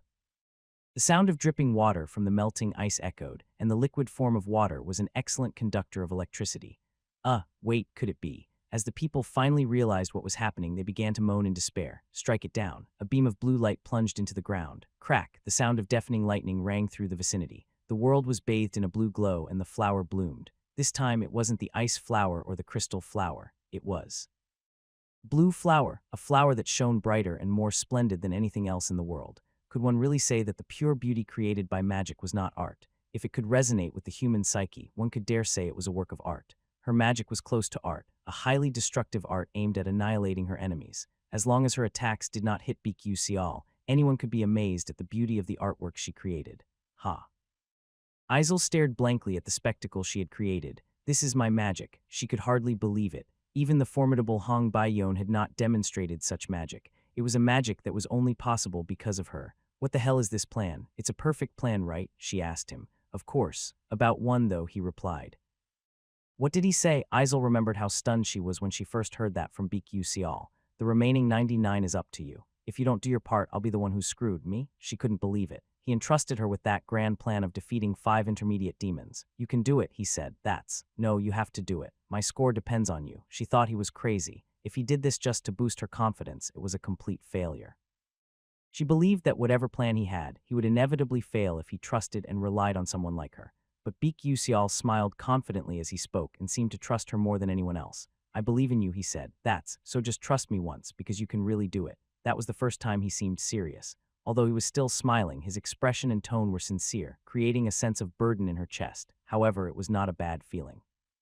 You can do it, right? Isel reluctantly nodded her head. Yeah, somehow she came to trust him. Was she persuaded by his foolish words? She didn't know herself. If there was someone who could resist his sincere appeal, that person must have no heart. So, she ended up doing such a dangerous thing, all while being lost in the belief of Beak Usial. But then. It's pretty, he didn't even know that she could do it so perfectly. Isel slowly closed her eyes, giving a last fleeting glance at the blue flower which currently encompassed the world and dwindled on the brink of extinction. She was someone who had lived with just a tiny flicker of hope, but even that small hope was fading away. That was when Beak Usial pulled her out of the darkness, proving that she could do something this amazing. Until now, she had felt like she was adrift in an endless sea. No matter how hard she tried to charge ahead against the waves, there were times when she wavered, wondering if she was on the right path, but not anymore. Isomorph's magical demonstration was a wonder to behold. It was even captured on video storage devices and quickly spread throughout the classroom. Of course, it wasn't long before the footage was surreptitiously smuggled out and shown to magic scholars far and wide. They were eager to witness her incredible abilities for themselves. Her magic, or rather, her art, caused a stir of sensation within the academic community. Undoubtedly, Isel's magic was impressive, but many priests and other mages also recognized the incredible skill of Beak Usial. From the beginning, he had declared that his strategy was designed exclusively for the priest. At first, it was unclear what he meant by this. The demons were so challenging that only knights could hope to suppress them, but his words proved true. Beek devoted himself entirely to Isel's magic, moving from beginning to end with no thought for his own position in the arena. His selfless protection of her had a poignant effect on many mages who witnessed it, and his skill with magic drew widespread admiration. The knight exists for the priest. Then wasn't Beek who sacrificed himself solely for Isel, the ideal knight. All priests dream of having a knight they could entrust everything to, just like Isel. However, that was just an ideal, hardly a reality. But Beek showed that kind of dedication to Isel, so it was inevitable that the hearts of all priests would be moved. Results of Demon Simulation Battle, 1st place. Group 32, Beek Isel, 2nd place. Group 31, Mei Yuxiang Hong Baiyon, 3rd place. We lost completely, Mei Yuxiang said with a bitter expression as he looked at the scores posted on the classroom bulletin board. Hong Baiyon stared at the scores with her mouth tightly shut. The score difference was overwhelming. 1st place, 199 points. 2nd place, 127 points. It was amazing in itself to have surpassed 100 points, let alone 2 people taking on a large special demon with opposite affinity, which had never been done before. However, to see 199 points right above them was shocking. I have to admit it. Beek was more like a knight than me, and Isel performed the priest position better than you. Yeah, Hong Baiyon had to acknowledge some parts of it, but there was one thing she couldn't admit: if my knight was Beek he existed solely for the priest. He developed strategies for the priest, chose positions solely for the priest, and even selected a stage solely for the priest to shine. Mei Yuxiang was undoubtedly an excellent knight, but in the end, Beek was a better knight. If Beek was my knight, I could have wielded magic as powerful as Isel's. However, a sense of unease grew. Why is that commoner so devoted to Isel? She couldn't accept or understand the fact that if the most perfect knight existed in the world, then she who was destined to be the greatest queen wouldn't be obediently served by him. Instead, such a knight was taking care of another woman. I should find out more about Beek Hong Baiyon held out her hand to Mei Yuxiang. A handshake was appropriate to finish off their business relationship, as they were not friends. This performance evaluation was tough. You did a good job, though. Yeah, it'd be great to do it together again next time. For some reason, Mei Yuxiang's voice seemed to be powerless, so Hong Baiyon looked at him and added, "Don't be too hard on yourself. You did your best, and getting 127 points means we did well too." Mei Yuxiang forced a bitter smile. You did your best. Did she know that her best meant nothing to him? Actually, I had fun. It was exhilarating. What? Hong Baiyon looked at him in surprise. Yeah, something from the depths of my heart. A burning sensation that makes me want to win immediately. I can't stand it. Don't you feel it too? Hong Baiyon looked genuinely bewildered. No, not at all. Really? That's a shame. What's with this weird guy? Not sure if he knew what Hong Baiyon was thinking, but Mei Yuxiang said with a light smile, "I'll be going now." As Mei Yuxiang walked away, Hong Baiyon couldn't avert her gaze from his back. After a long time, she shook her head and turned around, feeling uneasy. She headed back to the Class S when her eyes met with a woman. She had jet black hair like silk, an expression as cold as ice, and eyes so pure that it was as if nothing could blemish them. Almost as tall as Hong Baiyon, she had a third-year student badge. Lyra. She furrowed her eyebrows and withdrew her gaze. She had no desire to meet Lyra, especially now that she had lost so thoroughly. Lyra Orkin. As the successor to the Duke Orkin, the infamous Lyra was destined to become enemies with Hong Baiyon in the future, who was currently feeling nervous as she walked through the halls. Lyra was Hong Chihua's loyal retainer and desired to undermine Hong Baiyon in the struggle for the throne. She was a frustrating woman who maintained a cold facade even in the face of defeat and would resort to any political maneuvering to get what she wanted. Hong Baiyon tried to avoid her by taking a different corridor. Being young and inexperienced, she didn't yet realize that every little move she made could be interpreted as weakness by Lyra. Luckily, Hong Baiyon had someone she could rely on at times like these. Not her mother, a friend or someone else, but it was her mentor, Haimril. I think I'll go see Haimril. Elsewhere in the school, students were buzzing about the recent simulation battle. Hey, did you see Group 32? They were amazing. I thought it was a magic show at first, with all those professors showing off their spells. And what about Beek That guy took down 5 demons all by himself. My demon department professor said that Beek must have the expertise of a demon science major. It was a win made possible due to the broad knowledge of the characteristics of demons. Despite losing the battle, Edna was feeling relieved and satisfied. She had given it her all, and in the end, that was all that mattered. Now it was time for class. The students who were sitting in groups of 2 or 3 looked at Isel and gossiped. Despite everything, there was still a sense of distance between Isel and the others, which Edna also felt. However, things were a little different now. Before they simply loathed her, but they felt a sense of awe towards Isel now. If things had gone according to the original storyline, By now, Isel would be slowly going through a breakdown, trapped inside Jeremy's fence and unable to escape after the shock from the recent simulation battle. She would have continued to decay until she was nothing but a shell of her former self. But that future was now completely reversed. The Isel they knew was no more. Even now, they couldn't help but feel a sense of awe towards her as she confidently laughed and enjoyed the attention of the other students. I can't believe the crystal flower bloomed so quickly. That magic was a trademark and trump card created by Isel after overcoming all the hardships and challenges in her life. As a result of this incident, Edna was certain of one thing. Beek Yuseal definitely underwent regression for Isel's sake. In the original novel, Isel and Mei Yuseong shared their feelings, leading to the destruction of the world and a sad ending. However, what if there was an unknown extra story? Maybe it would be something like this. Beek Yuseal, an unnamed character, loved Isel all his life, but never received affection in return until the moment when the world was about to end. Then he chose to regress to change everything. Is it too far-fetched? Having watched too many romance stories, strange thoughts kept coming to her mind. However, in this incident, Beek Yuseal created a stage solely for Isel, something that no one else could do. How much time had Beek Yuseal spent preparing for this day?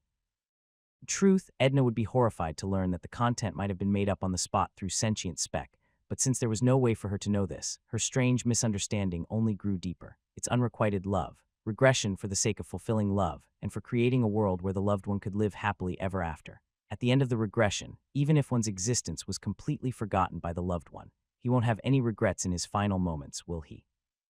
Ah, that's too much. For some reason, she felt a foreign emotion and tightness in her chest. She couldn't believe that she was witnessing a story with a sad ending in real life, rather than in a drama or novel. Beek Yuseal said he wanted to live, which probably meant he didn't want to be forgot. So she made a decision. She would find a way to prevent Beek Yuseal from disappearing from everyone's memories in his final moments. I'm the only one who can do it.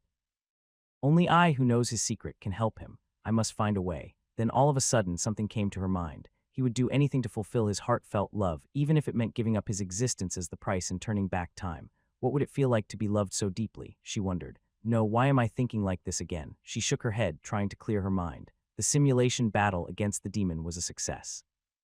She hadn't expected it, but not only Isel, even she had been given a high score.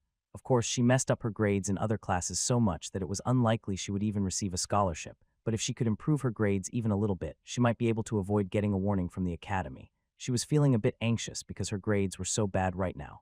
Episode 5, Demon Simulation Battle, has been completed. You have gained a massive amount of EXP. You have successfully led the story in a great direction, and as a reward, you will receive an additional bonus from the Constellation Project. Great. As Beek Yuseal changed the story in a unique direction, those shady gentlemen would get satisfied and give him rewards. What will I receive this time? He had actually thought about it beforehand, but he still hadn't decided. Although he was tempted to ask for an enhancement of his teleportation ability or strengthening mana accumulation retardation skill, he thought that would be a bit of a waste. Besides, he wanted to get something that would be useful for the upcoming episode, Familiar Contract Ceremony. Obtaining a magical item that could help with this would be ideal. Acquiring a familiar was an incredibly rare opportunity in the magical world. The Stella Academy provided a chance for magic apprentices to contract with a familiar only once, and only a mere 5 to 10 of students were successful. There was no guarantee that he would successfully contract with a familiar. However, the item that boosted familiarity was useless after a single use. It must be a perfect reward that could enhance his mana accumulation retardation and also help in the next episode. It should be a 2 birds with 1 stone kind of reward. Then all of a sudden he thought of a great item. I'll take it as an item reward. What item would you like? After a moment of thought, he reached for one of the items he had owned in the past without any hesitation. It was the Divine Spirit Gate Key. This item might not have been an ancient artifact like the equipment of his original character, but it was one of the rarest items that only high-level players could obtain. The key could open the portal to the realm of divine spirits, but its sole function was limited to unlocking a specific dungeon. Will its function be downgraded? He waited in anticipation. System review complete. Reward issued. Great, he exclaimed with delight. The item was granted in its entirety, with no signs of being downgraded or altered. While someone attempting to exploit a system loophole might have been disappointed, the item was rare to come by regardless. Reflecting on his purchase, he realized that the Divine Spirit Gate Key was better known among players as a secondary character training item. It was a ticket to a dungeon that only became available after reaching the highest level, and its usefulness declined as players progressed. However, it was also a dungeon that provided an abundance of EXP without much difficulty, earning it the nickname Bounty Hunting Ground for lower-level characters. BQ had obtained this item for his secondary character training, but had never used it before. Little did he knew that one day, he would have the opportunity to use it in real life. But first, he had to find a way to get there. How am I going to go out? He pondered, but soon realized that the incident had led to stricter conditions for leaving the academy, making it harder to go out whenever he wanted. Sigh. BQ ran his hand through the hair, feeling helpless. Suddenly, he remembered how he used to go out in the video game where there were similar constraints. What did I do then? The answer was simple and didn't require much thought. Club. Yes, he had joined a club that allowed him to teleport in front of the Magic Academy. He smiled as the memory came flooding back. Since the simulation battle with the demons, Isel had gained more confidence and was able to walk around with her head held high. Hardly any students ignored her anymore. Even though the Morp family was known as traitors to the public, it didn't matter in the magical society where everything was proven by magic alone.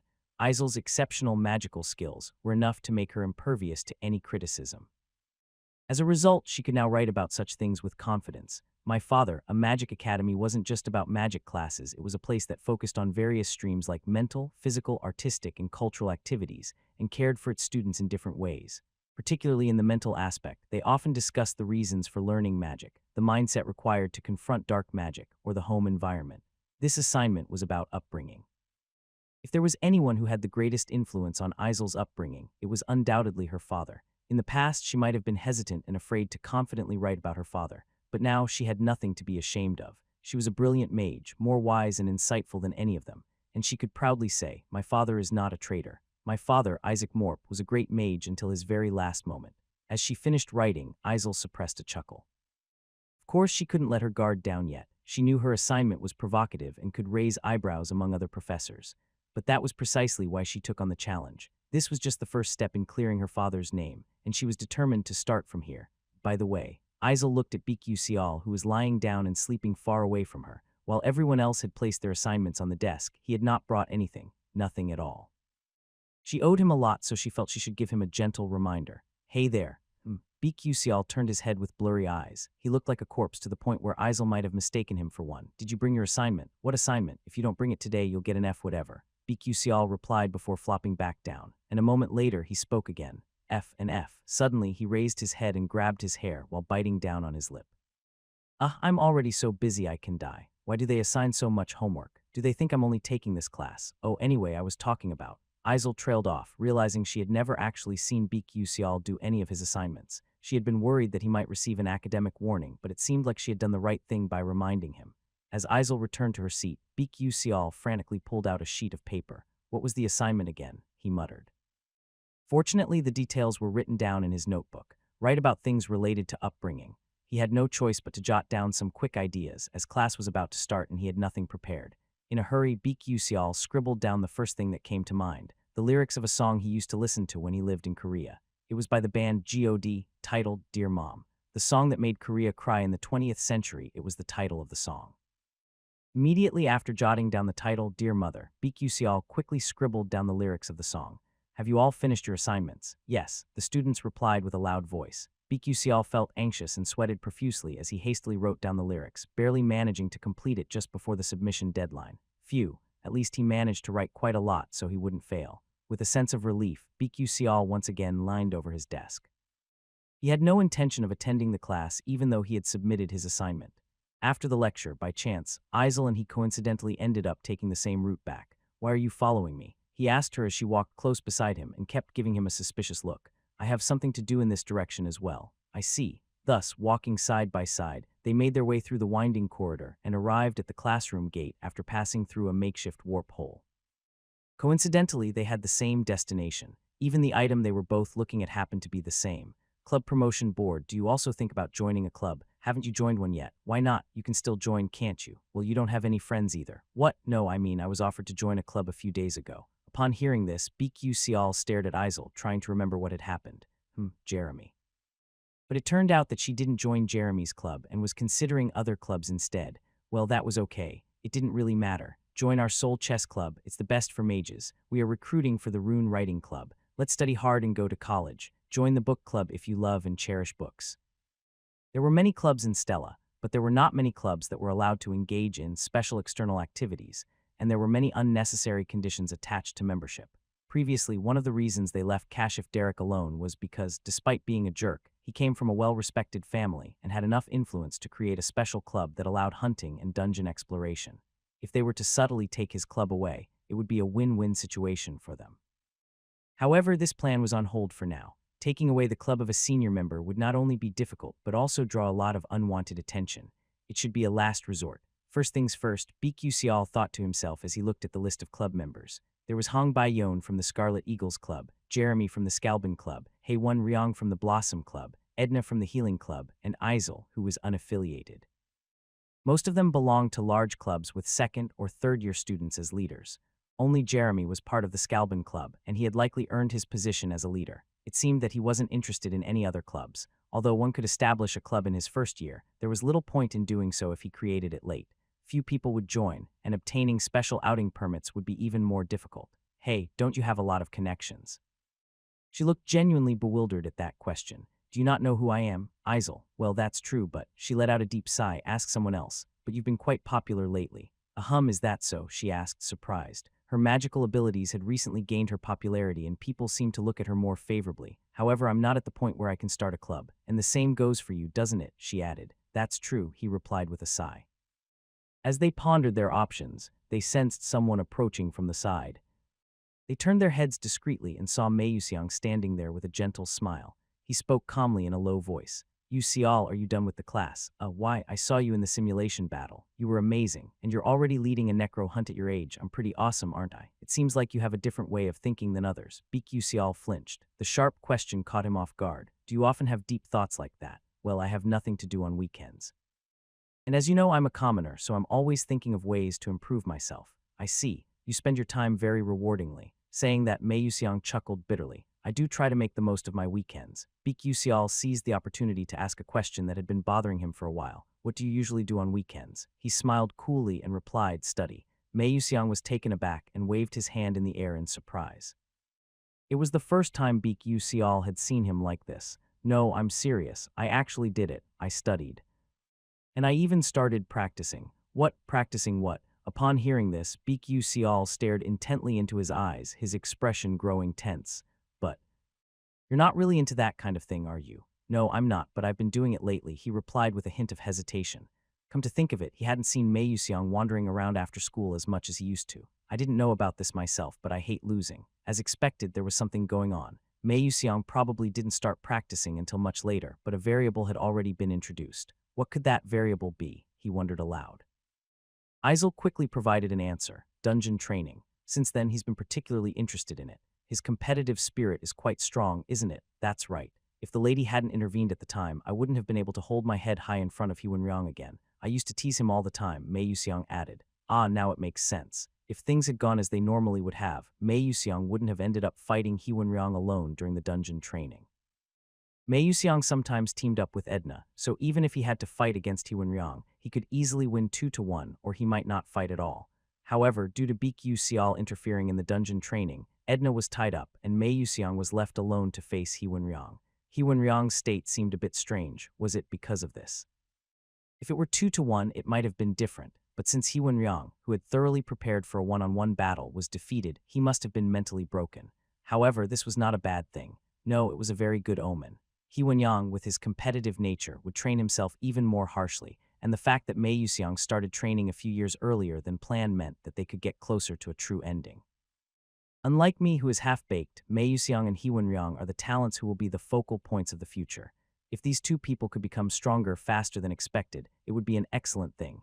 In addition, Hong Bai-yon and Isel were growing at a much faster rate compared to the original game. This was truly a positive thing, so he could really smile. And you see all, I have lost to you properly, so I have been trying pretty hard lately. What? When did you lose to me?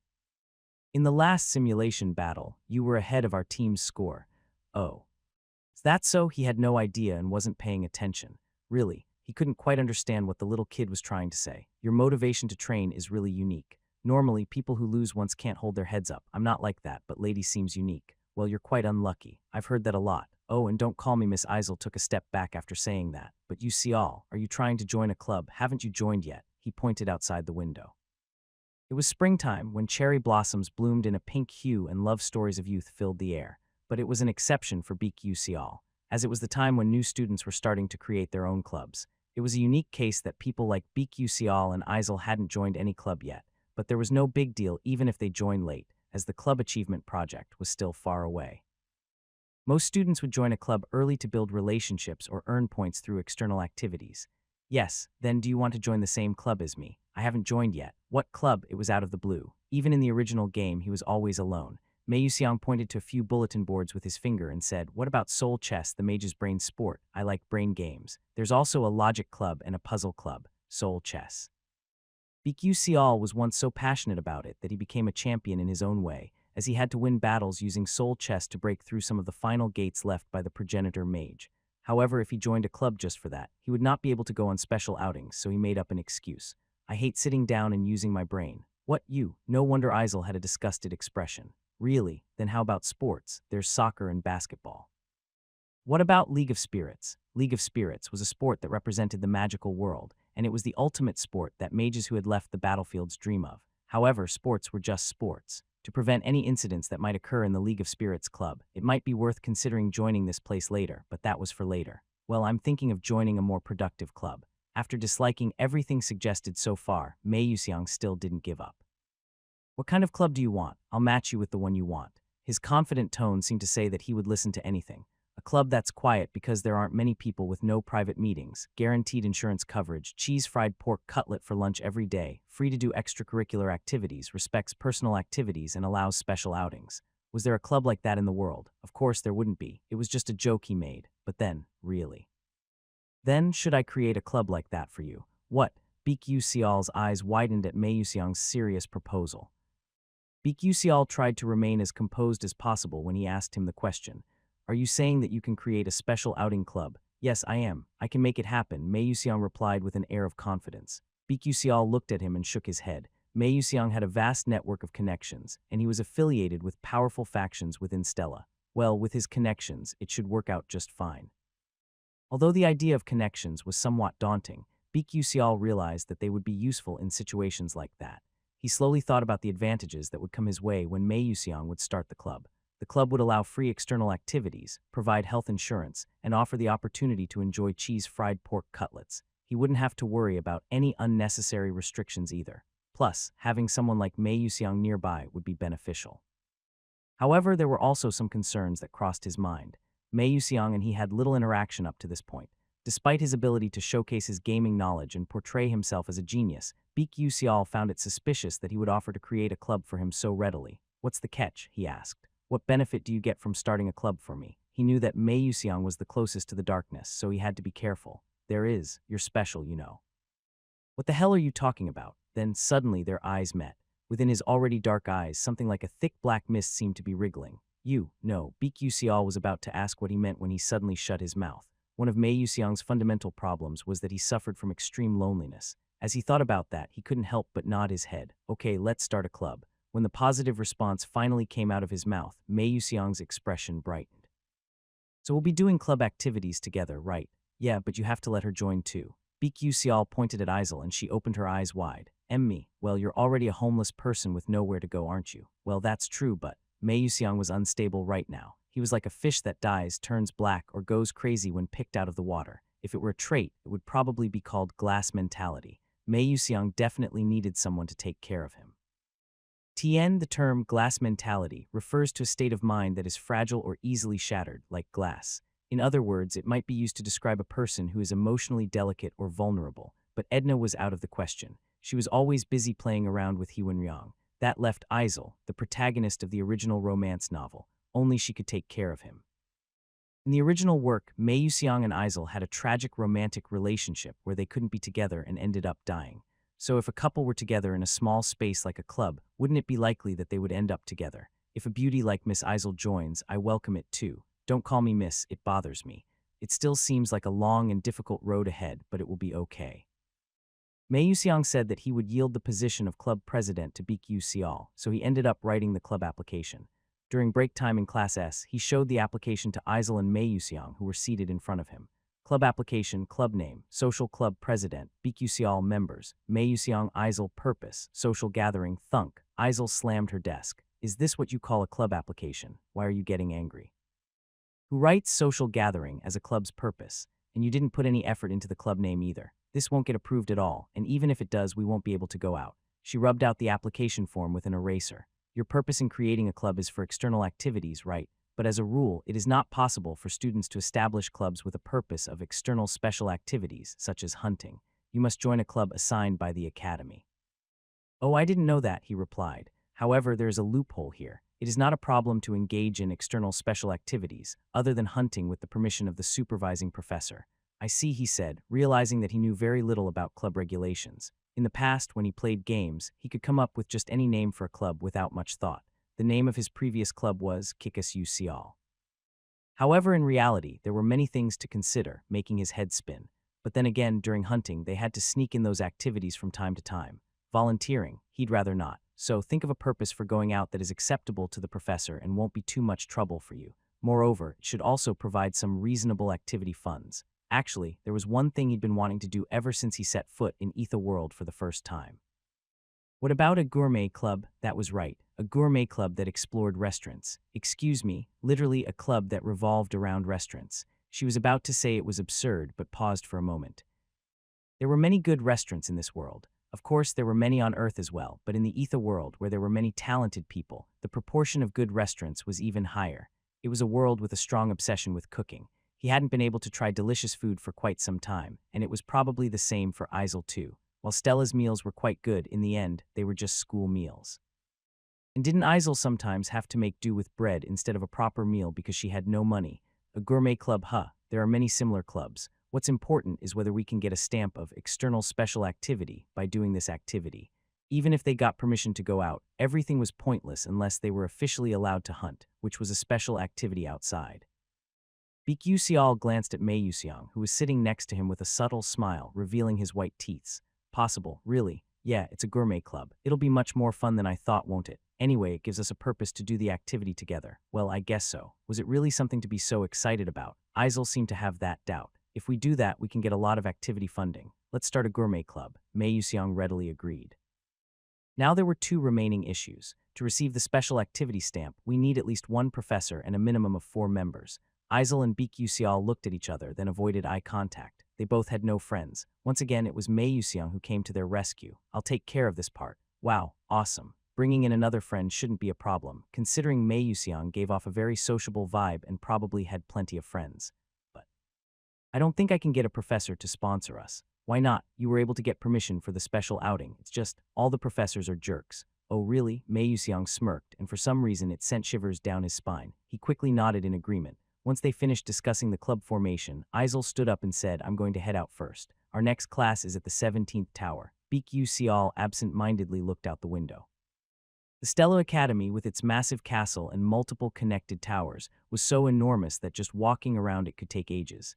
It was quite a trek from the 3rd tower, where the Class S was situated, to the 17th tower. Even from this vantage point, one had to crane their neck and squint to catch a glimpse of it in the distance. To reach it, several warp holes and bridges had to be crossed along the way. It was possible that they had meticulously organized their lectures but failed, forcing them to change classes and resulting in this predicament. Oh, it would be nice to exercise. Cheer up. Don't be sarcastic. After saying that, Isel left the classroom followed by Mayuseong. I'll go fetch the registration stamp. Watching Mayuseong's retreating figure, a sudden question occurred to him. But not anyone can get the special stamp so easily. However, he didn't dwell on it too deeply. It'll probably be one of them anyway. Mayuseong made his way to the 79th floor of the 1st tower, clutching the club application form. Archie Hayden, the vice principal, a Class 8 mage, and the advisor of Stella Academy, rushed out eagerly to welcome Mayuseong upon hearing of his arrival. Oh, please come in, young master. Yeah, it's been a while. Hehe. I'm pleased to see that you've grown up so nicely. How's life at Stella? There are many interesting friends here, so it's enjoyable. As Mayuseong grinned, Archie Hayden furrowed his brow slightly. What is this psycho bastard thinking again? He forced a smile and asked, so what brings you here? It's a club application form. I need you to stamp it. What's this? Archie Hayden pushed up his glasses and scrutinized the club application form with a skeptical look. It was none other than Mayuseong applying for the club. If anyone he knew heard about it, they would be shocked and astounded. I see. A club application form. First, let's check if it meets the establishment criteria. No matter what, the minimum requirements for founding members must be met. Archie Hayden reached out his hand towards the application form, intending to review its contents, but Mei Yuseong covered it with his palm. As he slowly looked up, he noticed a shadow lurking behind Mei Yuseong's smile. It was a very dark shadow. There's no need to read the contents, right? Just stamp it. Archie Hayden felt a deep and perplexing unease from Mei Yuseong's gaze and unconsciously withdrew his hand. He must not resist any further. As long as the boy in front of him was the successor of that man, he absolutely. With beads of sweat trickling down his forehead, he reached out under the desk and took out the stamp. Yes, of course. As Archie Hayden stamped the document, he subtly spoke to Mei Yuseong, who quickly snatched it. Saying that, Mei Yuseong quickly left the principal's office. Thunk. After seeing the door close, Archie Hayden, who had been standing frozen for a while, finally plopped down on his chair and let out a sigh. A half-baked prodigy and so arrogant. To think he is the son of that man, I can't understand how they can be so similar. But that too will soon come to an end. The moment his chance arrives, he would crush that arrogant man's neck in an instant. In the high school course, the introductory lecture on basic magic was usually conducted as a group project with 4 members. Edna's group was formed at the beginning of the semester with friends she made, and Jackie was included in that group. You want to do the presentation, but that's the role of Edna. One girl raised her eyebrows and spoke, but Jackie remained unyielding. I want to do the presentation too. Why does Edna always get to do the good stuff? What good stuff? Are you finished now? Do you know how much Edna prepares for each presentation? I can do that much too. I'm always doing research and organizing portfolios. Presentation. It was a role that every student feared the most, but at the same time, it was a role that every student admired the most. Each one of Stella's students surpassed the average high school level and possessed knowledge at the level of elite university students or even people with master's degrees. The level of the research presented was quite impressive, and occasionally there were students engaging in intense debates with professors. Edna was famous for her fierce debates, and she had always been in the limelight for skillfully catching and confidently refuting the sharp criticisms or forced arguments of professors, leaving the students satisfied as they enjoyed their sodas. But Jackie didn't like it. If she did it, I can do just as well. It's just that Edna has been doing that role, but if I do it, it will be the same. I want to enjoy everything that Edna enjoys. Jackie, are you serious? Do you have a conscience or not? As the group members tried to persuade her, Edna stepped forward and intervened. No, it's okay. Edna, but you've been staying up all night for days preparing for the presentation. It's okay. Edna was not a saint. In fact, she considered herself as plain selfish. Naturally, she didn't want to give up this presentation. She had put so much effort and sweat into it. Why should she give it away for free? Perhaps the best option would be to pass on the opportunity and make a presentation during the next group project. Oh, really? You're just waiting for my presentation to be torn apart, Jackie thought, already deciding that she would do the presentation herself. She seemed ready to overturn everything if necessary. I want to swing a flaming whip so badly, but I'll endure it this time. The reason she endured was due to the words of Bikyu Sial, which kept echoing in her ears. He had shown particular concern for Jackie. There must be a reason behind his suggestion to pay special attention to Jackie. In the original work, there was no girl named Jackie, so Edna didn't know who she was or what role she played. But even if it was an original work, not all the characters and stories would be recorded, so Edna had no choice but to believe Bikyu Sial's words, suspecting him to be the regressor. Yeah, go ahead, I really want to see you do the presentation. Edna, why are you so kind? Yeah, Edna is definitely an angel. What? Edna burst into laughter. It was fortunate that the other girls didn't know about Edna's usual personality, or else they would have grabbed her by the hair and dragged her out the back door of the classroom, all the while cursing her. Good, you can do it, right? Of course. Then I'll trust you. Even though she didn't want to hand it over, Edna reluctantly handed her presentation to Jackie. In turn, she accepted it without saying a word of gratitude and began reading through the contents, pretending to quickly skim through it. Edna had already secretly read it multiple times. The other girls glared at Jackie because they didn't like the situation, but she didn't even pay attention to them. Next, Group 7, please come forward. Finally, when Edna's Group 7 was called, Jackie stood up. Are you okay? Yeah, that's Professor Kayswin. Speaking of Professor Kayswin from the Introduction to Magic course, he was already famous among the commoners.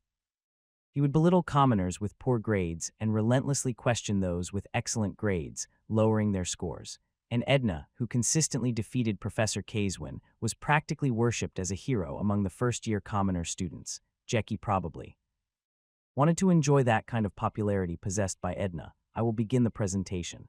And so the presentation began. In Edna's opinion, Jackie's presentation was surprisingly good, considering she had actually not practiced much, except for the attempt to forcefully insert humor like Edna, which almost soured the atmosphere. Professor Kayswin threw a few sharp questions, but Jackie didn't get flustered and responded confidently. Perhaps. She had already reviewed the presentation and prepared for the QA session. Unexpectedly, you did well with the preparation. Edna admired sincerely, but Professor Kayswin seemed to have no intention of being impressed. It's strange. The explanation of why magic exists for the sake of humans wasn't properly supplemented. What? It's not that magic exists for the sake of humans, but for the prosperity of humankind.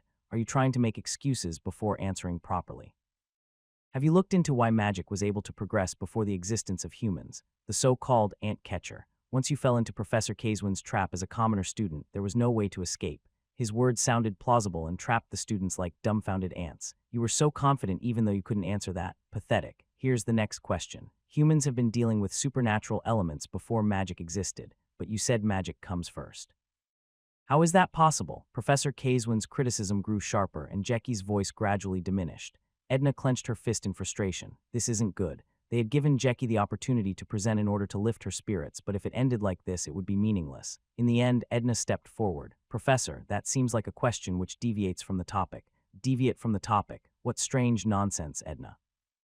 With a sigh, Edna opened her mouth, thinking, I knew it would end up like this. Originally, the purpose of this presentation was to investigate the origins of magic, where we prioritize magic in humans. If you ask a probing question, we won't be able to answer that. Meaning, Professor, stop talking nonsense. Have you forgotten how to think for yourself? Or are you planning to completely disregard the teachings of the professor? Meaning, why are you speaking out again? Since we haven't even covered that material yet, the professor hasn't taught us anything. We have organized our assignments based on what we have learned from the professor. Meaning, why are you trying to trap us when you don't even know? So the problem isn't just the lack of willingness to propose a minimal hypothesis. It pains me to see such a foolish mind incapable of even coming up with basic ideas. Meaning, what can you do about it? We apologize for our lack of knowledge. As expected of the professor, you must have a clear answer to this topic that even historians haven't been able to uncover, right? Could you please enlighten us? Meaning, why don't you give it a try, Professor? Can't do it, can you? With those concluding remarks, Edna expressed the end of the pretentious yet childish verbal exchange. While he boasted about being a great teacher, most of the questions posed by Professor Kayswin remained unanswered even by scholars in modern times. In other words, the hypotheses proposed by Professor Kayswin were nothing more than what other scholars had already suggested. Although he instructed the students to present their own hypotheses, Edna effectively attacked the fact that he himself had never put forward a single hypothesis. Professor Kayswin stared at Edna with pursed lips, but realizing that he would only fall in disadvantage if he continued, he quickly turned his raised eyebrows away. That's enough. Study that aspect on your own. Yes, the professor tried to assert his dominance with forced authority, but everyone present knew the truth. That Professor Kayswin had been utterly torn apart by Edna, that damn commoner girl. Kayswin's body trembled in rage as he glared at Edna, but he couldn't do anything. After all, she wasn't just an ordinary commoner that could be easily manipulated. Edna was a special mage who possessed the attributes of an alien race. Moreover, she had been a prodigy attracting worldwide attention even before entering the academy.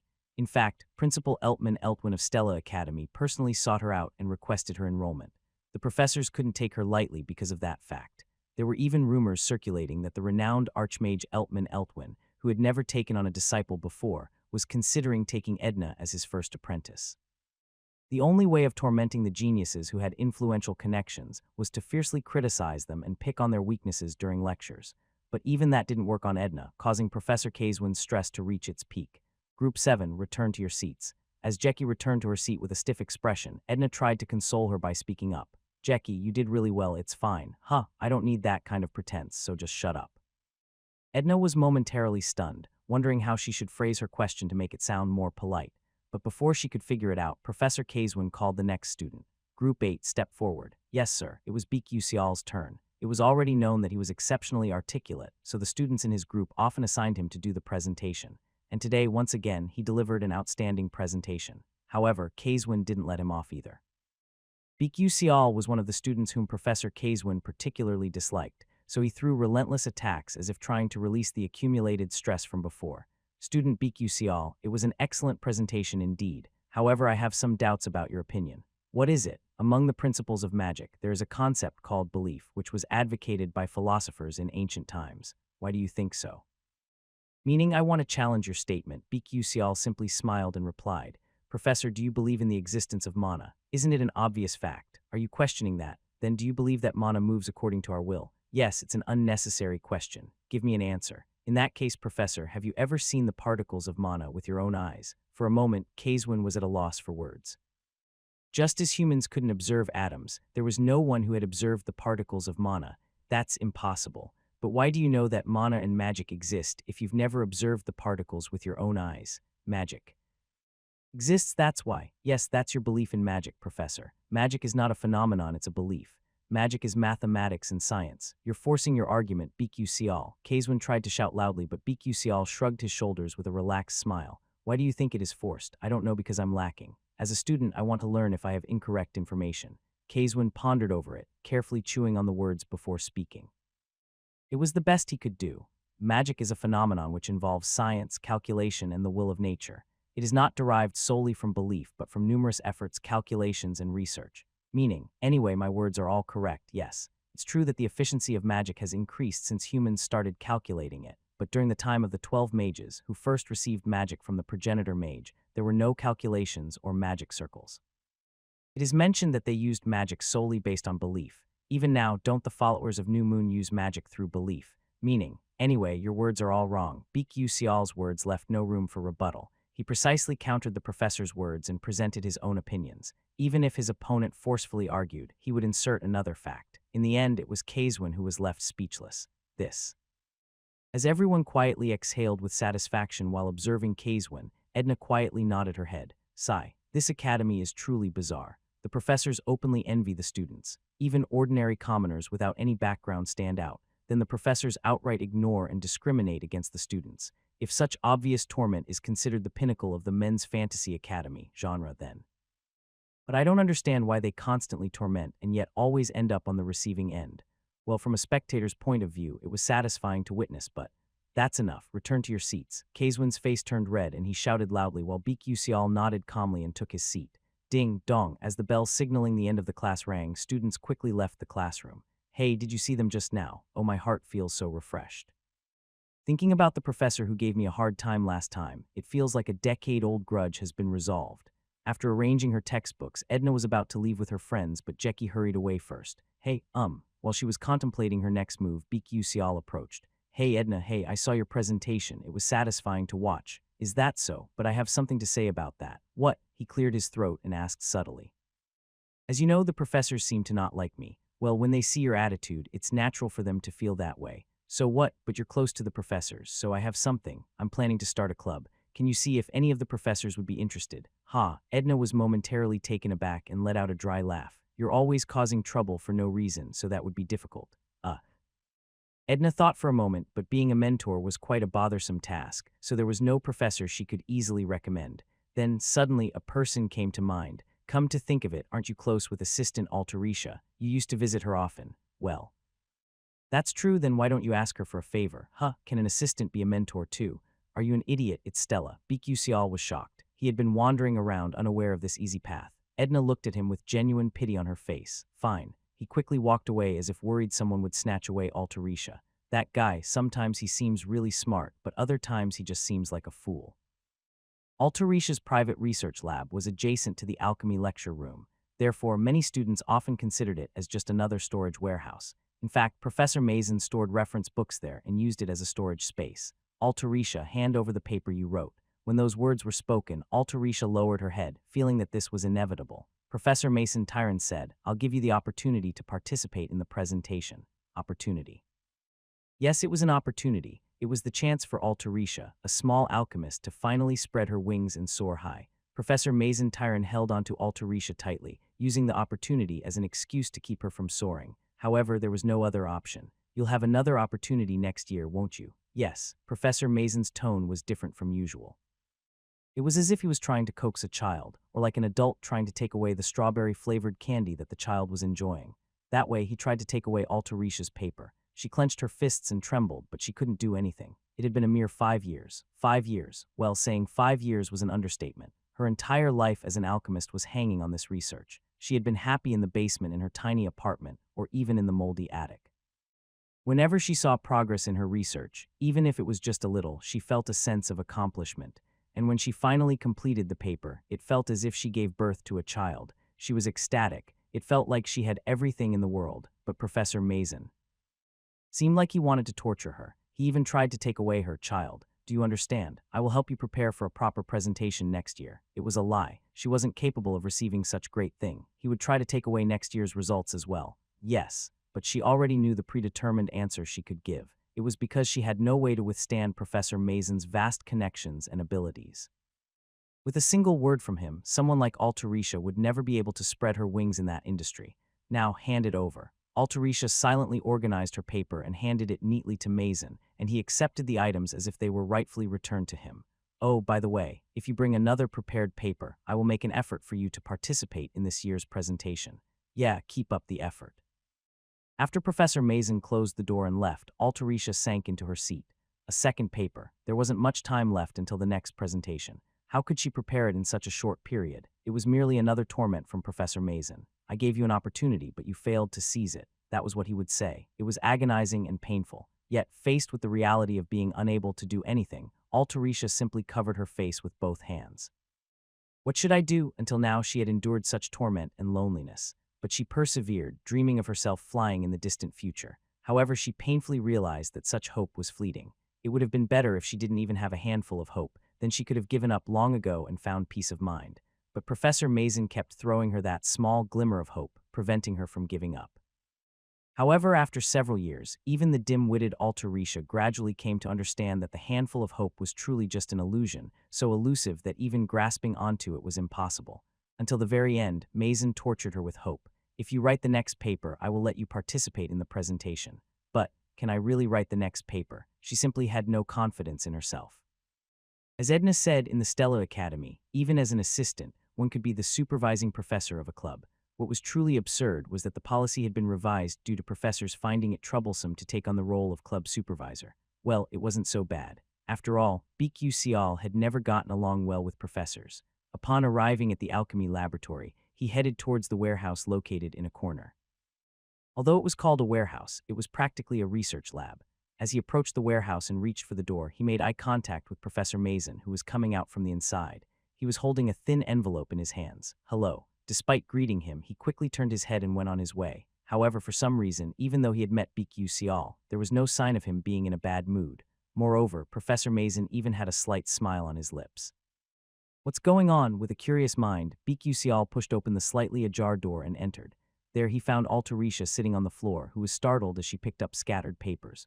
You're here. She seemed strangely flustered. Her glasses were smudged and her eyes were slightly red. BQ had a stiff expression as he approached her, examining the crumpled papers on the ground. Why? What happened? Assistant. He stared directly into Altarisha's red eyes. The paper you said you had been preparing, where did it go? She laughed foolishly. Oh, I gave it to the professor. You know, there's an academic conference coming up soon.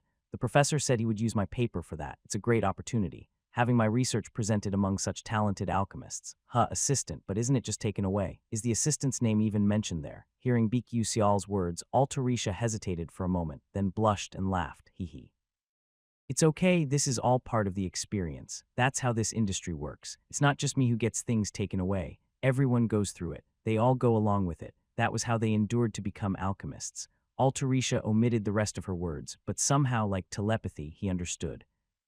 Alchemy academic community had become extremely small. It was not without reason that people would say that they knew everyone in the field. So if one mistakenly offends a senior alchemist, he might have to give up on the path to becoming an alchemist forever. Her words were true. Everyone was like that. They all played along with it. However, none of them truly accepted it. They were forced to accept it. Probably. This academic conference would be the moment Altarisha had been eagerly waiting for. Her research would be unveiled to the world for the first time. For that moment, she endured and persevered through the pressure from Mason Tyron. But Mason would have said, just wait one more year. You'll have another chance next year, won't you? She accepted it. She had no choice but to accept it because that was the reality. There was nothing she could do, in games. Things like this never happened, probably around this time. Professor Mason Tyron would have presented the Tyron Zeus potion that he stole from Isel at the academic conference. But due to the twist in fate, nothing was left in his hands. So what was next? He had no choice but to turn his head to the closest and most approachable alchemist. That was Altarisha. This isn't the time for me to ask her about being the advisor of a club. Altarisha stood up, following Mason Tyron, and presented her research, gaining recognition from all the alchemists present, even more so than Professor Mason's achievements. Perhaps it was only natural. Professor Mason's research ultimately had a unique shift in perspective and unusual ideas, but in the end, it was at a student level. It was only natural that the results of years of research by the genius alchemist Altarisha would surpass it. There, she gained confidence for the first time. I can continue to be an alchemist. That was the driving force that allowed her to continue being an alchemist, even in situations of pressure, disregard, and persecution. The current Altarisha had reached her limit. No matter how hard she tried to appear positive, the barrier protecting her inner self had become so weak that a mere tap would easily break it. Beek Usial glanced absent-mindedly at the blackboard, where lay the delta augmentation technique, which was still unfinished and abandoned. Probably within a month at least, Professor Mason would complete that legendary formula. Beek Usial had hesitated to slowly let Altarisha complete that formula herself. But seeing her constantly being deprived and robbed, he couldn't bear it any longer. Recovering her research paper was one thing, but now there seemed to be no other way than to give Mason a significant blow. Assistant, besides that, there was something was working on. What? Delta augmentation technique. The one I solved with you. You know that the delta augmentation technique has been an unsolved problem for 300 years. Do you think you can solve it now? I've tried to approach it from various unique angles, but it just doesn't work. I heard that the part where you got stuck last time, if we solve just that part, it might show us a way forward. Well, that's true. I solved it. What? Altarisha's motion halted abruptly at Beek Usial's words. She slowly raised her creaking neck and locked her gaze with him. But no matter how much I solved that part, I couldn't understand what it meant. What? Did you say you solved it for real? Really? Yes, shall I show you? Nodding her head like a maniac, Altarisha eagerly gazed at Beek Usial as he took out a pen from his coat pocket and wrote down a simple formula. Then Altarisha's large pupils widened even further, and she gasped silently, her mouth hanging open. She realized something. Unlike him, who could only marvel and pretend, the true prodigy's mind flashed with numerous images, formulas, and alchemical recipes. This is unbelievable. Beek Usial shouldn't solve this problem himself. It was crucial for her, a true genius, to submit the research paper on her own and gain confidence. Besides, she had supported him when he had completed his own paper. He had no intention of becoming an alchemist. He lacked the ideas and abilities for it. He merely relied on his spec and pretended to be smart by following recorded recipes, but she was a genuine prodigy. A genius who would change the future of humanity. If we add the dispersion ratio and reflection ratio to the coefficient and combine it with the flow of magic, she was completely absorbed, as if possessed by something, forgetting that he was sitting in front of her. Each time Beek Usial saw her, he marveled at her concentration. Leaving Altarisha alone, he got up quietly and closed the door, leaving without making a single noise. My role ends here. Beek Usial wasn't someone who was good at dreaming. However, very occasionally, there were times when he dreamed. It happened usually when he was extremely tired or unable to sleep properly. When he dreamed, he would find himself back in those childhood days. It wasn't necessarily a happy memory. At that time, he had a family, and it was sad to experience the happiness which was already lost, and nothing in the world could return it back. Student Usial. Beek Usial opened his blurry eyes at the voice. Are you okay? Ouch, my back hurts. I must have dozed off for a moment. It's already morning. Will you be okay for class? I can sleep during class. If a student does that, it's not good, but I still study well. Even though it was all about cheating with specs, Altarisha said with a small smile as if acknowledging it, you look like a different person when you wear specs and stay quiet. You're usually a troublemaker, but in those moments you seem like a smart and well-behaved student. That's my original self, though. Why, yeah, it's good to be positive. Yes. Are you doing well with solving the problem? Currently, that place was Altarisha's laboratory. The reason he stayed in her lab until late in the morning was to solve the complex mathematical problem together, but in reality, he only gave her a few hints while she was almost solving it all by herself. Yeah, there's progress. After solving the remaining parts through repetitive calculations, we should be able to see the end soon. That's good. Hang in there a little longer. Yeah, I'll do that. She smiled as if she was happy, but suddenly her expression turned gloomy. But is it okay like this? This research is something the professor has dedicated half his life to.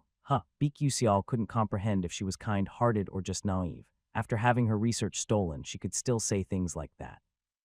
If it were him, he would have grabbed the professor by the collar long ago. Don't think about such useless things. What does it matter if he spent half his life on it? It's not like we stole Professor Mason's research. We are genuinely superior to him, and that's not a crime, right? Even though Beek Usial said that he felt a slight pain from his conscience. But he couldn't help it, he had to calm Altarisha down. Once someone finds out we're here, we'll be penalized, so I'll go before sunrise.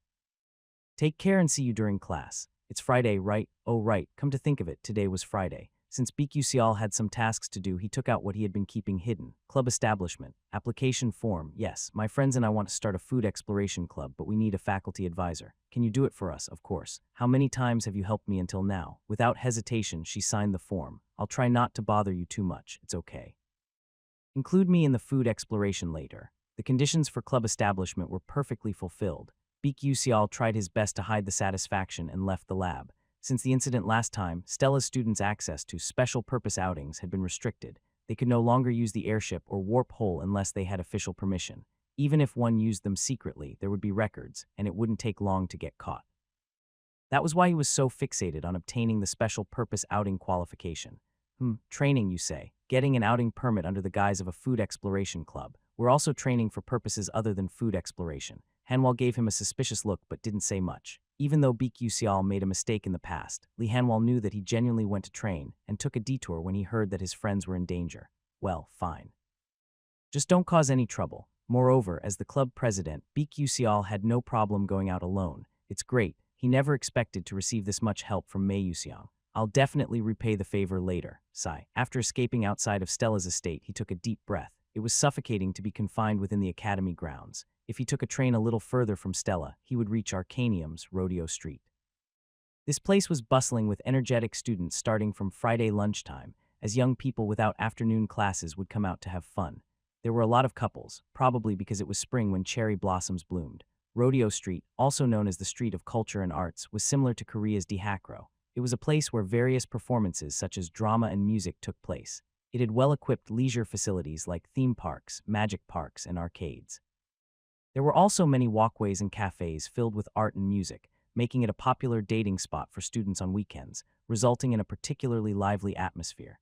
Tien, Dihakro, refers to an area in Seoul, South Korea, specifically around the Haegwadong neighborhood near Korea University. It is known as the Street of Universities or the College Street. Dihakro is famous for its vibrant theater scene and is considered the center of Korean performing arts. It is home to numerous theaters, performance venues, acting schools, and cultural institutions.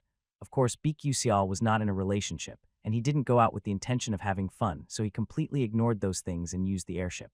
Welcome to Angeline. Around the floating city of Arcanium, there were a whopping 12 satellite cities. Among them, 4 were floating cities like Arcanium, while the other 8 were situated on mountaintops or built on giant lakes. Among them, BQCL often passed through the eastern floating city of Angeline because it was convenient to travel to various parts of the world by train from this city. Yawn. Student, this is the final stop. Wake up.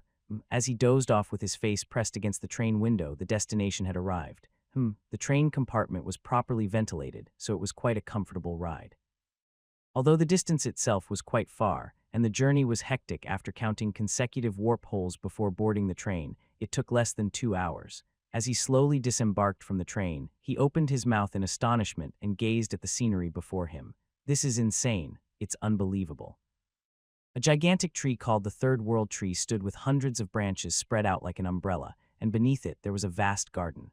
The World Tree, with its unique pale-colored aurora, gently enveloped the world, making everything underneath it appear blissful. It was a park known as the Orchard of the Dream Tree. Anyone could enter, and it was a space where anyone could pick and eat fruit.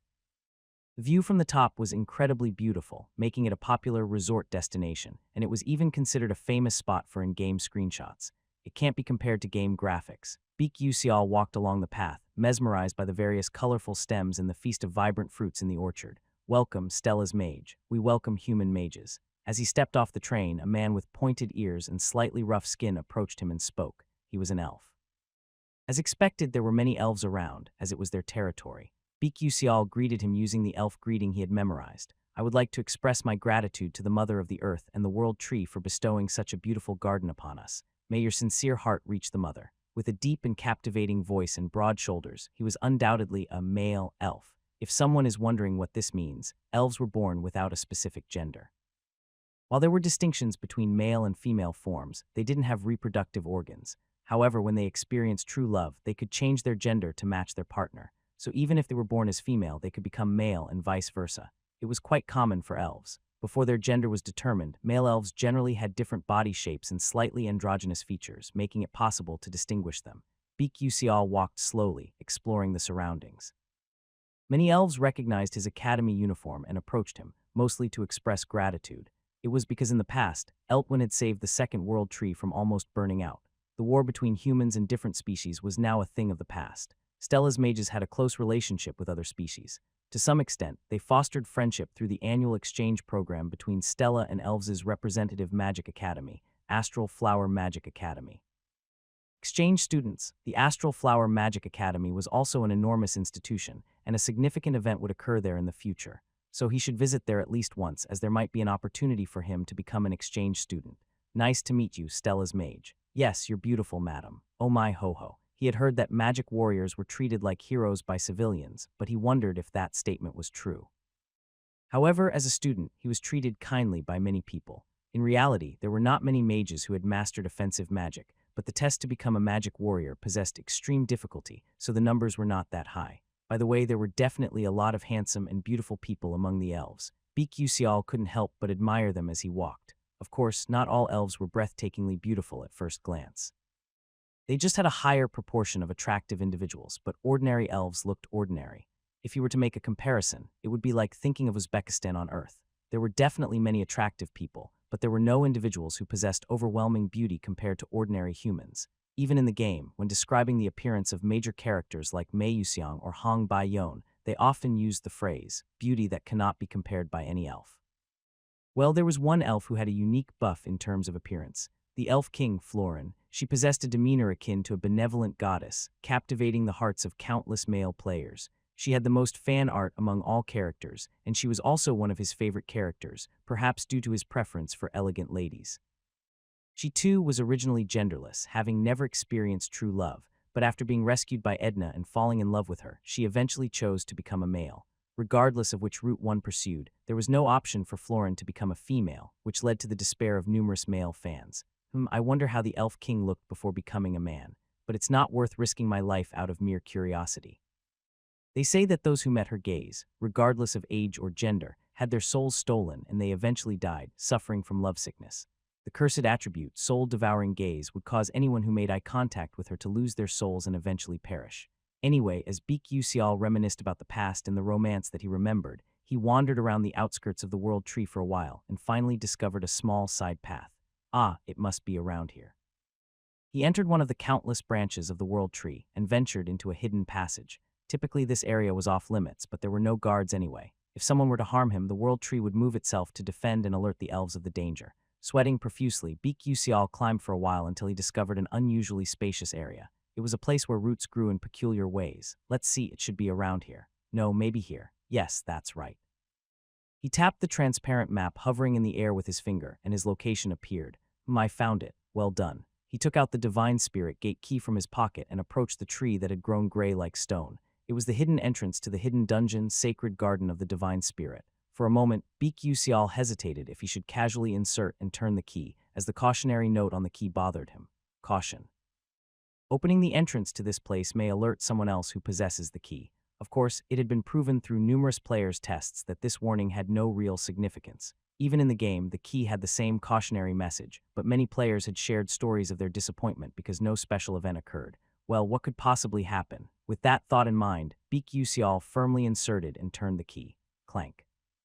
The door leading to the sacred garden of the Divine Spirit is now open. Immediately upon entering the dungeon, a strong sneezing fit overwhelmed him. Thinking quickly, Beak put on his gas mask. Oh, pollen allergens. He couldn't recall the exact name, but players often referred to it as pollen allergens. It caused characters to repeatedly sneeze, interrupting their actions and leading to precarious situations. Fortunately, he had prepared multiple gas masks in advance. Oh, how beautiful. Since he had never been here before, he vaguely imagined it would resemble a cave. However, the blooming petals emitting a verdant light created a dreamlike atmosphere. Among them were the writhing roots of the plants, the leafbane, the demons of this dungeon. These roots moved swiftly and flexibly, strangling and draining the life force of their victims. Fire was their obvious weakness, but it was not as simple as dousing them with oil and igniting them. Unless the fire was magically generated, plant-based demons wouldn't burn easily. That was why he chose alchemy as his technique. Of course, as an accomplished alchemist, it was possible for Beak to instantly combine gunpowder and magic to create powerful explosives, but he didn't have enough mana to unleash offensive alchemy. What he intended to do was simply throw a level 1 firebomb, which might be bothersome but could still be helpful in its own way. Moving stealthily, as soon as he spotted a wandering leafbane, he took action. Bang, whoosh, kaik, he swiftly threw the firebombs. Whoa, it seems like it's screaming. As soon as he confirmed the leafbane's agony, he used flash to approach and swung his argento sword. However, before he could land a hit, the creature lashed its head like a whip.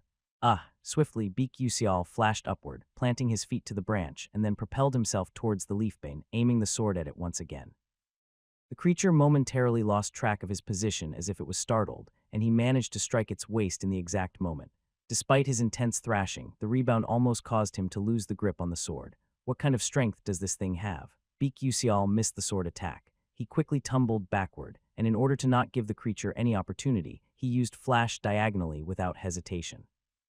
Roots immediately lunged to coil around his body, but he rolled on the ground to evade them and seized the opening to strike a spot with a blue mark. Peewoosh. Then the leafbane slumped, losing its strength. It was fatally attacked at its vulnerable point. You obtained EXP. Phew. Well, at least it gave me a lot of EXP. The danger level of the leafbane was about 3, and indeed it was highly threatening. In reality, it would be impossible to hunt even a single one if confronted directly. Otherwise, Beak Usial wouldn't have even thought of coming here in the first place. Struggling, he managed to get up. He barely hunted down this one. There was still a long way to go. That way, Beak Usial continued the dungeon exploration for about 3 more hours and achieved the feat of defeating a dozen or so leafbane.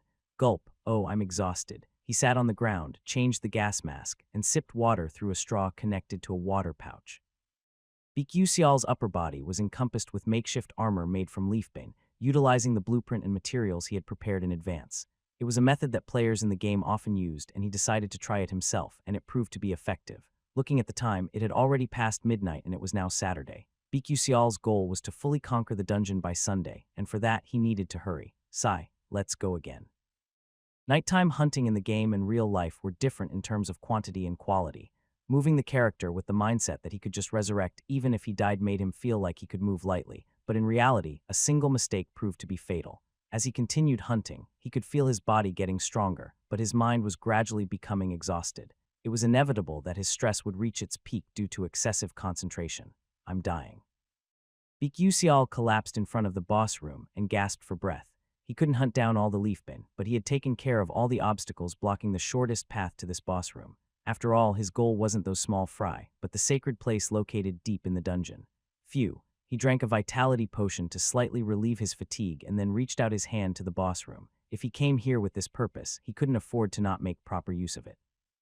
Entering the dungeon's boss room, with a heavy creaking sound, the massive wooden door opened, and a gentle breeze brushed past his cheeks. Swish, more magnificent than the Earth's moon, a full moon hung in the sky. The Milky Way, adorning the night sky, cast a dreamy glow in the flower-studded field. Beneath the vast flower field where moonlight shattered, she was sleeping.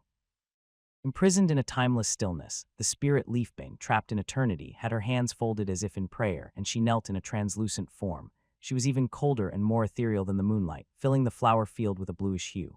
At first glance, she might appear like a ghost offering a prayer, but it was the moment before a deity transforms into a spirit, and anger the gods with the same feat. Spirits, the most mysterious beings in the world. They were pure souls that had trained for hundreds of years, and finally attained enlightenment, transcending into new existences. In the ether world, such beings were not abundant. However, the presence before him was not a perfect spirit.